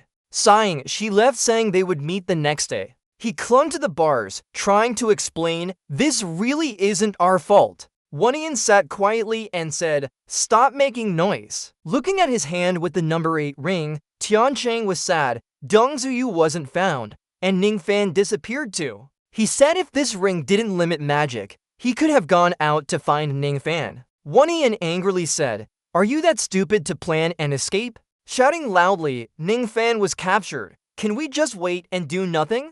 Wanian calmly replied, I didn't say not to do anything. It's just about not being discovered. She boasted, my spirit can hide in shadows and investigate on its own. Tian Cheng was surprised, summoning beasts, but he explained that before getting caught, he had summoned them and hidden them away. Tian Cheng still wondered, but without additional magic, the summoned beast would disappear quickly. Wanian said, don't worry, my rank is different from yours. Summoning her spirit, she was everywhere. In the police office, there were whispers. Nearby police hadn't found anything useful either. I asked those who met him, they didn't remember his appearance. Yun once said, the camera footage still shows someone entering but doesn't capture his face or even his exit. Feng Zhan sternly said, clearly, he wanted to take Ning Fan away. There were many ways, yet he chose the most dramatic one, leaving a lot of notes at the police station. In the office, there was murmuring. Nearby police hadn't found anything. I asked those who met him, they didn't remember his appearance either. Shiliang raised an eyebrow and said the boy's ID wasn't registered either. He asked other officers, but none remembered what he looked like. I don't even remember. Yunwon calmly replied that the camera footage still showed someone entering but didn't capture his face or exit. Feng Zhan said he clearly wanted to take Ning Fan away. There were many ways, yet he chose the most dramatic one, leaving a lot of notes at the police station. Shiliang and Yunwon agreed. That's right, we need to catch him. Wanian heard this and said, the police have no leads either. Qiancheng asked, what should we do then? Ping Tan replied, there's nothing we can do. We just need to find Ning Fan. He must still be in the city. Let's keep searching. Qiancheng worried, such a big city. How long will it take us to find him? Wanian Ping Tan said, don't worry, which made Qiancheng stiffen. She showed an icy and mysterious look. Soon, we'll know the time is now. Outside, the entire city is shrouded in darkness. The masked man confidently said, at night, silent eyes watch over the streets. The sky is full of stars when a voice suddenly echoes. Isekai'd, Isekai'd. Looking back, she curiously asks, what's happening? Snowy points straight ahead and says, look, are we here? Isekai'd replies, yes, that's right, this is City B, the English town. On the high-speed train, Snowy asks anxiously, are we almost there? Isekai'd answers, almost. The girl looks worried, isn't it possible we're lost again? Isekai'd confirms, no, I've been here before. She turns her head and looks out the window. Alright then. But this city is really big. The urban landscape with advanced technology is truly magnificent. It seems they have arrived at a grand school gate. Isekai'd hides behind the wall, her face determined. We're here, and it's just time to head back. Snowy can't help but notice Dealy Lamb standing silently without saying anything. The girl asks curiously, what do we do next? Isekai'd confidently replies, of course, we need to sneak in. The girl hesitates and says, sneak in. But what about us? Only students are allowed through the gate. Isekai'd reminds, I remember there was no check before. Snowy points to a paper and softly says, Snowy looks at the notice on the door. It's during exam preparation time now. The school requires heightened alertness. All students entering must wear uniforms and show their student ID cards for inspection. She understands, oh, that makes sense. Snowy worries, how do we get in? Isekai'd reassures her by placing a hand on her shoulder. We're here. What are you afraid of? She smiles confidently. Running is not in my dictionary. Don't worry, I'll figure it out. Isekai'd turns to the other girl and asks, what about you? Do you want to go in too? Then follow my lead, I'll bring you in. Dealy Lamb responds obediently, okay. As she speaks, Tin New Year turns around and says, let's go, I'll take you inside. She leads them to a wall and says, if we can't enter through the main gate, let's use another entrance. Tin New Year whispers, we just need to pass through this wall now. What do we do after that? She adds, after getting in, gather some intelligence first, then make a specific plan. Originally, there was no chance of winning, but with Dealy Hong Tin New Year chuckles, trying to exploit her, we'll have our chances. Before she could finish speaking, Dealy lunged at the wall and punched it straight on. Sang's punch hits Tin New Year, who looks ahead. The wall is destroyed, revealing a large hole. Tin New Year asks in surprise, what are you doing? Dealy innocently replies, aren't we trying to get inside? She gets frustrated and complains that they can't enter this way. A guard rushes over upon hearing the noise. Hey, what are you guys doing here? Are you causing trouble? Arrest them, Snowy says fearfully. Tin New Year asks, what should we do now? They might increase security. She frowns and says helplessly, what can we do? Run! Saying that, all three turn and run quickly without looking back. They enter a dark alley. Tin Nuyert breathes heavily. We're safe now, Snowy whispers. Hopefully they didn't see our faces. Tin Nuyert turns to blame Deely. I told you to follow my instructions. Deely answers innocently, I did listen. She ignores that and asks worriedly, what should we do now? They probably won't allow us in through the main gate anymore. Tin Nuyert agrees, that's right, we can't climb over walls anymore. Then she suggests, let's just go through the main entrance and deal with it later. Snowy looks surprised. The main entrance? You mean we need to wear uniforms and show our student IDs, but they don't check for photos? So borrowing these two things from someone isn't an option? Snowy realizes, her face showing reluctance. Robbing? But it's likely all students are in their dorms or at home. Tin Nuyert's eyes light up. We'll split into 3 groups and check places like parks and internet cafes. There must still be some students who don't want to sleep and are playing around. She sneered with a malicious smile, treating this as a minor battle before taking on the boss.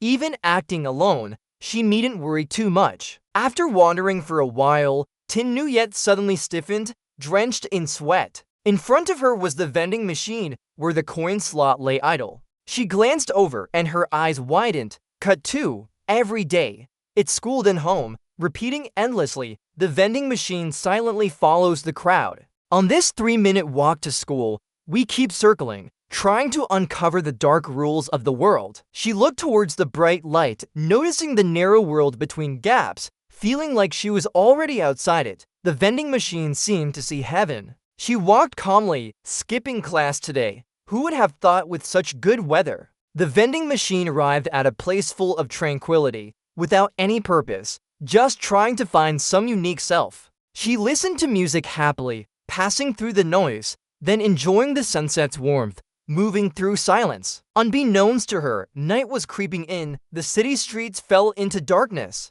She lifted her head and looked up, her eyes drooping with worry. Bored, seeing herself stuck in a loop, she returned again. The vending machine glanced at her, but still seemed to be fidgeting like an idiot. Tomorrow we'll have to continue this winding day. Circulating the same spot, yawned and tired, find somewhere to rest for the night. After a while, Tin Nuyet opened her sparkling eyes. She made a circle with her hand, held it up to her face, feeling like someone was watching. Back to the previous scene. Through the arm was the figure of Tin Nuyet. She jumped in surprise, immediately hiding behind the wall. Who is this? This isn't good. I need to find Dong Yui first. The vending machine stood silently and began moving, each step making a sound, quickly appearing right behind Tin Nuyet. Why are you spying on me? She was scared and stammered. Nothing, just my eyes. The vending machine still seemed cheerful. It only lacked writing I'm very timid on its face.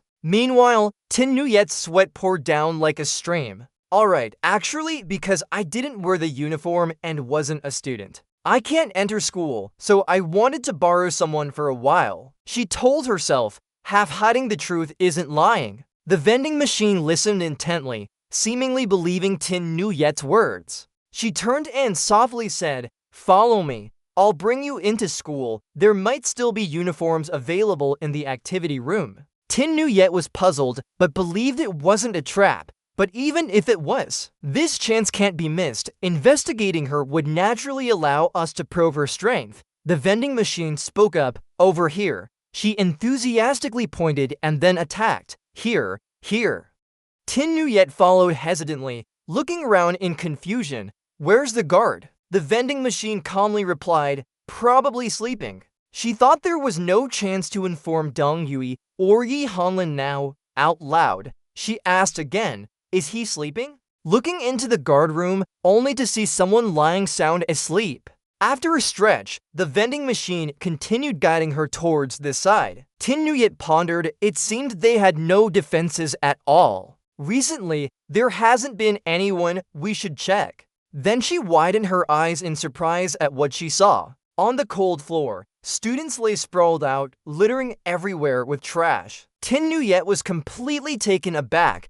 Her pupils dilated, unable to believe it. Here, the vending machine stepped up the stairs and waved, "Over here." Looking at him, Tin Nuyet realized he did it. The vending machine continued walking calmly, unperturbed. Cut to Yui's location. She had arrived at the assembly point, helplessly thinking, sure enough, she couldn't borrow a uniform or student card. Yui comforted herself. No, what am I stealing clothes for? It was already wrong. Could they really do it? Suddenly, a voice rang out, making her turn around. Deal Lance had put on the school uniform. "I'm back now," Yui said. "Not only found one, but wore it too." She said, "This is a bit small. The sleeves are tight, but it's the best fit among several options." Yui exclaimed in surprise. "Several uniforms?" Deal Lance asked, swearing, "Where's Tin Nuyet? We agreed on time and place for assembly." The girl replied hesitantly, "I don't know. Maybe finding clothes was hard." Deal Lance said bluntly, "It's easy." Yui hesitated. In the end, "Let's wait a bit longer for her." She scratched her head and said, "All right then." After waiting a while, they said, "She still hasn't returned. Maybe we should go to Laken first. It would be embarrassing if she doesn't come back." Yui realized Deal Lance was losing patience. He couldn't wait anymore. She hadn't returned yet. If he went alone to the Laken meeting, something might happen. The girl thought, let's prolong our conversation with him a bit more, even though she rarely talks to him. Deciding this, Yui loudly said, "Someone in green is walking down the street, and everyone avoids that person. Do you know why?" Deal Lance asked curiously, "Avoiding? Is he smelly?" The little girl points, showing a knowing look. "But no, because green means safety." Yi Liang hears this and wrinkles his mouth, pretending to be surprised. "Oh!" Immediately, she turns and leaves. "Can't wait anymore. I'll go first." Snowy White cries out, "Hey!" No choice. The little girl follows Yi Liang, feeling uneasy. Might as well follow to keep an eye on things. She speaks up, "Look here, there's no one watching over this balance." Snowy White stops her question, "But why?" Yi Liang continues walking. "It's not like you can just walk in freely." The little girl is confused. Everything is so quiet. Where did everyone go? Yi Liang points and says, "They must have gone to sleep already." In front of them are the sleeping students lying heavily on the floor. Passing by those people, Snowy White exclaims, "This is." Yi Liang doesn't care and continues walking. "Probably just sleeping here." The little girl asks again, "How can that be?" "Sleeping in the hallway." Yi Liang answers naturally, "They must have been too sleepy." The little girl is scared. How could it be? Many people sleep like this. Snowy White speculates, could someone have attacked the Laker group? She says, "Let's just say they were too sleepy." Snowy White starts sweating, saying they were just sleepy. The little girl jumps in surprise. "Oh!" The students slowly sit up, head hurting. What happened? Yi Liang quickly grabs the little girl and pulls her towards him. "Come here." The students wake up, dazedly say, "Did we sleep through it? It hurts." Yi Liang and Snowy White follow the sign to the rooftop. Standing by the 5th floor railing, Yi Liang reassures her, "Indeed, just too sleepy. For now, hide here. Wait until they're all back in their rooms before coming down." Snowy White is still suspicious. Could it really be an illusion? She helplessly says, "Are you still thinking about this?" Yi Liang looks over. Knowing less is better. There are some things it's better not to know.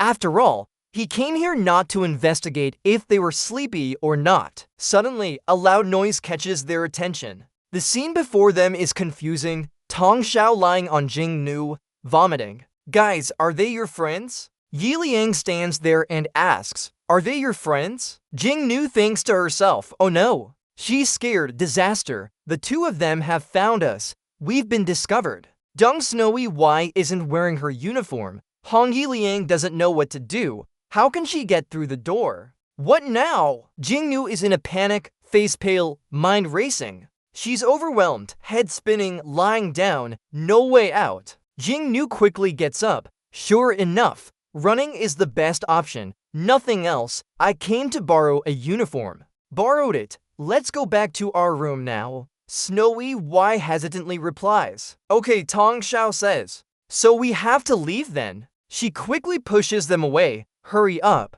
or the manager will scold us. Suddenly, Yang Dijian stops, causing the two behind to crash into each other. Jing Nu hurriedly apologizes, blaming herself. Ow, don't stop suddenly like that. She also stops, eyes wide at the figure in front. Lam Len approaches, pretending to be friendly, saying it's been a while, wanted to visit you. Why didn't you call first? Snowy White and Jing Nu are shocked, crying out loud, another boss. What before was there already a tiger? She advances, feigning friendliness, placing her hand on Yi Liang's head. It's been a while, let me see if you've grown taller. But she hasn't even touched his hair when the atmosphere turns ominous. Yi Liang immediately pushed her away, his eyes as cold as ice. Lam Nam blushed and said timidly, scary, is that a ghost? She thought she had lost a hand already. Her face was stern, refusing to acknowledge family ties. I don't have an older sister, stop joking around, you know why I'm here. Yi Liang, with the aura of a ghost, took out her weapon. This time, we must establish our dominance over you. Snow, you said, it seems our relationship isn't good. Clear Moon raised an eyebrow. Did he follow us for this reason? Lam Lam began to cry softly. We haven't met in a long time, yet we're already fighting now. Suddenly, a bright light cut through quickly, startling her. Yi Liang glared menacingly. This is the second warning. There won't be a third. Stop pretending to be pitiful and hand over your weapon. Come out here. Clear Moon cut in. That's your older sister. Get along with her properly. We still have work to do. We'll talk to her later. Snow, you held onto her coat, urging her to hurry. Yi Liang left a challenge. Lam Lam, are you scared now? Today will decide the outcome. I won't be going anywhere. Her smile was too strange. It was truly annoying. Alright, since you've said that. Saying this, Lam Lam put her hand in her pocket and pulled out something. She pretended to look pitiful. Hello, are you security? There are 3 strangers on the 5th floor. Yes, they seem to be causing trouble. Can we check it out? Hearing this, everyone was stunned. Their eyes weren't filled with fear. They stood still. They hurriedly rushed outside, gathered to discuss, and finally managed to escape again. This is the 2nd time today. What should we do now? I've already memorized her face. Well, consider it a failure. Yi Liang calmly replied, so, I considered that a success. Clear Moon reproached. It's all because of you that we had to run like this. How can there be any success? She sighed, you always think we're stupid, but in reality, most of the time, we are quite smart. Yi Liang explained, she is a very competitive person. After being mocked like that, she definitely wouldn't sit still and endure it. The cage she's trapped in is nearby. Hold on, Clear Moon asked curiously, you're so smart, but why are you flying? Come down quickly. She flew up high, then descended. Do I look like someone who can fly? Clear Moon realized, this is controlling gravity, right? Yi Liang shot up into the sky as if defying gravity. Looking down, how much longer must I fly? Yi Liang sat upside down in the air. She had flown too high. She calmly assessed but realized that if reversed, the magical barrier has a range. She couldn't be too far away from her. Then she deduced, being up here so high, she must be on some tall building. Lam Nam stood on the rooftop, quietly observing. Yi Liang looked at her and called out, sure enough, there you are. Instantly, she drew her weapon. A faint aura began to spread. Yi Liang flipped over, aiming straight for that high-rise building. After pulling the trigger, a bright light cut through the dark sky. A sharp sword shot out with incredible speed. The sword seemed to have a tracking system. It flew directly towards Lam Lam, but only grazed her hair, sending a cold breeze. Meanwhile, Yi Liang had already circled behind her. Her eyes filled with murderous intent as she launched to lightning-fast head chops. A few green strands of hair fluttered in the gentle breeze. Yi Liang was surprised at how easy it was, disabling the gravity barrier. That's all? But her disappointment returned when she realized it was just a scarecrow. Then, dozens of cars hovered above Yi Liang. She looked up and saw them fall one by one. Yi Liang blinked, then said with a wicked grin, boom, a large explosion lit up the sky above the building. Shards of metal from the exploding cars rained down like a metallic shower. The cars exploded in succession. Within seconds, they were reduced to rubble. Fortunately, Yi Liang had dodged. Her hand clutched her sword tightly. She sighed in relief, almost got hit by that move. Now where should I look for her? Lam behind her chuckled with a strange smile. Sensing danger, Yi Liang immediately turned to look back. A projectile pierced through the high-rise and stuck into the wall. Yi Liang was stuck, still feeling the pain from the previous hit. Struggling to stand up, she held her head with a wince. It hurt. Before she could rest, a large sword rushed towards her. After colliding, it caused an earth-shaking impact. Clouds of dust filled the air. Yi Liang's figure escaped amidst the smoke and fog. Suddenly, on the glass wall, she realized with a gasp, "I'm still in that state." Lam stood steadily on her large sword. She grinned maliciously, her eyes glowing green, and tauntingly said, "Only when she gets a little benefit does she show up, huh?" As Liang slowly ascended into the sky, Snowy was surprised. "Gone already. What do we do now?" "We have to help her." Tin Nuyet looked exhausted as she flew away. She lay back. "It's fine. I don't want to do anything. I'm so tired." Tin Nuyet sat at an angle. This was Liang's problem. Let her solve it herself. That girl who advised her earlier. But Tin Nuyet stopped her. "Originally, we came here to investigate others, but now we've been recognized and even know we're from a different school." Her face fell. She said, "What if my dad goes to the same school? What if he recognizes me during a match? How can I explain why we're here?" Tin Nuyet thought again. Going back now would mean being scolded by our teacher.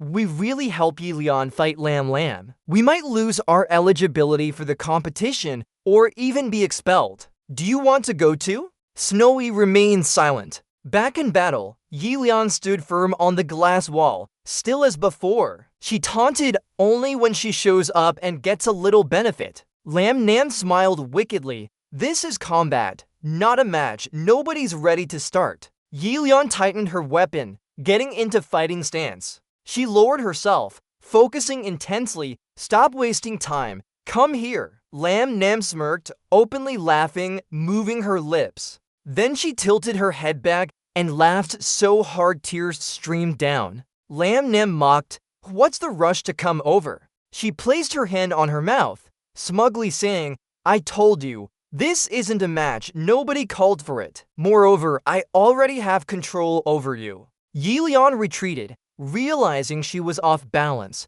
Quickly, she stabbed the sword into the building to prevent falling. Just as expected, Lam pushed her large sword forward, her eyes glowing, teeth bared, gravity increased tenfold. Immediately, Yi Liang fell at high speed, face first into the ground. Dust and smoke rose, obscuring everything, leaving only silence. The dust cleared, revealing Yi Liang lying motionless on the ground. Lam landed softly, like a falling cage. She stood there, smirking. Finally, she's obedient. Not bad. Lam approached, gently lifting her hand. "Let me show you if I grew." She laughed loudly in a mocking tone, "Not getting shorter, right?" Then Lam taunted, "Height reduced, bring to," with tenfold gravity, still daring to challenge me after lying down on the ground. Yi Liang struggled, ignoring her. Lam turned away and said, "Just wait until I step out of range.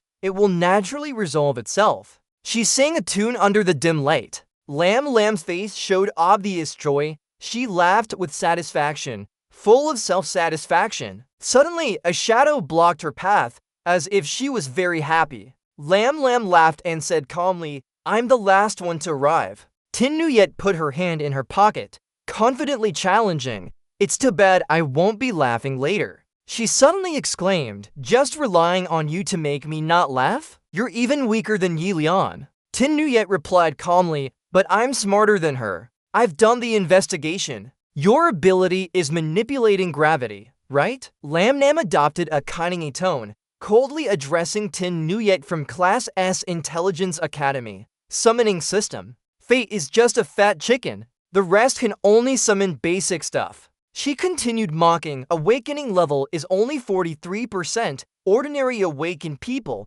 Don't think you're the only one investigating. Stupidity has its limits, she said and turned to leave. Tin Nuyet smiled slightly, unsure of her thoughts. She folded her arms and calmly replied, "So, are you planning to run away?" Lam Lam's face showed irritation, immediately turning back to scare her. "What did I say?" Tin Nuyet quickly ran away. "I said you're stupid, dim-witted, foolish." She ran and muttered, "I know this alley like the palm of my hand." Suddenly, Lam Lam appeared right behind her, making Tin Nuyet exclaim, "So fast?" She quickly turned into a small alley while Lam Lam used gravity to push against something nearby. It's so dark, it immediately flattened like paper. Tin Nuyet was shocked. She directly squished it, but in her hand, she had already taken out a hairspray bottle. Quickly throwing it away, the test tube broke into 2 pieces. She stepped on it, and old stone waited as a stepping stone. Lam Lam was chasing after her. Turning around, Lam Lam used tenfold gravity to shoot straight towards that spot, adding another black flower that was squashed and shattered into pieces. She smirked, breaking a rule, and she's pretty good at running too. Isekai'd pushed herself to run, her heavy breaths echoing urgently. She instinctively turned her head, eyes filled with doubt. Isekai'd suddenly stopped, looking puzzled, not chasing after. Without hesitation, she used her body to break the glass and jumped out. Her face paled. Better be cautious. Run far away first, then find Deng Wai to regroup. A voice echoed, catching her, making Isekai'd freeze. She fell down when Lam Lam used 10 times gravity. Standing on the rooftop, she wondered if I couldn't catch up with her? Lam Lam grinned mischievously. Where was that arrogant attitude now? I thought you had a plan. What a mess! Isekai'd slowly sat up and calmly replied, "Lucky I caught up." She shouted loudly, "Rescue me." Lam Lam stood there in shock, mind blank, not reacting yet. She turned her head to look behind. Could it be? But surprisingly, Lam Lam was empty-handed from behind. She realized, of course, that child wouldn't deceive others or pretend to be unable to climb. Then Lam Lam's eyes widened in surprise as a hand grabbed Isekai'd and pulled her into a dark alley. Lam Lam exclaimed unexpectedly, clearly surprised. That hand was strange. With quick reflexes, she dodged it narrowly. She hit the ground hard, angrily shouting. Looking at the hidden legs in the darkness, Lam Lam fumed. "Stand still for me." She quickly chased after, feeling they had passed through my barriers. How could you run away? But Isekai'd was too familiar with the terrain and escaped just in time. Lam Lam stood there dazedly, eyes slightly confused. Following the alley, she lost track. What's wrong with this path?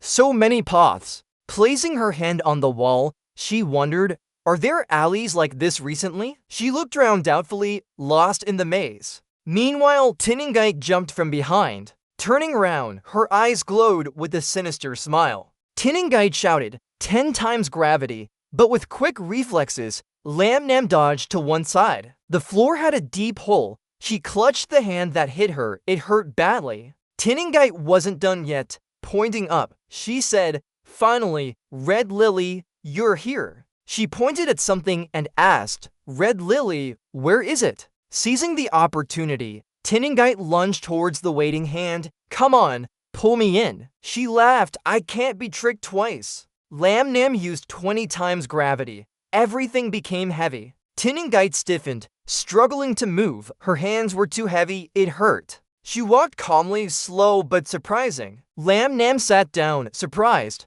So stone giants can do this? No wonder she's a master of basic mechanics. Realizing everything, feeling strange about the recent lack of alleys, these are all new. She used stone giant transformation to create them. Lam Lam confidently said that in the stone maze, Isekai'd was scared and saw through her tricks. But then Lam Lam said, "So I win today. Go home and sleep." She offered a wicked smile. "Do you think I'll let you off so easily? Don't worry, I won't be too harsh. Just can't compete in the tournament now." Isekai'd burst into tears, shouting loudly. At this moment, Red Lily called out to her. She lost patience and lied 3 times. "Do you think I'll believe that?" Surprisingly, Deep LDM stood right behind her. holding a sword high. Lam Nam turned around, eyes wide with surprise. In the darkness, footsteps were running fast. Deep Lim's face was bruised.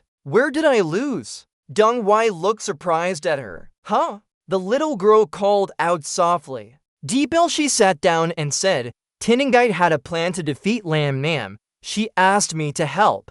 She pulled Lam Nam out of the barrier range. Where is it? Yi Liang helplessly spoke up. I haven't even touched her and she's already defeated. Too embarrassing, no longer want to move. Maybe it's nearby. Snow White pressed on. Where? Now Di Liang stands in a dress. Here, I don't want to move. She feels tired. You better not make a fuss too. The girl argued back. No! Di Liang shed tears. Are you taking advantage of the situation? Snow White's eyes brightened as if she realized something. Ah, I see it now. The girl raised her hand to touch the yellow fabric. Suddenly, the fruit under the flickering light pulled away from the girl. Di Liang opened one eye to look, but didn't understand what was happening, then withdrew. Snow White suddenly tripped, her body swaying. The girl fell and hit her head hard on the ground, crying in pain. The fabric was pushed aside along with several backpacks and a sword too. From above, items that had fallen from the fabric were falling down one by one. The sword fell vertically. Snow White was extremely frightened, quickly putting her hand up to shield her face. Snow White seemed to regain her breath in an instant. So it's because of the weight on me? You just reacted now? She turned and said, but why did you pull me out? If you guys pulled me, I wouldn't harm myself, right? The girl whispered close by. Don't worry, just like this. Then do it like this. Di Luan nodded. Aha! Snow White continued. Then do it like this. She raised her thumb in approval. Okay then, maybe doing it like this could work. Lam Nam sneered. Don't worry, I won't be too harsh. Just can't participate in the competition anymore. Clear Moon Temple is crying out. Red Di Liang, get up! Save me! She showed no emotion, only replied indifferently. Do you still think I'm trustworthy? Realizing something was wrong, Lam Nam turned around. Girl! The girl's head was hit by the sword's tip. She cried out loudly. Ouch! She approached to check on her. Scared now? Lam Nam shivered and called out. You! Di Liang sang happily. I'm too embarrassed. She became aggressive. Red Di Liang, are you playing with them again? She closed her eyes quickly and denied it. No way! Yi Lim held his sword tightly. I've already broken your seal. Fight again seriously and fairly. A large hand grabbed the starlight. Finally here, a voice from the shadows spoke up, handing over to you, Yi Lim. She disdainfully said, you want to fight me fairly? Sharp eyes, fine. I'll give you a chance then. Yi Lim listened emotionlessly as she spoke. Her seal control is space manipulation, while mine is gravity control. Lam Nam laughed. Basically, they could kill each other in one strike. She touched the gun on her waist. Simply, it was like a cowboy showdown. See who draws their weapon faster. Lam Nam thought to herself. Then the speed of drawing and activating powers. Her index finger pointed at Di Lim as she prepared for battle. Lam Nam waved her hand silently. Definitely me. Her pupils dilated as if readying to draw. In an instant, she appeared behind Lam Nam. The fight broke out with the intense atmosphere making it tense on both sides. Their swords clashed, creating small sparks. She flicked her fingers twice. I didn't say you couldn't defend. Di Lim was surprised as the ground around her gradually sank under increased gravity. Yi Lim's eyes gleamed. He knew it would be like this. Quickly raising his sword high, he could use this gravity to his advantage. Di Lim was shocked. She struck the ground with a powerful blow. Green light surrounded her. Di Lim blocked the attack. Did you find using gravity effective? I've already broken your seal. Lam Nam controlled his giant sword and stabbed it straight down into the crack. She rubbed her neck. This one can operate under 100 times gravity. Too unreasonable, using my own gravity to attack. Lam Nam stood tall and shouted, is this what you learned from that band just now? Following that weak chicken only makes yourself weaker over time. Starlight had power. Clearly she was forced into submission, but still dared to insult me, Snowy said. That's why Hongi Lim carried the whole family round for this. Suddenly, a water bottle and vending machine rolled between them. The space tilted, their shouts echoed. The direction of gravity has changed. The little girl tried to hold onto one corner of the building as Istyu looked down. She quickly grabbed Lam Nam's wrist to prevent Starlight from falling. The little girl was puzzled. Why are those flying cars falling so fast with gravity changed? A strange purple pill appeared near her hand in midair. A distant urgent cry echoed, "Catch!" Both of them safely landed on the car that had just fallen. Snowy took a deep breath. Luckily, no one was in the car. Starlight wondered, not really? Each type of seal should only have one method of movement. She should only be able to affect what she sees. Why couldn't she see we could too? The little girl looked up at Lam Nam, confused, and said, "We're dying. Where did you go?" She shouted loudly, "I wasn't the coward who hid before. Come out for me." Realizing something, Lam Nam's eyes looked distant. She was puzzled, just called out randomly and it really appeared? Yi Lim replied with a snort, "No, just felt like there was no need to hide. Your seal doesn't seem very strong either." Lam Nam got angry. "Do you think I'd throw you out into space?" Yi Lim said. She wouldn't do something like run away. I've already challenged her to this extent. She asked curiously, has someone who accepted a challenge still admitted it? Yi Lim replied, not sure how to say it. Then she returned with renewed vigor. Let's do it again. The cowboy fight you mentioned. Lam Nam smiled. I doubt you really think that's all my strength, right? She raised her dirty hand to prepare for her ability. Let's see then. Yi Lim held the sword tightly and ordered it to apply 500 times gravity. Her face suddenly froze with an evil expression. What do you mean by that? Lam Nam shouted in anger. Why not just withdraw your weapon? Yi lunged his head down when she said this. Are you trying to give me a chance? Are you insulting me? She looked up with a soft voice. It doesn't seem too heavy. Her mouth opened wide in shock, not believing what she just heard. Huh? Yi now held the sword tightly, preparing to attack. The sword shot towards Lam Lam's body in an instant, then quickly pushed one away, creating a large explosion. The smoke and dust obscured everything, leaving only a figure falling onto the pile of rocks without saying anything. Yi sheathed her sword back into its scabbard, embarrassed. I just wanted to see how much gravity I could withstand. Suddenly, a small stone hit Dee's face. She didn't care much and closed one eye to wipe off the tiny stone. From the thick smoke emerged a foot standing still, with branches mercilessly preparing to strike Dee's head. With her quick reflexes, she cut it in half. Dee widened her eyes in surprise, seeing the branch still floating, wondering, did I suck it up? Lam Lam's face turned dark. She knew that between all things there was a gravitational pull. Dee looked at the branch curiously. Is this what you did, right? Are you not mad enough to play dirty tricks like this? She looked up as if she had discovered something. The walls and cars, heavy objects, were rushing towards where Dee was standing. She was confused. How do I avoid them? Isn't this the end already? Lam Lam covered her face with her hand. Without gravity, there would be no existence or operation. She spoke. Without gravity, humans cannot stand on Earth. Lam Lam closed her eyes tightly and turned away. The life of all things relies on the gravitational pull. She arrogantly said, how does it feel to become a center of gravity? Huh? After some time, she gently opened her eyes as if something was contracting in her face. Tin Nuyet hugged Dee tightly. Finally, she woke up. She turned and asked curiously, this is... Tin Nuyet wondered, do I not remember anything? Tin Nuyet began to recount. All the objects on the street were being sucked in by him. She sighed, I summoned the stone giant, but now we are trapped here. Tin Nuyet realized that they had been tricked.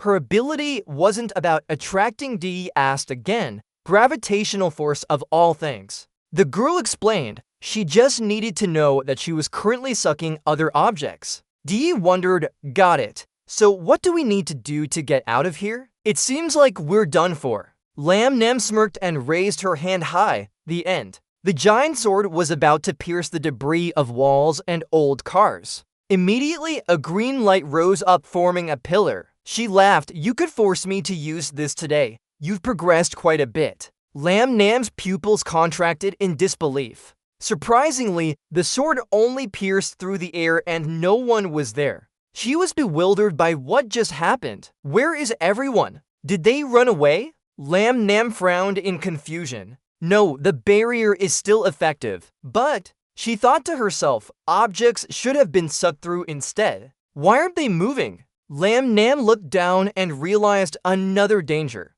Huh? What now? A sword suddenly stabbed into the ground, appearing right under her feet, and in a flash it was just inches from Lam Lam's face. She jumped up to avoid the attack, but ended up hiding underground instead. An explosion happened on the ground. Rocks and dust flew everywhere. A faint red figure rushed towards Lam Lam from within the explosion. Both were facing each other again, the atmosphere thick with tension. She gritted her teeth, tightly holding a huge sword, while the light of Lanham shone from the leaf holes, ready to announce the move names. She was resolute and prepared for battle. Suddenly, a hand covered her face. The same happened on the other side. Wangbin held their heads tight, stopping them from fighting.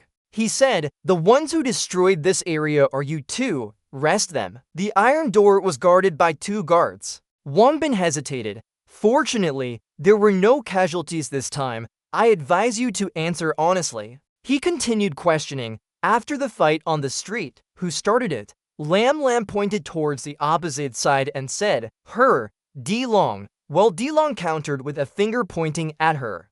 "No, me!"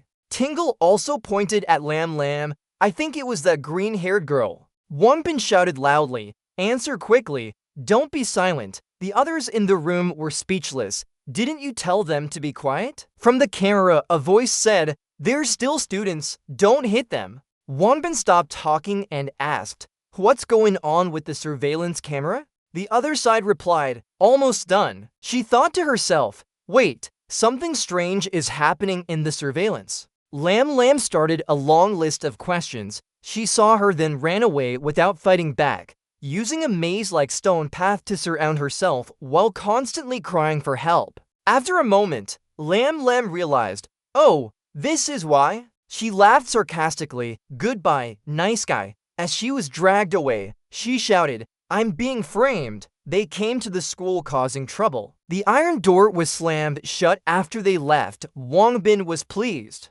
"Finally, it's over. Thank you for your cooperation." Tingle sighed in relief. "No, you're the ones who caused trouble. So we'll leave now." Wangbin's face darkened and he shouted, "What? Huh? Who said you could go?" D-Long and Ningguang turned around in confusion and said together, "Huh?" Instantly, a cold hand appeared to lock their hands. On the other side, a cold iron door was locked. "Are you here too?" She replied, "After I called the police, they caught me." Wangbin looked through the gap and said, "We've informed the school about this." The surveillance school said, "Just wait for the school to come pick you up." Intelligence Academy. "Ladies, stay here until the school comes to bail you out." She was sweating. It seemed they could only stop now. At least one person is taken care of. Tingle excitedly said, "Thankfully, she encouraged me. Otherwise, I would have run back." Yu denied, "No, I didn't do anything."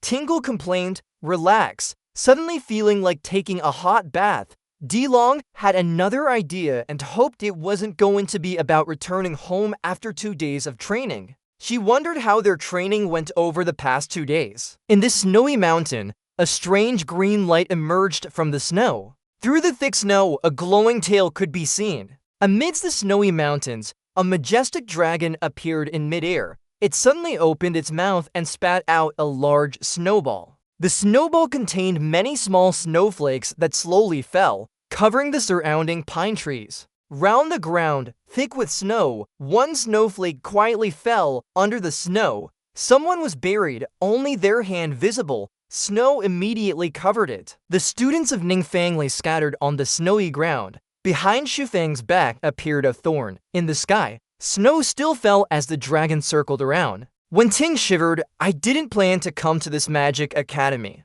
She began her story. My family has 6 siblings, and by now, we can no longer afford my education. Just then, a free magic academy offered tuition-free schooling with stipends. When Ting continued, with the stipend, my younger sisters could go to school. She sighed, but in reality, I always wanted to learn comic drawing. At that moment, her eyes sparkled at a book. Her face turned red. I must win and get the prize money. With that money, I can go to art school. Qianko was puzzled. So, why are you saying this now? They were hanging between the mountain walls. Wenjing spoke up immediately. Let him know what he's carrying. Shouldn't it be held tighter instead? He denied. Not at all. She shouted loudly. Hold on tighter. Qianko was sweating profusely. I see, he thought silently. Having gone a whole day without eating or drinking, this must taste great now. Qianko recalled the scene after the teachers left to search for people.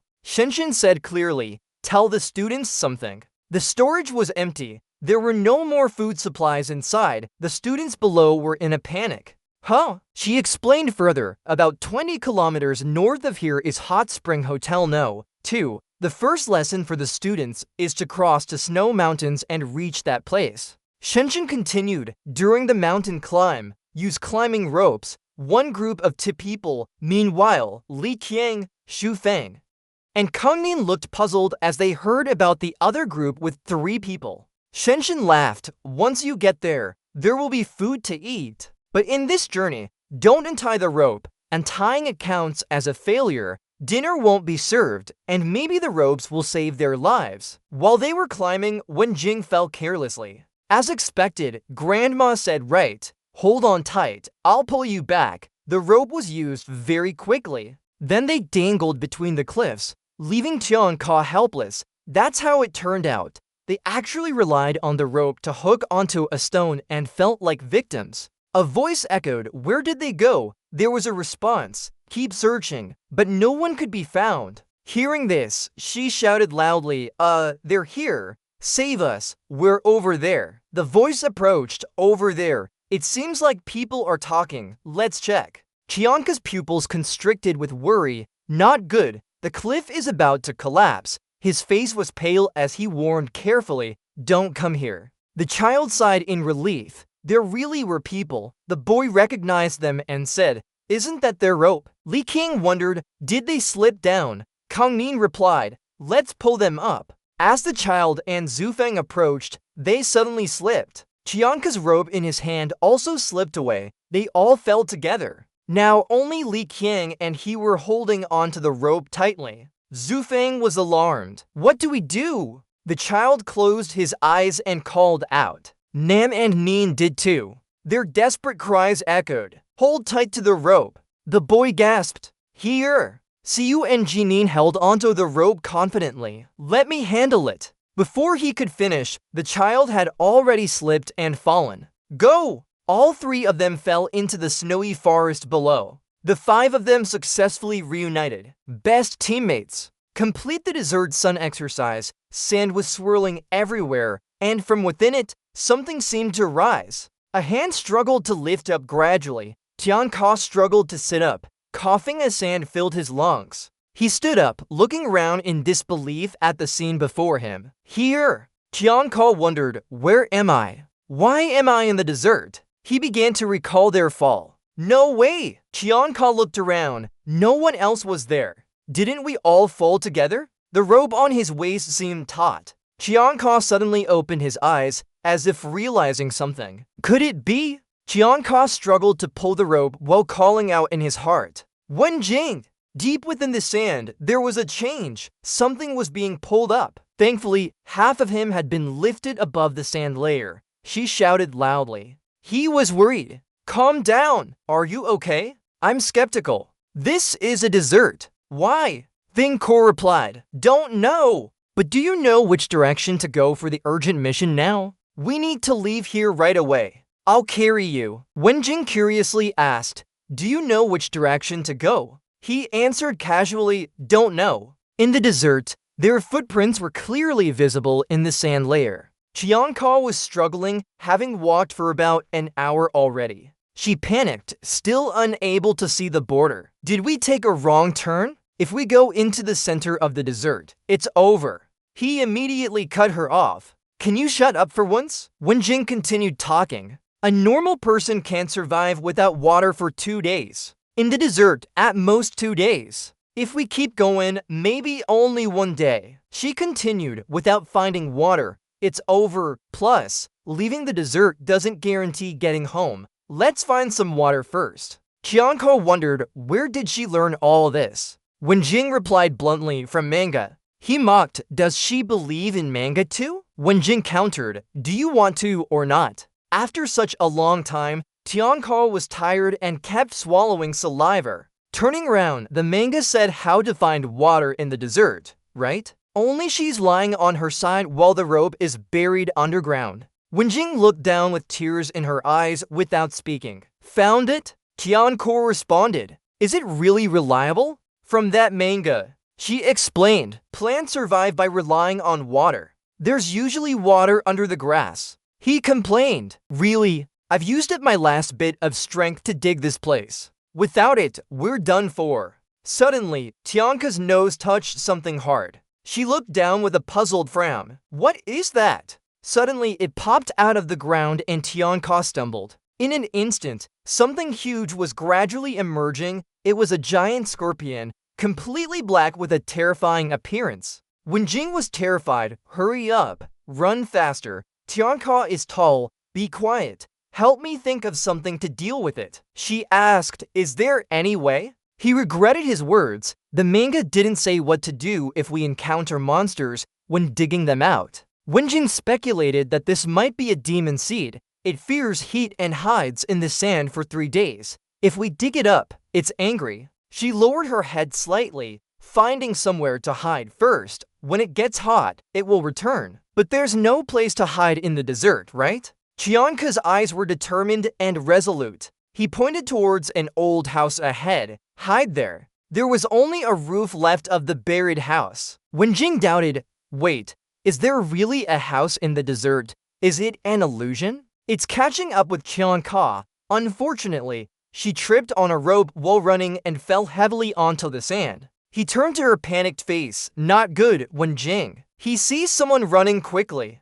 He's being pulled from behind and calls out, Miss, the shoe with thread is right next to your hand inside the glove. The string on his chest suddenly tightens as if trying to drag him away. Its claw attacked, but the Sky Walker dodged it. Wenjing sighs tiredly, damn, so heavy, I'll pay you a month's worth of food when we get back. The Sky Walker agrees immediately. He'd even do it for a year if needed. So he yells loudly, can you run faster? Don't let the distance grow anymore. Manhua accelerates to catch up with them as quickly as possible. Its string has come close to the Sky Walker's face. Damn it, but at this force, it can't cast a magic barrier. He can only sigh helplessly. Is there no way out? I ask, do you know how to increase the intensity of a magic barrier? He replies, yes, get closer. Make the range smaller and the strength will increase. He comments, not bad, so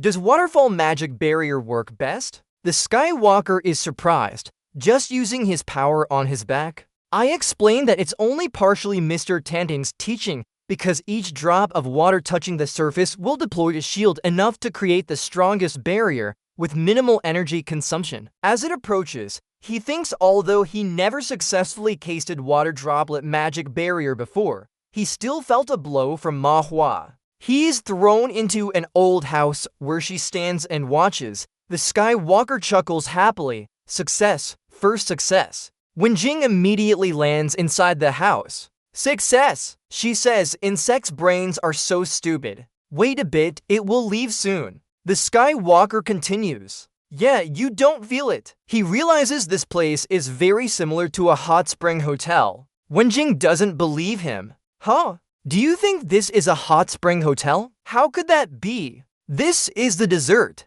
The Sky Walker says. It looks like a fat dorm room. Check if there's an island of honey. She hesitantly looks down. How could that be? It's too dark. Wenjing opens her eyes wide. Really? The Sky Walker gets angry and says, don't tease. She gasps in shock. This is the truth. When Jing grabs his hand and says, maybe someone is here, let's check, the Skywalker replies succinctly, let's go. She doubts him but asks, why?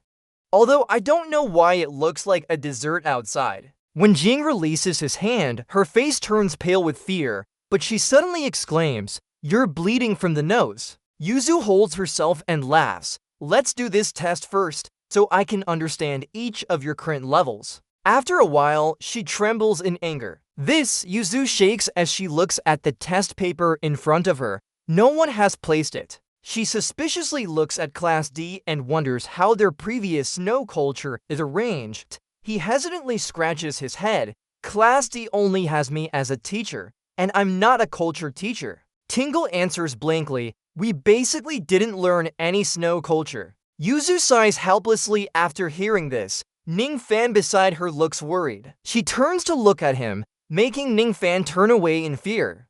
Yuzu's face darkens. She can't say anything and looks away, squid. But she still encourages Class D to believe in themselves. Passing the test is simple with the right methods. Yuzu sternly emphasizes that it's about unity. Helping each other will definitely work. Li Qiang, wearing many life jackets and a windbreaker, understands. Helping each other, right? Sun has everything ready. Seeing this, both of them are immediately scolded by her. He nervously says, we understand now. Yuzu's enthusiasm surges. Unity isn't about cheating but learning from each other. She teaches that everyone should help and learn from each other's strengths. A few people working together will definitely pass. Tian Chang quickly absorbs this. That makes sense. Next to the Skywalker, she confidently laughs. Teacher, I get it now. He proudly says, when I leave for the sports field, I've already studied culture before transferring.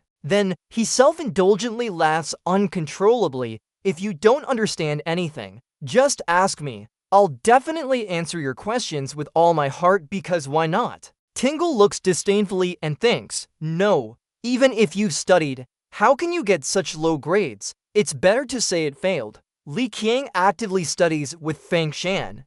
The skinny guy performed better than me. Come on, I'll help. He excitedly points at the test paper. How did you choose this answer? Fang Shan remains calm and says, look here. The questions are short, so what else can I pick? Li Qiang really believed it and asked further, how did you guess right with this judgment? He said naturally, all the filled forms must have some correct parts. The kid looked at him gratefully and smiled. That's how it is. He feels smarter now. Thanks to my brother for being so generous in answering, saying no problem. On one side, Uncle Tian muttered while filling out the forms. Vase, cabinet, handle, flower, locker. Isekai'd looked puzzled. What are you doing? He filled the words onto the items and answered, putting simple terms on objects. A quick glance can help remember the words better. Isekai'd was visibly annoyed. Don't put it on me. The form Uncle Tian filled for her had a very mocking tone.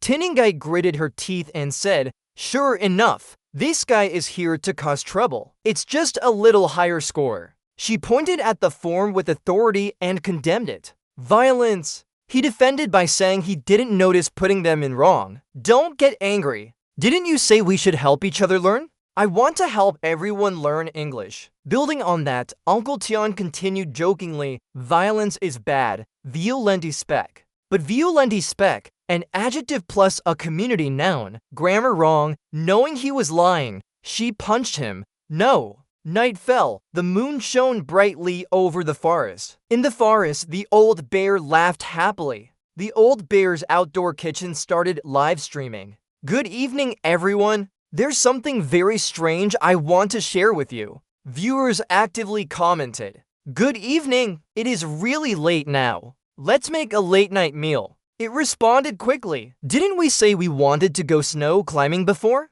He looked up at the sky. Suddenly, the snowy mountain turned into a tropical rainforest. Everyone watch. The live stream viewers were curious. Is it real or fake? Huh? Why is that? Lost direction? She shook her head. Very strange, right? The old bear looked helpless. No way out. Today's live stream will be in the tropical rainforest. Hearing that, viewers were dissatisfied. You're deceiving us. The bear is live streaming. Are you scared and don't want to go? She nodded sincerely. Deception. I will deceive everyone later. Suddenly, the old bear noticed something in the forest. Oh, he excitedly said on live stream, suddenly met 3 people bathing in a pond. Let's ask them if they know what's happening. The viewers responded enthusiastically. Can you bathe in swamp water? In trouble? He turned his hand towards the 3 people in the pond. Hello, 3 of you. Do you know where the snowy mountain is?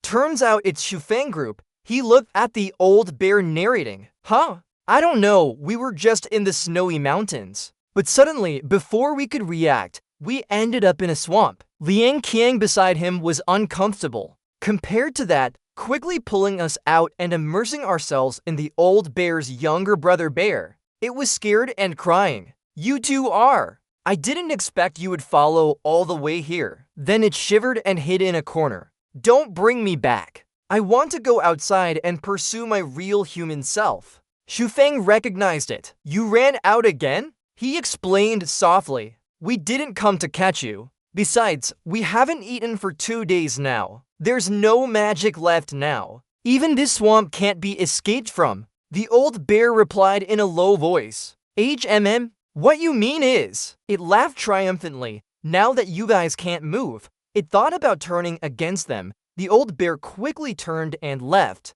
So when will we meet again? Liang Qiang struggled to call for it. Come back. Shufang beside him reminded, stay calm, doing this only wastes your effort. As it was about to sink, it still stubbornly called out, come back, come. Liang Qiang was discouraged and couldn't say anything more. Moreover, it would sink faster now. Suddenly, it turned around again. Shufang looked surprised. Oh, really turning back? Conscience rising? The old bear's face remained expressionless. No, turning around makes 3 people watching, increasing the number of viewers significantly. If you agree to cooperate for a live stream, I'll save all 3 of you. He couldn't help but admire. This bear is actually ridiculous. Later on the shore, it checked the source energy indifferently. There's nothing to worry about. Rest for a while and you'll be fine. Shufang sighed in relief. That's good. Liang Qiang beside him continued vomiting uncontrollably. Oh!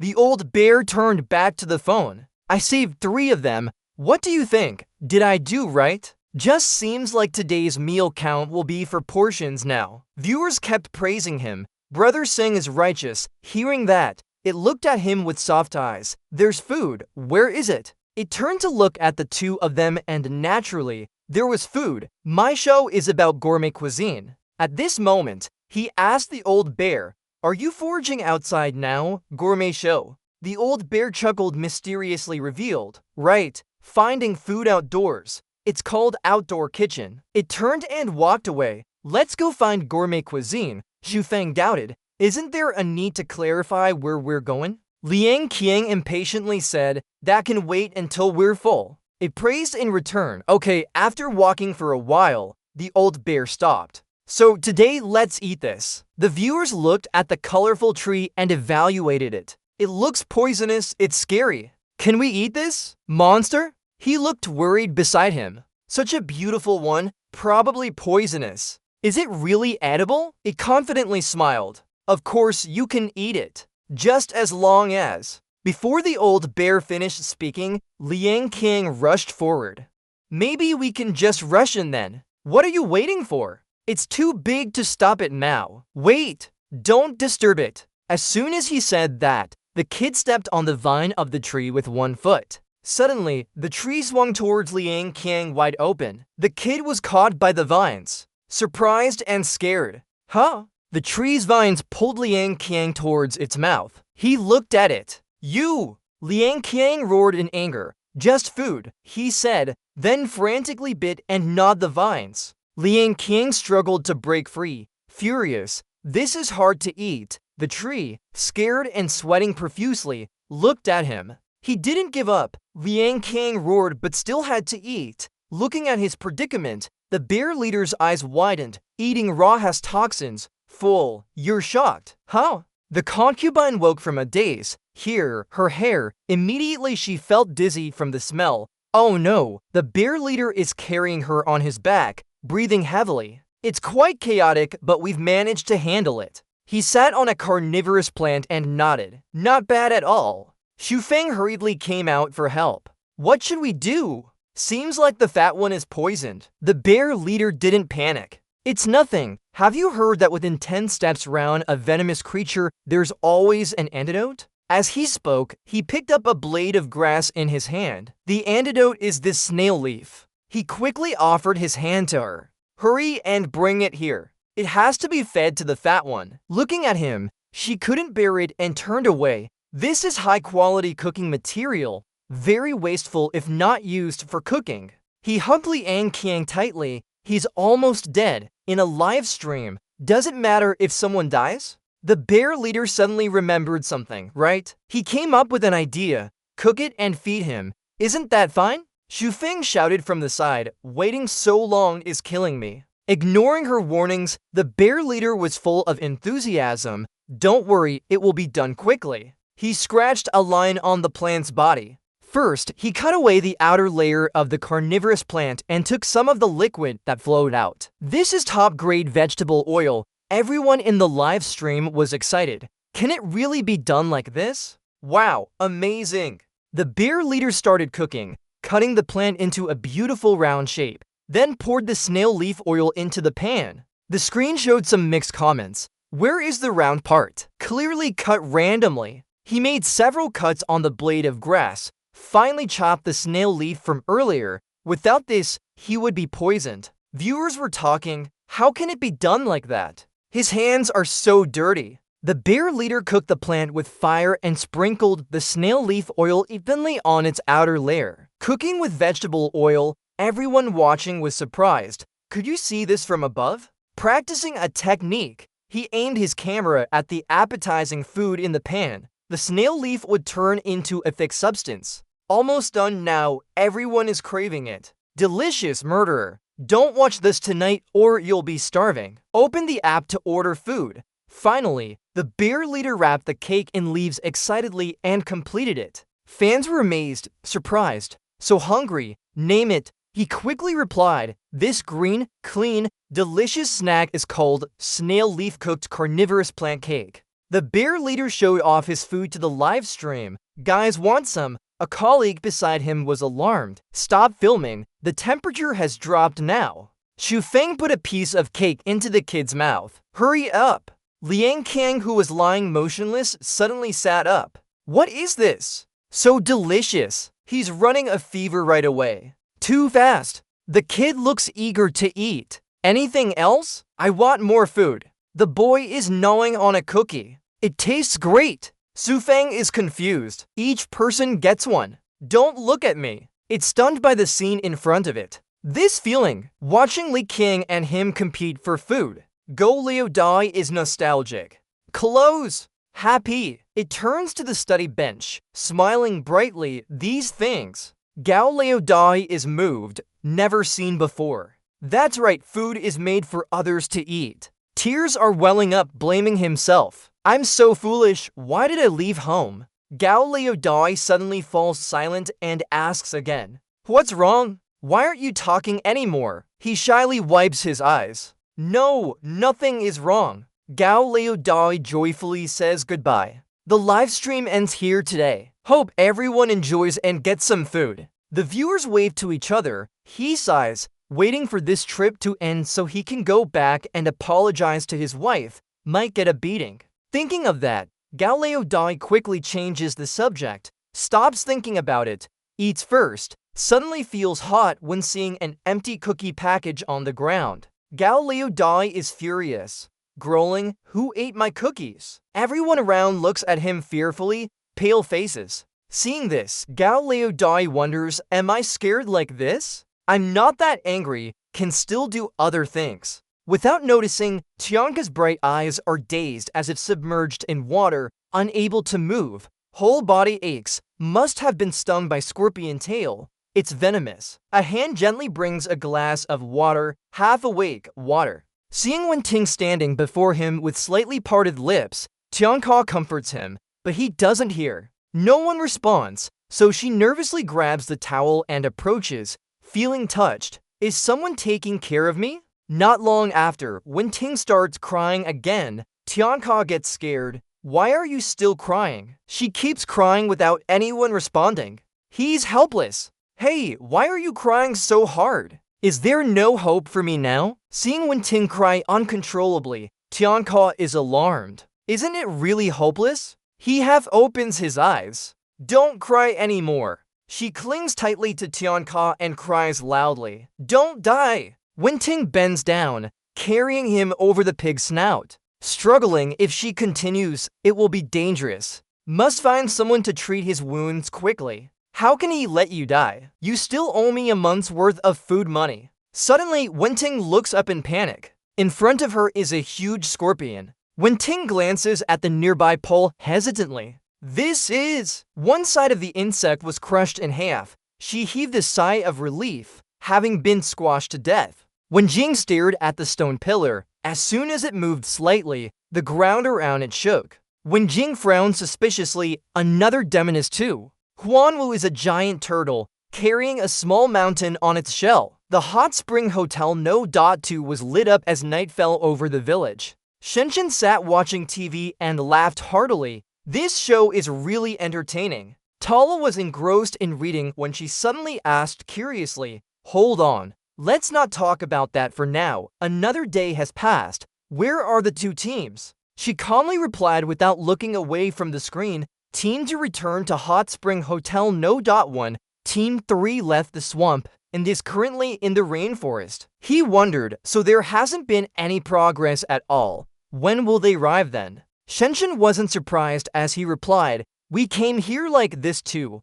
What matters isn't the result but the process. Nature is the best teacher. It always has unexpected lessons to teach us. Just then, a TV announcement popped up. Urgent news alert. Our station just received information about an unknown creature attack on cities worldwide. She calmly replied, Oh, the old leader bear shook under the tree. Nearly gave me a heart attack. The three of them whispered to each other quietly. It secretly observed the bridge in the bushes. That guy is still there. Hold off for now. We might get spotted if he sees something. It seems like he eats anything he finds. Looking at a flower lying on the ground, the old leader bear muttered. Even the old lady bear was bitten by the meat-eating plant. It considered devouring everything around but noticed that this guy wasn't poisoned and ate rocks too. Recalling what happened earlier when the old leader bear used him, if I hadn't run away, I would have been in its stomach now.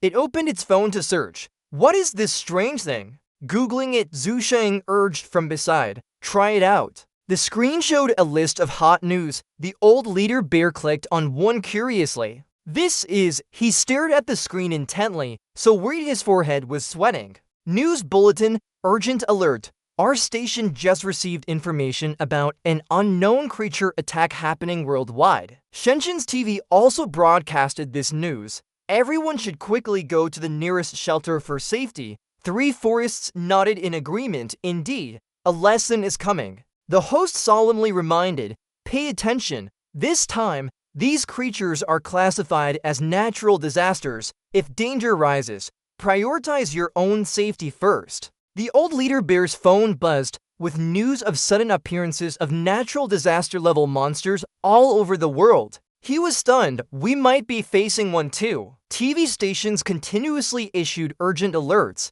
A large number of unknown creatures suddenly appeared worldwide, mostly rare natural disaster-level ones. Why are so many appearing suddenly? We're still investigating this. Journalists risked their lives to report from the scene behind collapsed buildings. Natural disaster-level monsters can destroy cities and will appear and disappear suddenly like a natural disaster. The host continued, For natural disasters, we have no choice but to wait until they vanish on their own. If you encounter them, don't fight. Quickly leave the area and go to the nearest shelter. Jingyu sat behind the bars curiously. What's going on outside? Zui also asked, Can't hear clearly. Is something happening? She sighed. When will they come to pick us up? Waiting is so boring, the little girl worriedly said. Our teachers must be very angry. Jingyu looked at Zui and smiled. Are you scared of being scolded? Being scolded doesn't hurt or itch. Teachers won't hit you, Ninfan won't either.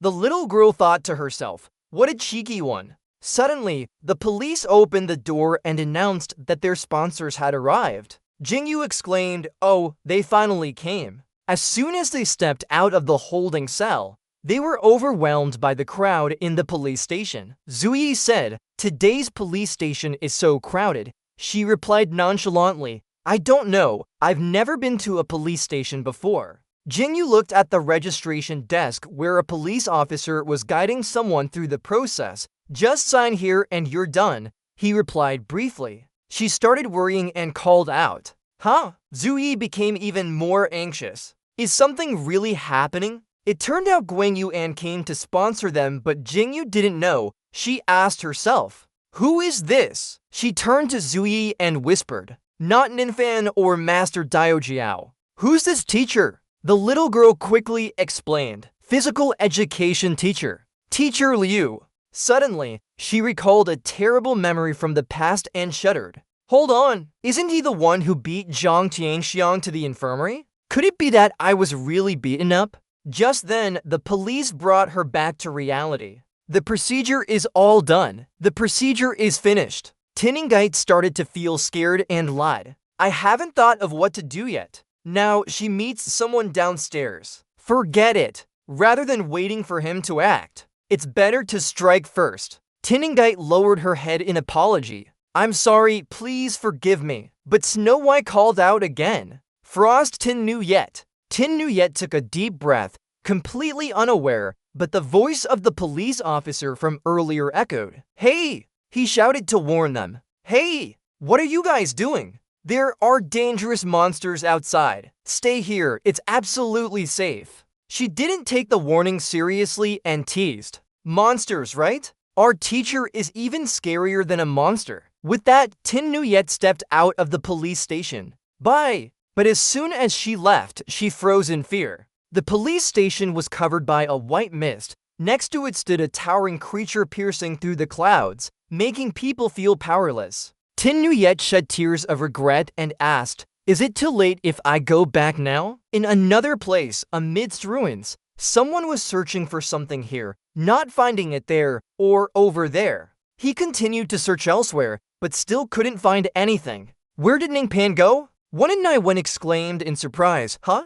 I can't get in. Looking around, she wondered, this is the 4th basement floor. Why does it have a different level? A golden light appeared behind a door, and it was locked by powerful magic. Could it be? Inside that room, Ningpan sipped his tea and said slowly, so you had to come all the way to the police station for this. You were chatting with someone while sipping your tea. Wasn't it just an invitation to have a drink? The mysterious figure removed its hat in response. This time, I invited you here because... Ningpan couldn't help but interrupt. If you want to talk, take off your hat first. As he slowly removed his hat, he continued. Alright, it was my mistake. Actually, I invited you here because... What for? Ningpan raised an eyebrow in confusion. Is there a horse head under the hat? Don't you want me to see your face? Suddenly, Ningpan realized something and broke out in cold sweat. Or maybe, at this moment, he imagined the story of Daming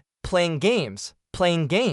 Ningpan thought it was just a fool. Even so, he couldn't help but be cautious. Let's see what happens. The system voice said, activating the historical eye skill. Suddenly, the system warning encountered fire battlefield. Cannot proceed with sweep. Ningpan was surprised. This guy is like Huang Taisheng. Daming bluntly said, you were secretly watching me. Ningpan quickly jumped in front and suddenly leaped behind the man, taking the initiative. Ningpan formed a seal and firmly pressed it into Daming, who was taken by surprise and could only look without dodging. He grabbed the horse head tightly and pulled it off Daming's body. Satisfied with his success in removing the horse head, Ningpan said, games are easy. He prepared to continue. I want to see what you're like. Ninfam realized, oh my god, there's another class too. He chuckled softly. Is he trying to avoid me seeing his face? Not someone I know, right?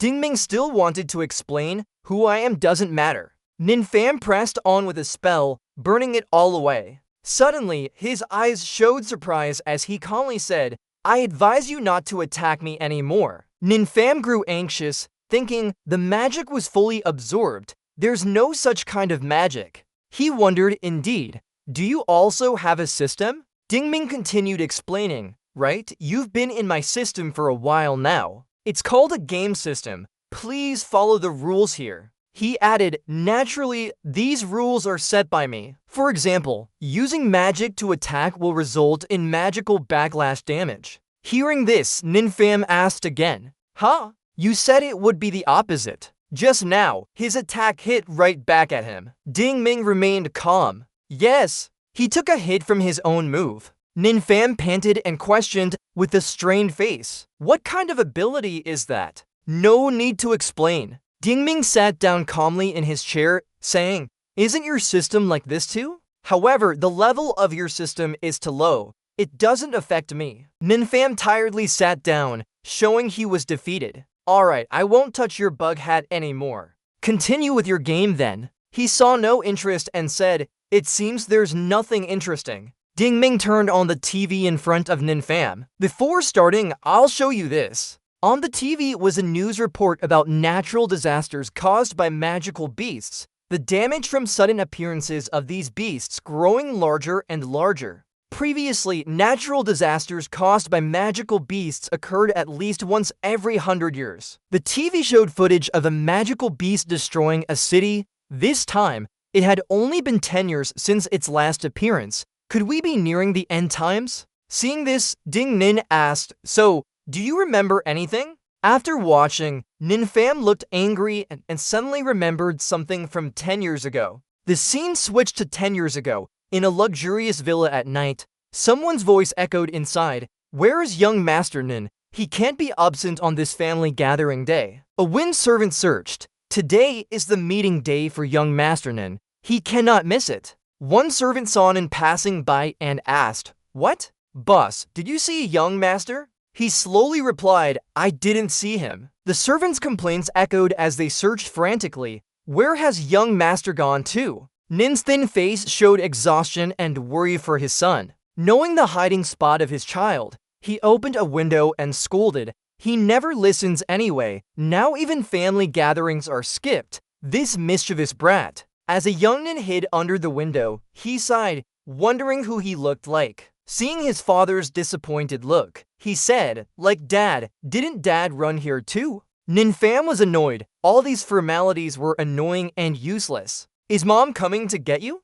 Nin still calmly replied, "Mom just came to tell me that she's furious and searching for me everywhere." Hearing this, he started to panic and jumped up. Oh no. Without hesitation, Ninfam leaped from a high place. "So I'll escape first. Wait until Mom gets drunk before coming back." Seeing him, his father worriedly said, "You won't get in more trouble if you don't go back now." Despite this, he still cared and reminded, "Remember to be strict with yourself." As Nin jumped over the wall, he made a thumbs up sign. He happily said, "Escape successful." Just as he was about to plan his next move, suddenly an explosion behind him burst into flames. He happily said, "Got out successfully." But just then, a loud noise from behind caused the fire to flare up. Next scene, Sang tied him up, leaving him stunned and exclaiming, "What?" From the rubble emerged strange beasts. This was their first appearance as a natural disaster monster.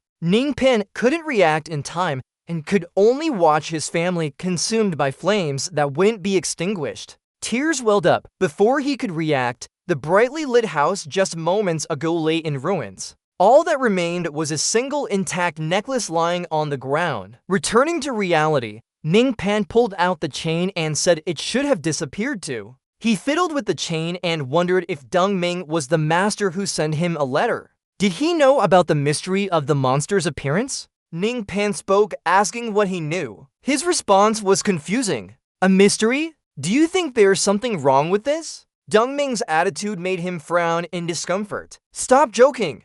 Ningpan continued to recall the past. Just as Nkun was about to have a meeting, 3 natural disaster monsters appeared simultaneously at that location. The ruins haunted his mind. After Nkun's house was destroyed and vanished, Comforting voices echoed. It was indeed a terrifying and tragic incident. Ning Pan, forget the past and look towards the present. Ning Pan. But this only made him more frustrated. How could it be an accident? He took it seriously, this time too. Someone must be hiding those monsters. Fang Weidao said he had something to ask for help. If he told me what he knew, I would assist him. Dongming replied that it wasn't a big deal, just wanted to play a game with him. He proposed the terms, 3 rounds, if you win all, I'll tell you. Ning Pan became interested and agreed. Alright, let's play. The system started up. Dongming confirmed it was definitely starting. Ning Pan doubted silently as both systems began to activate. Dongming didn't give him time to think and spoke. First, the system showed a student of Nking in danger. Let's start playing. Seeing his students, he was surprised. These are my students. What's happening? Dongming looked at him with pity and said it seemed this team wasn't lucky, encountering natural disaster monsters. He explained the rules. Simple, just guide one of your teams to control the monster. If they succeed, you win. If the monster hurts others, you lose. On screen appeared frightened students. Ning Pan was shocked and told them to stop the monster. Dongming advised him to quickly choose a team. Choosing late might lead to trouble. Hearing this, he couldn't help but hesitate. Conflicting thoughts rose in his mind as he tried to direct his students. What's the benefit for him? It didn't seem like a trick. He decided to give instructions. Which team should I choose? Ning Pan began analyzing each team's strengths and weaknesses. The Frostheart volunteers had high combat power but focused on offensive magic, not practical for defense. The fat skinny team was no good either. Encountering a monster meant running away to survive. Only when JNG's mental control barrier and Ta Tianka's defensive spells could both protect people and control the monster. Therefore, Ning Pan decided he would choose Team Wenjing and Ta Tianxie. Dongming pointed to guide him further. Confirmed. Let's check the situation. The surroundings changed quickly. Ning Pan was surprised at how fast it happened. Dongming explained he had transmitted all data here. They were probably nearby. Soon, he spotted 2 figures not far away, one struggling to pull another. Is this them? Wenjing! Her face contorted with effort. Dongming said it was just an image. She couldn't see the 2 of them. Suddenly, sand dunes rose unexpectedly, threatening to engulf the one being dragged. Ning Pan called out in alarm. Hold on! An ING Pan recognized Ta Tianxie. Are we too late? Dongming assessed the situation. It seemed his defensive spells were ineffective. But since it was just an image, there was nothing he could do. He ignored it and moved on. At least they had a mental control barrier. Line 30 continues. Is this them? Wenjing! Her face contorted with effort. Dongming said it was just an image. She couldn't see the 2 of them. Suddenly, sand dunes rose unexpectedly, threatening to engulf the one being dragged. Ning Pan called out in alarm. Hold on. Where's the beast? Dongming points upwards to indicate. The giant footsteps stomp on the sand dune, sending it high into the air and scattering everywhere. The huge flying creature seems to have appeared, covered in moss and green algae. They observe for a moment. Mingding turns serious, saying that one step could create such a sandstorm. Luckily, there's no one on the desert. If it were a town, he would have lost. He throws a wink at his opponent. Lucky dog. But Ninfang carefully calculates to deal with this beast. Ban Cone found a weakness, but it's too high for the barrier to affect. If we could get something up there, that'd be good, but asking it to climb isn't practical either. Bringing up the issue, Ninfang asks an important question.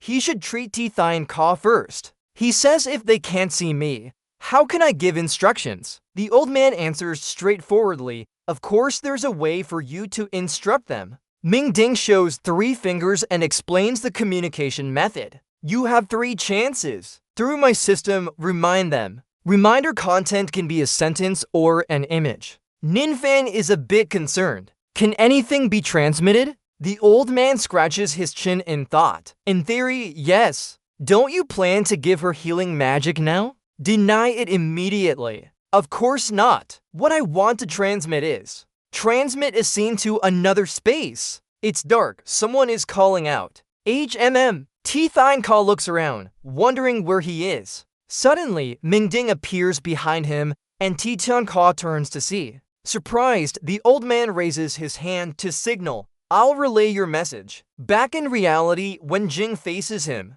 sudden realization wakes Tianka from a nightmare. He suddenly spits out blood all over. His glasses are also slightly stained, when Jing is shaken and confused. Huh? Why? She's alarmed to see his body collapse again, suddenly vomiting blood. Hey, are you okay? Suddenly, she notices a dark shadow covering them both. She freezes, nervously glancing back. Just as she turns around, she sees a giant foot about to crush their spot. It's over. Finally, she weakly exclaims but can't stop the giant foot from crushing them. After a while, the imagined pain fades away, and when Jing slowly opens her eyes, she realizes her arms are not supporting anything. The unconscious body that vomited blood is now standing up. Tianka looks at Wenjing, his face still bloody. No wonder he's lucky to have this chance of revival. The huge flying creature raises its head high into the clouds, with a mountain attached to its back. Tianka watches the beast disappear from behind, far away now. With his bloody face, he starts acting normally, probably scared by Ban Cone, quickly hiding like a little turtle. Seeing her kneeling and staring at him blankly, Tianka laughs loudly. Surely you're wondering why I can still be alive after being stung by a scorpion? Because my defense mechanism has evolved again. He recounts his revival story. In my dream, a sage guided me. Then I used the small shield to expel all toxins from my body. Tianka's appearance is really annoying. Don't mention water drops. There's nothing in this world that I can't defend against. Sure enough, when Jing delivers a powerful punch to Ninfang, who naturally gets hit, Tianka angrily holds his red cheek and screams, "What are you doing? Ruining the look, what should I do?" After punching him, she returns to her usual calm demeanor. "Isn't there something you can't guard against? I just wanted to try it out." You grunted an order. The young man's heart was hurt, and the elder monk turned away with tears in his eyes. "I only wanted to show off a bit. Don't tell me I'm not handsome at all." Seeing him like that, Wenjing immediately turned and grabbed the sleeve of the elder monk. "Huh, you should look elsewhere," blushing and praising sincerely. "Actually, when you saved me just now, it was 3 times round." The elder monk's face turned red with shyness as he witnessed what happened. Dingming clapped and laughed loudly. Impressive, he actually used a defensive spell to expel toxins. How do you know he can sense the toxins?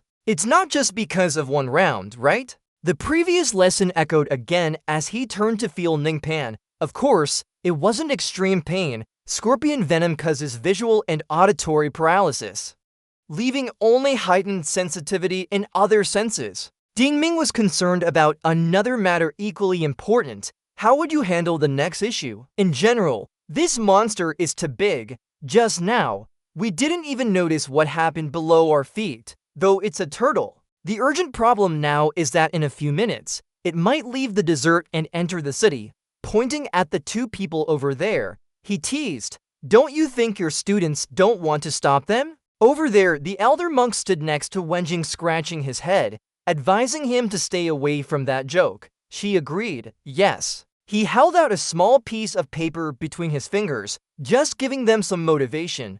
It's not hard. Scene change. The door to the cell room was opened. Onin was surprised at being released so quickly. Why were we let go without bail? No answer to that question. Are you a senior teacher? I need your help with something. She looked up at the person. Yes, I am. What can I do for you? Is it related to the monster disaster? My hand is numb. She didn't hide it. She admitted honestly. Yes, the situation is extremely bad now. Yunwan led them while explaining. Our emergency room was affected by the monster incident. We were already short of people, and this time it happened worldwide. We can't get aid from other cities. Onin continued. That's why you need our help? She grabbed the door handle with her hand. Yes. Yunwan opened the door, looking at the crowded scene in the hall. Help them out. They were noisy, each one talking. So hungry. When will the monsters disappear?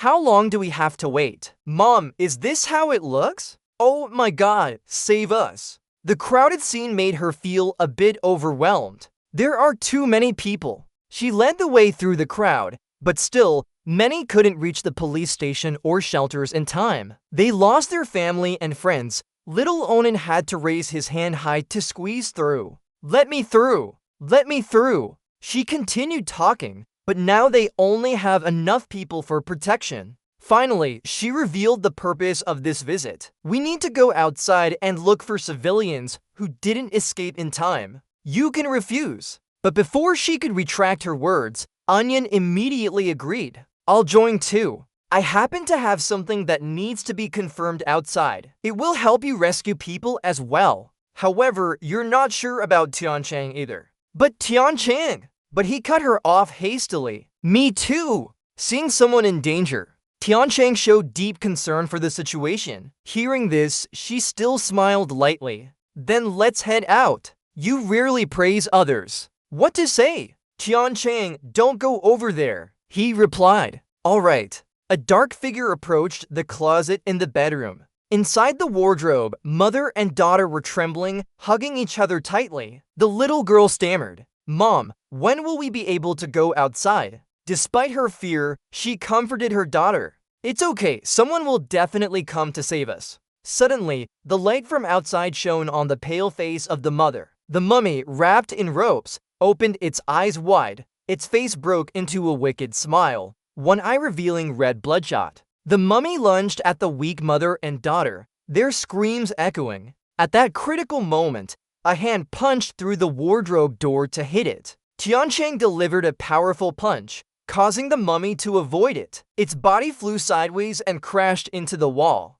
After dealing with the mummy, he asked about their condition. Are you all right? She was still in shock, answering subconsciously. No, I'm fine. Tianchang took out a yellow object from his pocket and introduced himself. I'm here to help the police rescue you. Then he spread the golden cloth on the ground, drawing a red circle. Please stand inside this circle. The little girl peeked out. Huh? Though confused, she stepped forward and followed his instructions. Are you standing here? Tianchang replied. Yes. She asked further. What happens next? He whispered into the earpiece. Everything is ready. The other end quickly confirmed. All right. Somewhere else, Fengjin formed a symbol with his fingers and muttered. Move the battle. Open it. After saying this, the golden cloth appeared before them, bringing both mother and daughter. He reported back. All right. Fengjin instructed Tianchang through the walkie-talkie,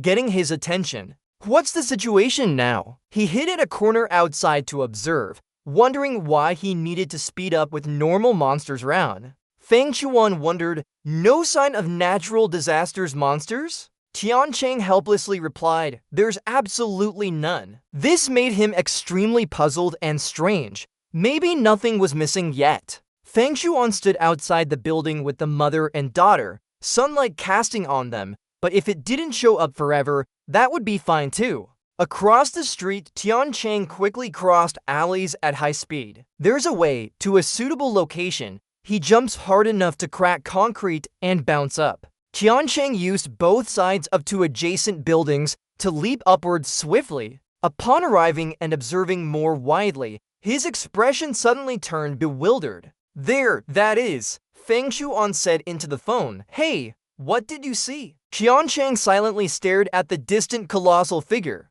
Feng Chuan worried, it's a monster, right? The front two legs of the celestial beast tugged at Tianka's mouth, waving its hand to tease and urge. Come on over here. Just play with it, we'll stop it. When Jing was slightly afraid, can I go back now? Li Wan offered a pink paper contract. Don't you want this? It clearly states the terms. If they could block the large monster from entering the city, both would be satisfied with their wishes. Ning Fan read it and felt a bit shaky but still wanted to. Ding Ming stood by observing with him. He sighed, you've truly revealed your core strength, but that leaves only one last chance for guidance. Ning Fan jokingly said, maybe the final time won't work either. Tianka opened a protective barrier circle, confidently and arrogantly. Come over here. But after just a few seconds, He was knocked back, his upper body half buried in sand. Seeing this, Dingming reminded Ningfan about the last chance.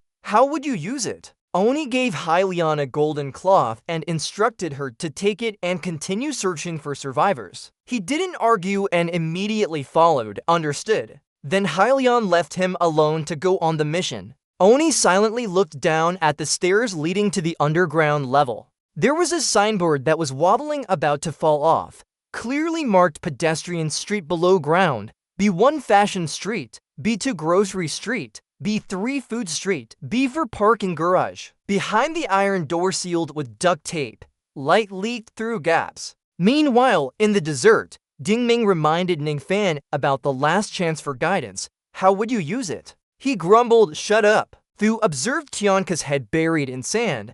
Not yet provoked, he decided to watch first before acting, a good decision. After struggling out of the sand, facing Hylian's enormous body, Dingming was stunned for a moment. Unable to bear the humiliation just now, Tianko resolved to retaliate. Less than a minute later, he was thrown up again, following Tianka's instruction. They could only recover some magic power after resting in the hotel. Seeing him buried in sand again, when Jin tried to persuade him that fighting directly wouldn't work, Tianka helpless. What should we do? Then she came up with an idea. If direct attack doesn't work, use a strategy instead. He held his face and thought of the turtle, a strategy, how to deal with this turtle. Suddenly, Tianko remembered something special about turtles. Right, flip it over. But when Jing doubted if that was feasible, with your strength, how do you plan on flipping it? Ningfan suggested using the lever principle. Tianko happily exclaimed, right, use the lever principle. Isn't that right? Dingming so curiously asked. Help him convey this. Last chance for guidance. Leverage principle. Can it work? You seem very calm. Wait and see. After a while, seeing the huge long staff prop prepared, when Jing still didn't believe it really works, I guarantee, of course it does, as long as there's a ground support to lift it up. Tianka positioned himself precisely between Hylian's legs, waiting for her to lift and then push the staff, causing her to lose balance. Just now, she started lifting her foot to stomp on the staff. He jumped down with another pillar from above. Now! Tianka clutched tightly, ready to strike. Using all his strength, he punched hard at the remaining end of the long staff. The pillar fell to, flipping over. But the celestial beast's speed was too slow. By the time Tianka had dropped the pillar, it hadn't reached the other end yet. It gasped heavily, then its large foot stomped down hard on that end. Due to the unexpected nature of the staff change, Tianka immediately received a heavy blow. He got hit by his own lever, flying several loops in the air. When Jing stood below, connected with him via a rope, was also startled. As both of them were pulled up into the sky, the villain smirked. It seems even the lever principle can't make up for the gap in power. But Ningpan remained very calm. Whether their strength was equal or not, it was all part of my plan. The Heavenly Ka's hand gripped the handle of an unknown flying device that appeared out of nowhere. He carried Wen Jing quietly, but how could this still fail? She hesitated and then paused. When she looked back, Wen Jing was surprised to find they were already standing on the Han Vu, up there now. The scene changed. Isekai'd muttered as she walked, wondering what the fat and thin guys were reviewing. Let's go check. She opened the door and called out, Fat, Thin, are you guys studying? Her eyes scanned the room where Su Feng and Li Kang were doing something. Isekai'd raised her eyebrows in confusion. What were they doing? She asked curiously, guys, can you stop and review? What are you guys doing now? Just flipping through books? Su Feng replied, Big Sister Fang Fang. He explained seriously, this is a popular online reading method. By rapidly flipping pages, it creates quantum entanglement between the pages.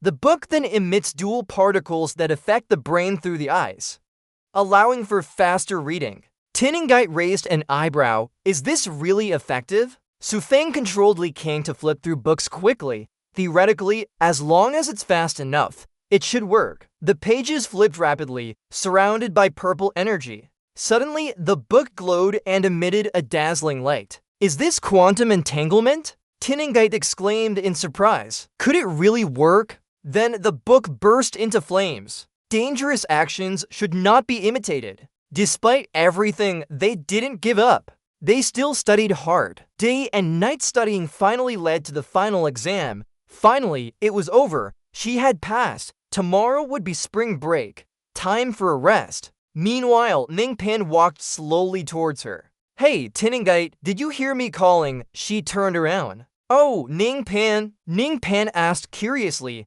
what are you guys doing here? She paused to answer. The exam is over. Let's go out for some fresh air. Actually, Isekai'd was excited and teased. It's almost New Year. Didn't the teacher prepare anything? He pulled out a red envelope and asked, what do you think of this? Isekai'd's eyes lit up as she rushed to grab it. Hurry. Give me. Ningpan angrily said, just finish the exam. Why are you thinking about New Year already? There's still a magic test coming up. No time for playing. Isekai'd held out her hand and thought, right, just finish the exam. Why am I thinking about New Year? Ningpan dragged her away. Who knows? Hurry back to check. Isekai'd cried out in fear. Oh, don't, my hair, I'm fine now. Suddenly, she wished for New Year so much. Moreover, she punched Ningpan hard on the back. Moreover, isn't it the same for the teacher? Clearly, there's no New Year yet. Why bring red envelopes here? He fumbled for an answer. Who knows? When I came to my senses, I already had it in hand. Isekai'd asked curiously, is the teacher also looking forward to New Year? Why? Bing! Maybe there's a different New Year in another world. The red envelope fluttered in the wind, sending greetings back to the battle. The High VU was lying on the ground now. When Jing spoke, we can't control it with our barriers. Heavenly Ka wondered, should we wait here? She firmly replied, yes, if I leave the barrier will disappear. Heavenly Ka sighed in exasperation, so tired, let me rest for a moment before this. Line 60 is repeated from line 58. Heavenly Ka sighed again, so tired, let me rest for a moment before this. Ninfam cheered on the other side. Can't hold it anymore. Dingming nodded in agreement. Not bad, even if power is lacking there's still a way. He said excitedly, I won the first match. Just 2 more to go. I also want to see what tricks you have up your sleeve. Dingming smiled in agreement, right? We should start the second round now. He paused, raised his eyebrows, a hint of doubt flashed in his eyes. Ninfam reluctantly held out his hand. Still had to fight, huh? Dingming said nothing, just coldly stabbed through his chest. Girl, the system warned. Daki smiled coldly. No problem, just preparing for the second round. Ninfam was surprised. Penetrated already? System? Just as tension reached its peak, cracks started to appear on the wall. Large bricks flew everywhere in the room. Dingming shouted in shock. Oh, someone's coming to cause trouble. Behind the wall, a frantic Huan Xian ran over Ninfam. Bandages shot out threads of cloth and attacked him directly. Dingming said, not fully prepared yet, no choice. Have to leave now. Before leaving, he left instructions for the second round. You must go onto the field yourself. Protect this city from the demon world. This is your winning condition. The game began. Nyan was stunned and horrified, gone. Her mind was in a whirl. She turned to look at Ninfa. Nyan took a deep breath and said, my chest isn't hurt. Suddenly the system reported 15.8% recovery of consciousness. Ninfa wondered about the recovery of consciousness, 36.2%, 58.2% mana flowing out. His entire body was on fire. If this continued, the system would announce 79.7% completion of recovery. The power within Ninfa was nearly at 96.8%. Nyan reacted with a start. Mana surge. Outside, an energy column exploded and shot straight up into the sky. The whole city shook as fire spread everywhere. The energy from Ninfa surged out powerfully, spreading waves of aura. Huanwu remained motionless in her spot, no reaction. In the deep forest, countless red eyes appeared. The demons were stirred up and rushed out of the bushes en masse. Chaos erupted as the whole forest was filled with roars and screams. The red-eyed demons sensed it too. They couldn't resist being drawn to that powerful energy source. Li Qiang hid behind a tree. Something seemed to be attracting him. The old bear was confused. What is this? It raised its head and explained that demons strongly sense mana. Mana is the source of our life. From afar, a large amount of mana surged out, an incredibly terrifying quantity. The old bear looked in one direction and guessed many demons had gathered there to feed on that energy. From far away, two small figures jumped from building to building. The deserted street was empty. She still held a light gun as she landed on the roof of another building. Then she realized they were here and looked towards the mana column. She said seriously, "The demons are gathering there." Still standing by wondering about the strong mana. What happened? The city was in ruins, signs fell everywhere. Ninfa sat silently. The energy and power caused rocks to crack around him while attracting red-eyed demons. Suddenly, a demon leaped towards Ninfa but was caught by Dark Ice. A nine pointed and ordered. The Dark Ice rushed forward. She decisively acted, making the demon fall motionless. A nine looked at the demons, thinking there were many more drawn to Ninfam's mana. She was a bit angry, cursing silently. That bastard fell into a coma from the mana surge. The demons rushed up, interrupting Nine's thoughts. She had no choice but to fight and kill these beasts. She must protect him. The demons passed by, all cut by Dark Ice. Blood splattered everywhere. Nine walked coldly without looking back. Suddenly, the ground cracked. She wondered, what sound was that? A green light shone down, causing the ground to shake. Nine recognized it as a genius demon. She cursed silently. Really didn't want to be lord here, but here I am. Bastard Ninfa, look at the good you've caused. Hang Lian charged towards the unconscious Ninfa. Nuyen immediately pointed and ordered, block him. The Dark Ice flew like arrows to Hang Lian. His powerful aura created a thorny wall blocking them. Hang Lian and bandages were gradually dissolving in the wind. Mr. Nuyen looked at the broken pieces in his hands and was startled. No wonder it's a natural disaster-level beast. Ms. Yin Teeth had bloodshot eyes, her aura menacing as she held a weapon. Mr. Nuyen was determined, but firm, and stood in front of him, shielding the ordinary person behind with her body. She waved her cloak and threw a cactus fruit towards them. It flew straight at the bent lanterns, staring directly at them and hit them head-on, sending it flying back. But then, the cloak was also thrown backward, Ms. Yan's body flying forcefully into the main lady. She touched her mask, realizing that the attack would be reflected in the swamp eyes. At this moment, she noticed the spinning symbol on top of the lanterns. He immediately returned to his position. Ms. Yen was surprised, but could quickly recover from her injuries. She muttered, if so, then released the energy bandages wrapped in blue energy. The lantern soldiers tightly bound him, preventing any movement. The lanterns were bent and struggling to break free. Mr. Nuyen was a bit scared but remained firm. Don't move, stay right there, or you won't be going anywhere. As she pulled the bandage, the lantern grabbed it and pulled hard towards him. Mr. Nuyen's face contorted as an uneasy feeling rose. The lantern used the bandages to forcefully attack her. Mr. Nuyen repeatedly hit the walls and floor with his fists. She gritted her teeth. Lucky he couldn't get any closer to the ordinary person. The lantern ignored this and pulled the bandage hard. From afar, Mr. Nuyen was dragged in. There was nothing he could do. The lantern struck his abdomen forcefully as the bandage broke. Like a kite with its string cut, Mr. Nuyen flew into the wall, creating a loud explosion. She fell to the ground. The lantern moved forward emotionlessly, ready to deliver the final blow. Fortunately, they managed to shoot in time to stop him.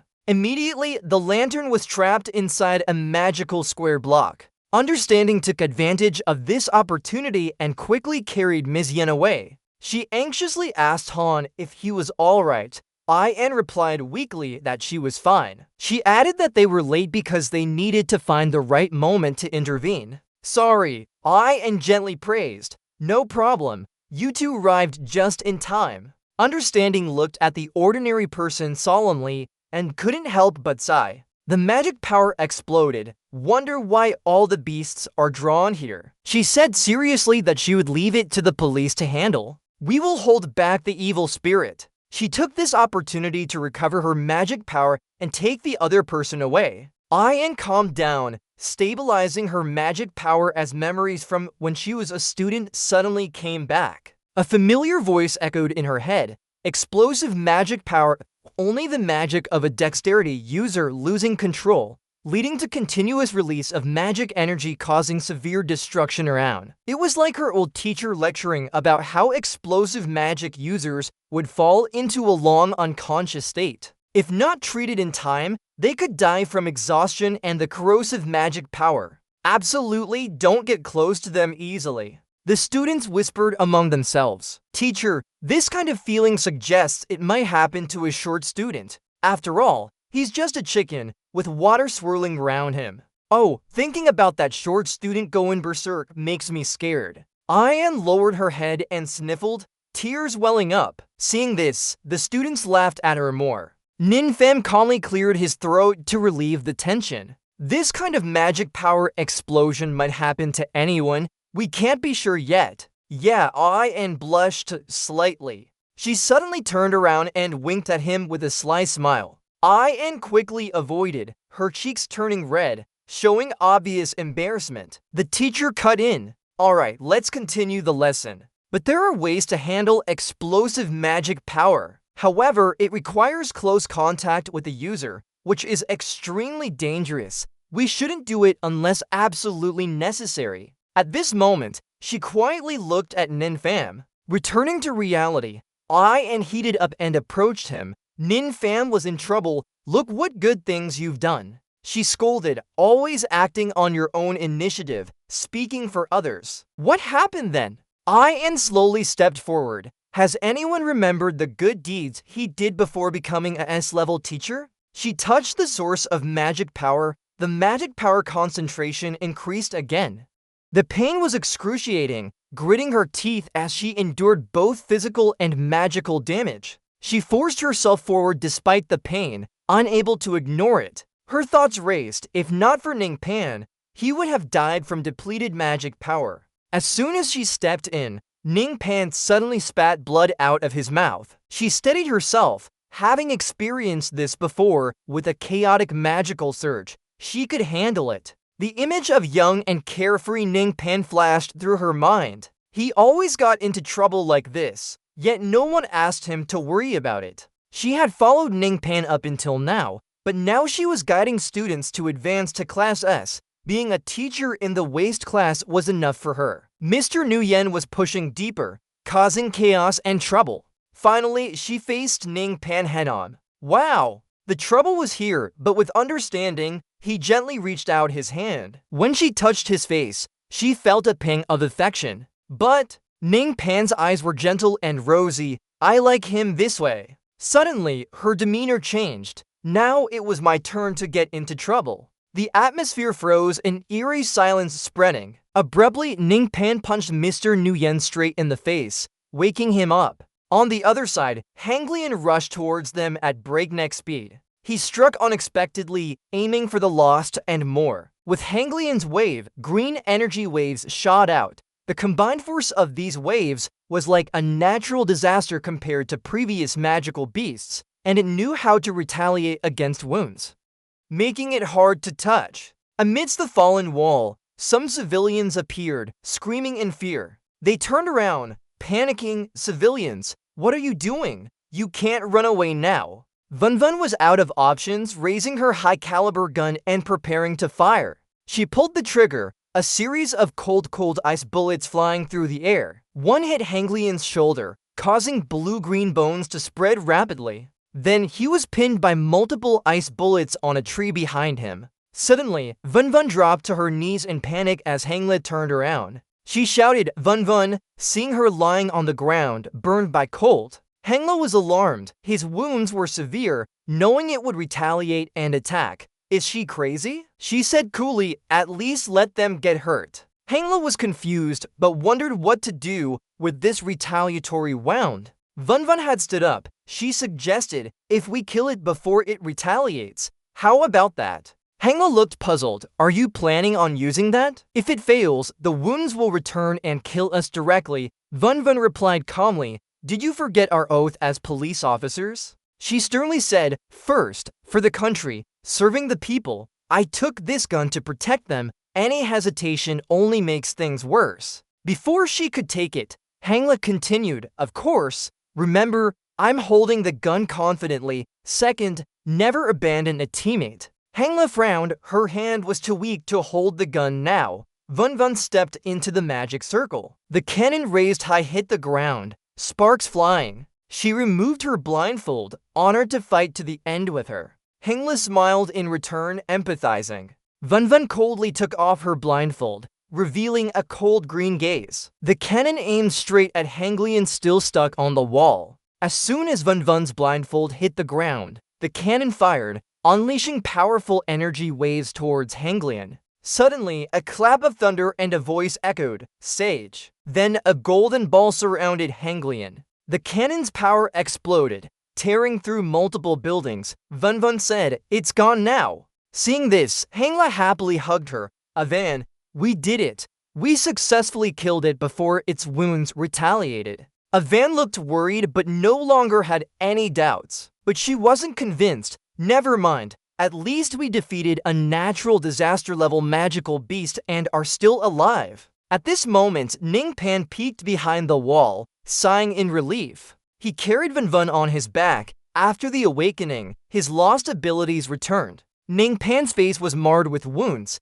He had used too much magic power and was exhausted from long-distance transmission. Beyond the universe, Hanglian hovered in midair. Sages could teleport objects to their known domains at will. He looked up at the sky and said, looks like I still need to thank that face licker. Looking at the magical beasts before him, Ning Pan sighed, so many of them? Exhausted, he flicked his hand, using Sage's teleportation. A beam of light appeared, catching the attention of the magical beasts in the forest. One of the magical beasts yawned and stared at the light. Behind them, the old bear whispered, be quiet, don't make any noise. Li Qiang and Xu Feng whispered softly, wind. The silent space suddenly echoed with Kung Nin's footsteps. Startled, it turned its head to look at the boy in horror. Kung Nin tightly gripped Tai Ren's hand. Hearing this, they were terrified and shouted, what are you doing? What are you doing? The boy didn't care and yelled loudly, up, kill it. Kung Nin summoned the shrimp fish.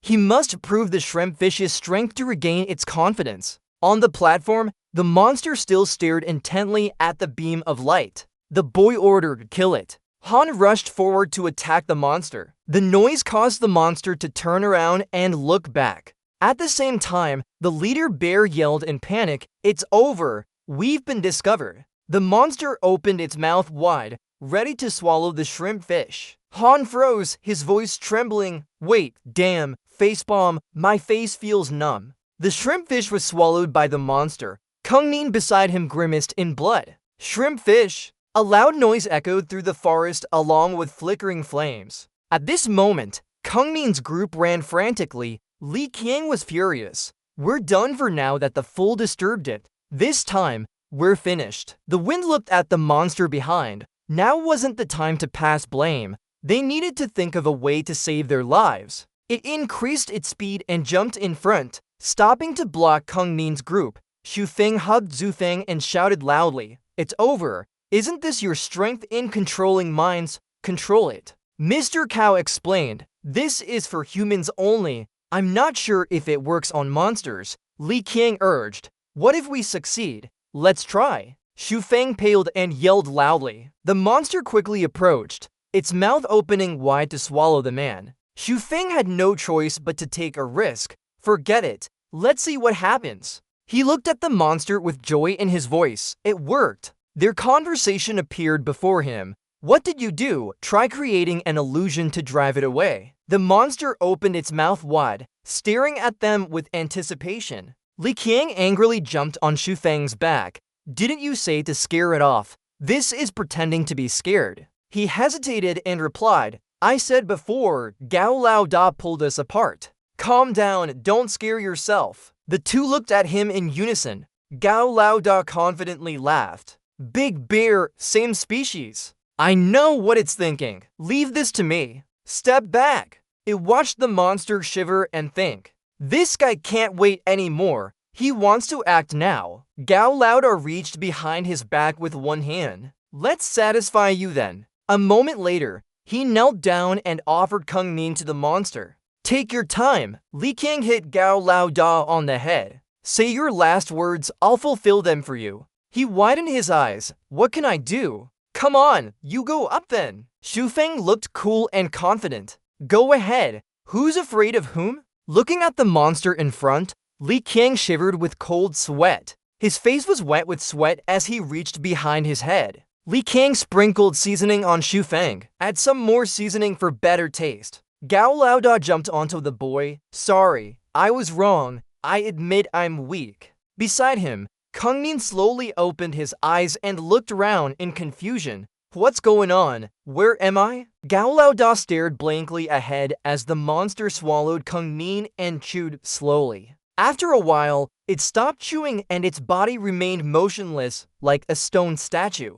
Then, the monster spat out Kung Nin from its mouth. Li Qiang approached, vomiting. Xu Feng beside him was in shock. What's going on? Gao Laoda looked puzzled. Could it be? He smiled mysteriously. To the two people next to him, I have an idea. Kung Yinghian lay still, her expression vague as she opened her eyes slightly. The boy propped himself up on his hands. Where are we? What happened here? Hey, what is this? It smells bad. Behind Kung Yinghian, a monster with saliva dripping from its mouth stood there. Seeing that, Kung Yinghian fell down and feigned death by closing her eyes. Li Qiang approached and loudly called out to it. Hey! The boy, like a small cake, laughed as Xu Feng hid behind a tree whispering. The monster noticed him. An hour ago, after Old Bear finished speaking, Xu Feng was puzzled. What did you mean? He frowned and shared his guess, suggesting that the cookie might have been eaten by someone else after it was fed to the little demon,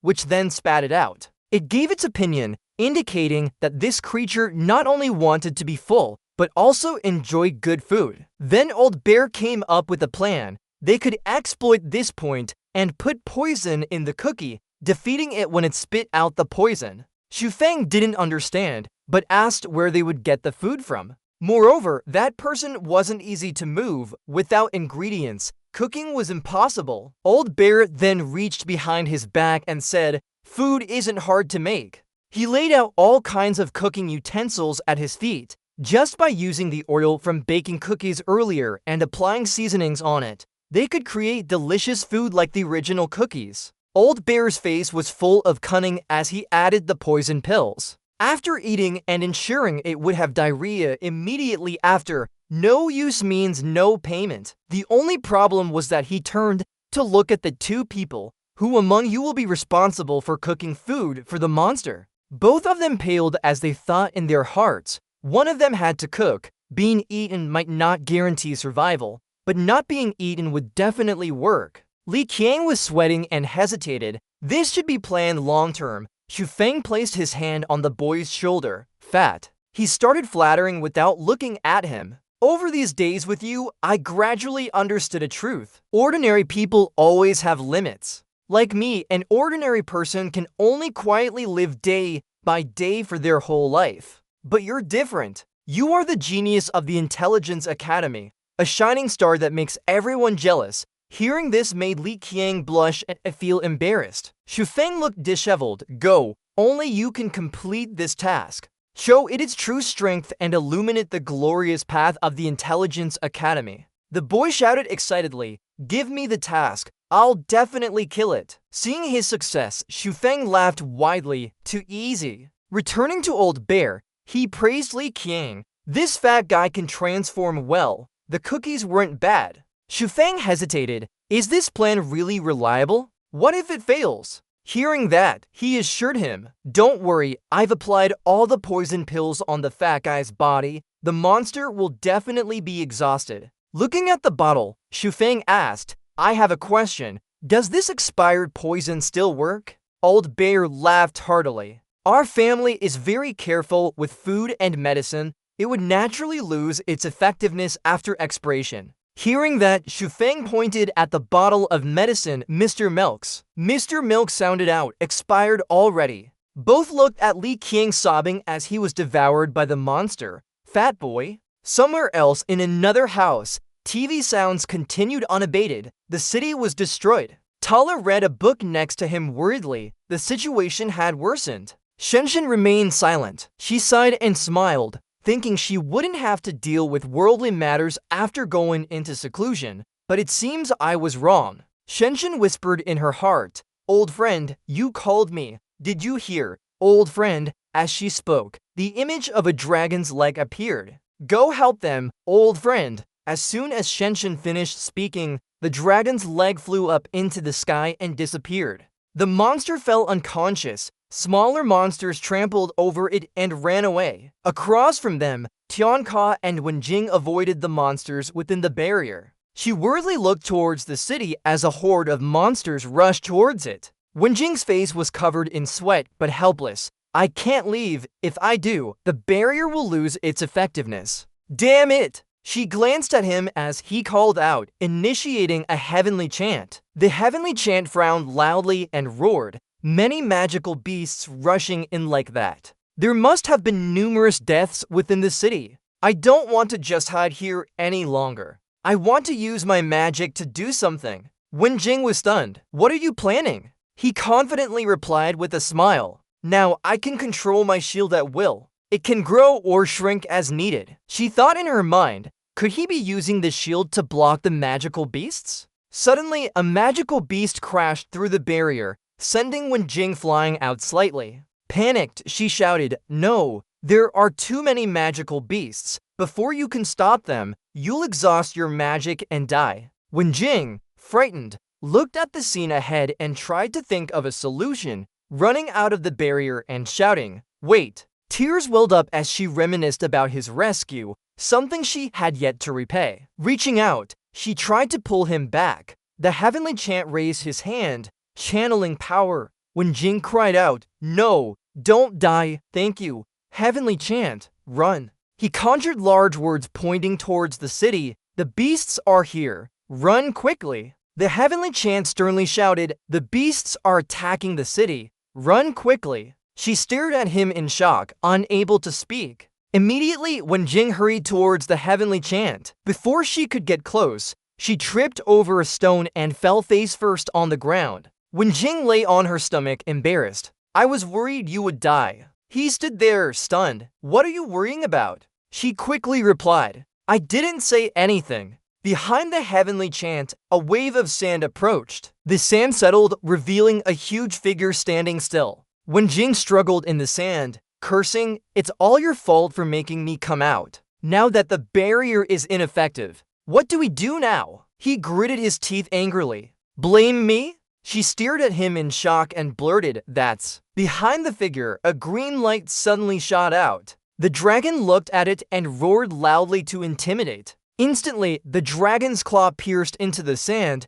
aiming for the giant figure. Witnessing this from the side, heavenly chant and Wenjing gasped in surprise. The dragon exuded an aura, staring at them intently. Beside him, heavenly chant wondered, "What's going on?" In the mist of smoke, the giant figure stood safely. A moment later, the dragon flew back, opening its mouth to bite its neck. Huayu was hit and fell to the ground, motionless. Witnessing this, heavenly chant and Wenjing gasped in surprise. The dragon's aura looked at them intently. She turned to him and suggested, "Let's play rock, paper, scissors fairly. Whoever loses will deal with the other." He looked surprised. "Huh?" Ignoring his confusion, she shouted loudly, "Rock!" He was confused. "Huh?" She shouted even louder.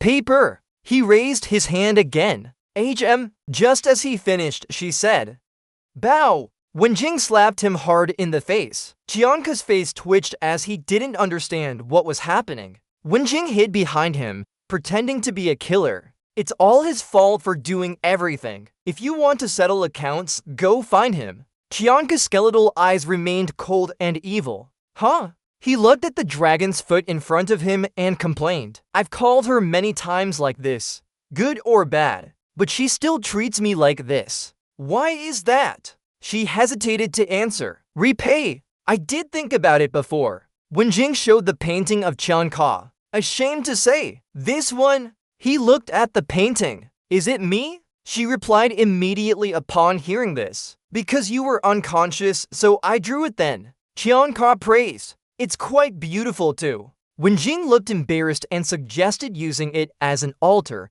he got angry and tore the painting to shreds when he heard that. She looked disappointed. Sigh, I didn't expect to fall for this trap. A voice rang out. Old Master Tai acted just in time. It turns out it's a thank you. He held the book and smiled. Idol, this special training session has been completely misled. Both of them spoke happily, thanking Old Master Tai. Old Master Tai said calmly, if not for Senior Lao from the Deep Mountain coming to help, I'm afraid we won't know what will happen next. Qianka didn't understand. Old Master from the Deep Mountain, seeing this, he explained that when the two of them left, they couldn't see her and the summoned beast of the Old Master from the Deep Mountain. When Jing recalled past events, it seemed like something happened then. In reality, at that time, he was unconscious, scared out of his mind. Tianka's eyes looked outside hesitantly. No wonder she seems so familiar to me. Then he turned and asked Tai La, Teacher, what about Li Qiang, Su Feng, Nam Kongmin? He smiled and answered, the three of them. At this moment, in the group of Su Feng and Kang Min, the monster's mouth was wide open with anger. I'm almost done for now. Huang En was scared. Why is it suddenly so hungry? Li Qiang blamed him. It's all your fault. Gao Lao Da, the leader of the pack, was terrified. Who knew that expired medicine would turn into a taste stimulant? After that, they were saved successfully. In the building, Ning Fan looked gloomy at the monsters in front of him and sighed. Compared to the first attack wave, these monsters had recovered to freely attack again. He stood still analyzing the situation, protecting the city from the monsters. A voice beside him said, Thank you for saving me. He smiled and replied, No problem. Go find shelter quickly. System notification. Reputation increased by 960 points. Ning Fan thought to himself, Did I get this much this time? He paused, remembering, the last time was also like that. Without him, we would have been completely wiped out. That's right, saving people in danger can earn more reputation points. On top of the building, someone stood still looking at him. Ning Fan, you might have realized this already. He whispered, the best way to get reputation quickly is to stay away from danger. The person on high was Ding Ming. Next, what will you choose? Ming Fan blocked everyone, his eyes fixed on the surrounding monsters. He laughed and flicked his wrist. Hermit. Saved. People around him said in unison, Thank you for saving us. System notification sound. Reputation increased by 2.157 points. Ning Fan raised an eyebrow. It's true that studying someone who stays away from danger gets higher scores. Ding Ming came out from behind. He got quite a lot too. Lines completed. Nin Fam smiled and looked over at me. Not just a little bit. It was really a bountiful harvest. He arranged this complex game. Nin Fam wanted to say more, but maybe it wasn't just about showing me the shortcut to earn trust points. He heard that and nodded in approval. Smart. No wonder your teacher Nin. Bing Tan spoke calmly, teaching me how to earn trust points faster while helping me recover my awakening level. Then Nin Fam's face showed contempt. He wouldn't be discouraged by his kindness. Ding Ming shouted from behind, I'm not bored at all. To pass the third board, you need this power. Once you clear it naturally, I'll tell you. Nin Fam whispered to himself, can't say anything. Sure enough. These things are all related to the system. He opened the system and checked. Then I accumulated a large amount of trust points. That's why he restored my original magic abilities. Not lingering long, Nin Fam turned around and waved goodbye. Alright, let me know when all games end. After completing round 2, the man beside announced, no longer need Nin Fam. Round 2 has ended. You passed. He turned surprised. But Ding Ming calmly replied, there's no need to worry about this aspect. I've arranged it. Suddenly, a bright light shone from behind them. Both looked up at the huge circle of light in the sky. The huge circle split into rays that descended. The monster saw movement and stared intently. A ray hit a monster, causing it to quickly disintegrate. The rays continued to clear many corners of the city. Taikai held his staff upright at the top of the light circle and looked down. The residents of Dongluan City were happy as they looked up. It was Prince Dingming speaking from below. I came just in time. Ninfam's face went blank. Prince, you're small but wise.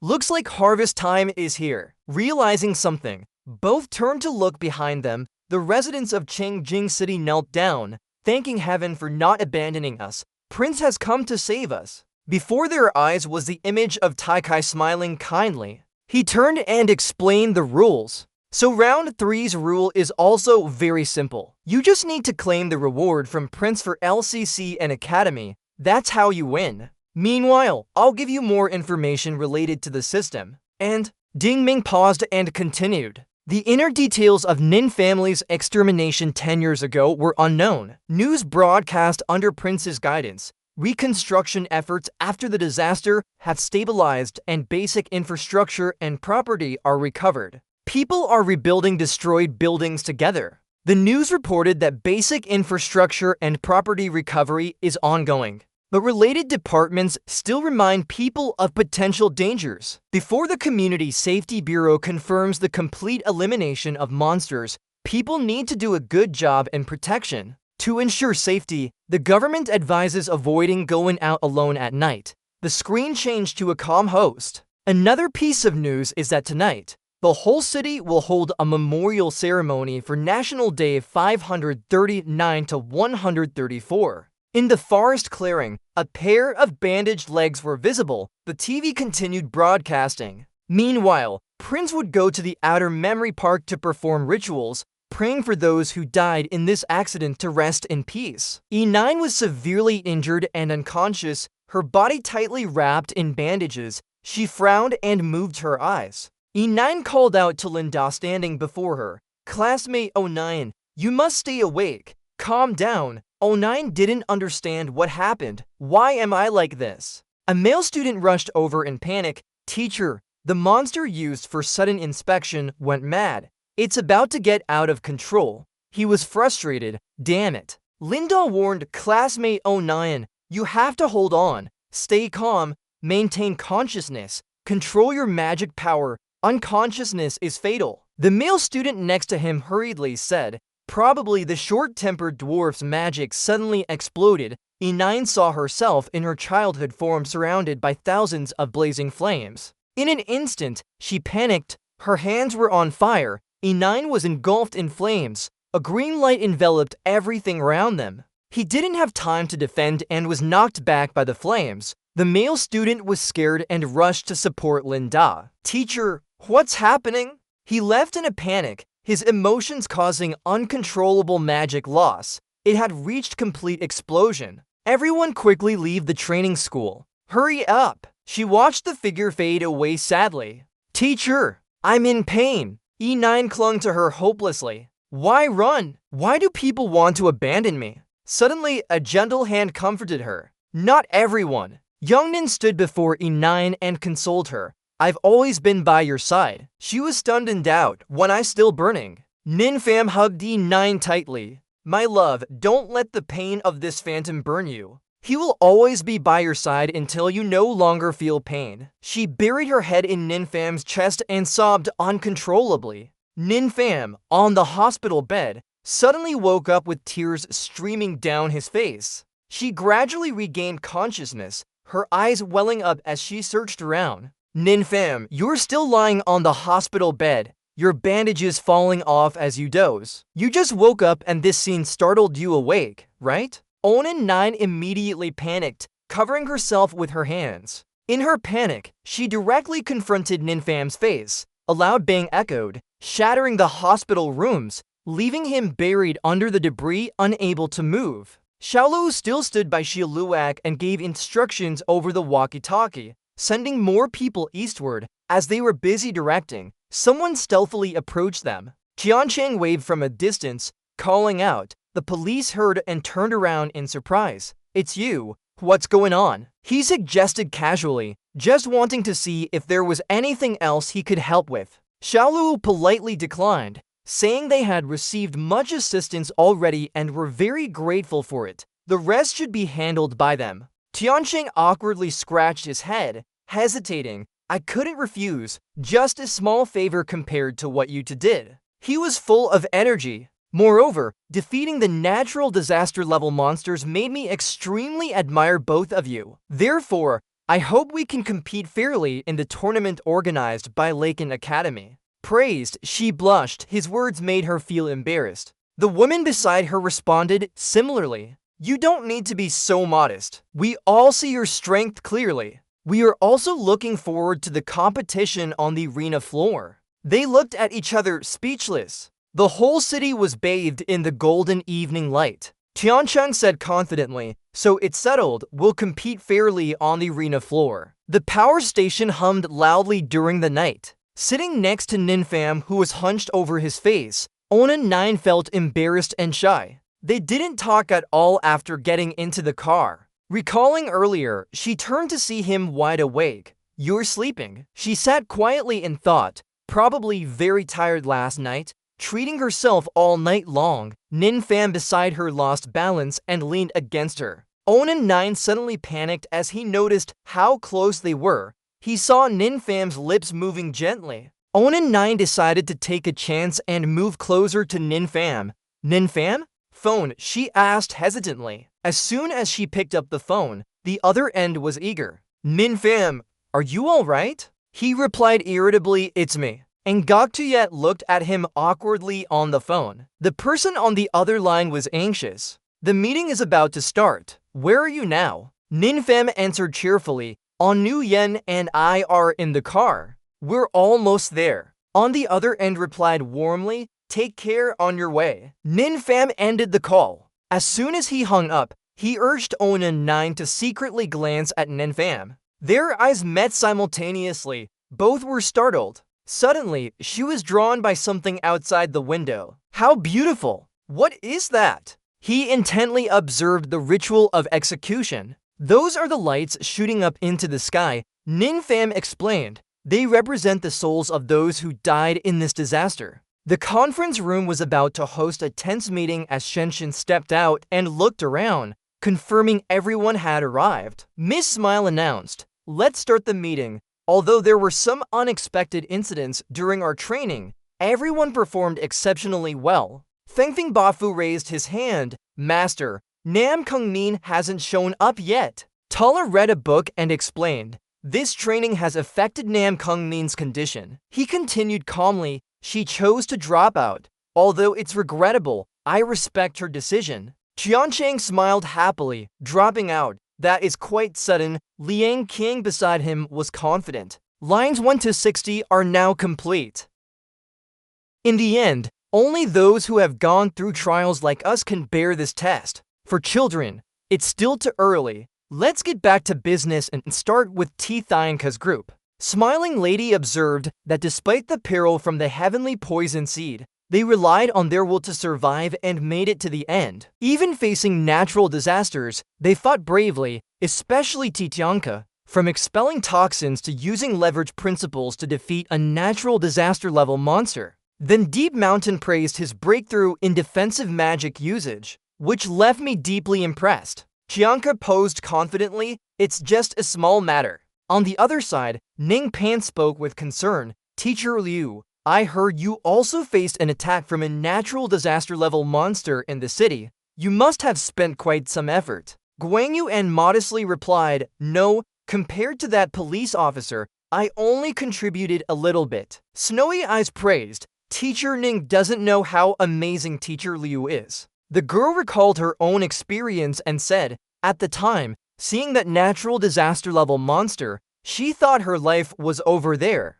But unexpectedly, Teacher Liu charged straight at the monster, fiercely attacking a natural disaster-level creature. Then Guang Yuan kicked hard at its body. Snowy Eyes giggled bashfully and said something cool too, stay away from my students. Her eyes lit up. He's really amazing, inspiring our fighting spirit. He hesitated and called out to Snowy Eyes. You're being silly. School isn't like that. Don't make faces at the snowflakes in front of you. Very impressive. Master Liu, the girl said to the side. Tin Nuyet feels the same way, right? Tin Nuyet wiped sweat and replied, "Yes, exactly, very impressive." Her expression blank. She looked down as if in deep thought. The more she thought about it, the more worried she became. It was truly impressive. Ninfam looked at her with confusion. Earlier, Yilian stood before a fainted beast and called out to it. 116. She spoke coldly, boring. Snow White behind timidly called out, "Leon!"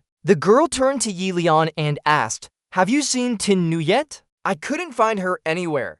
Snow White worriedly wiped sweat. Everywhere in the city was filled with beasts now. What if something happened to Tin Nuyet? The image of Tin Nuyet shivering in a corner flashed before her eyes. Surrounding her were countless broken bodies, and she fearfully looked up and cried out, "That one." Tin Nuyet assessed the beast across from her. It looked like a low-level soldier, but was surprisingly strong. The girl beside her said, "I can only use my ultimate move now. Brat, cover for me." Dodo rushed forward to attack the beast. The beast remained unharmed and waved its hand. It punched towards it, making Dodo fly away, then was hit back by a wall. Finally, Dodo forcefully hit Tin Nuyet, causing her to cry out in pain. Tin Nuyet smiled. "Alright, step back now, brat. Next time, let me handle it." Her feet glowed as Tin Nuyet hesitated and said, "Come on out, veteran soldier." The giant body of the veteran soldier emerged from the light under her feet. Tin Nuyet ordered from above its head, "Use your strongest attack." She shouted loudly, "Finish him off." The veteran soldier swung his hand towards the beast. It punched the beast, causing a cloud of dust to rise. Seeing this, Tin Nuyet was pleased with her success. That's it. But suddenly, she couldn't believe what she saw and gasped. The beast didn't even flinch against the attack, making Tin Nuyet exclaim, "How is that possible?" Suddenly, the veteran soldier's body lost balance, causing Tin Nuyet to shake. Below, the beast tightly grabbed the veteran soldier and spun it around. It slammed into a nearby building, creating sparks. She and Dodo lay motionless in the rubble. Tin Nuyet woke up, whispering, "Even after using all my strength, I'm still so weak." She looked at the beast before her with concern. It suddenly moved, speeding towards Tin Nuyet. Behind them, both hands clasped in front of their faces. Tin Nuyet glanced and thought to herself, "A fatal move. Hey, stay still and look at me. Are you okay?" The teacher pointed out each student's mistakes on the blackboard, focusing on Qianchao, Snow Yu, Tin Nuyet, their parents, skipping school, even causing chaos in another school, and risking expulsion. Seeing Ningfan chuckle, Teacher Zha criticized him directly. "Take Yang Tianxiang to the office. Why are you laughing? You share half the responsibility." Despite being angry, he gently tapped his desk as instructed by Mrs. Shanshan, not pursuing their responsibilities this time. But through this, they should recognize the power of Tong Xiao's abilities. Teacher Zha emphasized that she was so strong that she could hire a whole school staff in an instant. Moreover, her spellcasting speed was so fast it seemed like magic. Just a hand movement and the spell was done. He confirmed with certainty that she had determined her opponent's strength. Teacher Zha planned their strategy, organizing a meeting to discuss how to defeat her. Wang En couldn't help but feel headache-inducing. While everyone discussed, Tin Nuyet's expression darkened. There was no need for further discussion. Recalling earlier, Tong Xiao waved goodbye and said, "You go hide now, I'll be going first." Then Tin Nuyet called out quickly, "Wait, I'm not your classmate." She silently thanked her luck. Tin Nuyet thought to herself, "This is my chance, at the very least, I must test her strength." She hesitantly said, "Thank you for bringing me here." Listening to Tin Nuyet speak from behind, "That's how I could easily handle Lam Lam." Her mind raced with anxiety, wanting to provoke a mistake through words. But why? Clearly turned her back on me. Looking at the figure in front of her, Tin Nuyet blamed herself for not noticing any weaknesses or opportunities. Suddenly, Tong Xiao spoke up. "If you're worried about this competition, don't be. I'm not planning to participate." Hearing that, she slightly smiled, scared before the fight even starts. Her tone was emotionless, just for the sake of the competition. Suddenly, Tongxi turned back, a tear rolling down her cheek. bored and utterly despondent. At that moment, after talking to her, Tongxi jumped off the building and returned to reality. T is still collecting opinions. Does anyone have any ideas to share? Yes, Dong Xiao won't participate in the competition. Lam Lam was taken into the police station and can't join either. Just tell teacher Ming about it. That image keeps haunting Tingyu's mind. She can't pretend nothing happened. Why? She wants to speak up but thinks of his expression, wondering what he means by that. It makes her feel pitiful and bored. Participating in the competition seems monotonous. Finally, she turns to call him Nin Fan. Tingyu tells herself, forget it, as long as I win. She gathers all her courage and clearly states, please teach me how to defeat Dong Xiao. Tingyu is determined in her heart, but this time, I must personally defeat her. Nin Fan's aura makes her feel hostile. Is this a request? He gives an ambiguous smile and agrees with the condition. Fine, but if you want to win, just follow my instructions from now on. The scene shifts to a tall building. Someone is standing on its roof. Teiji's eyes smile kindly. It will be world domination in 1 or 2 days, right? Old man's words are directed at the person behind him, his old friend. Dingming looks at old man as if he were mocking friends enjoying their own achievements. He is truly self-indulgent. Teiji admires himself in all city screens. The world isn't bad. He agrees it's not bad, just a few flaws. So old man is curious. What is it? Dingming frankly says, but I am currently in control. Teiji reaches out and starts using his power.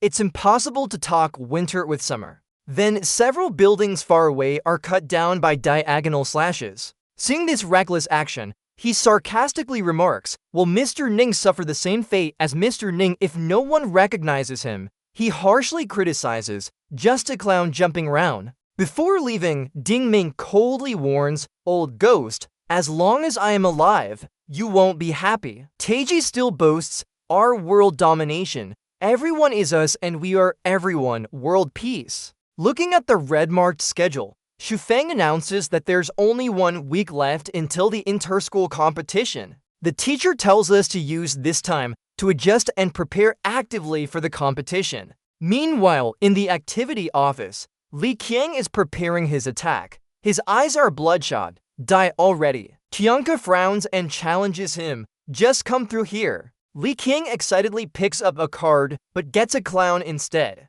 When he flips it over, the naughty look on his face disappears instantly. No, he sits quietly in one corner, annoyed by the disturbance. Can't you to be quiet for once? She holds her pen and looks grim at what's in front of her, hating it, but is interrupted again, almost losing her train of thought. Just as she tries to regain composure, a quarrelsome voice interrupts. Li Qiang sighs, seems like the special training was tough. Tianka isn't overly worried. Suddenly, Feng becomes serious and raises an issue. Am I really okay now? In contrast, he looks more relaxed. We've all faced magical beasts of natural disasters without any harm. Just treat it as a competition and be at ease. As they talk, the door suddenly opens. Snow White guides someone outside. It's here, seeing her. He is surprised. Croc Snow White, aren't you challenging Zhang Tianqiang? Is it over then?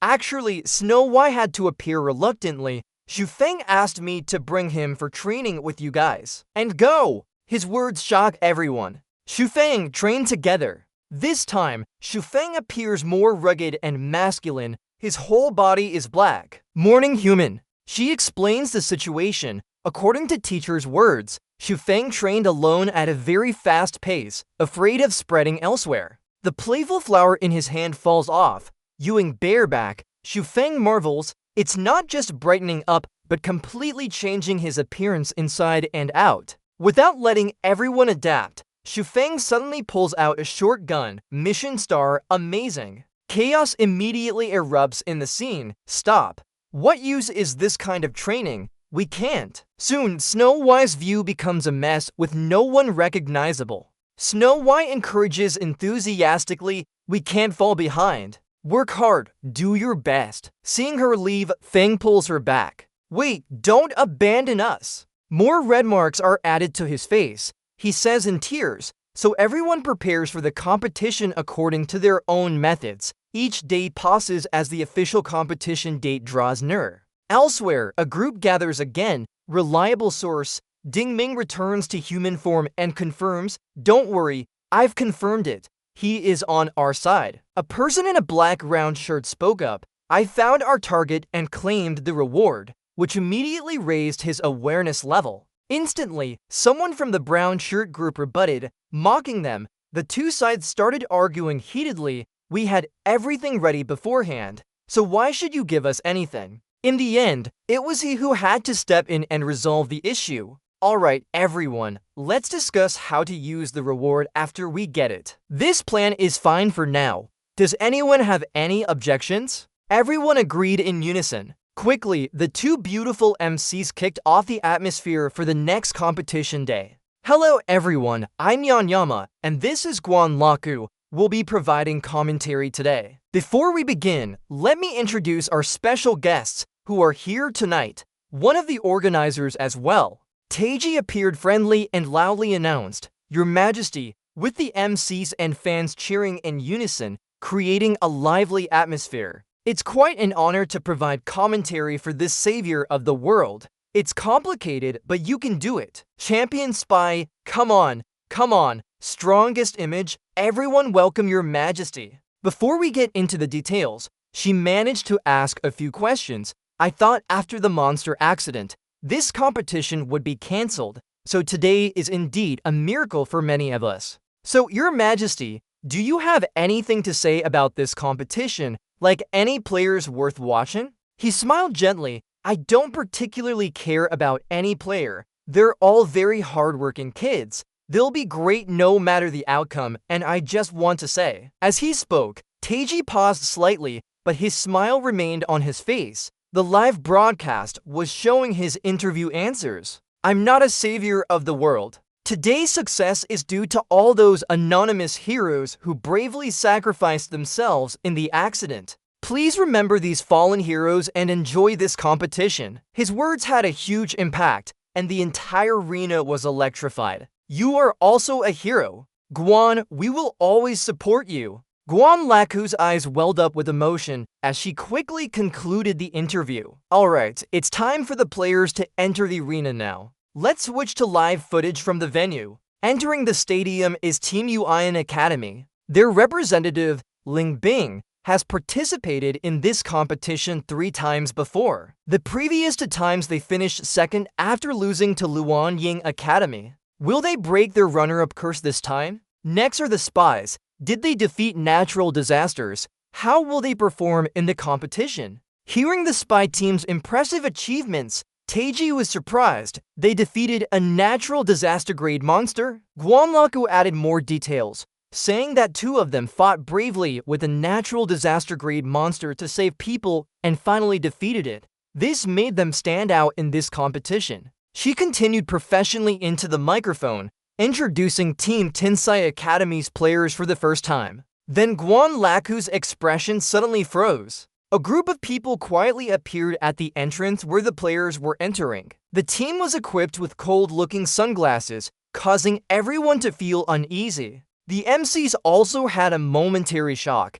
Did they enter the wrong set? Guan Laku quickly regained her composure and continued introducing them. All of Tinsai Academy's players were making their debut in this competition. Although lacking experience, they showed determination to win first place. John Jama also joined in, right, but due to special reasons, the team was 1 person short from the start and had a tough situation. How would that affect them? Finally, it's the organizing team for this competition, the Luan Ying Academy team, who are expected to win. The top contender, Dong Xiao, wasn't there, and someone in the lower seats immediately reacted. "What's going on? Without Dong Xiao, what's the point of watching?" Hong Lian secretly scoffed. "A bunch of fools. Troop numbers have never been crucial for victory. As long as you have strength, even if your opponent has thousands, they can be dealt with in a blink." Despite some awkwardness, Guan Laku continued her work. Also, Lam Lam, the next top contender from Luan Ying Academy.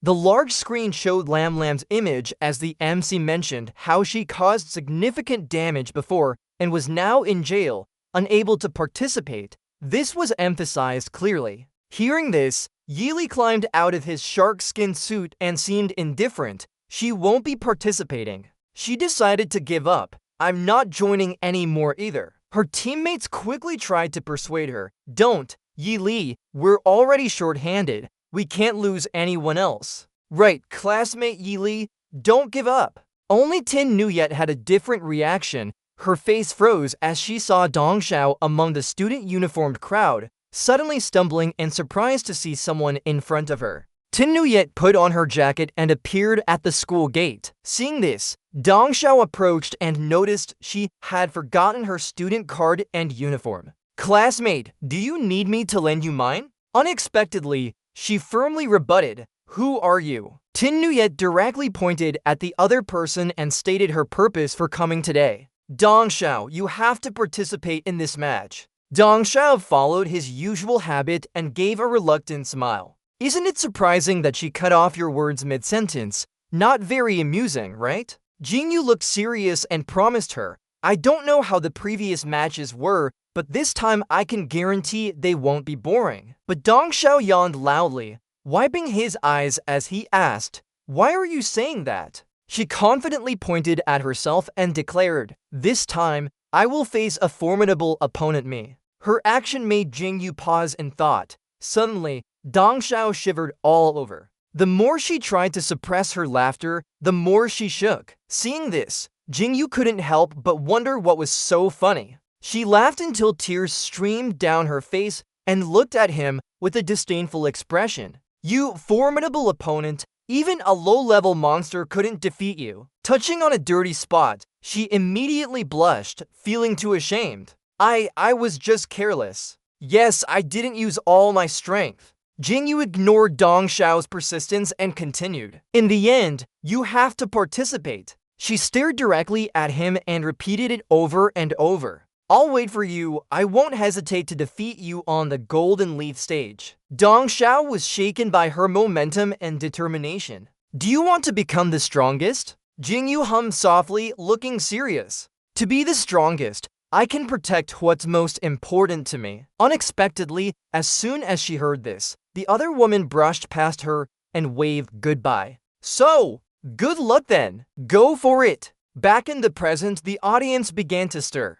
Without Dong Xiao, there's no surprise the Ice Queen will take first place anyway. Disperse. Without Dong Xiao, what are we watching? The commentator tried to make the match more suspenseful. Who will win in the end? Yama secretly communicated with the support team. Quickly confirm that. What's going on here? Without a champion contender, why are we still competing? Jingyu's face lost its smile, but she hoped for Dong Xiao's unexpected appearance. Suddenly, the audience noticed someone emerging from backstage. Hey, look over there! Yama was equally surprised and quickly adjusted the camera to focus on that area. After everyone's anticipation, Dong Xiao calmly stepped out. Dong Xiao waved and said, sorry for being late. The entire auditorium erupted as they saw Dong Xiao. The contestants were amazed by their formidable opponent's appearance. With enthusiastic cheers, Dong Xiao stood still there.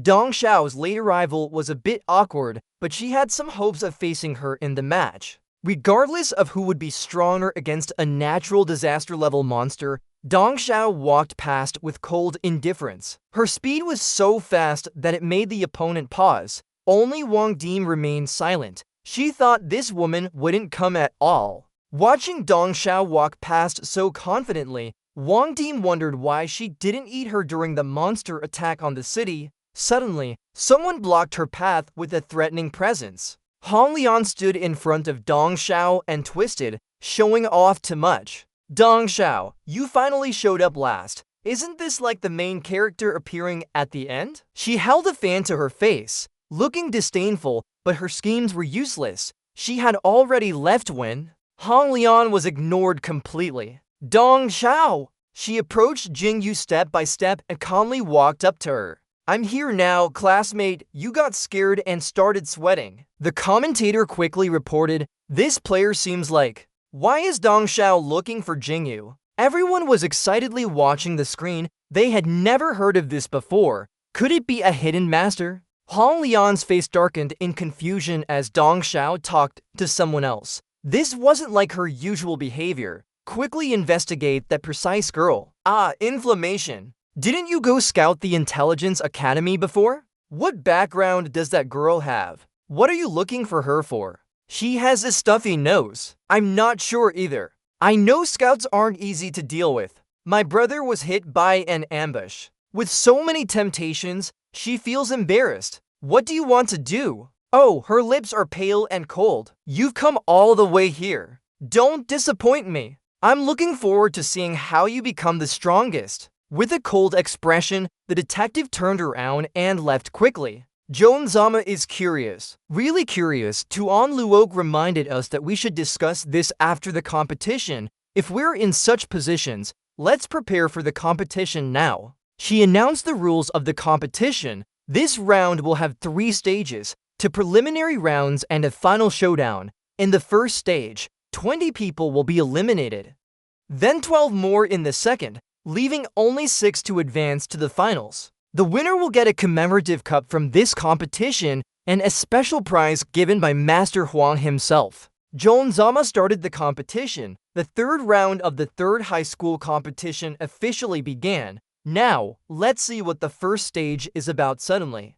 There was a loud noise that made everyone stir. The entire arena split into 2, creating a new passage. All the contestants on the stage looked fierce. A track gradually appeared, and the name of the competition was announced: Jump Over Obstacles. The 4 sides of the arena were surrounded by glass cages with city maps displayed on screens. Tuan Luok explained the rules. This round will take place in Wasted Material City and the Underwater Maze. 3 areas form a vertical cliff, where contestants need to reach Wasted Material City first, then they enter the Underwater Maze, passing through its trials to reach the vertical cliff. After completing the cliff trial, the first 18 to arrive at the final point will advance to the next round. Joan Zamo got excited. Okay, contestants are in position. The competition has started. The referee was ready, holding a gun high and looking at the participants standing on the stage. She guided each one to their spot. Everyone focused intensely. Joan Zama tensed up, preparing for the race. The first gunshot signaled the start of the competition, but before anyone noticed, the leader threw out a timed bomb. After the explosion and smoke, the entire arena was filled with purple fog. Joan Zama on the stands was alarmed. What happened? Tuan Luok panicked as it seemed like an explosion. All contestants were now covered in smoke. Suddenly, a few dark figures leaped into the air. She quickly explained that some had escaped. Tuan Luok encouraged everyone. All members of the Moonshadow Academy wore anti-toxin masks and escaped first. John Jama was surprised by the anti-toxin mask. Contestants were trapped in the fog. It seemed like a surprise from the leader band for everyone. A large hand grabbed the head of a male contestant next to her. Hong Lian's face was pale with blood on her hands. The girl beside her held back. No wonder it's Sister Hong. She's clever and accurate in guessing what the leader band will do. Luckily, we were prepared when they attacked. We managed to hold them off. Observing around, some smart contestants avoided the trap. Without delay, Hong Lian led her team away. Let's go, let's start. Xu Feng and Li King held Tian caught tightly as he sobbed. Lucky you, Tian. Your protective shield opened quickly, almost got hit by the leader band. Snow Yu sighed in relief. Lucky we had that protective shield up so fast. Otherwise, it would have been a disaster. Wen Jing admired, cool and safe, feeling great. Chiangko recalled what Ninfam told him before the competition. Open your shield when you hear the gunshot. He wondered why. Don't ask why. Just do it. Chiangko secretly rejoiced. I won't tell anyone. Actually, Ninfam specially instructed me before the competition. Thinking about this, he couldn't help laughing. Tin Nu yet stood still. This is just the beginning. If only it was just that. Suddenly, a detective appeared from nowhere and scared her. What's wrong? Oh, she whispered to herself. Be careful, hurry up. You'll be eliminated at the end. Joan-sama observed as the competition reached its climax. The toxic smoke had dissipated by half. Some contestants returned to continue competing, but the Moonshadow Academy's team was far ahead. Can the players from other schools turn the tide? Two figures emerge from the smoke, rushing forward. With a frustrated gesture, he says to Yu Yang and Leon, I'll definitely make you regret this. Upon seeing them appear from the smoke, Yanyama looks very excited. Players, they are no ordinary group. They can defeat natural disasters. Toxic smoke won't stop their progress. Another person steps out of the toxic smoke, surprising her. Who is it this time? Ding Xiao steps out boldly, hand covering his mouth as he yawns calmly. Seeing him appear, a demon howl erupts. It's Ding Xiao player. Ding Xiao player isn't affected by the toxic smoke at all. Guanlu worries, is Ding Xiao player just walking around? Not in such a hurry, right? After sitting down, Jama turns to her and says, but when it comes to Ding Xiao, Yu Yang, Leon, and Mo Chuan have already left. The Precise Academy seems not to see anyone. Hearing this, Guanlu regrets. The player from the Precise Academy, Silver Moon, is favored by the unbeatable queen. Everyone's looking forward to her performance. Just then, someone jumps out of the smoke and soars into the air. The crowd below wonders, what was that just now? Is it a bird? No, it's an airplane. The camera zooms in on the Windmaster's face. Yanyama excitedly introduces, it's the Windmaster player. The Windmaster player from the Precise Academy has emerged from the toxic smoke and is chasing after the leading group. Suddenly, he dashes off under everyone's astonished gazes. She quickly adds, according to the data, the Windmaster player uses speed as his strength. The toxic smoke is gradually fading, revealing the Natural Disaster Academy players being protected by him. Following the Windmaster player, other players from the Precise Academy have also emerged from the toxic smoke, using protective barriers. Then a familiar figure appears, and Leon Silver is among them. No wonder the Precise Academy's unbeatable queen player isn't affected by the toxic smoke. She looks straight at Ding Xiao, who is gradually moving away. Suddenly, she turns to look back with a challenging gaze. Counting again, Joan-sama mutters, wait, the Precise Academy seems to be missing someone. Guanlu notices now, yeah,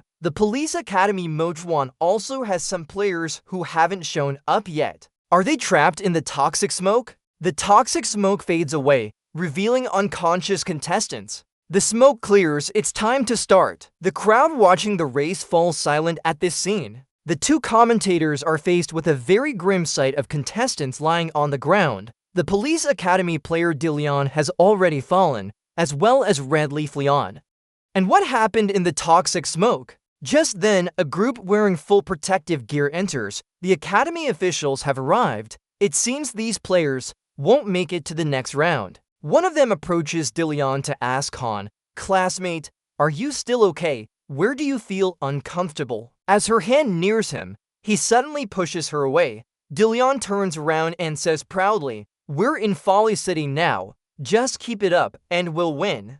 Liang Dian beside him reminds him not to be too elated. Oh, the Windmaster is catching up soon. Hearing this, he jumps back, so fast. The leader of the group suddenly stops, raising his hand for everyone to halt. Ling Banj raises a thumb across his neck, decisively signaling. His subordinates understand immediately without question. Yes, Banj, Folly City is now visible under the light green dome. The camera focuses on the group that just appeared. The Precise Academy has split into smaller groups but seems to have one person left behind. What's their plan? Standing in the middle of the road, a fully covered figure seems to be waiting for something. From above, a red light suddenly descends, shocking the commentators. The Windmaster player from the Precise Academy has already overtaken others and is heading straight towards Folly City. His eyes behind the glasses still shine with a sharp red light. He rushes forward fearlessly. Instantly, an attack aimed at him hits without giving him time to dodge.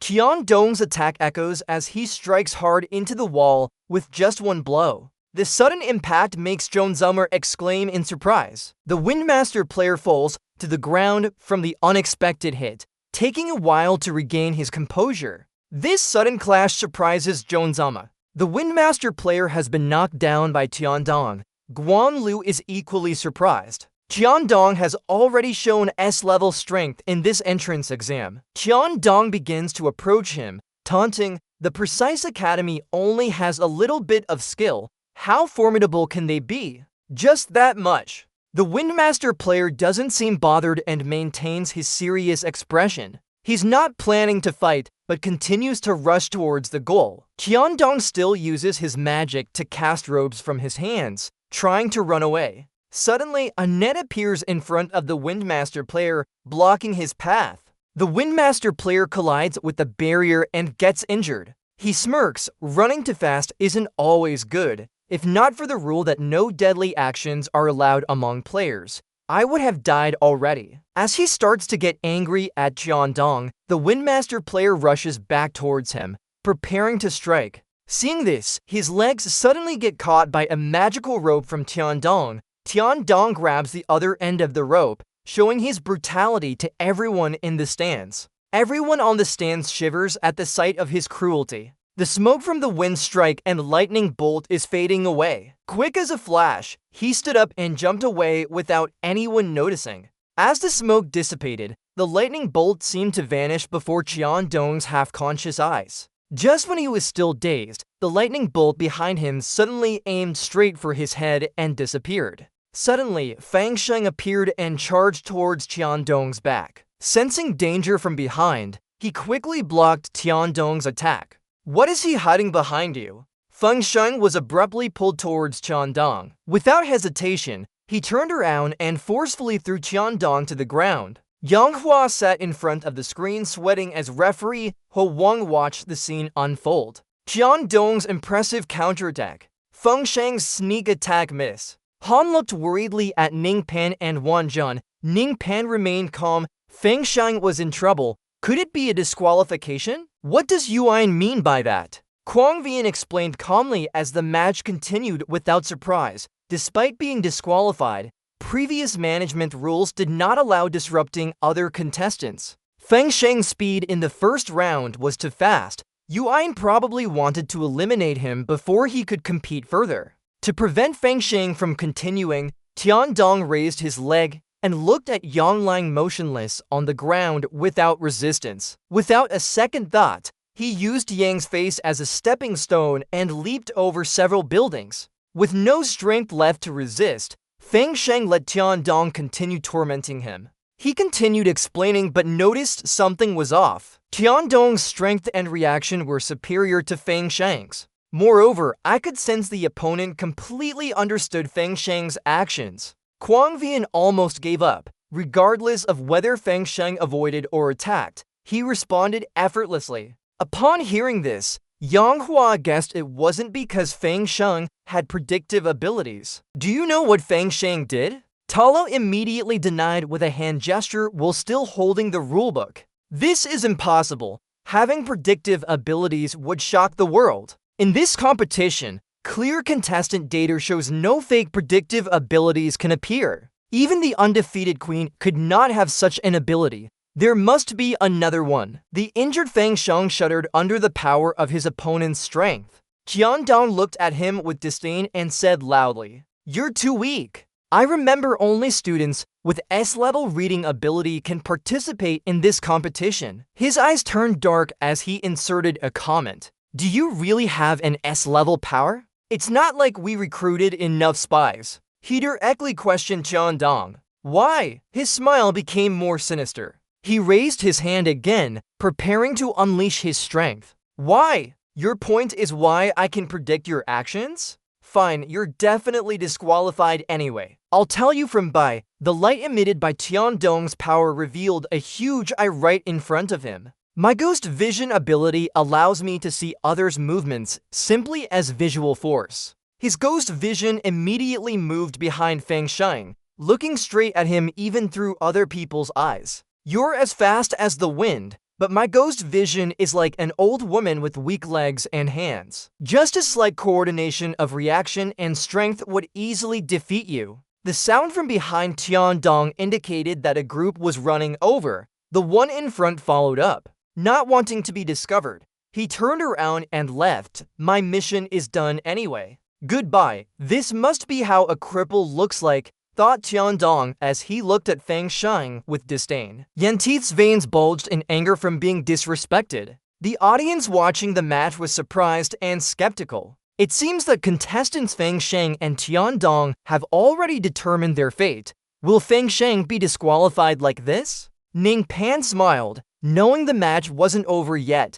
Deciding the winner too early is too soon. Using his strength to escape, he quickly charged towards Tiandong and punched him without warning, causing Tiandong to stumble back. Everyone was surprised that the match hadn't ended but had been reversed. Feng Sheng's contestant attacked the contestants of Tiandong. What happened? Tiandong couldn't withstand a single blow from Feng Sheng's contestant. What's going on here? Teiji might be using spatial displacement to explain. John Jama turned in surprise. Spatial displacement. They say it involves high-speed movement in a short time, allowing for instant travel. Han Shixi retaliated. The earlier Feng City player was caught off guard. He used his strength and appeared behind him to perform spatial displacement. Even though the Heaven Tong player's spirit, I can see the enemy's movements if they teleport to another space at that moment. He directly punched Heaven Tong in the face. The spirit I would no longer be effective.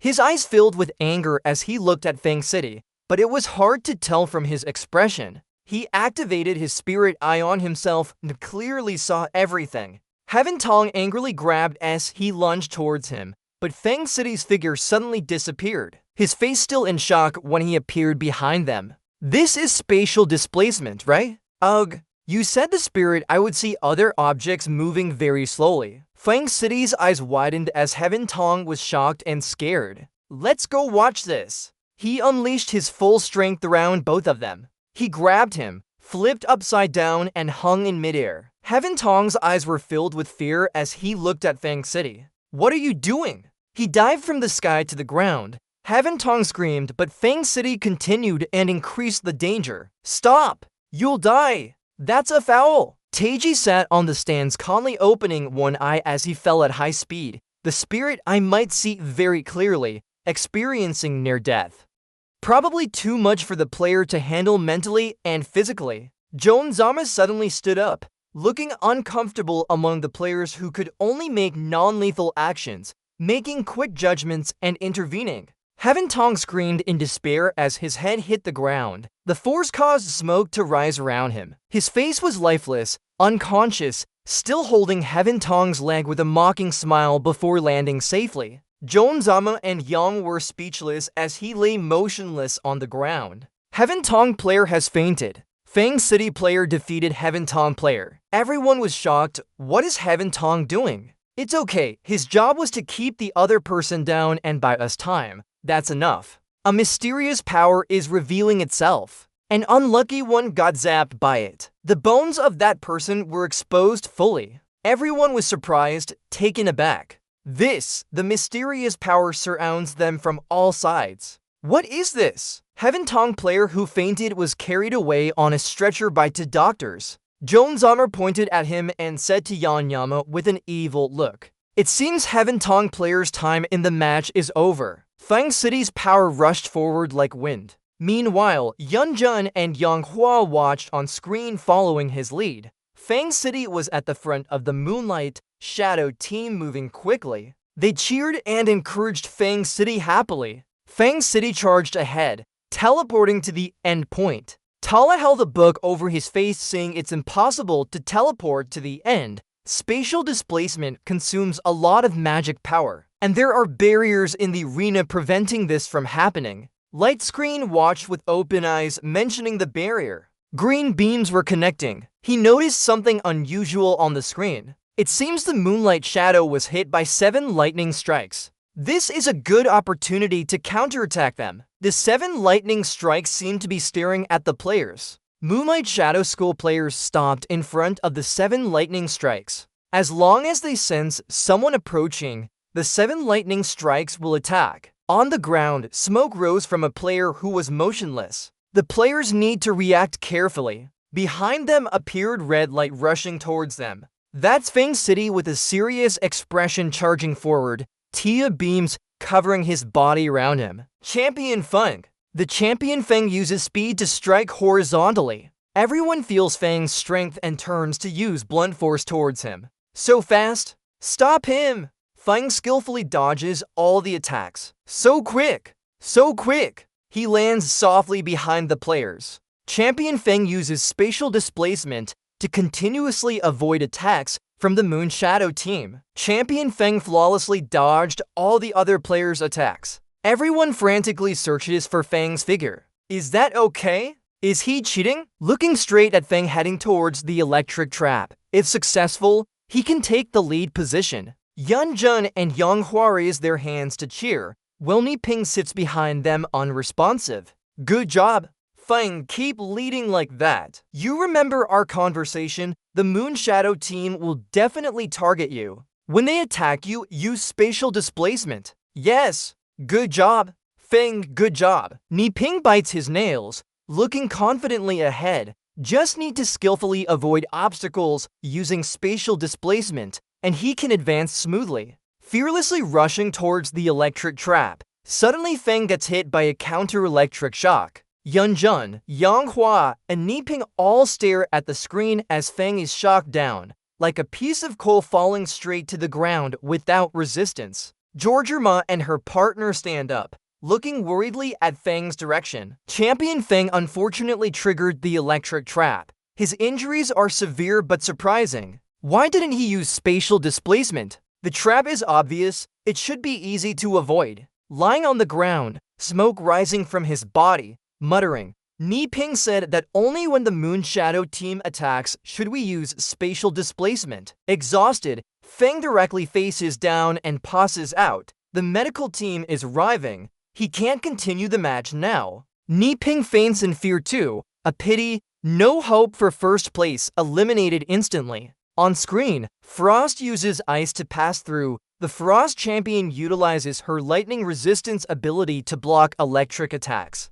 The Moon Shadow team maintains their lead and continues easily with her teammates. Meanwhile, other players have successfully entered the Iron City. Everyone keeps running forward. How they will overcome the electric trap? Who else might be eliminated? Let's continue focusing on the next round. The enthusiastic Wu audience cheers from the stands, waving their hands to continue spreading. Round 1 Obstacle Course. All players have reached the Wasted City. Frost and Wang Di appear confidently on screen, causing chaos before departure. Intending to obstruct Feng's champion in the Wasted City, the Frost and Moon Shadow team champions are still leading.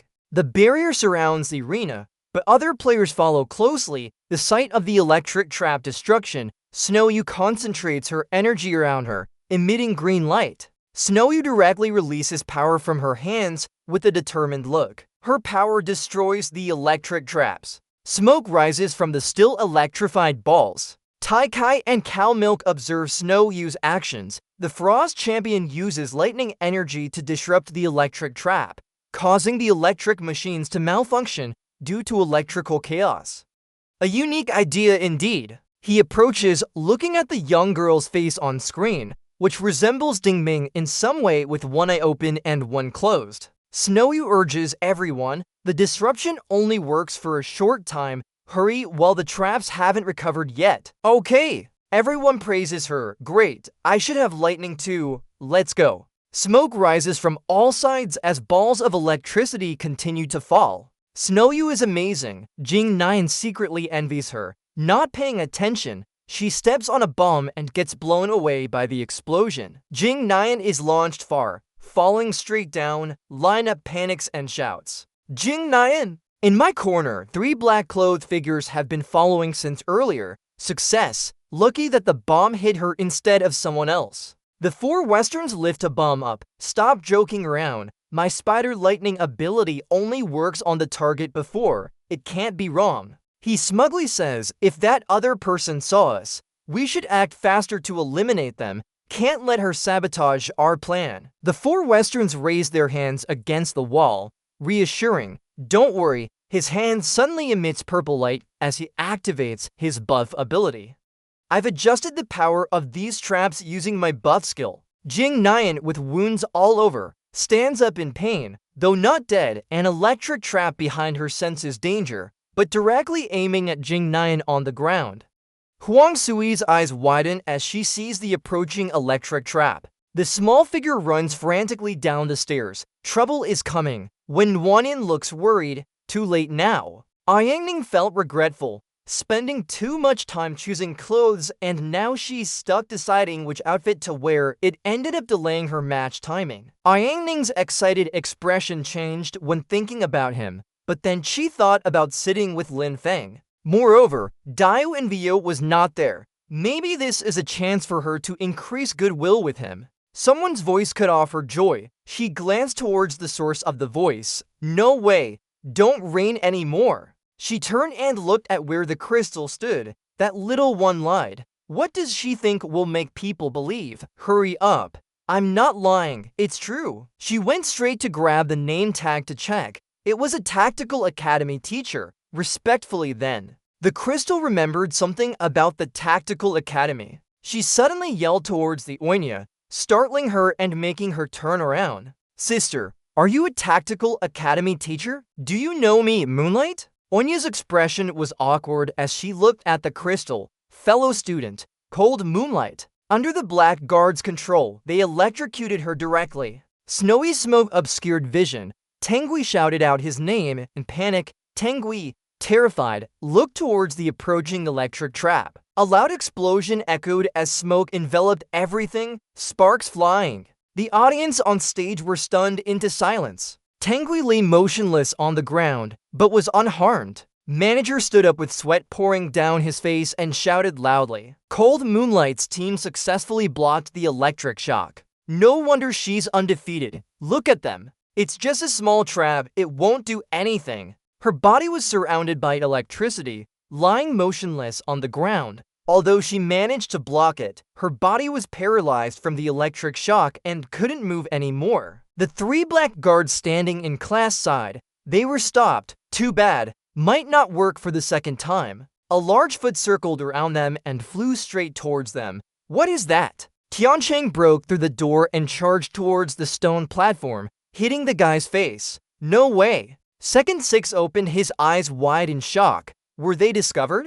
Liang King looked at the guy who hit him. Yuan. Xu Feng pushed up his glasses with surprise as he felt three weak minds nearby. He stood up straight and glared at them, warningly. Our target is Cold Moonlight. We're not interested in you guys. But before we change our mind, hurry up. He looked at the guy. What did he say? Second Six glanced towards the hidden electric trap, threatening with a look. The trap you said earlier will soon recover. The crystal ball floating above us is fine for now. After all, my ability can block electricity and control these traps' strength. If we fight, we're not afraid either. Tiancheng glared angrily at them with fiery eyes. But what about the honor of the Tactical Academy? Really worth sacrificing the whole team for one person? Think carefully. Lengthing and Vandian successfully passed through the ice tunnel, avoiding the electric trap. They were still leading behind Cold Moonlight and Vandian.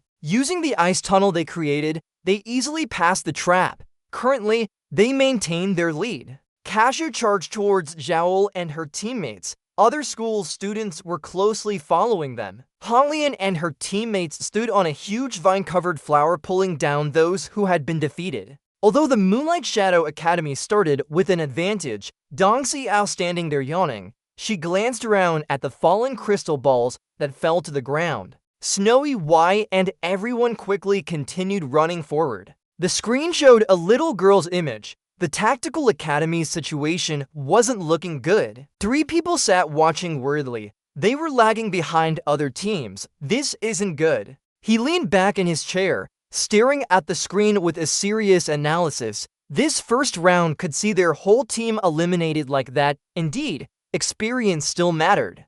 Despite Hugo's calm demeanor, Xu Feng wanted to overtake other teams almost seemed impossible. He suddenly laughed loudly, startling everyone. Ning Fan looked towards Yang Hua. It was too early to admit defeat now. He smirked with a determined look. I don't know Cold Moonlight, but Xu Feng is the student I trained. He's definitely not someone you can mess with. Yang Hua's expression turned grim. He looked at Hu Guo. As long as they handled those Yuan based on Xu Feng's strength, it would be absolutely possible to overtake him.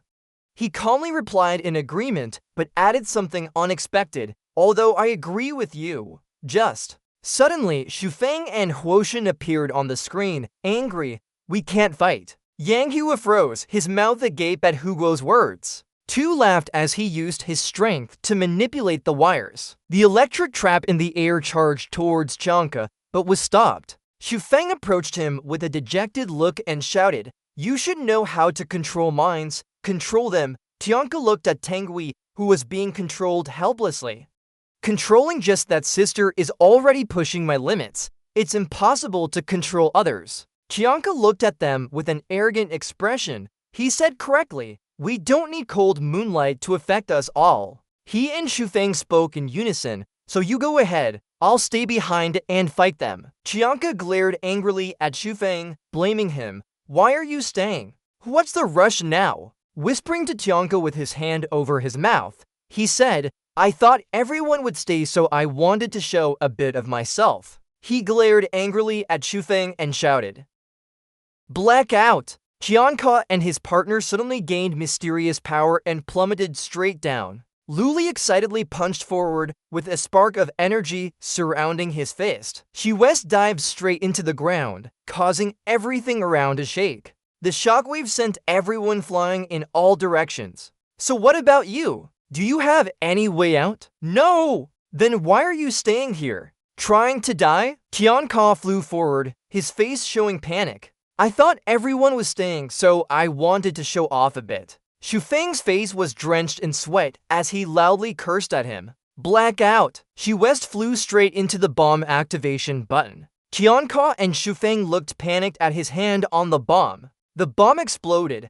creating a cloud of smoke that gradually dissipated after the shockwave. Tam smiled smugly. This is my confidence. The blast force was several times greater than before. Standing and observing, Shuangfeng nodded in approval. Well done. He stood there watching the destroyed buildings, thinking they could no longer be threatened now. Watching on screen, Yan Yama worried about the 3 Intelligence Academy contestants being buried alive. Must their journey end here? Manager added that rescue teams would arrive soon. If it's confirmed they can't compete, the Intelligence Academy will face consequences. Guan Yuan frowned. This time Moon Shadow came prepared to avenge her honor. Ning Pan asked curiously, Revenge for what? Someone looked at the screen and explained that Moon Shadow's ice band was considered the strongest fake ability of Moon Shadow. Guan Yuan added that when he was young, he had to use his strength alone to destroy a pack of monsters, which led to him being exceptionally accepted by Moon Shadow. He continued, then in one battle, he defeated several experts without expending any effort. This made him famous. The Moon Shadow Academy became the target of all abilities worldwide. Suddenly, a voice interrupted. It wasn't just admiration. At that time, Moon Shadow was called heaven itself. Taller read attentively as the principal of Moon Shadow was extremely proud and even said he would go to the toilet if anyone could defeat the ice band. Thus, the competition for supremacy among schools began. He put down his authority, sternly saying that this competition was organized by the principal of Moon Shadow for the glory of his school. He just wanted to create a stage and trample on other schools. Tala laughed sarcastically. Unfortunately, the first season didn't go as planned. Looking at the screen, he saw the monster from Luan and attack. Tala recalled that battle where the legendary ice band was undefeated. In just 3 rounds, it was defeated by Tong Xiao. He laughed when recalling how in the second season, they only lasted 2 rounds and lost to Tong Xiao again. Continuous defeats severely damaged Moon Shadow's reputation, as did the ice band's prestige. Tala put his book back on his face. Sighing, he said this was a lesson for them. They would use any means necessary to avenge their honor. The students understood, ultimately being watched by Tong Xiao. Ning Pan curiously asked about the Moon Shadow principal. He paused, remembering with shock. Oh my! Of course, he went to the toilet in front of everyone. They even installed air conditioning for his toilet before. Seems like it became a habit. A figure hurriedly ran over and apologized for being late. Ning Pan turned around and recognized her. "Oh," she said, "I was delayed by something." Ning Pan approached, nodding in approval. "This outfit looks great," she replied. "Of course, I prepared it specially." Guangqiu loudly mocked, "If not, you would have worn it for Ninpan anyway." Hearing this, Onaiwan immediately gave him a slap. She glared and said, "Your big nose was in the way. Lucky I didn't kill you." Suddenly, Yang Jingdong looked over and asked, "Are you teacher Ning Pan?" He hesitated to answer, "Yes." Ting Song whispered his name, "I'm Langting Dong. Can we break up then?" Hearing this, Ming Pan froze. His face turned red. "What?" He's flustered trying to explain, "I think you're mistaken. Pure little sister." She gets angry and shouts, "There's no mistake." Suddenly, she starts crying, definitely because our teacher cast a love spell on my older sister. During special training, whenever she talks to me, she always mentions the teacher. He's nice to her and so easy to talk to. Pure little sister sulks. What did that teacher do to my older sister? Ming Peng stands still, thinking, I never expected Cold Moon to have a Worth East who could overhear their discussions. This man is not good. He would harm even such a small child. 3 years are too few, it's probably the death penalty. He puts his hand on her shoulder and gently comforts her. Ninpeng points at the big screen. You should worry about your sister first. When she looks up, the screen shows a devastated scene. Ninpeng crosses his arms, hoping Heavenly Ka can react in time. Somewhere else, Yui follows the smoke with her eyes. The little girl anxiously says, I hope Moon and Night are okay. Heavenly Calm quietly comforts her. Maybe they're fine. Liang Qiang insists on going back to check. From the rooftop, 3rd rank, 2nd level, 4th direction laughed triumphantly. Mission completed. Without hesitation, all 3 jump off and continue their competition. At this moment, Tingji has arrived at the scene. Liang Qiang anxiously asks, where are the Moon and Night people? How is it going? Wen Jing carefully examines but suddenly stops, seeing only ruins. She sighs heavily, no signs of life. Yan Yama remarks that the Moon Shadow Academy's strength is truly formidable. Ju La has handled the Spy Academy. Nearby management can't hide their surprise. What? The first student to reach the underwater maze is here. She excitedly comments, it must be the Ice King of the Moon Shadow Academy. It seems this year's Ice King has prepared well. They're determined to win first place. Ice King smirks. I didn't expect our opponent to be so weak this year. Wang Dim warns cautiously, we shouldn't underestimate the rival. She'll catch up soon. He finds it amusing. If anyone can catch us, they'd have to move like lightning. I'll act like the principal and stick my head in. Ice King hadn't finished speaking when a bright light passed through him. The sudden event left both Ice King and Wang Dim wide-eyed. What? Amidst the golden light, a voice rings out. I said to shake off your hangover. Slow down. Too fast. I'm motion sick. Heavenly Core replies, just go. Now we're in first place. At that moment, before the explosion, he had activated the protective shield in time. Immediately after, they all flew away, escaping the explosion within a hair's breadth. Heavenly Ka proudly says, coming up with such a plan, I'm truly a genius. Su Feng worries but adds, still, they won't think we're dead. Hearing that, he raises an eyebrow, there's a chance. Su Feng happily confirms, so they'll definitely cry their eyes out when they see us.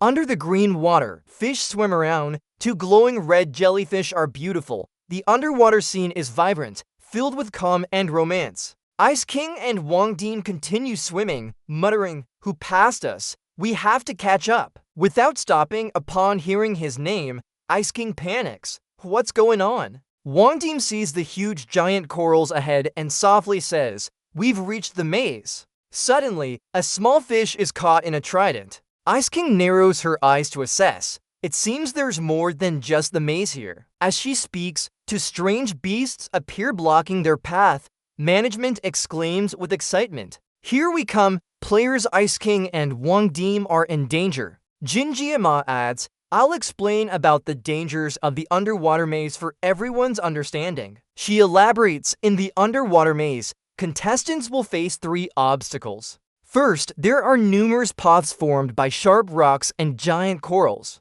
Yanyama analyzes, secondly, the underwater maze has many types of beasts with varying strengths. She thinks aloud, a beast from the natural disaster level could be on one of these for paths. We don't know which contestant will encounter it, but the danger isn't over yet. Thirdly, there are strong currents and whirlpools. The maze above looks peaceful, but has hidden waves and strong currents. To take a shortcut, you can test its power. A group gathers to whisper, "How does Tin Nuyet feel?" She calmly replies, "It's fine. Have Liang Qiang and his team arrived ahead?" Su Feng answers, "They probably haven't reached yet. We'll use the shockwave from the explosion. Now we're in first place." Hearing this, she nods reluctantly, agreeing. Alright, Heavenly Ka approaches and says, "I found a shortcut." Then he spreads his arms to form a shield. "Sit tight." Done, Heavenly Ka gathers energy and flies high. "Driver, let's go." At the same time, Dong Xiao had just arrived at the underwater maze and stood before a coral reef, frustratedly exclaiming that the path was so long. After saying this, Dong Xiao concentrated on his legs and shot upwards, with the commentator noting that he was entering the strong current as a player. But she seemed unaffected. The strong current was useless against her. Was she this powerful already? However, upon closer inspection, they were surprised to see that other academies from intelligence had also arrived in the current, indicating that this batch of players were all very strong. In the background, Xu Feng wept. "Too fast. Too fast. Thank you, sir." Qiankao noticed something was off. What's with this water flow? Just then, his surrounding guards began to look surprised. Bang Huang recognized it and said, "Wait a minute. There will be more people in the current." A voice spoke up, "I have a magic staff that can shrink or grow." As the screen zoomed in, they realized who was standing before them. Cut to Li Qiang, panting as he approached. "We're here at last." The kid complained, "This is so tiring." Looking at the sign ahead, it read, "Enter the underwater maze from here." Li Qiang was confused, wondering if this was real or fake. Could it be any simpler? Following the sign, they spotted two figures not far away. Yi approached and said, "Sorry to interrupt, but is there really a way into the underwater maze?" Both of them turned around simultaneously, wary of the strange sound. "Who's there?" Yi smiled politely and asked, "Is this place really the entrance to the underwater maze?" Guanghao was immediately captivated by her. "She's so cute." Li Tiank hit him on the head and said, "Stay calm. Cuteness can't compare to Lady Lekue." Guanghao woke up and agreed. "You're right, it's not as cute." Meanwhile, Wenjing asked curiously, "Lekue, who is the goddess?" He answered enthusiastically, "Of course, she's the most beautiful flower in our police force." Guanghao added, "The goddess risked everything to save me and brought us out of the starting point." Neither could give way. They started pushing each other. It was clear that both were trying to save him, but he only tagged along. Yui suggested helplessly, "We should go down first." Wenjing observed, "These two are really strange." When the group finally jumped into the underwater maze entrance, they stopped. Guanghao quickly got ready and said he had to take a shortcut to find the goddess. He ran with all his might towards the front. Upon reaching the cliff, Guanghao exerted himself and sank deeply. He leaped high into the air, shouting loudly, "Skyward leap!" As Guanghao was still enthusiastic, here comes the goddess. A powerful electric current struck him, trapping his body in its grip. His entire body stiffened as he fell straight into the ocean. Meanwhile, Tianka's shield was about to break. Xu Feng was worried. "What's happening?" "Don't scare me," he replied. The current was stronger than expected. "I'm just a kid." Xu Feng's scream echoed in panic. "Ting Ning." She was pushed far away and tried to grab onto Xu Feng. Then Ting Ning was sucked into the vortex and fell straight down. She lost control and slowly touched the bottom of the deep sea. Below them, Yanyama waved her hand. "Welcome to the explanation time." Kulin excitedly showed everyone their current positions. All players had reached the second checkpoint of the obstacle course. She pointed at the map. All players were now at the entrance of the underwater maze. Underwater maze, Yanyama continued. Many players have entered the maze. The two alternated in commentary. Dong Xiao had caught up with Lekue in the strong current. Are they going to fight? Kulin switched to other contestants. The remaining players of Leon and were just entering the maze entrance and faced opponents. Kulin cheered. The Frost Guard and Moon Shadow have broken through the opponent and are chasing after intelligence. She thought it was smooth sailing, but seemed to be going down a dead end. The Frost Guard pulled out a sharp dagger from her side and prepared for something. His eyes glowed red as he charged straight ahead. Jiangjia was surprised. Oh my god, the Frost Guard has broken through the giant coral reef. She's really strong. She covered her mouth with a smile. This is the path to destruction, right? The camera angle changed again. Let's see which intelligence team leads, despite being dragged into the underwater maze. Where's Lin Ningxuan? Kulin sighed. There she is. Lin Ningxuan has been swept away by the current and lost her way in the maze. Poor girl, that's the Sea Guard passage. Clear eyes filled with tears. He pleaded, sis, hurry up and save me. Auntie, my aunt is competing. But don't worry, there's a vet on site. You just need to trust your aunt. Nin Fam placed her hand on her chin, deep in thought. Considering the danger her aunt was in, I'm more worried about her confidence. Before the match, she confidently told Dong Tao that she would defeat her. The little girl cried even louder upon hearing this. What can we do? You have to take responsibility for my aunt. Nin Fam approached and said, I'm not your aunt's boyfriend. Saying that, he changed his attitude and calmed down. Come on, trust your aunt. In the deep water, bubbles rose around the purple coral. A sudden kick hit the snake directly. Tin Nuyet gritted her teeth, tightening her resolve. She would not fall here even if defeated. The sea snakes emerged in large numbers from behind the coral. They suddenly increased their speed and charged forward fiercely. Guys, come on! Tin Nuyet loudly reminded them, if you want to defeat me with speed, I suggest you give up.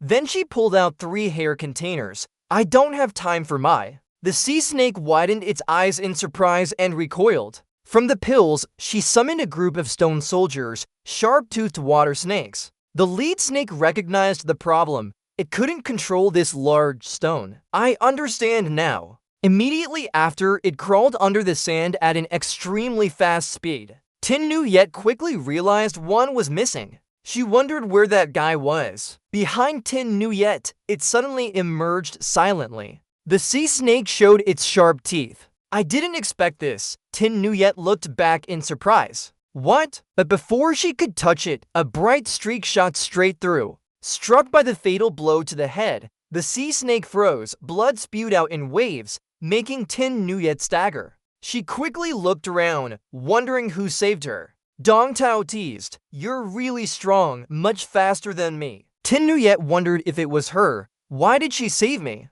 Calmly replied, I fell from the water current. Don't worry, I didn't actively save you. Dong Tao added, I'm afraid of snakes. I won't feel comfortable until I kill it. I'll go ahead, you can play with the dead snake. Tin Nuyet pointed and shouted, don't think I'll thank you. I'll be stronger and defeat you. Casually replied, here I am. Dujoma excitedly cheered. Dong Tao actively used the maze to save Tin Nuyet. Quan Lak smiled admiringly. Is this a great friendship? Tin Don announced, I don't need her help. I can handle it myself. Nin Fam asked herself, why did Dong Tao care so much about Lin Nuyen? Turning to Nin Fam, how do you think of Dong Tao? He commented that she was a talented student, but the most precious quality is. Nin Fam gently confirmed it had the demeanor many geniuses lack. Meanwhile, John Jama turned to another screen. Alright, on the screen are the remaining students from the Intelligence Academy. It seems unlucky. They met a Zhao person as soon as they entered the maze. Qian Chang firmly ordered, give it to me. Everyone else go ahead. Zhu Yi immediately objected. I won't go, I'll go with you. Without hesitation, the Zhao people rushed forward. Guys, come on. Just as he lunged, he was punched in a blood box. Zhu Yi turned and urged, Wenjing, Li Qiang, everyone go ahead. Fighting in water is my forte. The kid responded confidently, don't worry, Wenjing reminded them. Both of you be careful." Just as they said that, both immediately turned to run for their lives. A Zhao person suddenly ambushed and let you taste the power of me. Qiancheng glanced over, worriedly shouted, "Zhu Yi, be careful." The cool girl extended her glowing hand towards it. Snow Yi's pupils turned green as she shouted, freezing. The Zhao people were stunned in shock, and even Qiancheng was taken aback. "Girl, what is this?" The giant octopus was frozen in place, only able to endure as the ice stretched for miles beneath the sea. They were stunned, unable to believe what they saw. "This is from the ocean. Ignore those words." Tilu walked forward coldly. The giant octopuses were terrified, shoving each other. "Boss, you go first." "No, you go first." The little girl raised her hand high, asking with a hint of challenge. "Now, are we still going to fight?" "They're scared of the ghostly presence." "Stop fighting. We admit defeat." "Boss, big brother greets you." "Spare us." Tianzheng urged them on. "Forget it. Tilu, let's follow this way, not far away." To people were hiding and observing. Luckily, they didn't intervene. Her ice power has some strength, but only in water. Guanghao sneered, "These monsters are really weak, scared to death." Suddenly, two huge figures appeared, causing him to cry out in pain. The giant octopuses got angry, their muzzles bulging as they stepped forward, hoping for a chance to protect themselves. Guanghao and Li Tian trembled like leaves, shouting apologies together. Elsewhere, the shrimp was dragged up from the fields, crying for help.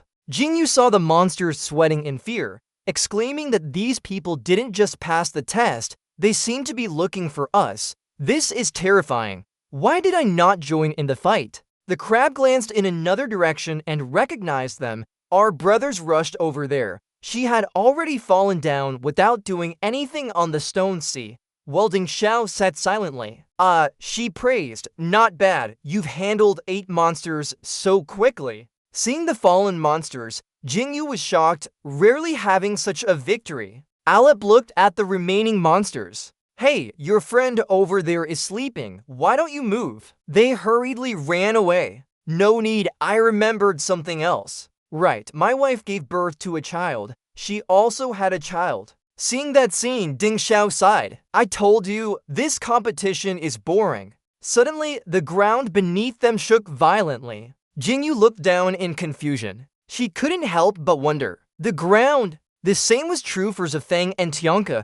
The ground shaking, an earthquake under the sea. At Wingdim, it was similar. Well said. Cold ice. Can you feel it? After some consideration, he concluded that one of the monsters was very powerful. Ding Xiao calmly stated, "A monster is rushing through here, its power nearly reaching a natural disaster." "You should run." Jingyu was terrified, facing a natural disaster. Seeing her reaction, he couldn't help but laugh. "Why?" "She's scared." Jingyu turned around and spoke slowly. "This time, don't interfere." She firmly turned away, her voice firm. "Let me handle it." At that moment, the ground cracked open, a huge creature emerged. Jingyu was startled and stepped back, standing still to watch. The giant octopus opened its eyes and roared. "Who is it?" It looked around, its expression growing more uncomfortable, disturbing my rest. Its tentacles curled like a huge school of sea snakes. "Kid," the octopus growled, "are you disturbing me from resting?" Jingyu stood there, her face covered in sweat, with a monster on par with a natural disaster behind. She didn't respond, so it concluded its target. "You're doomed now." Dong Tio sat on the side, silently cheering her up. "Come on, Ling Tingsheng." Without saying a word, the octopus shot its tentacles straight at her. As soon as it struck, Tingsheng quickly dodged to the side, gritting her teeth and thinking, being behind natural disasters isn't a disaster itself. She pulled out her hair container. Without hesitation, she threw it into the crack. A stream of energy burst out, pushing up a huge boulder from the ground, gripping her greatsword tightly. The octopus grumbled, not expecting that brat to be in summoner. Then it shot its tentacles at the boulder and said, "Let's see you destroy your precious little one first." Tingsheng showed no concern. She coldly watched as the tentacles fell, blood splattering into the sea. The octopus laughed triumphantly, not expecting that its tentacles could grow infinitely. Tingxing remained expressionless and only replied faintly, "Let's see who can recover faster, me or you." Immediately, the boulder charged forward with the old sword. Each sharp cut was like a storm, slicing through the octopus. After those powerful blows, the boulder prepared for its finishing move. This time, it changed direction and aimed directly at the three eyes of the octopus. But as soon as it saw the sword's movement, the octopus dodged quickly. It moved skillfully, always hiding behind the coral formations. The boulder stood still in the middle of the sea, its hand tightly gripping the greatsword. From beneath the stone layer, long tentacles curled forward, inching closer to the boulder from behind. Tingxing hadn't noticed yet. The tentacles were very close now. Seizing the moment, the octopus immediately clamped both her and the boulder tightly. "You don't think I'm that weak, right?" Unable to move, she struggled to call out for Dong Tio. Hearing her name, he smirked and instantly unleashed magic power. But Tingxing refused the help. "No, thanks." She tried to regain composure and confidently declared, "I can handle this." The octopus clamped tightly around Tingxing's body, growling menacingly, threatening to crush her. She gritted her teeth, shivering from the pressure. Tingxing tilted her head, trying to bite a strand of her own hair. A powerful shockwave erupted, breaking free and flying away. The octopus stared at the golden-furred creature that suddenly appeared, lunging forward with terrifying speed. It slid past the boulder, latched onto one of its tentacles, and tore it apart. Before she could react, the creature abruptly stopped. The octopus moved too fast and couldn't dodge in time, crashing into the coral in front. As a result, the shrimps tumbled down unconscious. The octopus roared again, saying, "I told you my arms can stretch infinitely. What's the point of doing this?" Tin Nuyet smiled triumphantly and said, "Haven't you run out of options yet?" Behind the octopus was a towering coral blocking all escape routes. "So what?" Tin Nuyet pointed and ordered. The old stone raised its sword. "It's time to counterattack." As soon as she finished speaking, it immediately swung its club, quickly adding an attack from the left side. The forceful impact threw the octopus far away, leaving a blurred trail of light behind. It lay motionless, its huge body now completely still. The shrimps showed a victorious face, extremely proud. Without stopping there, it used its sharp beak to continuously cut down. In just a few seconds, the octopus had no strength left to resist. The shrimps ran back to Tin Nuyet's side, panting heavily. Surveying the surroundings, she joyfully exclaimed, "It seems we've won." The octopus was hit by the coral with a sandwich. Dong Xiao slowly approached, smiling encouragingly. "You did well."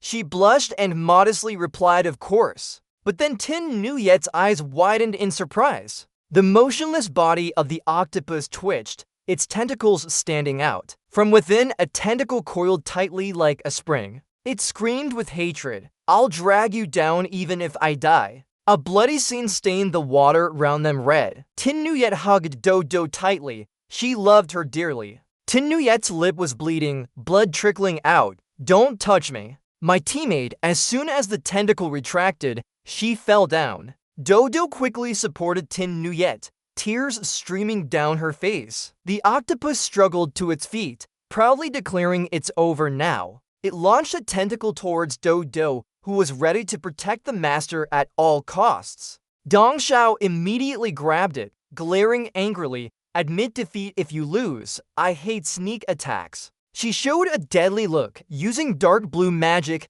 pieces of flesh floating around. Her face remained unchanged. Witnessing that, Guan Lao cheered. Dong Xiao, Jiang Ma praised. "This is a decisive blow, the strongest beast in the underwater maze dungeon." The audience erupted into applause, praising Dong Xiao's strength. "Yeah, so cool." Onini is softly comforted. "Don't cry anymore. She'll be fine." Tin Dong cried out. "It's unfair." The youngest one said, "Only when I was injured like this did we defeat that octopus. Everyone says Dong Xiao defeated it." Hearing this, Ning Fan defended her, saying she has grown a lot in the competition and will become stronger later. Dong Xiao also trusts her. Before losing its combat ability, it didn't attack. He proudly said Tin Nuyet has a goal to strive for. That's good. Only 9 was slightly worried, but still, injured Tin Ning could affect the final round? He calmly replied no. Ning Fan smiled and promised Dong Xiao would treat her injuries. Oni 9 reminded him Dong Xiao is from Laken, they should be rivals by logic. He explained although rivals, they are also friends. The screen showed Ning Fan's words were right. He stretched, tiredly said forget it, I should go see that Winfo guy over there. Then Ning Fan got up from his seat, not sure if she was in the medical room yet. Oni 9 shouted, I'll go with you. She happily jumped up, following him with a smile like a flower. Walking a few steps, Ning Fan suddenly stopped and looked at one direction. At a distant row of seats, Deng was standing out in his wizard hat sitting alone.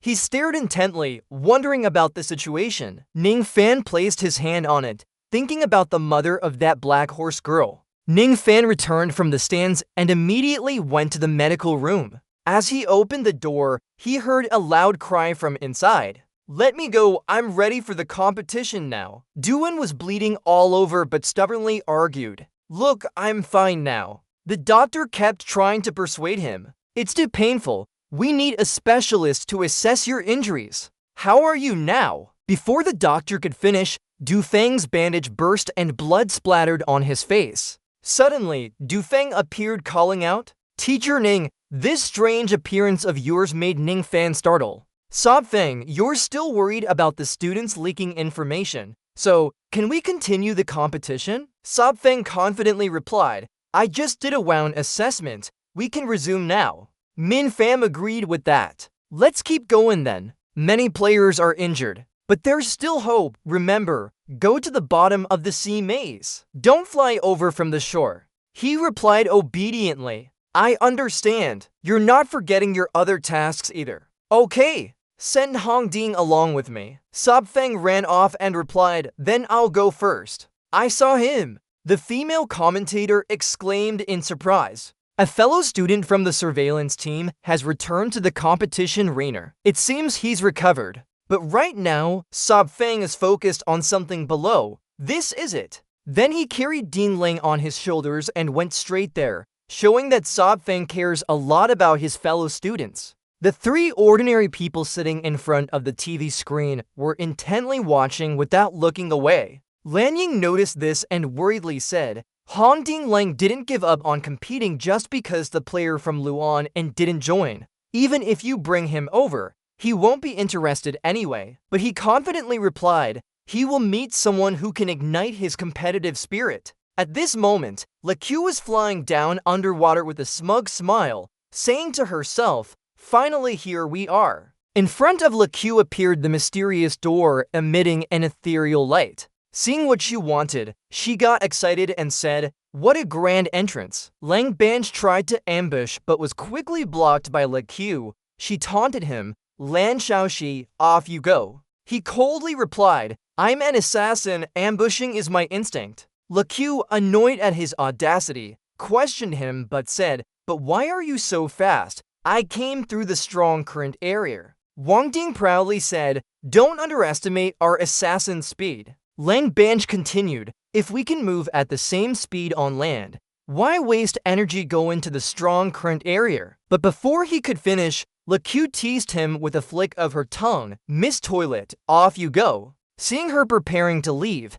she asked if the police academy students were too scared to fight. LeQ, overwhelmed by their audacity, helplessly said, hey, I'm a girl, are these 2 men too bold? Lang Banj shouted in front of her, in my presence, there's no distinction between male and female enemies. After his sudden attack, her blood began to flow out. Lang Banj withdrew his weapon and prepared for another assault. With his unexpected stab, her blood started flowing. Lang Banj readied himself for the next attack. LeQ angrily held her bleeding wrist and said, if you want to fight, I'll cooperate. Saying that, she cast an ice spell, Frost Language. The water around LeQ began freezing. She angrily conjured up a frost barrier. As she finished the incantation, a circle of ice blades shot out from behind her towards Lang Banj and his companion. The massive ice blades poured straight at them. Suddenly, Lang Banj's eyes turned red as he confidently said,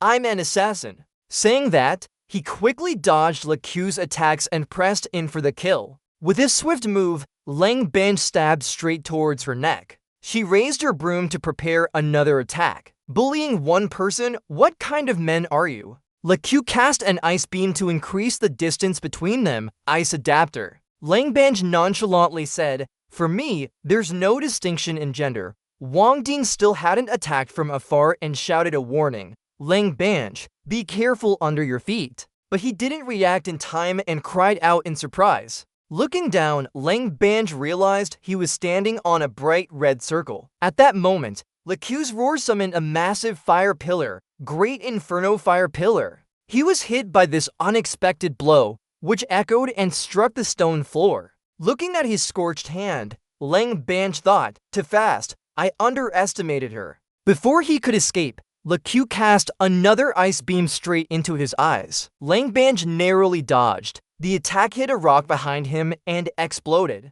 Seeing his reaction, Lequiu returned to her playful tone. "The assassin from Lunar Shadow only has this much."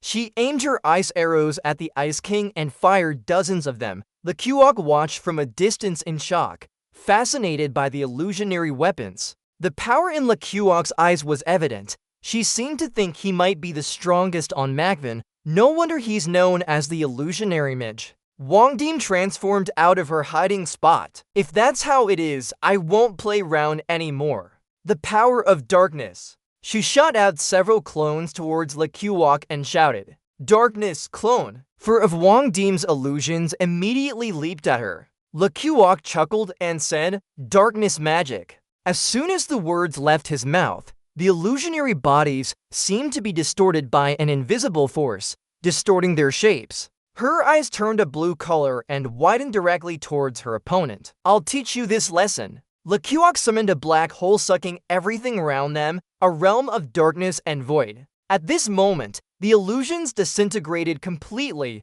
no longer whole. Lequiu opened a black hole, pulling all the clones inside. Lang Bing clenched his teeth in confusion. "Why?" He roared angrily. "What's going on?" Across from him, Lequiu looked puzzled. "What do you mean?" His eyes filled with tears as he muttered, "It must be a natural talent." Recalling the past, Lang Bing called out to his master from the tower, "Master." He ran and split into clones, calling out for his master. From afar, Chumai heard him and turned around. Lang Bing happily showed off his achievement, "Master, I've learned it." In front of him, the Han clone split into two people, ready to act. Lang Bing called out, "Swap." The illusionary body and Han swapped positions instantly. Chumai smiled approvingly, "Not bad. You're learning faster than I thought." Lang Bing hugged him joyfully, "Master." Han blushed as he said, "Can you teach me the same shadow magic you used before?" His master looked at him gently and said, "Void Realm. Right.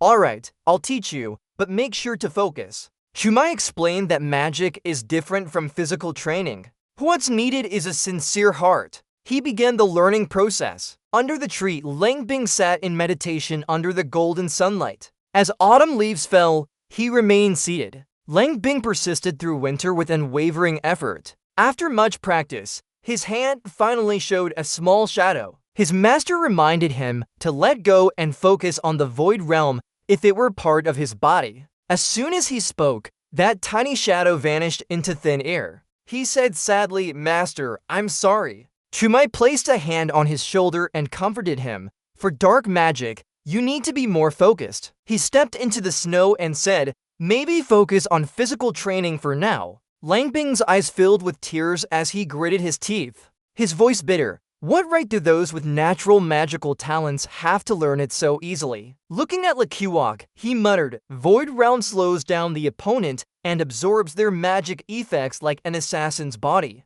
But in the end, he roared, "People without a natural talent can't even balance learning this." He remembered his first match where Lang Bing had lost, falling during the final round of the school championship. The crowd was shocked. It took less than 5 seconds for Dong Xiao to do that. Dong Xiao yawned and seemed bored. "Sure enough, uninteresting," the commentator said with a sigh, congratulating Dong Xiao on winning the second school championship. Lang Bing angrily cursed, "I hate you all, I hate you." As he spoke, his body was covered in strange patterns. Wang Di noticed something unusual and looked at Lang Bing with concern. He held his weapon and unleashed dark magic towards her. Lang Bing shouted angrily, "What right do you have?" As he spoke, he leaped high, causing the ground beneath him to crumble. Lang Bing moved like an illusion as she approached Le Cuoc quickly. He gripped his weapon tightly. Wang Di swam towards his hand and stopped her. Lang Bing, calm down. Her face filled with fear. Using that technique will kill you. Lang Bing didn't respond, but attacked Wang Di with his weapon. She was hit and flew far into a stone's neck. At this moment, Wang Di lay unconscious in the broken stones. He ignored her and turned to face Le Cuoc angrily. She frowned and thought to herself, "Why did I provoke him?" Suddenly, Lang Bing swung an attack, but Luck quickly defended, thinking it was a spear. Seeing her own stone wall shatter, she gasped in surprise. "What?" He charged from behind the wall and shouted, delivering a powerful strike towards Luck. Wang Di outside was terrified. Lang Bing, did he really kill someone? Dust and smoke filled the air. The battlefield's vision was obscured. In the midst of the smoke, Lang Bing gritted his teeth, standing still. His hand holding the weapon trembled as it was gripped tightly by someone. Beside him, Luck's face contorted in pain. He gritted his teeth and endured. Turns out it's Dong Xiao. Oh, look at Lang Bing's wide eyes. Have we caused enough chaos? She called out, "Dong Xiao!" But never mind that. Continuing to ask Dong Xiao with a serious face, "Have we caused enough chaos?" As soon as the question was finished, a flash of light appeared before Lang Bing. He was knocked back and hit a stone pillar, stopping there. Dong Xiao stood still, staring at Lang Bing through the rock layer. Witnessing this, Luck's eyes sparkled with admiration. "Wow, so powerful." She approached him and said, "This is a competition, not about killing like you would a monster. Don't worry about the consequences." Dong Xiao continued, "In any case, Tianfu doesn't have enough merit to blame others for his own shortcomings." Then she turned away, saying, "If Tianfu isn't good, he should train more. But you wanted to kill her because she has better Tianfu than him. Shame on you." Ignoring Lang Bing lying there, Dong Xiao turned and walked away. "I've already given you enough credit." At this moment, underwater, Lang Bing lay still without moving. After a while, his voice echoed. "Hold on!" Lang Bing's voice rang out. "Dong Xiao, in this competition, you won't be winning first place anymore." She gritted her teeth and looked determinedly at him. "This time, I'll definitely win." Dong Xiao stood still without responding. After a few minutes, she said calmly, "What does that have to do with me?" Dong Xiao called over to the side. "Tinyu, let's go!" Hearing this, she looked confused and couldn't keep up. Lang Bing approached and said, "Who taught you in the first place?" Luck frowned. "Why do you always talk like that? It's rude." Seeing no response, he got frustrated and urged her to speak. Luck sheepishly smiled. "My mother taught me. Is it really that important? I can't advance in this skill any further." Lang Bing heard this and turned away decisively. "Alright," he called out as he walked back. "Wang Di, let's go." Lang Bing fell into deep thought. The Voidless Realm is a skill from my master. She didn't learn it from her master. So where exactly is my master? Behind us, Luck sighed tiredly. It's so sudden to have to fight like this. Suddenly, she looked blank. "Hold on, I think I'm the first one here." Lecoq roared with fire. "Now it's 5th place. Wait for me." On the large grandstand, people were seated closely watching the stage. Ning Peng and Wen Nian stood by the entrance observing. After a while, he glanced over to the other side of the door. Behind Ning Peng was a woman with long hair. Noticing something unusual, he stared at her intently. Ning Peng turned to Wen Nian. "You go ahead, I'll handle some matters." She agreed immediately. "All right." The woman moved slowly down the corridor, following closely behind. She indeed had issues. Suddenly, she stopped and entered a room. An office inside was well lit. Her figure vanished. Lamzi saw her rival and spoke up. "You're here. It's in Dung." She took off her hat and said, "Let's begin." The old man commented, "I look at the frost moon and sharp sky teams of lunar shadow and heaven caw from precision. If they join our alliance, they could be core members. Zhu Hua added. Gu Ziji beside him agreed. Forget about it for now.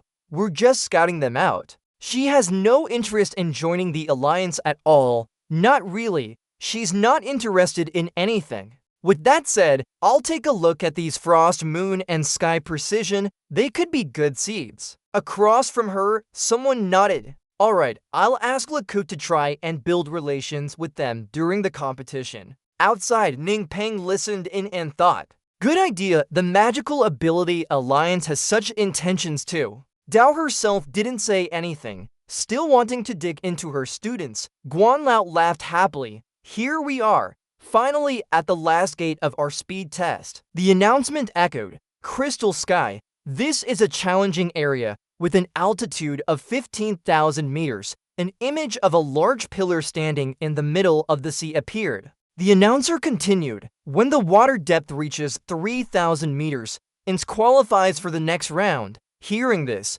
everyone underwater became more alert. Sky Precision looked at Tong Xiao with confusion. Why not go? She turned and leaned against a rock pillar lazily. No rush. Then Tong Xiao closed her eyes and sat down. I'm sleepy. Sky Precision, you go first. Hearing this, she stared blankly at her in silence. Lecoq wondered, why isn't Sky Precision going? She heard and replied, I'll go right away. Below, Sky Precision held a glowing stone and said, let's go out. She summoned Stone Flight, then stepped onto it and flew up. Sky Precision and Kataman flew up with the stone pillar. Lecoq thought happily, perfect chance for my mission. Sky Precision is my first target. In front of the huge door, the announcement echoed again. Sharp Lost and Cloudy Star have reached the end of the underwater maze. They are among those with a chance to win the top position. Now both of them looked towards the door. The commentator continued, meanwhile, Lunar Shadow Academy and Luminous Beauty Academy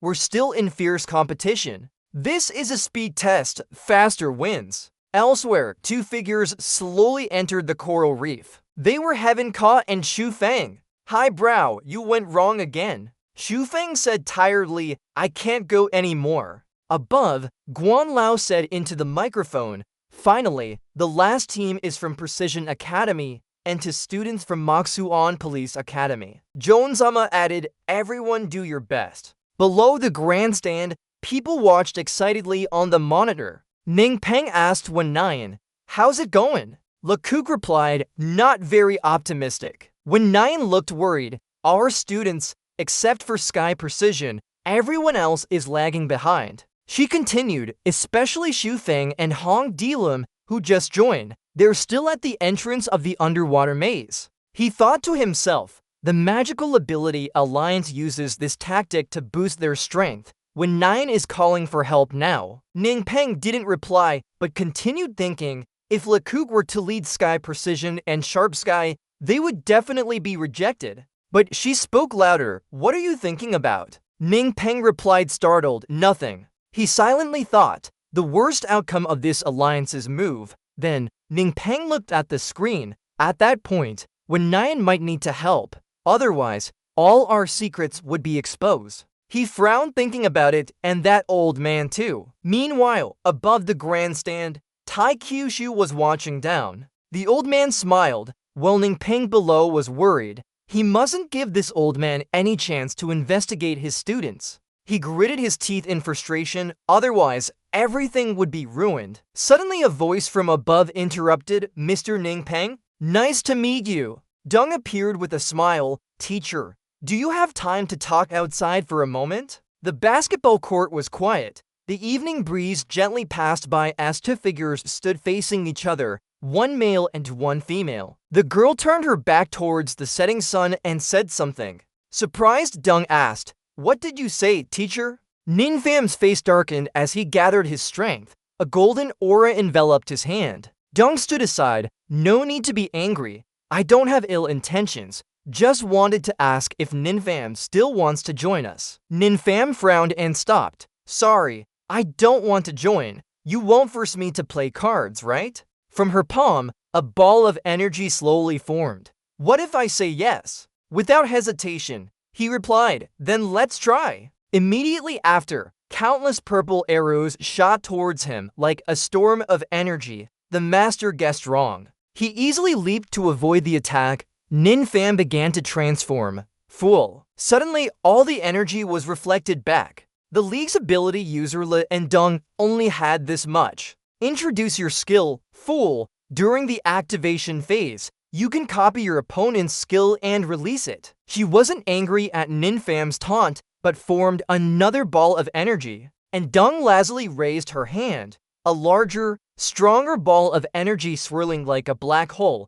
Air around the sphere was immediately sucked into its center. She said in a calm voice, "Your strength is indeed different from what others say." Ninfam's foot touched the ground and asked, "Have you probed enough?" And Dung shrugged, "No, just wanted to test you out." Her eyes stared straight ahead. "Why not join us? After all, we share a common enemy. Plus Snowy is your student. Won't you consider our alliance?" He only smiled and turned away. Having the same enemy doesn't mean being friends. So, not opposing doesn't mean wanting to join. Dung chuckled, a mix of helplessness. "Hold on, if we invite your students to join, would you oppose it?" Ninfam replied, "That's our matter, but I believe you won't achieve your goal." He turned and reminded her, "Right, I remind you, you're digging under the Grand Central's eyes. If exposed, both sides will have trouble." Then he warned especially about Snowy. If Emperor knew Snowy's identity,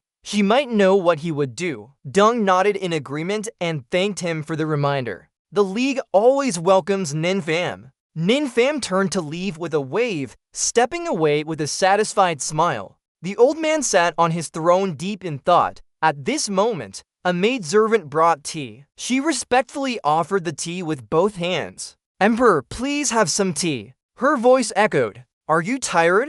Do you want to rest in your room?" Grand Central picked up his cup of tea. "No need, I'm not tired." The old man opened his eyes, the red face full of excitement. Just Grand Central's sharp eyes saw something interesting. In front of a huge pillar, a group gathered at its base. Everyone looked up towards the top of George Ford. When Jing said in awe, "It's so high," Snowy called out to Tianchang. She pointed towards Tong Xiao sitting in a corner. "It might be her over there." "Why is she here?" Li King appeared and judged. "From what I see, her strength is exaggerated. She can't climb up herself." Snowy frowned to argue. "Her strength is very strong. The moon saw it with its own eyes." Tiancheng asked the little girl, "Come on, you have to explain. Fat boy, why are you here? Can you still swim underwater now?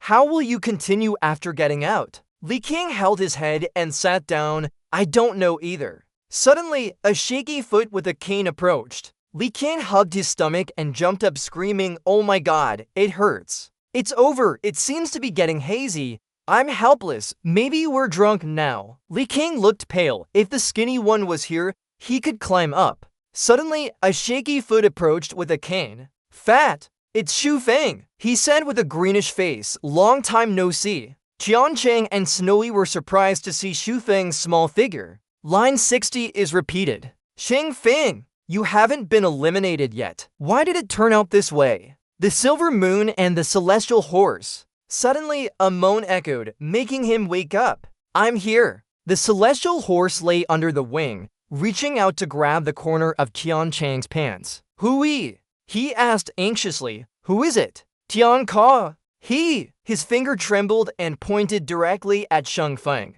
"He." Tian Ka angrily shouted. "The blind path. We ran through the maze everywhere." Sheng Feng didn't back down either, shouting in rebuttal. "Clearly it's you. We were leading originally. You said you would lead the way." Both of them fell exhausted and collapsed. The three people on this side stood there stunned, their faces pale. Scene change. Naizu happily entered the classroom. After finally resolving the school issues, where is Ningfan? She was extremely excited inside, thinking he must be sitting among a group of boring men. Naizu glanced around and looked at Ningfan. Found him. He was currently giving water to Onion, just bought it on the way out. She smiled and took it. "Where is Ningfan? His two students are very funny." The silver eyes held a bottle of water, opened the cap. Ningfan silently cursed. "Really an old lady." Here, I just bought it for you. You're despoiled, but I like it. Then came the wet face of the silver eyes,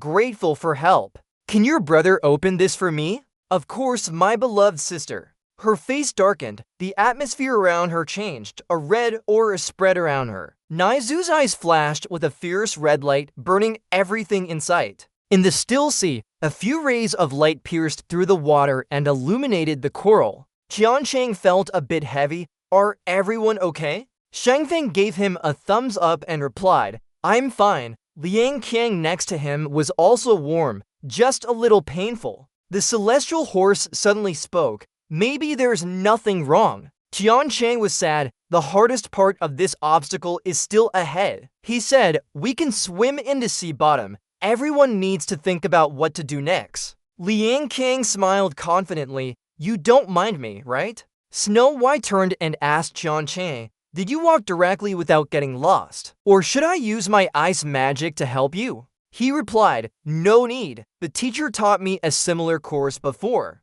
At this moment, Wenjing's expression was very uncertain as she looked in one direction. She took a deep breath and thought, what should I do now? Just when Wenjing felt helpless, someone approached. The celestial horse glanced. Hey, scared girl, want to sit by the sea? As soon as he said this, a vortex of light swirling in the middle of the blue ocean began to rise. Qiancheng nearby could also feel the pressure from the surrounding water. The vortex rose faster and faster. Everything under the sea became even more chaotic. Silver Moon gritted her teeth as she heard Yanyame say, it seems that classmate leading Silver Moon encountered trouble in this vortex too. Management said, you should know, the horse at the top of the slope also had difficulty here. Without hesitation, she began to release her power. Soon, Silver Moon shouted loudly, let's do it all at once this time. She continued to shout, that's right.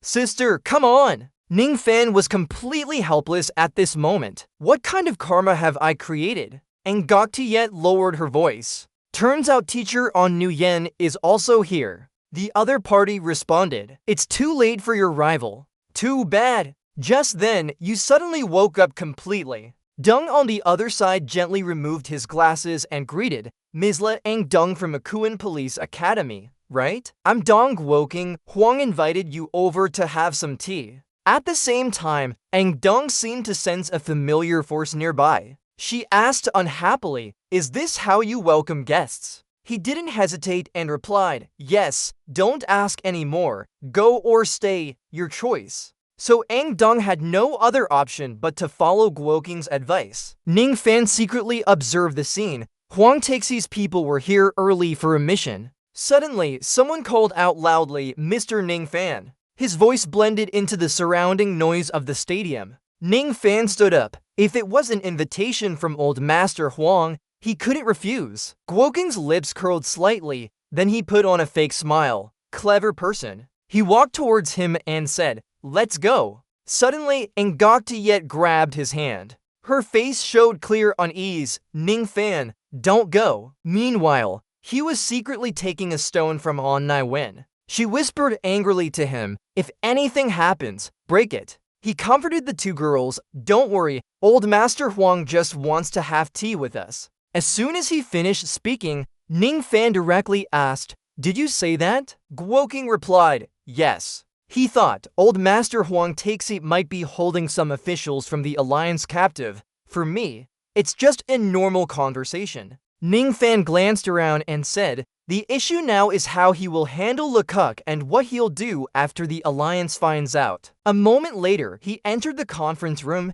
Teachers Hua Chu, Shi Shan, and Le Eng Deng from Akuan Police Academy were here. One named Gurji was missing, and they were searching around the school. Huang Taixi said it didn't matter, 1 to 2 people would do. Let's take them down. He glanced over and guessed that Hua Chu must be a spirit system teacher who ended up like this due to conflict with a spirit system powerhouse. Guoking approached and said, Mr. Ning Fan, Old Master Huang invited you. He thought, this guy is a spirit system powerhouse. As soon as Ning Fan entered, Huang Taixi quickly said, Mr. Ning, please sit down. He didn't hesitate to ask, I wonder what Old Master Huang wants. The old man just offered him a cup of tea. Huang Taixi opened his eyes and gestured for him to drink the tea. He replied normally, no difference. What does old Master Huang want? If nothing, I still need to watch my student's performance. As soon as Ning Fan finished speaking, the old man suddenly turned to look at the TV screen nearby. The old man said, we can also watch it. Huang Taixi smiled and asked Ning Fan, Old Master Hua, have you seen the abilities of the Alliance's powerhouses? Hearing this, Ning Fan felt a bit nervous. Ning Fan quickly regained his composure and replied, a bizarre organization with no clear goals, a group of powerhouses who think they're right. The old man lowered his voice and said, no goal, their goal is me. Huang Taixi added, let's change the question. Ning Fan felt the pressure from the old man. The old man directly asked, are you a member of the Alliance? He seriously said, if so, I hope you leave immediately. I swear to kill all members of the Alliance. Their target is me. And me? Huang Taixi suddenly threw the teapot and said forcefully, kill the entire Alliance. Facing the old man's attitude, Ning Fan remained calm. I don't care what you do with the Alliance. Answer your question first. He firmly looked at Huang Taixi and confirmed he wasn't a member of them. The old man's mind started to whirl. Ning Fan left his seat. By the way, your tea isn't very good. Without showing any respect for Huang Taixi, he turned away and said, I'll go first. At this moment, the old man said, before doing anything, think about the consequences of your father's actions. Ning Fan stepped out of the room and thought to himself, the old man has captured some Alliance officials. It means he holds a piece in his game against the Alliance. What will the Alliance do now? We'll go straight to conflict. You're coldly breathing, threatening me with my father? There will be a day when you regret this. As Ning Fan took a few more steps, he suddenly stopped. In front of him, a hovering cat-like creature appeared on the street lamp. Ning Fan wondered, what is this? Where could we find a cat in 3 days? He guessed, wait, this cat-like creature might be in Summon Beast. At that moment, a security team passed by. Have they found anything? They reported to each other. No, we haven't found anything here. Ning Fan wondered, are the people from Huang Taixi still looking for someone else? He continued on with these thoughts. Suddenly, a hand reached out and grabbed Ning Fan, startling him. Who is it? It's me, Gu Jiki, your teacher Ning Fan, right? Earlier, Ms. Lei lured you to spy on our meeting. Remember that? He remembered. He was the one who summoned the cat-like creature. Ning Fan asked, aren't you the one who summoned the cat-like creature? Why did you summon such a thing? Gu Jiki sneered. Isn't this a cat? Ning Fan helplessly smiled. You're right, it is a cat. I said, I used the cat to see your colleagues being captured by Huang Taixi and fled. I've already told the boss about this. They should come up with specific solutions soon. Ning Fan frowned and asked, why did you bring me here? Gu Jiki replied, I want your help to save Ms. Lei. Ning Fan shrugged. What makes you think I can save them? Gu Jiki honestly answered, I can freely enter Huang Taixi's place and rescue the people there. He sighed, humans are indeed simple, while society is complex. Gu Jiki added, if you help me, I'll give you a huge benefit. Ning Fan said, let's hear it. He smiled and said that after the matter is resolved, not only can he join the Alliance, but also directly advance to an official position on par with me. Ning Fan showed no reaction to this. He turned away. Goodbye. Bye-bye. Sayonara. See you later.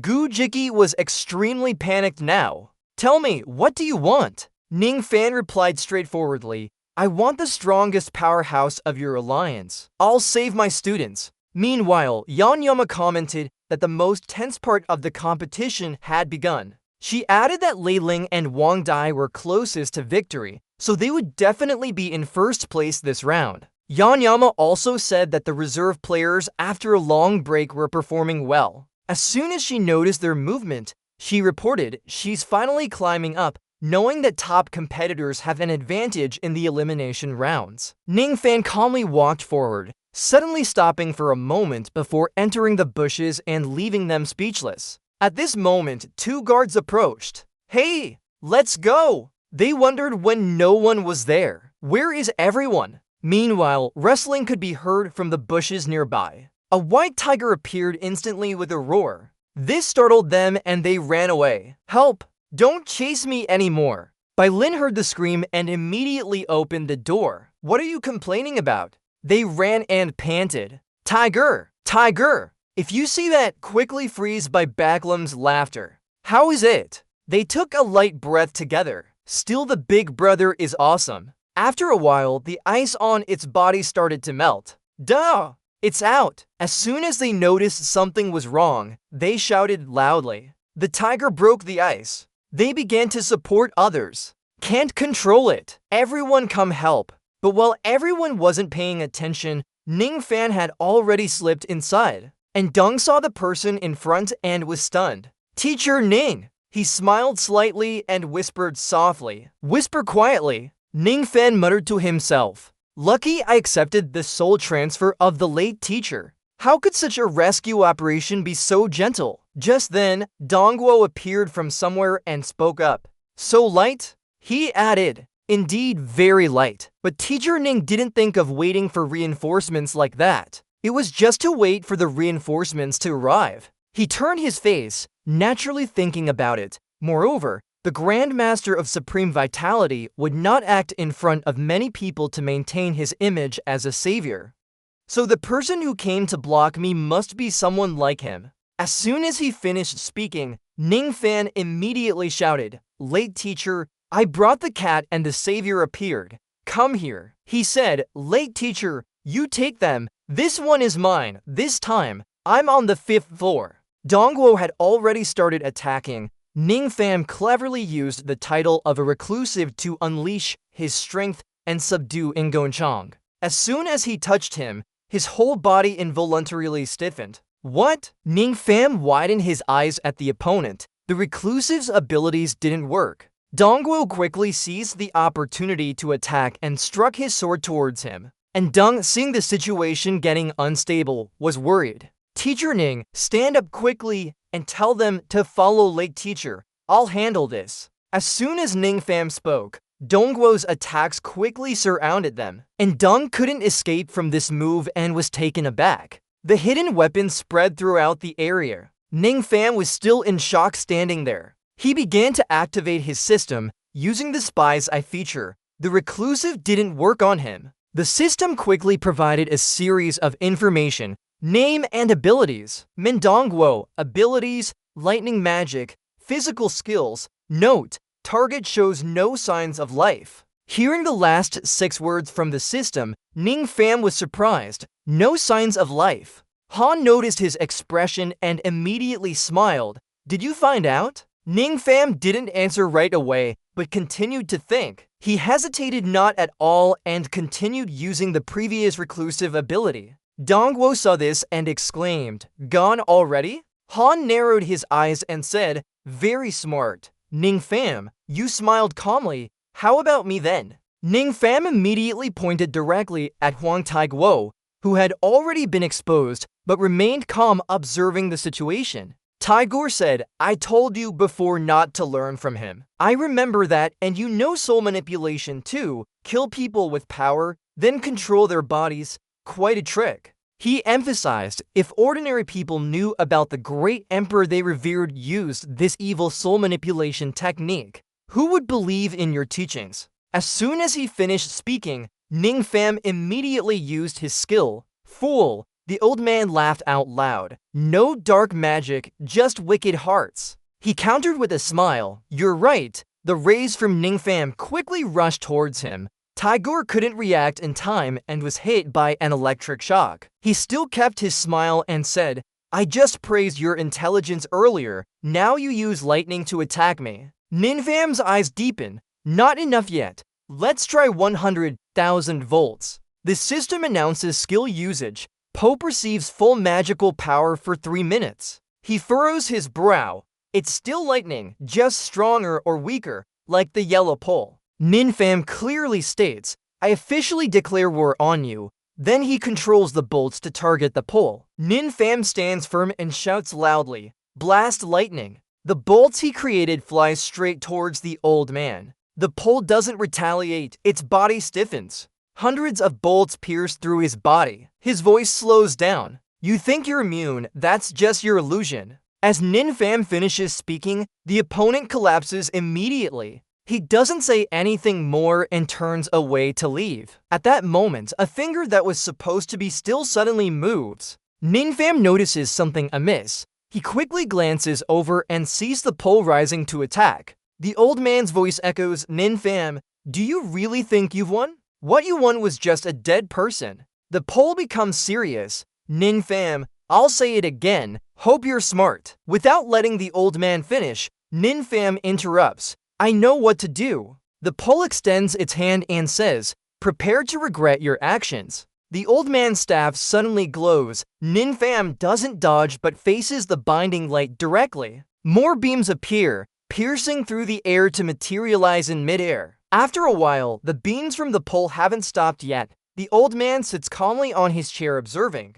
Then he grabs a teacup and sips it. However, the pole quickly loses its composure and crushes the cup. People below hear the noise and start gathering. What's going on? They speculate. It's too noisy inside. Let's go see. Ninfam stands up. He has fully challenged the old man now. Blocking his move was a bit too much. He wonders, with all this noise outside, someone might come in. How should I explain? As Ninfam is pondering, suddenly there's a shout.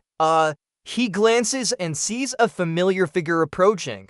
The person lands right behind him. She smiles awkwardly. Ninfam, half a second later, she happily says, sure enough, you're here. And Goktaet urgently says, quick, take Ninfam away from here. The school staff has arrived outside. This situation won't be easy to explain. He sees them and can't react in time. Girls, high heels clatter on the hallway. Hasty footsteps. Something must have happened suddenly. She panics. Master, Ninfam saved someone. All officials are coming here. Ding Ming looks out the window. Don't join us, or want to owe us a favor. Ninfam, he's confused. What exactly are you trying to do? Ding Ming asks, Master, why did Huang Taixu suddenly start attacking the alliance? He turns around. I anticipated this from early on. Ding Ming thinks his desire for power over the world is growing stronger.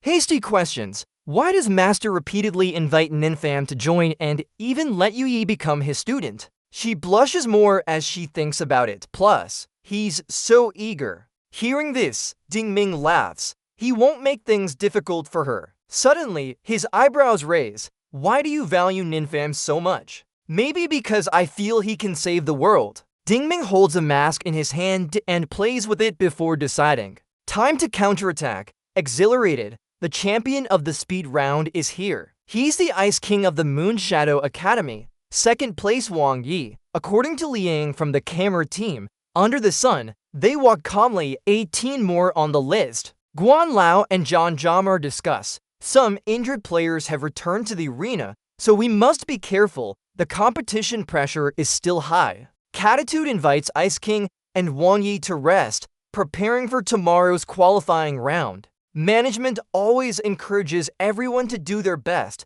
Higher ranking in speed rounds gives an advantage in elimination stages. Snowy leaned against the window, realizing something as she prepared for her final promotion match. There's still something important we need to handle. I've known that guy wasn't a good person. Before she could finish speaking, An Nuyen interrupted. We understand. The two of them are now on the same page. We'll support you. I knew he wasn't someone to be trusted from the start. Snowy asked curiously, what should we do next? Ninfam thought for a moment. Before the match ends, Huang probably won't do anything. I need to go see her father now. You suddenly turned red just then. Why are you looking for your dad? Such urgency? Ninfam straightened up and said, I want to find An Nuyen and Snowy. They can't trust their own hands. What did he say? Facing the threat from both of them, Ninfam stammered, just joking, I need to ask your dad for a favor.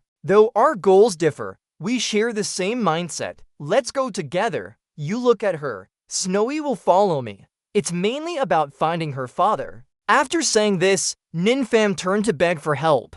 An Nuyen, can you join my school? The Supernatural Alliance agreed that after the match ends, they would find the strongest candidates from each system. His eyes were filled with worry as he climbed up a tall pool in the scorching sun. Each step was slow but steady. Despite the heat, his speed didn't decrease. He paused to rest briefly after some exertion. Tiancheng panted heavily, unable to stop since he started running. His stamina was almost depleted. He noticed something shiny and looked up, wondering what it was. To his surprise, there were countless landmines set up. They were bombs. He frowned in tension as images of 3 villains appeared in his mind. He was angry but had to retreat, hating them, ready to confront them. Tiancheng's mind raced, unable to stop now. Memories suddenly flashed back. Teacher Liu. Tiancheng asked, "Can physical education be used for flying?" Guang Yuan turned around and replied, "So,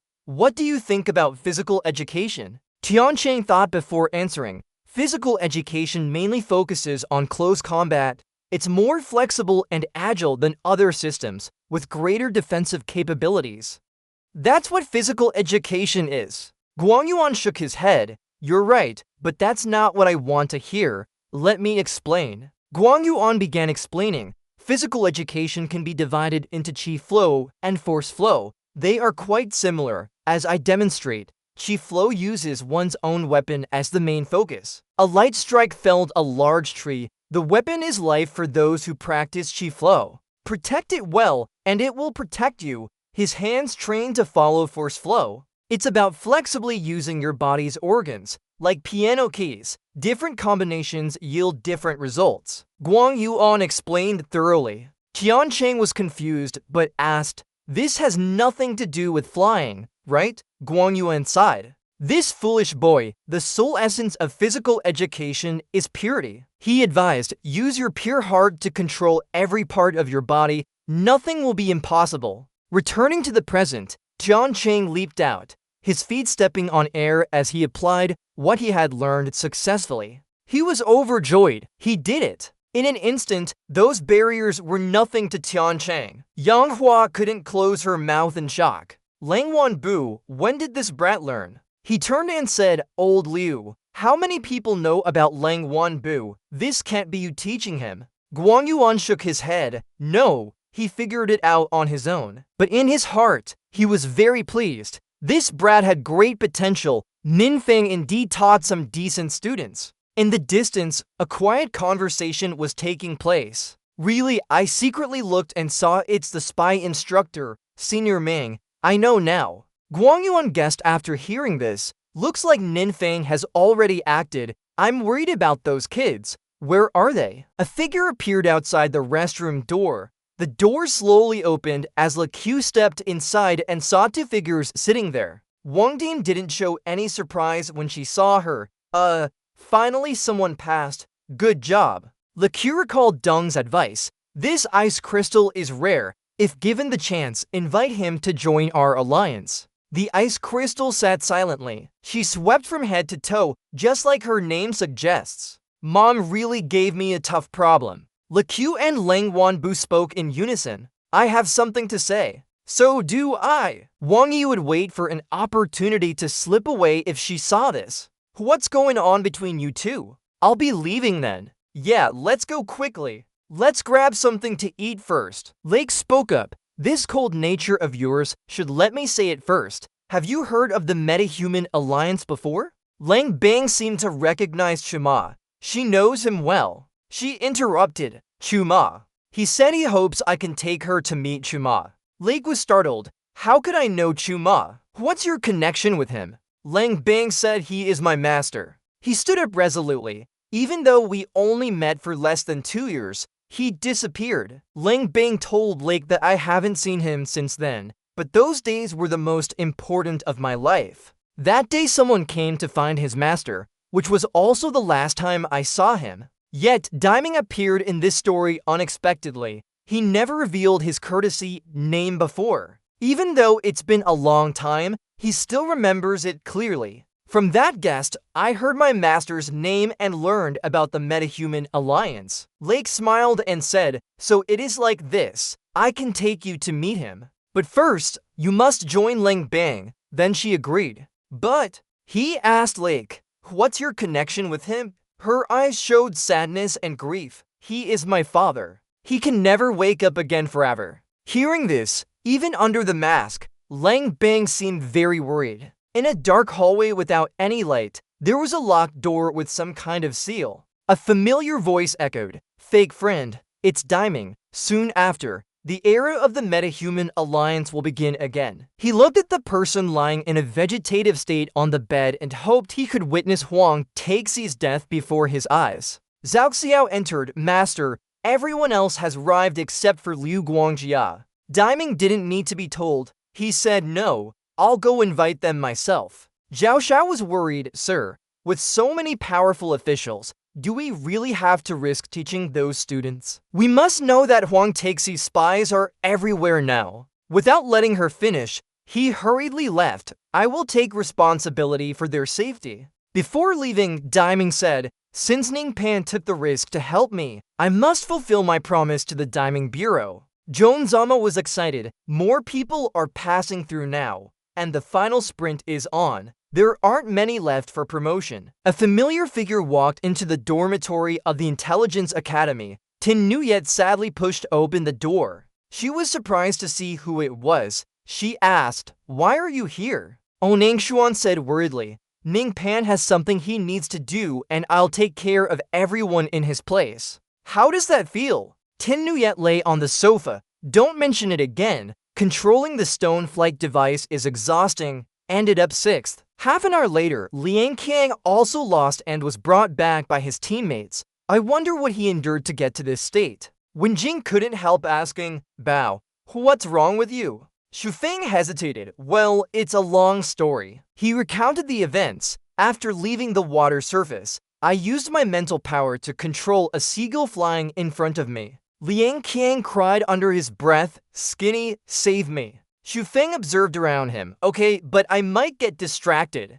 So he didn't control the fat one and things went smoothly at first, but then my mental power ran out and I lost control. Xu Feng tried his best, but it wasn't working. Liang Qiang was frenziedly tearing everything apart, stealing food from me. "I'll bite you to death." He broke something and laughed. "This time listen up." Liang Qiang didn't stop and attacked even more aggressively. "If you don't listen, I'll bite you to death." The outcome of the previous scene was playing out right before their eyes. Tiancheng didn't know what to do and quickly brought them back. It took a while for them to return to the group's dormitory, Liang Qiang lying on the couch with his huge body. To bring him here, the others were very tired. Xu Feng was worried but didn't notice something behind him. Looks like Xu Feng won't be able to advance now. Xu Feng opened the door and heard someone praising me for being handsome. He gasped, "Ghost." Xu Feng brought in a sleeping shark that had just jumped into the room.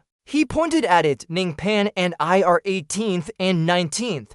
We've advanced." Surprised, how could she still be sleeping this late? He glanced over and guessed she probably wouldn't wake up. Suddenly, Yi Lim sat up. "Is it over already?" Both of them stood there speechless. Onanian finally spoke up. "Ning Pan isn't here. I'll manage everyone." Now that the session has ended, what happens next? The qualifying round will be tomorrow. She instructed the students to take a break and rest. Everyone cheered with joy. They finally get some time off. They quickly rushed towards the door, exhausted. In no time, only Onanian and Yi Lim were left in the room. She was confused, not fully aware of the situation. Is it over? Who am I? Where are we? Who brought me here? The next day, clear skies stretched above the buildings as a thin hand savored its cup of tea. It was none other than Guryu who said this. Suddenly, he spoke up. "You've arrived. Go back now. Don't hide anymore." The person behind also stopped hiding. Principal has sharp ears. Ning Pan sat near a tree. He spoke up. Ning Pan really has something to say. Guryu didn't give him the chance. "Where's my daughter?" Ning Fan said, "She's resting. I was supposed to see you tomorrow. But this is what I want to discuss with you in private." He placed a cup of tea down and said, "Talk." Ning Pan's face turned pale. "I've declared war on Huang Taixu already." He continued, "So I hope you can tell me." Guryu remained silent after hearing this. Seeing Ning Pan's expression, He added that he wanted to resign from the academy. He didn't want to be a principal or deal with the young ones anymore. Hearing this, Goryu spoke up, "I don't agree with you before." Ning Pan was confused. "Why? As long as I'm at school, the whole place will be Huang's thorn in the eye." He shouted directly at him. "So your point is that my daughter should follow you like a rat hiding and running away? Is that what you want her to do?" Hearing these words, Ning Pan's face froze. "What?" Goryu spoke with a melancholic tone. "I know my daughter well. If you leave the school, she'll follow you." Ning Fan quickly stood up and said, "Don't worry, I will happily leave tonight. No trouble for the academy or Yuxu." Goryu took a deep breath and said, "No need to say more. You hide first. I'll remove your name from the teacher list and announce your departure from the academy." He placed his hand on Ning Fan's shoulder and whispered, "Wait until Huang Taixu finishes investigating the school. I will secretly provide resources for you." Hearing this, Ning Fan's face turned dark. Goryu calmly said, "Also about your father." He continued tiredly, "I wanted to let you handle this matter, but you can't forget it. It's fine. If you truly give up on it, I'll find it hard to hand my daughter over to you." Goryu looked worried. "Your father worked with Huang Taixu back then. There were 3 assistants in total." He began recounting. "One of them is now Cao Dingming, the leader of the Supernatural Alliance. Wang Du and Giacana's whereabouts are unknown after that. They know about what happened inside. Finding them might help us understand everything." Ning Fan listened carefully, but didn't say anything. Goryu left, leaving Ning Fan to decide whether to join the Supernatural Alliance or seek revenge first. Ning Pan bowed and thanked him, remembering his advice in his heart. Goryu thought of Ningzi. "Ning Laoshi, your son is becoming more like you every day. A new day begins. Welcome back to our show after a good night's rest. We're finally at the long-awaited qualifying round. Jama started. We are bringing contestants to Mont-Lucerne for the second stage of 20 out of 6. Many viewers watched on screen. Of course, we will live stream everything. Next, Manager Lau will introduce the rules of this round." Manager Lau explained the rules of this round. The qualifying round uses a point system. At Mont-Lucerne, there are 3 types of colored crystals, green, blue, and purple, worth 10, 20, and 30 points respectively. She hugged a pile of crystals to her, but she needs to put them in the point input machine to get points. New players who just earned points must insert the crystals into the machine for them to count. The manager placed a watch on each person. Everyone will have their own scoring watch. She explained thoroughly. The watch can track crystal positions within 300 meters and also display player rankings. According to the rules, halfway through the competition, players' watches will show the positions of 3 yellow crystals. I declare the qualifying round. Official start.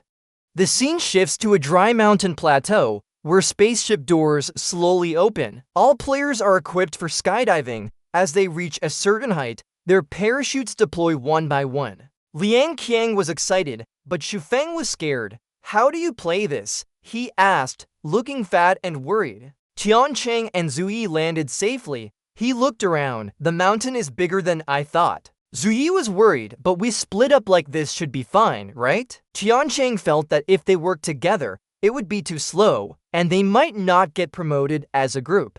2-person teams are best. She looked at the watch. There's no reaction from the crystals around them now. "No problem." Tian Cheng took Zuyi's hand and left together. "Follow me. At least we found the first point input machine." In the forest, there are countless cute animals. Liang Qiang couldn't find a good spot due to the terrain and ended up hanging from a tree. "It's getting dangerous now." Xu Feng shivered but tried to save his friend. "You're special, always jumping onto trees." But before they could react, a familiar creaking sound echoed, and both of them fell flat on the ground. Liang Qiang's nose and blood were flowing. "I just came here to compete. Why are you treating me like this?" Xu Feng was angry because he wanted to improve his skydiving skills. He seems to have forgotten our last lesson. Before they could react, a crystal flew straight into Liang Qiang's head. Liang Qiang was furious. "Why are you hitting me?" "Who hit you?" Xu Feng was confused. Both of them were attacking each other, not me.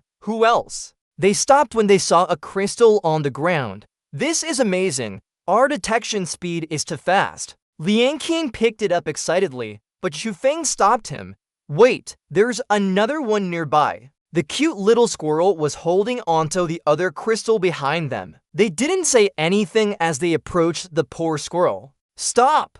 The loud noise made the squirrel run away in fear. Stop! Their voices echoed through the forest. Turns out someone got here first. It was Wang Di and Ling Banj. What's going on? I saw it first. Isn't this mine? Chase them! In the deep forest, there's a beautiful waterfall. The squirrel was lying down with its hat on its head just now. Turns out Liang Qiang and Xufeng managed to get here first. Hey Skinny, we must be the fastest. Even though it took us several kilometers, it wasn't in vain. He's so relieved he didn't notice the squirrel. Now we have 30 points. Liang Qiang gave it a pine cone. Here, little one, trade this for you. It happily took the item and left. Both of them watched the squirrel disappear without realizing they were being targeted. Xufeng was startled but couldn't react in time. The bag! It stabbed right in front of him, making the squirrel jump. Wang Di looked inside and sighed.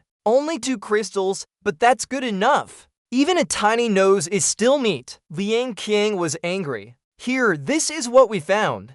Give it back here. Xufeng quickly stopped him. Fatso! Don't! That's the ice palace with Wang Yi. I don't care. Come over here. So you want to find me to retrieve it? I quickly restrained Liang Qiang's beast within. Fatso! Come over here. They are the champions of the promotion round. Forgot already, huh? We can't hope for a chance with 2 against 2. Hold on. The kid struggled fiercely, making Xufeng tired. Wait until we all gather together. Then plan long-term strategies. Maybe we'll have an opportunity. Let's talk slowly and go in front. Wang Yi entered the ice palace, looking disappointed and left leisurely. Haha, you're right. No need to intervene. The ice palace is arrogant. The intelligence academy is indeed cowardly. Tin Viet asked him, Feng Shu, how many did you find? He turned and looked at her. 3 pieces, 2 green, 1 red. Hearing this, Tingli could only sigh.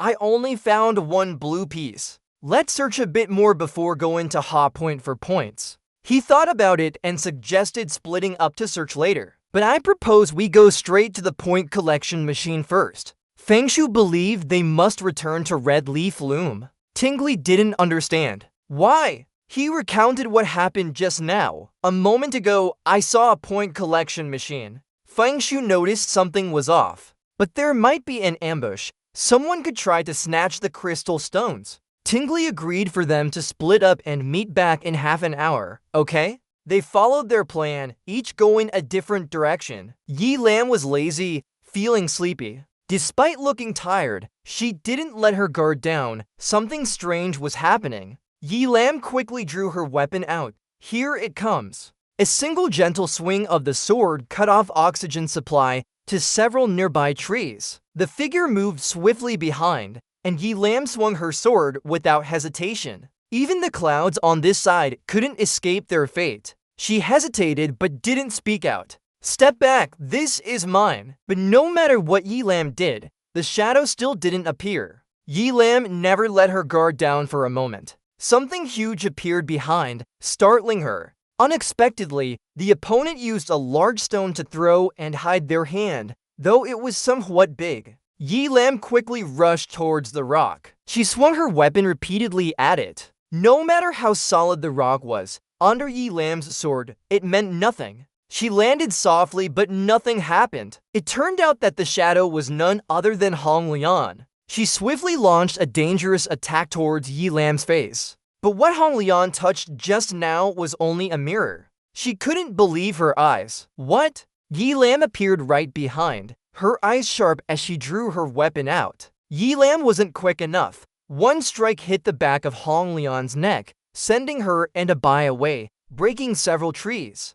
Hong Lian cut down countless trees in the forest like that. Yi Lam looked at the results with a sigh. In this life, I hate ambushers most. Despite such severe injuries, Hong Lian still managed to stay standing. Lam's sister, if she were too weak, there would be no fun anymore. She frowned upon hearing that. At another spot in the forest, a laugh echoed. The hero was happy holding the stone in his hand, but after less than an hour, they had already collected 70 points. He turned to Wenjing and asked how the ranking board looked now. Were they at the top? She checked her watch. There were only 3 people on the leaderboard with points. The rankings: Tiaxielying 60 points, Lingbing 50 points, Luxu 30 points, Lingtingyu 0 points, and the highest was still Tiaxielying at 60 points. Hearing this, the hero's mood brightened. Wasn't it that the big boss could now be number 1? Forget about it, she'll take the top spot.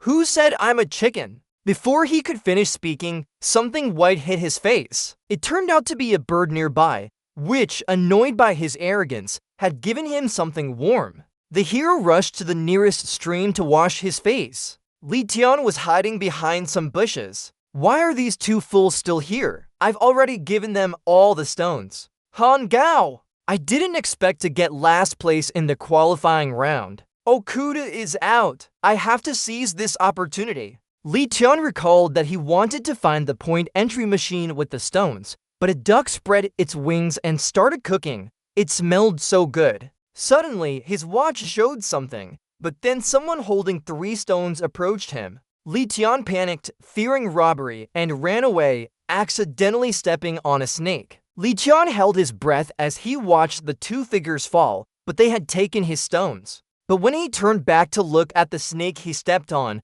he found something strange. On the green grass, Delim's footsteps were hurried and confused. She was running away for some reason. Behind her, green tentacles chased her, trying to eat her alive. Honglian was sticky with sweat as she ran. Let's see how far she can run. The vines quickly clung to her ankles. Delim quickly drew her sword and chopped the ground, but its growth rate was astonishingly fast. She didn't give up. She cut the vines into pieces. Honglian watched with interest as her prey struggled. Humans get tired, but my plants don't. A flesh-eating plant quickly appeared behind Delim. Facing this monster, she wasn't afraid at all. White Sword, Lord of the Wind, moved so fast it was hard to see its movements. Honglian's face darkened. That was impressive. Compared to Lamlam, who only charges in and fights, she's much better. Unfortunately, this is a jungle where all energy is abundant. They're part of my family.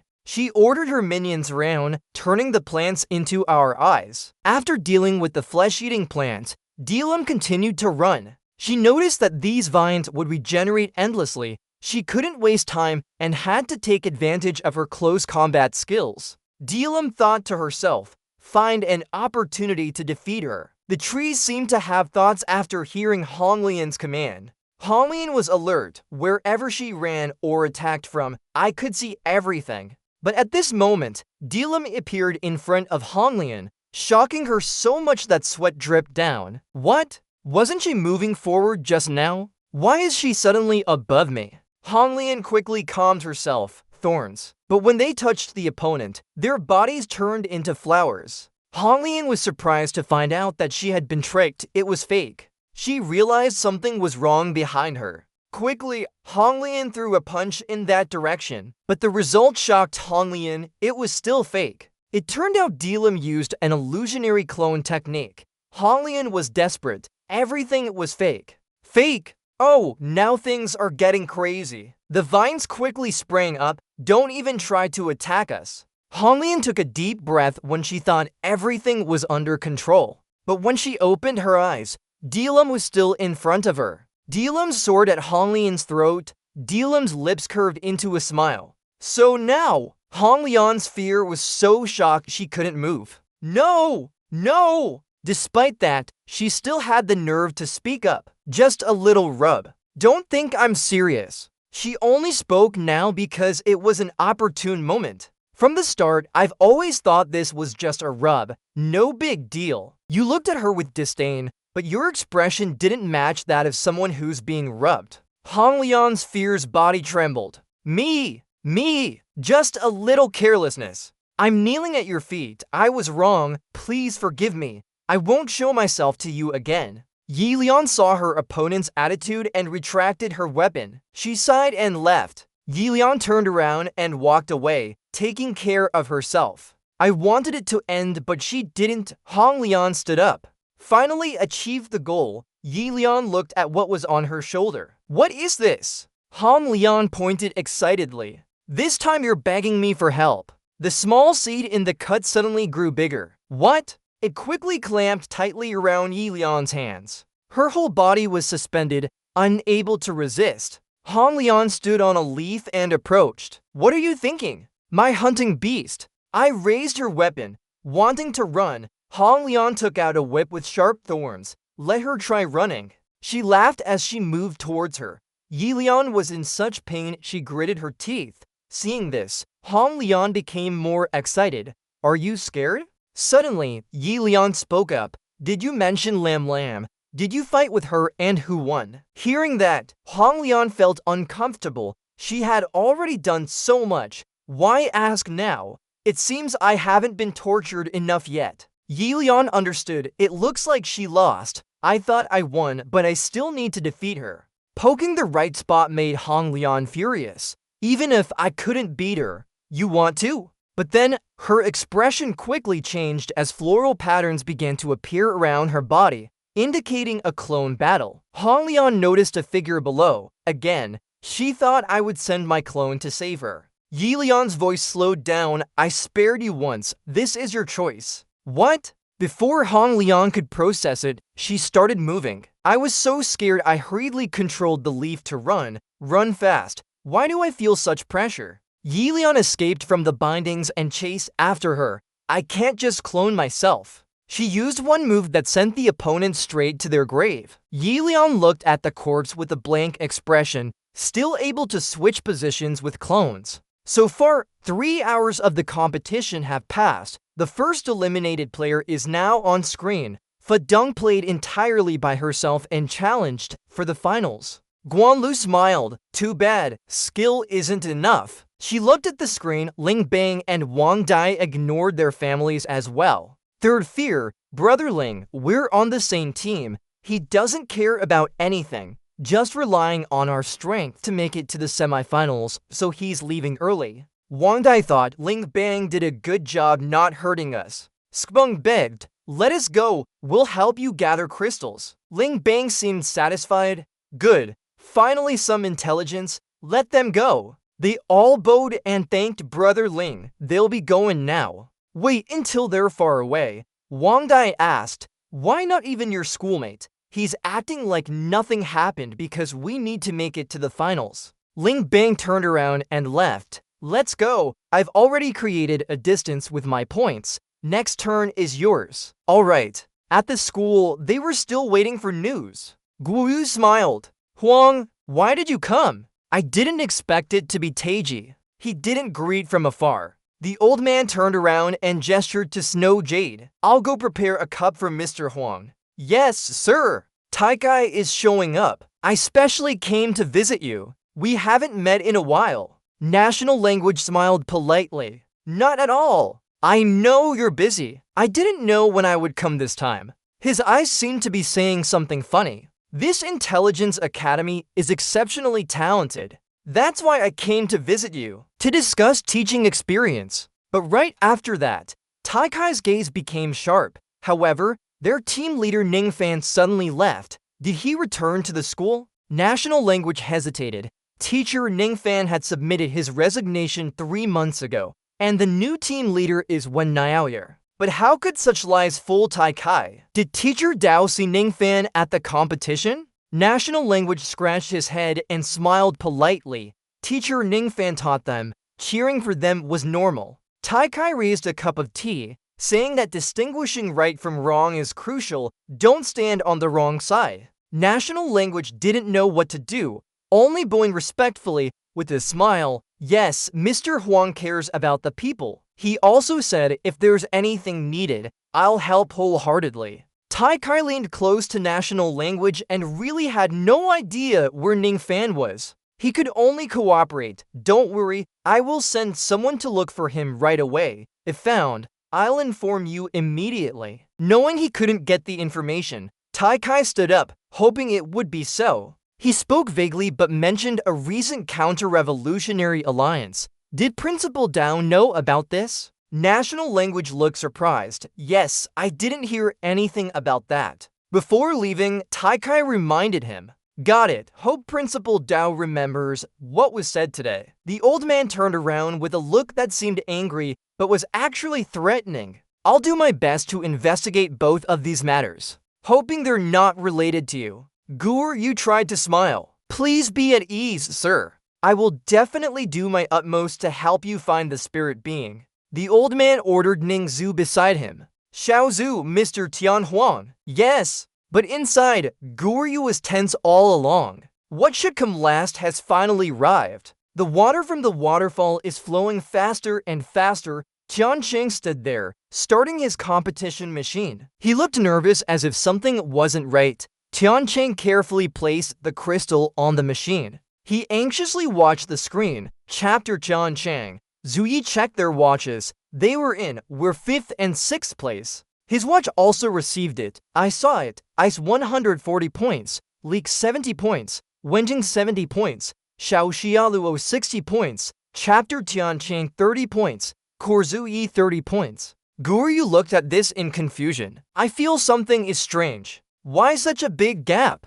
Ice directly surpassed the 2nd place by double. Zuyi wondered if they collected quickly or were just lucky. He replied, I don't know. Tianqing's eyebrows slightly furrowed. Hoping it's not as I think. Otherwise, our team division has harmed everyone. Xu Feng and Jing and V were flying in the sky. Ahead was a score entry machine. Alright, Hong Yi Lam might still be waiting for us. But should we divide these crystals evenly or give them to one person first? Jing and V was busy talking and didn't notice the approaching ambush. Xu Feng saved her quickly. Be careful. Then a bomb came flying towards them. It exploded right where they were standing. Both of them were thrown to the ground. We caught a big fish this time. Wang Yi and Lang Bing split up. I'll handle it this time. Alright, hurry over there. I'm so happy. Xu Feng didn't block for Jing and V. He never expected someone would try to steal the crystals. She couldn't let her guard down, especially with the top 2 in the ranking. Jing and V whispered to Xu Feng, hurry up and find Hong Yi Lam. We can't be robbed. You go. Don't worry. Go quickly. Xu Feng immediately followed Jing and V's instructions. Just as he was about to leave, Wang Yi noticed. He shot towards Xu Feng like an arrow, trying to run away. I wonder what Wang Yi saw that made him so terrified. What happened? Yi Ju quickly grabbed a Ta. It turned out Jing and V had timely stopped them from being robbed. Trying to chase after them is a dream. He threw Wang Din like a toy. A Ta crashed into the stone in front of her. But unexpectedly, that was just a clone. Luckily, she changed positions with the marked stone. Lang Bing above observed everything. This Wang Din's skills are truly bizarre, but trying to escape from me is too much. He hadn't been proud for long when something appeared. What was that? Too fast. Hong Yi Lam gave Lang Bing a straight kick in the face. She coldly watched him fall down. Lang Bing angrily drew her weapon. Come here and let's have a good fight. Wang Yi shook his head in disappointment. Go away. Give her another chance. Hand over the crystals and I'll release you. Jing and V struggled to stand up, winning first before saying, she ordered the former soldiers. She swung her sword towards Wang Yi, 10 strikes to kill. Seeing that makes me laugh. Little girl too naive. Wang Yi suddenly turned into stones in front of them. Jing and V hesitantly looked around. What's going on? Who's there?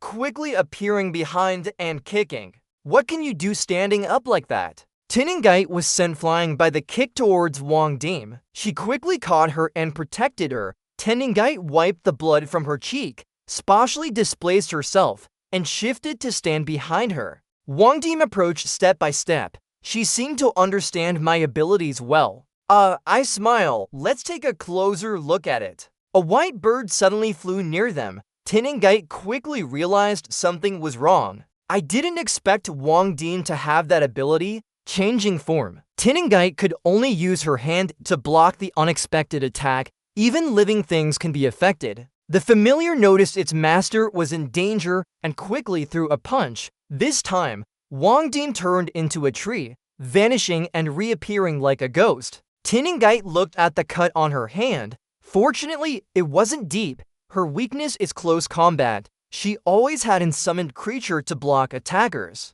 She was extremely worried, but this opponent couldn't be given up so easily. She still used all her neurons. He must have a weakness. There has to be one. Isekai'd quickly realized that just now when she shifted eyes twice, it might mean continuous release. She observed the surroundings without letting down her guard. The most important thing was to find out if the distance change had any other issues. Isekai'd took out her weapon. I need proof. She threw everything up in the air. Come on out, Army of Stone. As the bottle shattered and liquid spilled, the Army of Stone rose from the ground following orders. This phenomenon scared the birds into flying wildly. Yilong recognized it quickly. Seems like Isekai'd is tough to play with too. Ice shards flew towards her. Pay attention! He made the ground shatter. Yilong had already escaped from that position at some point. Ice shards used their weapons for an attack. He pressed his face against hers. This is the strongest strategy of a spy, right? Ice shards kept pressing and attacking continuously. Yilong looked tired but managed to block all attacks. Her face was drenched in sweat. He didn't stop hitting her, not giving her any rest. Yilong retreated slowly after dealing with the academy student. Her face was covered in sweat. She had met this guy before. Ice shards couldn't wait anymore and wanted to quickly defeat her. Let's see how it goes today. Yilong raised her hand to block. Those hidden weapons scratched her face. Ice shards covered one of their eyes with a mask by Gui, Kanglan. Behind them were eerie scenes of blood. Meanwhile, Isekai'd wasn't doing much better. Wang Dim kicked her in the stomach. Another slash. Army of Stone never stopped. Isekai'd hugged her wound. I figured it out. She quickly realized he could change position with everything he touched. But the farthest distance was only 300 meters. His cooldown time was very fast at just 2 seconds. But you can't change positions with my summoned creatures. Wang Dim seemed a bit shaken. She didn't speak or react. Was she testing her abilities? The Army of Stone surrounded Isekai'd from all sides. Wang Dim continued to throw hidden weapons at Isekai'd. She quickly moved. Isekai'd hugged her wound and smiled. It's my turn now. Wang Dim was completely surrounded now. She looked around, first changed the stone position for safety. But unexpectedly, the Army of Stones destroyed nearby trees instead of attacking Wang Dim. This move surprised her a lot. What? What are you doing? Isekai'd frowned slightly. While he kept attacking, I controlled my Army of Stone. Destroy or relocate everything that was moved by him. In an instant, the surroundings were cleaned up. Wang Dim was extremely worried. All her markers had disappeared from the area. Isekai'd looked down from above. There's nowhere else to go now. I'm done for. A large shadow covered Wang Dim's entire body. Isekai'd ordered Yi Ju to eliminate her. She swung a powerful punch at Lai Bing's position, but someone had blocked it. Turns out, during the most critical moment, Lang Bing arrived just in time. Wang Yi, you really disappointed me. She hesitated, but Bing is hers. Both of them were surrounded from all sides. Lang Bing proactively charged forward and said to Isekai'd, let me handle this. He delivered a decisive blow, dealing with the trash here. Yi Ju rushed in, trying to grab Lang Bing. His eyes flashed with determination as he wanted to resist. Yi Ju's hand was split by Lang Bing. He withdrew his weapon towards Isekai'd, who stood there. Lang Bing threatened, so can you hand over the spirit stones now?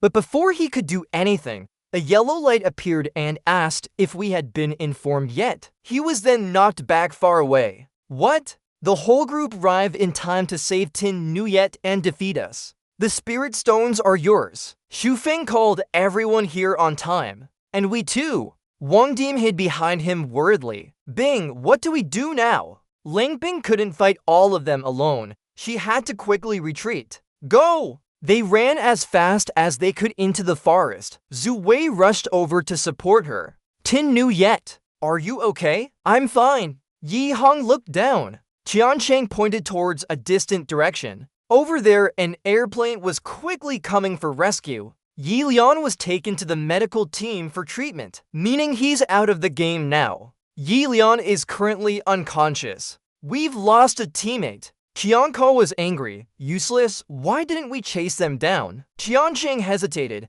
Lang Bing had the highest points now. Fighting with them would only bring others down. He thought, let's change our strategy and meet them in the finals. Meanwhile, Ning Pan was somewhere else. When will Master Kook return? At the headquarters of the Supernatural Abilities Alliance. Sorry, he replied hesitantly. The Master is dealing with important matters at the branch office. I guess it might be a few days before he returns. Ning Pan looked into his hand holding some meatballs. It's okay, I'll wait. This is very important to me. Outside, someone appeared and made Cao Cao jump. Liu Tongling.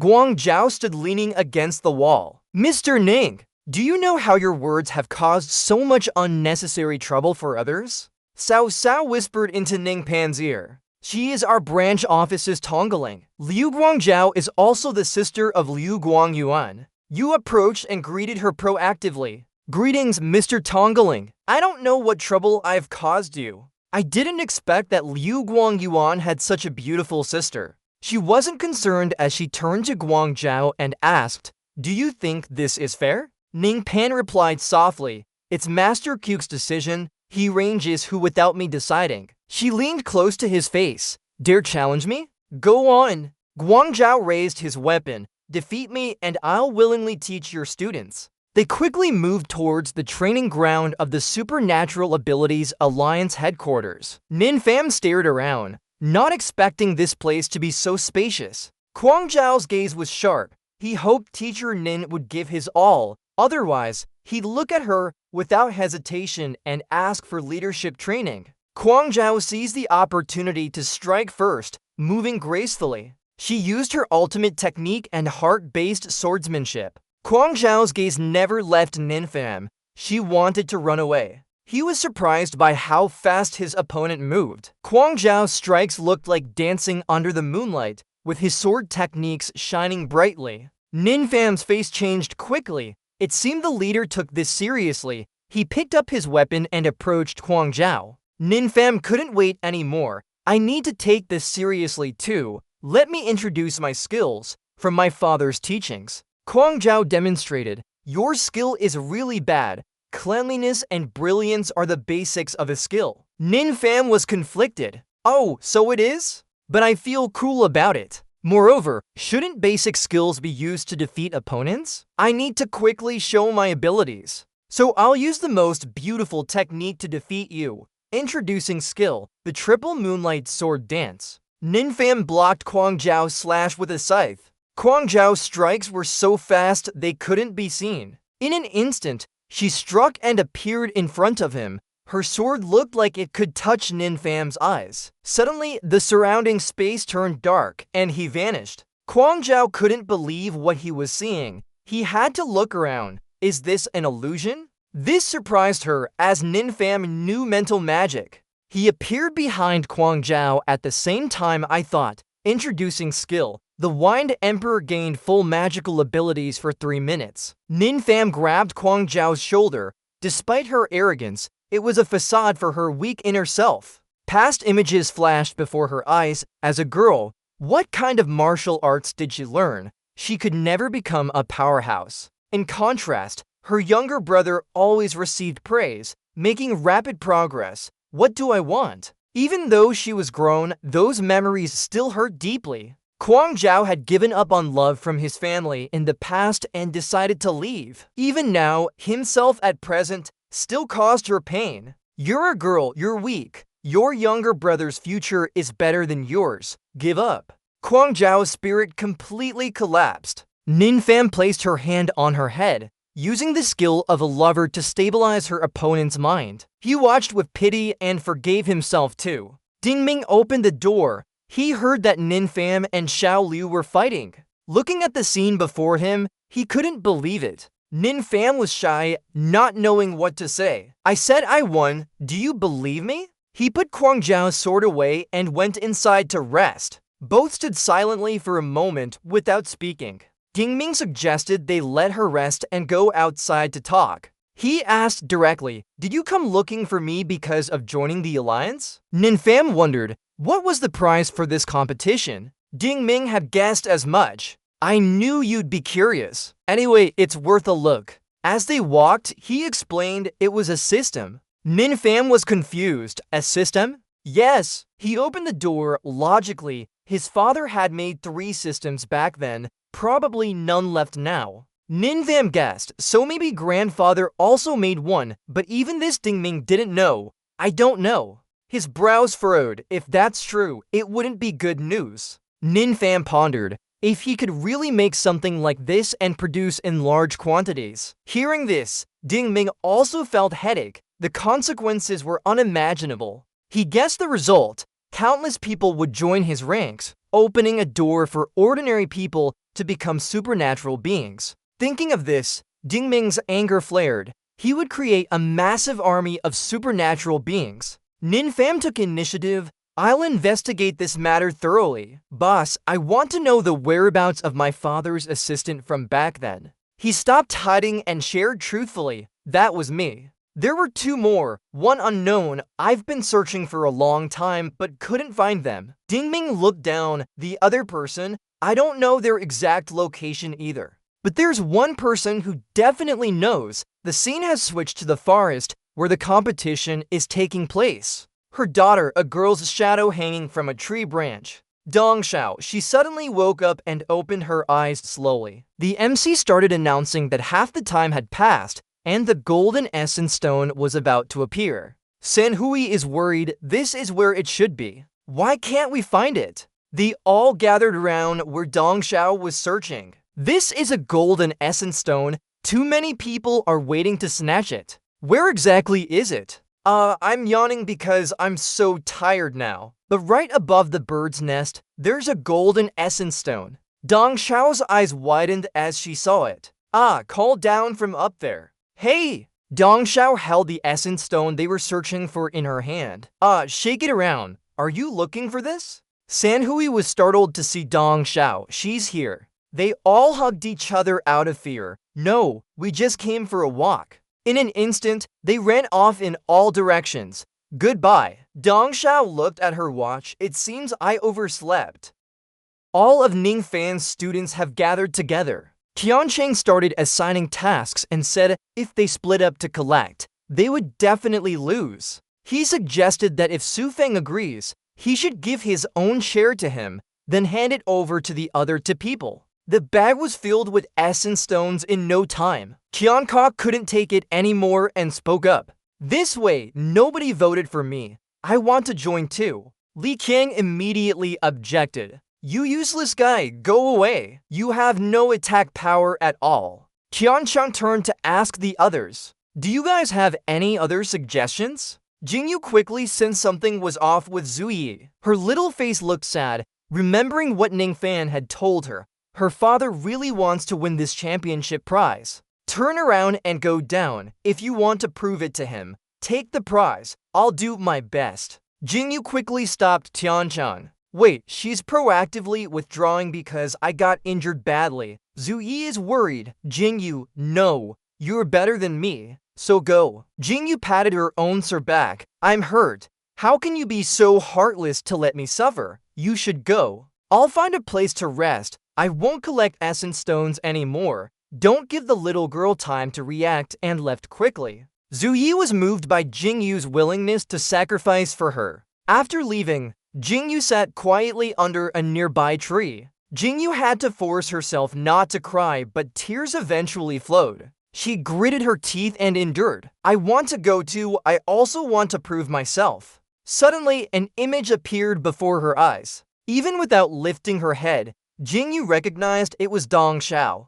Why are you here? Sit down next to me. Can I sit there too? Jingyu didn't bother chasing her away. Let her be. Dong Xiao took out a pair of earphones. Ignore that Jingyu is crying and put it in her ears. This was how Dong Xiao wanted to comfort Jingyu. Ning Fan looked confused. Qiancheng, you gave the essence stone to Zhu Wu. How are you going to do this? I thought my accumulated points might not be enough, so I insured it for Zhu Wu first. Suddenly, a sound near them made everyone jump. An explosion and white smoke rose up like that. Li Tiandu was hit on the left, but still tried to hold onto the essence stone. He laughed as he took off his armor and ran after it. They continued beating Li Tian until an ambulance arrived, leaving the three of them watching their opponent leave. For asked leader, should we give these to the ice god or keep them? 3 replied, of course we'll give them to the ice god, otherwise you'd still be beaten up by her. But because of not maintaining high alertness, we didn't realize we were being followed. When Jing asked his teammates, what should we do now? Qiancheng observed and judged that if they're under the ice god's command, we can take them, we can also take them. 3 suddenly realized something was wrong, leader. Qiancheng punched towards them with full force, here, for dad. Luckily, he reacted quickly or his body would have been like a cracked earth. He quickly took out the weapons he had prepared, trying to steal ice crystals. The smoke cleared and Qiancheng appeared. Right, if it's a competition, I could also take from you too. 3 threw a bomb directly towards him. Alright, let's see how this goes. As soon as it flew over, he activated it. But Qiancheng now is not so easily defeated. Check out my fist here. Introducing the skill, Lang VTN me. He threw a rough punch towards 3. Qiancheng realized something was wrong. What's going on? Why am I slowing down? Introducing the skill. It turns out For had played dirty from afar. Control to reduce or enhance target abilities. A hand appeared and cast a spell onto his head. When Jing still controlled him, Qiancheng, let me handle this. You deal with that space guy, banana peel. He quickly sensed his body was recovering. Nihilist seized the opportunity when the opponent relaxed their guard and rushed in, and so did I. His fist flew towards Qiancheng, but didn't even touch a strand of hair before something else flew past. Feng Shu had quickly appeared to counter Nihilist. He cried out in pain as his arm was broken, breaking soon, boom. Qiancheng wouldn't let his teammate waste effort on nothing. This time, he landed a solid hit on 3's cheek. Good one. On the other side, Dong Xiao and Isekai'd were still enjoying music together. She took out her earphones. Dong Xiao, how can I become as powerful as you? I want to be like you. But Isekai'd waited in vain for Dong Xiao to say something. With the deep melancholic tone, if she had gone through what I've experienced, she wouldn't want it anymore. Hearing this, Isekai'd felt guilty. Sorry, I said wrong.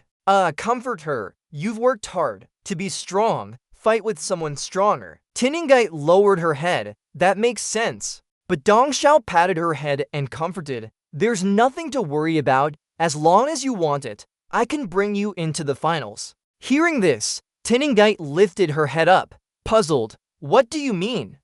Softly replied, I know you want to enter the finals for a reason. I won't ask much, but if you want to enter the finals, I can help you. Isekai'd stood up, confused. How will she withdraw? Does she have many ice crystals? Dong Xiao didn't understand and pointed sideways with her finger. Calmly said, huh. Suddenly the space around stopped moving. Isekai'd gave you. Her eyes showed confusion. What are you doing? Then golden streaks shot up into the sky. Under the sea, more streaks flew around. Next, the crystal shot out of the water. At other places too, a series of crystals headed in one direction. Li Qian looked up and exclaimed, everyone look, what is that? Zui was also doubtful. Why are the crystals flying away? They're ice crystals. Elsewhere, Wang Yi suddenly looked up. Wow, even the ice god stayed silent. The crystals flew over Jia Lu and Yun Wen. Luke watched curiously.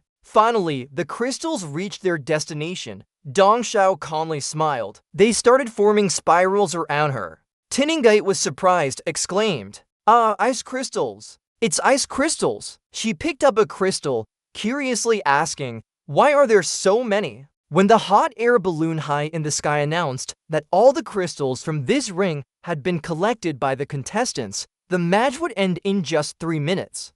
Please hurry and put your crystals in if you haven't. Daming pulled her hand gently. Come on, let's go. If not, the match will be over soon. You're holding me back. A voice echoed from outside. Qiancheng, 390 points. 6th place. Yai 460 points. 5th place. Nguyen-on smiled softly and said, Ling Tinning 760, 1st place. Congratulations to everyone, we've secured half of the spots now. Yai rushed over to hug. Tinning is really great. She wondered silently, why did Daming help me so much? Aren't we supposed to be rivals? Shouldn't I feel happy seeing my opponent can't make it to the finals? Qiansheng spoke softly, Miss Nguyen-on, who are the other contestants and what are the competition rules? She calmly read out, the next contestants in order are Daming 2nd, Ling Banj 3rd, and Lizi 4th. About the queue is a draw of 3 pairs with 1.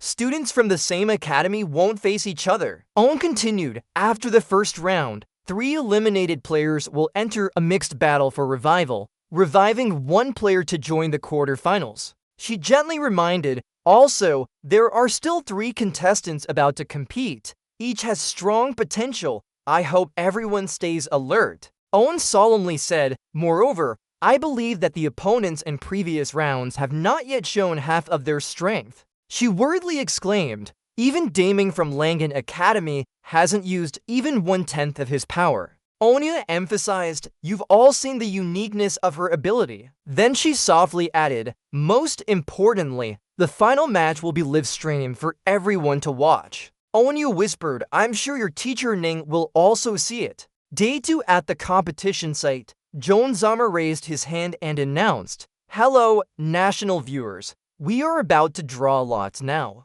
She excitedly said, since there's no same school rule in the first round, 3 intelligence officers will conduct the drawing. In front of them were 2 boxes for contestants and order of battle. Kulin interrupted, now I'll introduce you to the rules for entering the arena. She announced, each match starts with a random change in terrain. It could be a wide forest. Contestants have 30 seconds to familiarize themselves with it. During this time, opponents cannot attack but can set up traps. Leaving the arena is considered defeat. It was now intelligence officers' turn to draw lots. Tianshao said, I'll go for round 3 against Ling Banj. You, Yai, I'll start with Lizi. Meanwhile, Tinning was looking at her sheet anxiously. On the drawing sheet, it clearly read Daming. After a while, John Jama and Kulin excitedly shouted, alright, the first arena is set up.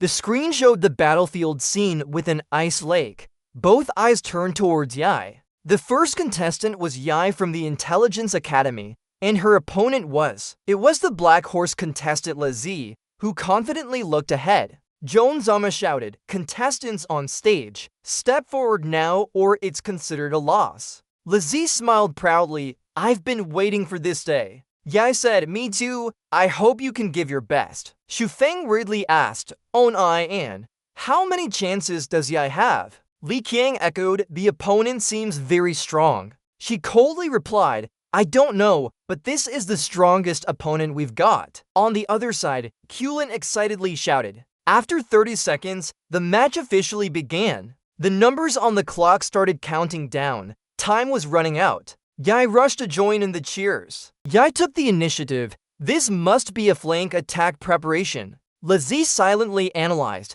Attacking from the farthest outer ring, hold it. She stopped and stared. Ice technique. Why is this completely ineffective? Yai had gathered energy in her palm. Don't be careless. The little girl immediately shouted loudly. A blue light shot out. Ice lightning bomb. Lizi used the dark system, Void Realm, sucking everything into it. Do you understand the importance of multi-system magic? Then she sniffed and gasped in shock. Looking straight ahead, Lizi helplessly said, why did you run? Onai and smiled to herself. So that's how it is. She looked at the battle scene and softly said, use the fastest method to circle around once. Use ice technique to draw a circle around the arena as bait. Owen explained, even the simplest ice marking spell without any offensive properties can reduce mana release. She watched Yai sink into the water and shouted for her to use all her energy to unleash an enormous ice power.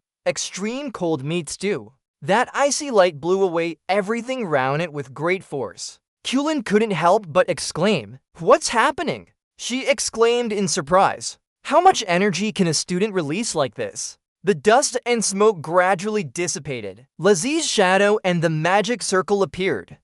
He hasn't fallen yet. The arena was taken by surprise. The snow player didn't get pushed out of the field by that immense force. Yuki slowly stood up. After the sudden dizziness from LeQuox's counterattack, she felt the same. How could such terrifying energy be emitted even in the Void Realm? LeQuox shivered. Even her strongest defensive technique, Holy Chamber Impact, only lasted 10 seconds due to excessive energy consumption. Jonzama spoke up, asking why the snow player thought of using the lightning charge inside the Frost Mountain. I thought the snow player would use the Frost Mountain to push the opponent out of the field. The manager raised his hand and explained that the main function of the Frost Mountain is to store electrical energy. When the Frost Mountain exploded, the water vapor could release even more powerful lightning. That's why we saw a school being able to produce effects even teachers couldn't achieve. Yuki is too smart.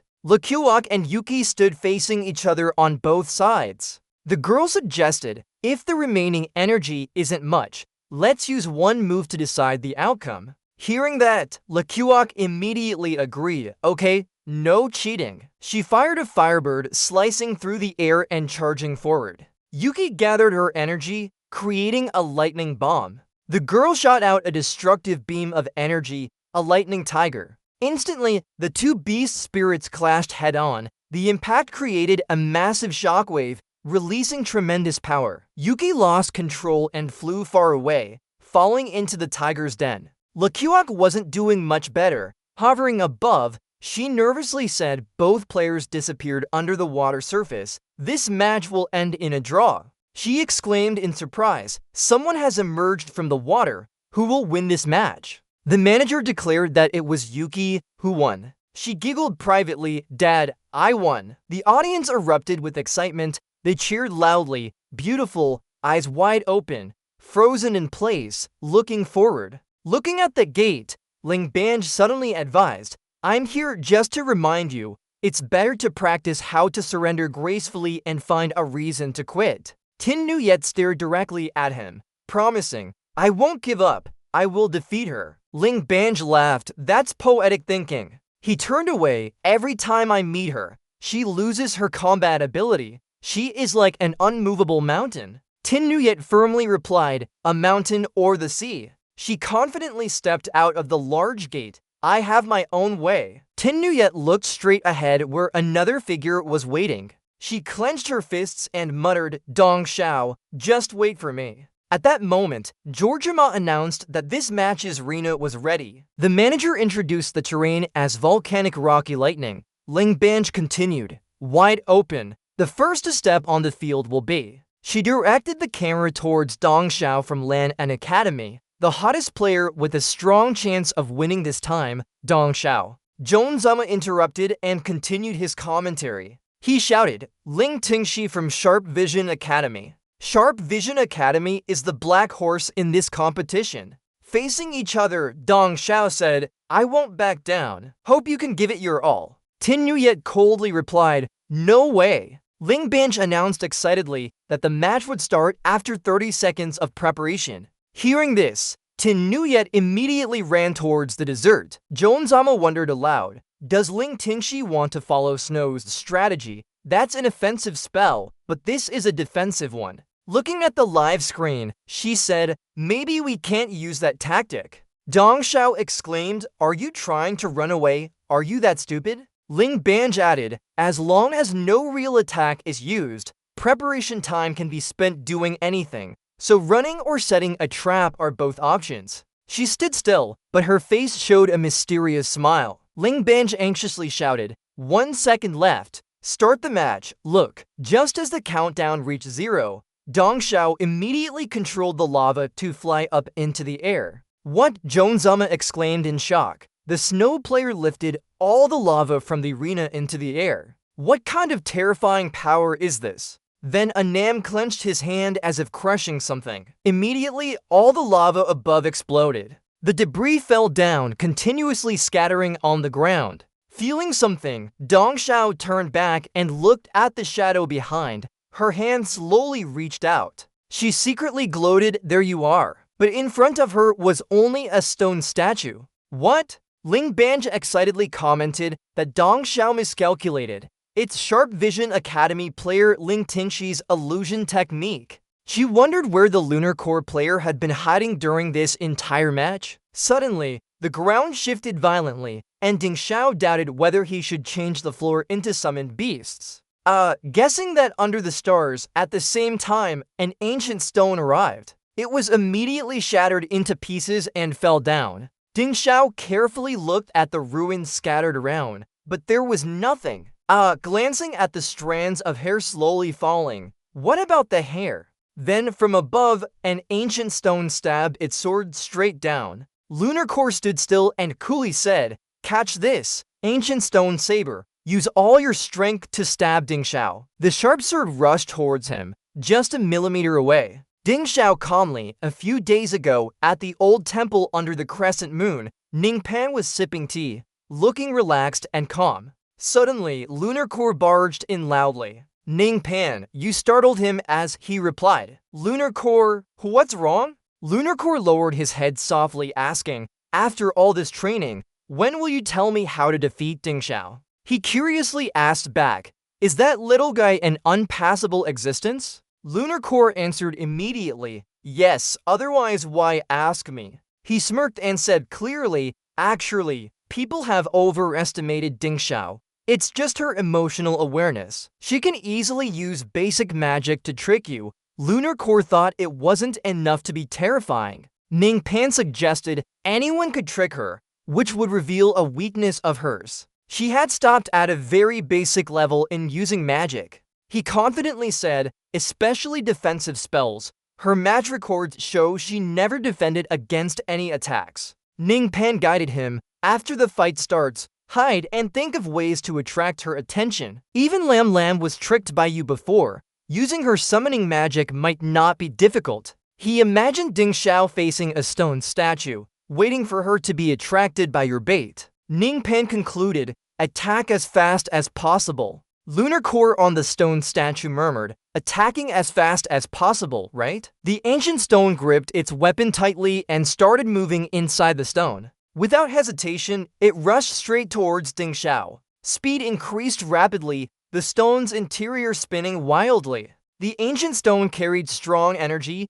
swirling like a tornado. It flew down at the speed of light, forming a blinding trail, with gravity decreasing. The sharp sword was almost there, no way to dodge anymore.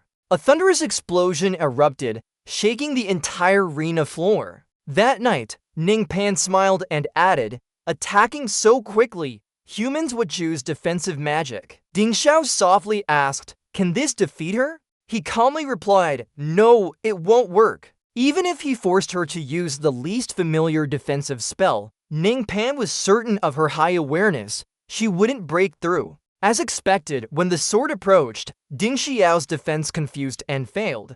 "What should I have done?" Ding Xiao answered, "No, she used enough defensive magic." Ning Pan explained in a low voice that basic defensive spell must be the simplest, round shield. He said with certainty, Ding Xiao is using that basic move. In Lunar Core's mind, he recalled Ning Pan's advice about the large and hard range. Using this would be perfect. She coldly replied, "All right then." Hearing this, Ding Xiao widened her eyes in surprise. The army of clones appeared instantly, breaking through Ding Xiao's defense. After the shield burst, Ding Xiao was covered with injuries all over her body. She fell to the ground, her body limp and completely motionless. Lunar Core sat on the stone statue, proudly saying, "Sure enough. Highbrow, Hotu, you didn't even know my hair to trick you. I prepared this very carefully." The audience fell silent, no sound. They whispered in shock, "Is Ding Xiao conceding?" She's lying still on the ground, not moving at all. Suddenly, she smiled faintly, a mysterious and meaningful smile. Ding Xiao trembled slightly, using healing magic. Immediately, her entire body was enveloped by recovery energy. Lunar Core was startled, thinking, "Healing spell?" She immediately ordered the stone statue to swing its sword and attack. "Don't even think about it." Ding Xiao calmly blocked with one finger. Instantly, the stone statue's arm shattered into pieces. She smirked, laughing maniacally. Using defensive spells in battle seems to be her first time, Who would have thought she could use them against me? Then she changed her expression and sincerely exclaimed, "Really interesting." Ding Xiao asked curiously, "So is my current behavior part of your plan? Carefully look around. Could there be a trap nearby recently?" Said that, Dong Xiao turned too. Tin Nuyen wiped sweat, holding back from answering the previous question. By looking at her expression, I can guess it's over, right? One move sent Tin Nuyen flying towards the stands. She lay motionless on the ground, eyes wide in shock as she looked ahead. Jin Luan observed from above, hesitantly exclaiming, "Here!" She shouted loudly. Dong Xiao's brilliant counterattack ended the match. Tin Nuyen struggled to accept the declaration. Tin Yuan is out. Dong Xiao wins. After the game, her face darkened as she lay on the hospital bed. Tin Nuyen remained silent, not uttering a word. Ting Dong, standing beside Chu Feng, softly said that it seemed she was really upset. "Anyway, we almost won with 2 players left." Liang Qiang comforted, "What's the big deal? Just have a good meal and you'll be fine." Over there, Guang Hao shouted, "The resurrection kill against luck from our team was the best." She grumbled angrily, "Go away." Guang Hao tried to console her, saying, "Don't lose heart. We still have the next resurrection match." Tin Nuyen thought to herself, "Right, there's another resurrection match, but can I really seize this second chance and defeat her?"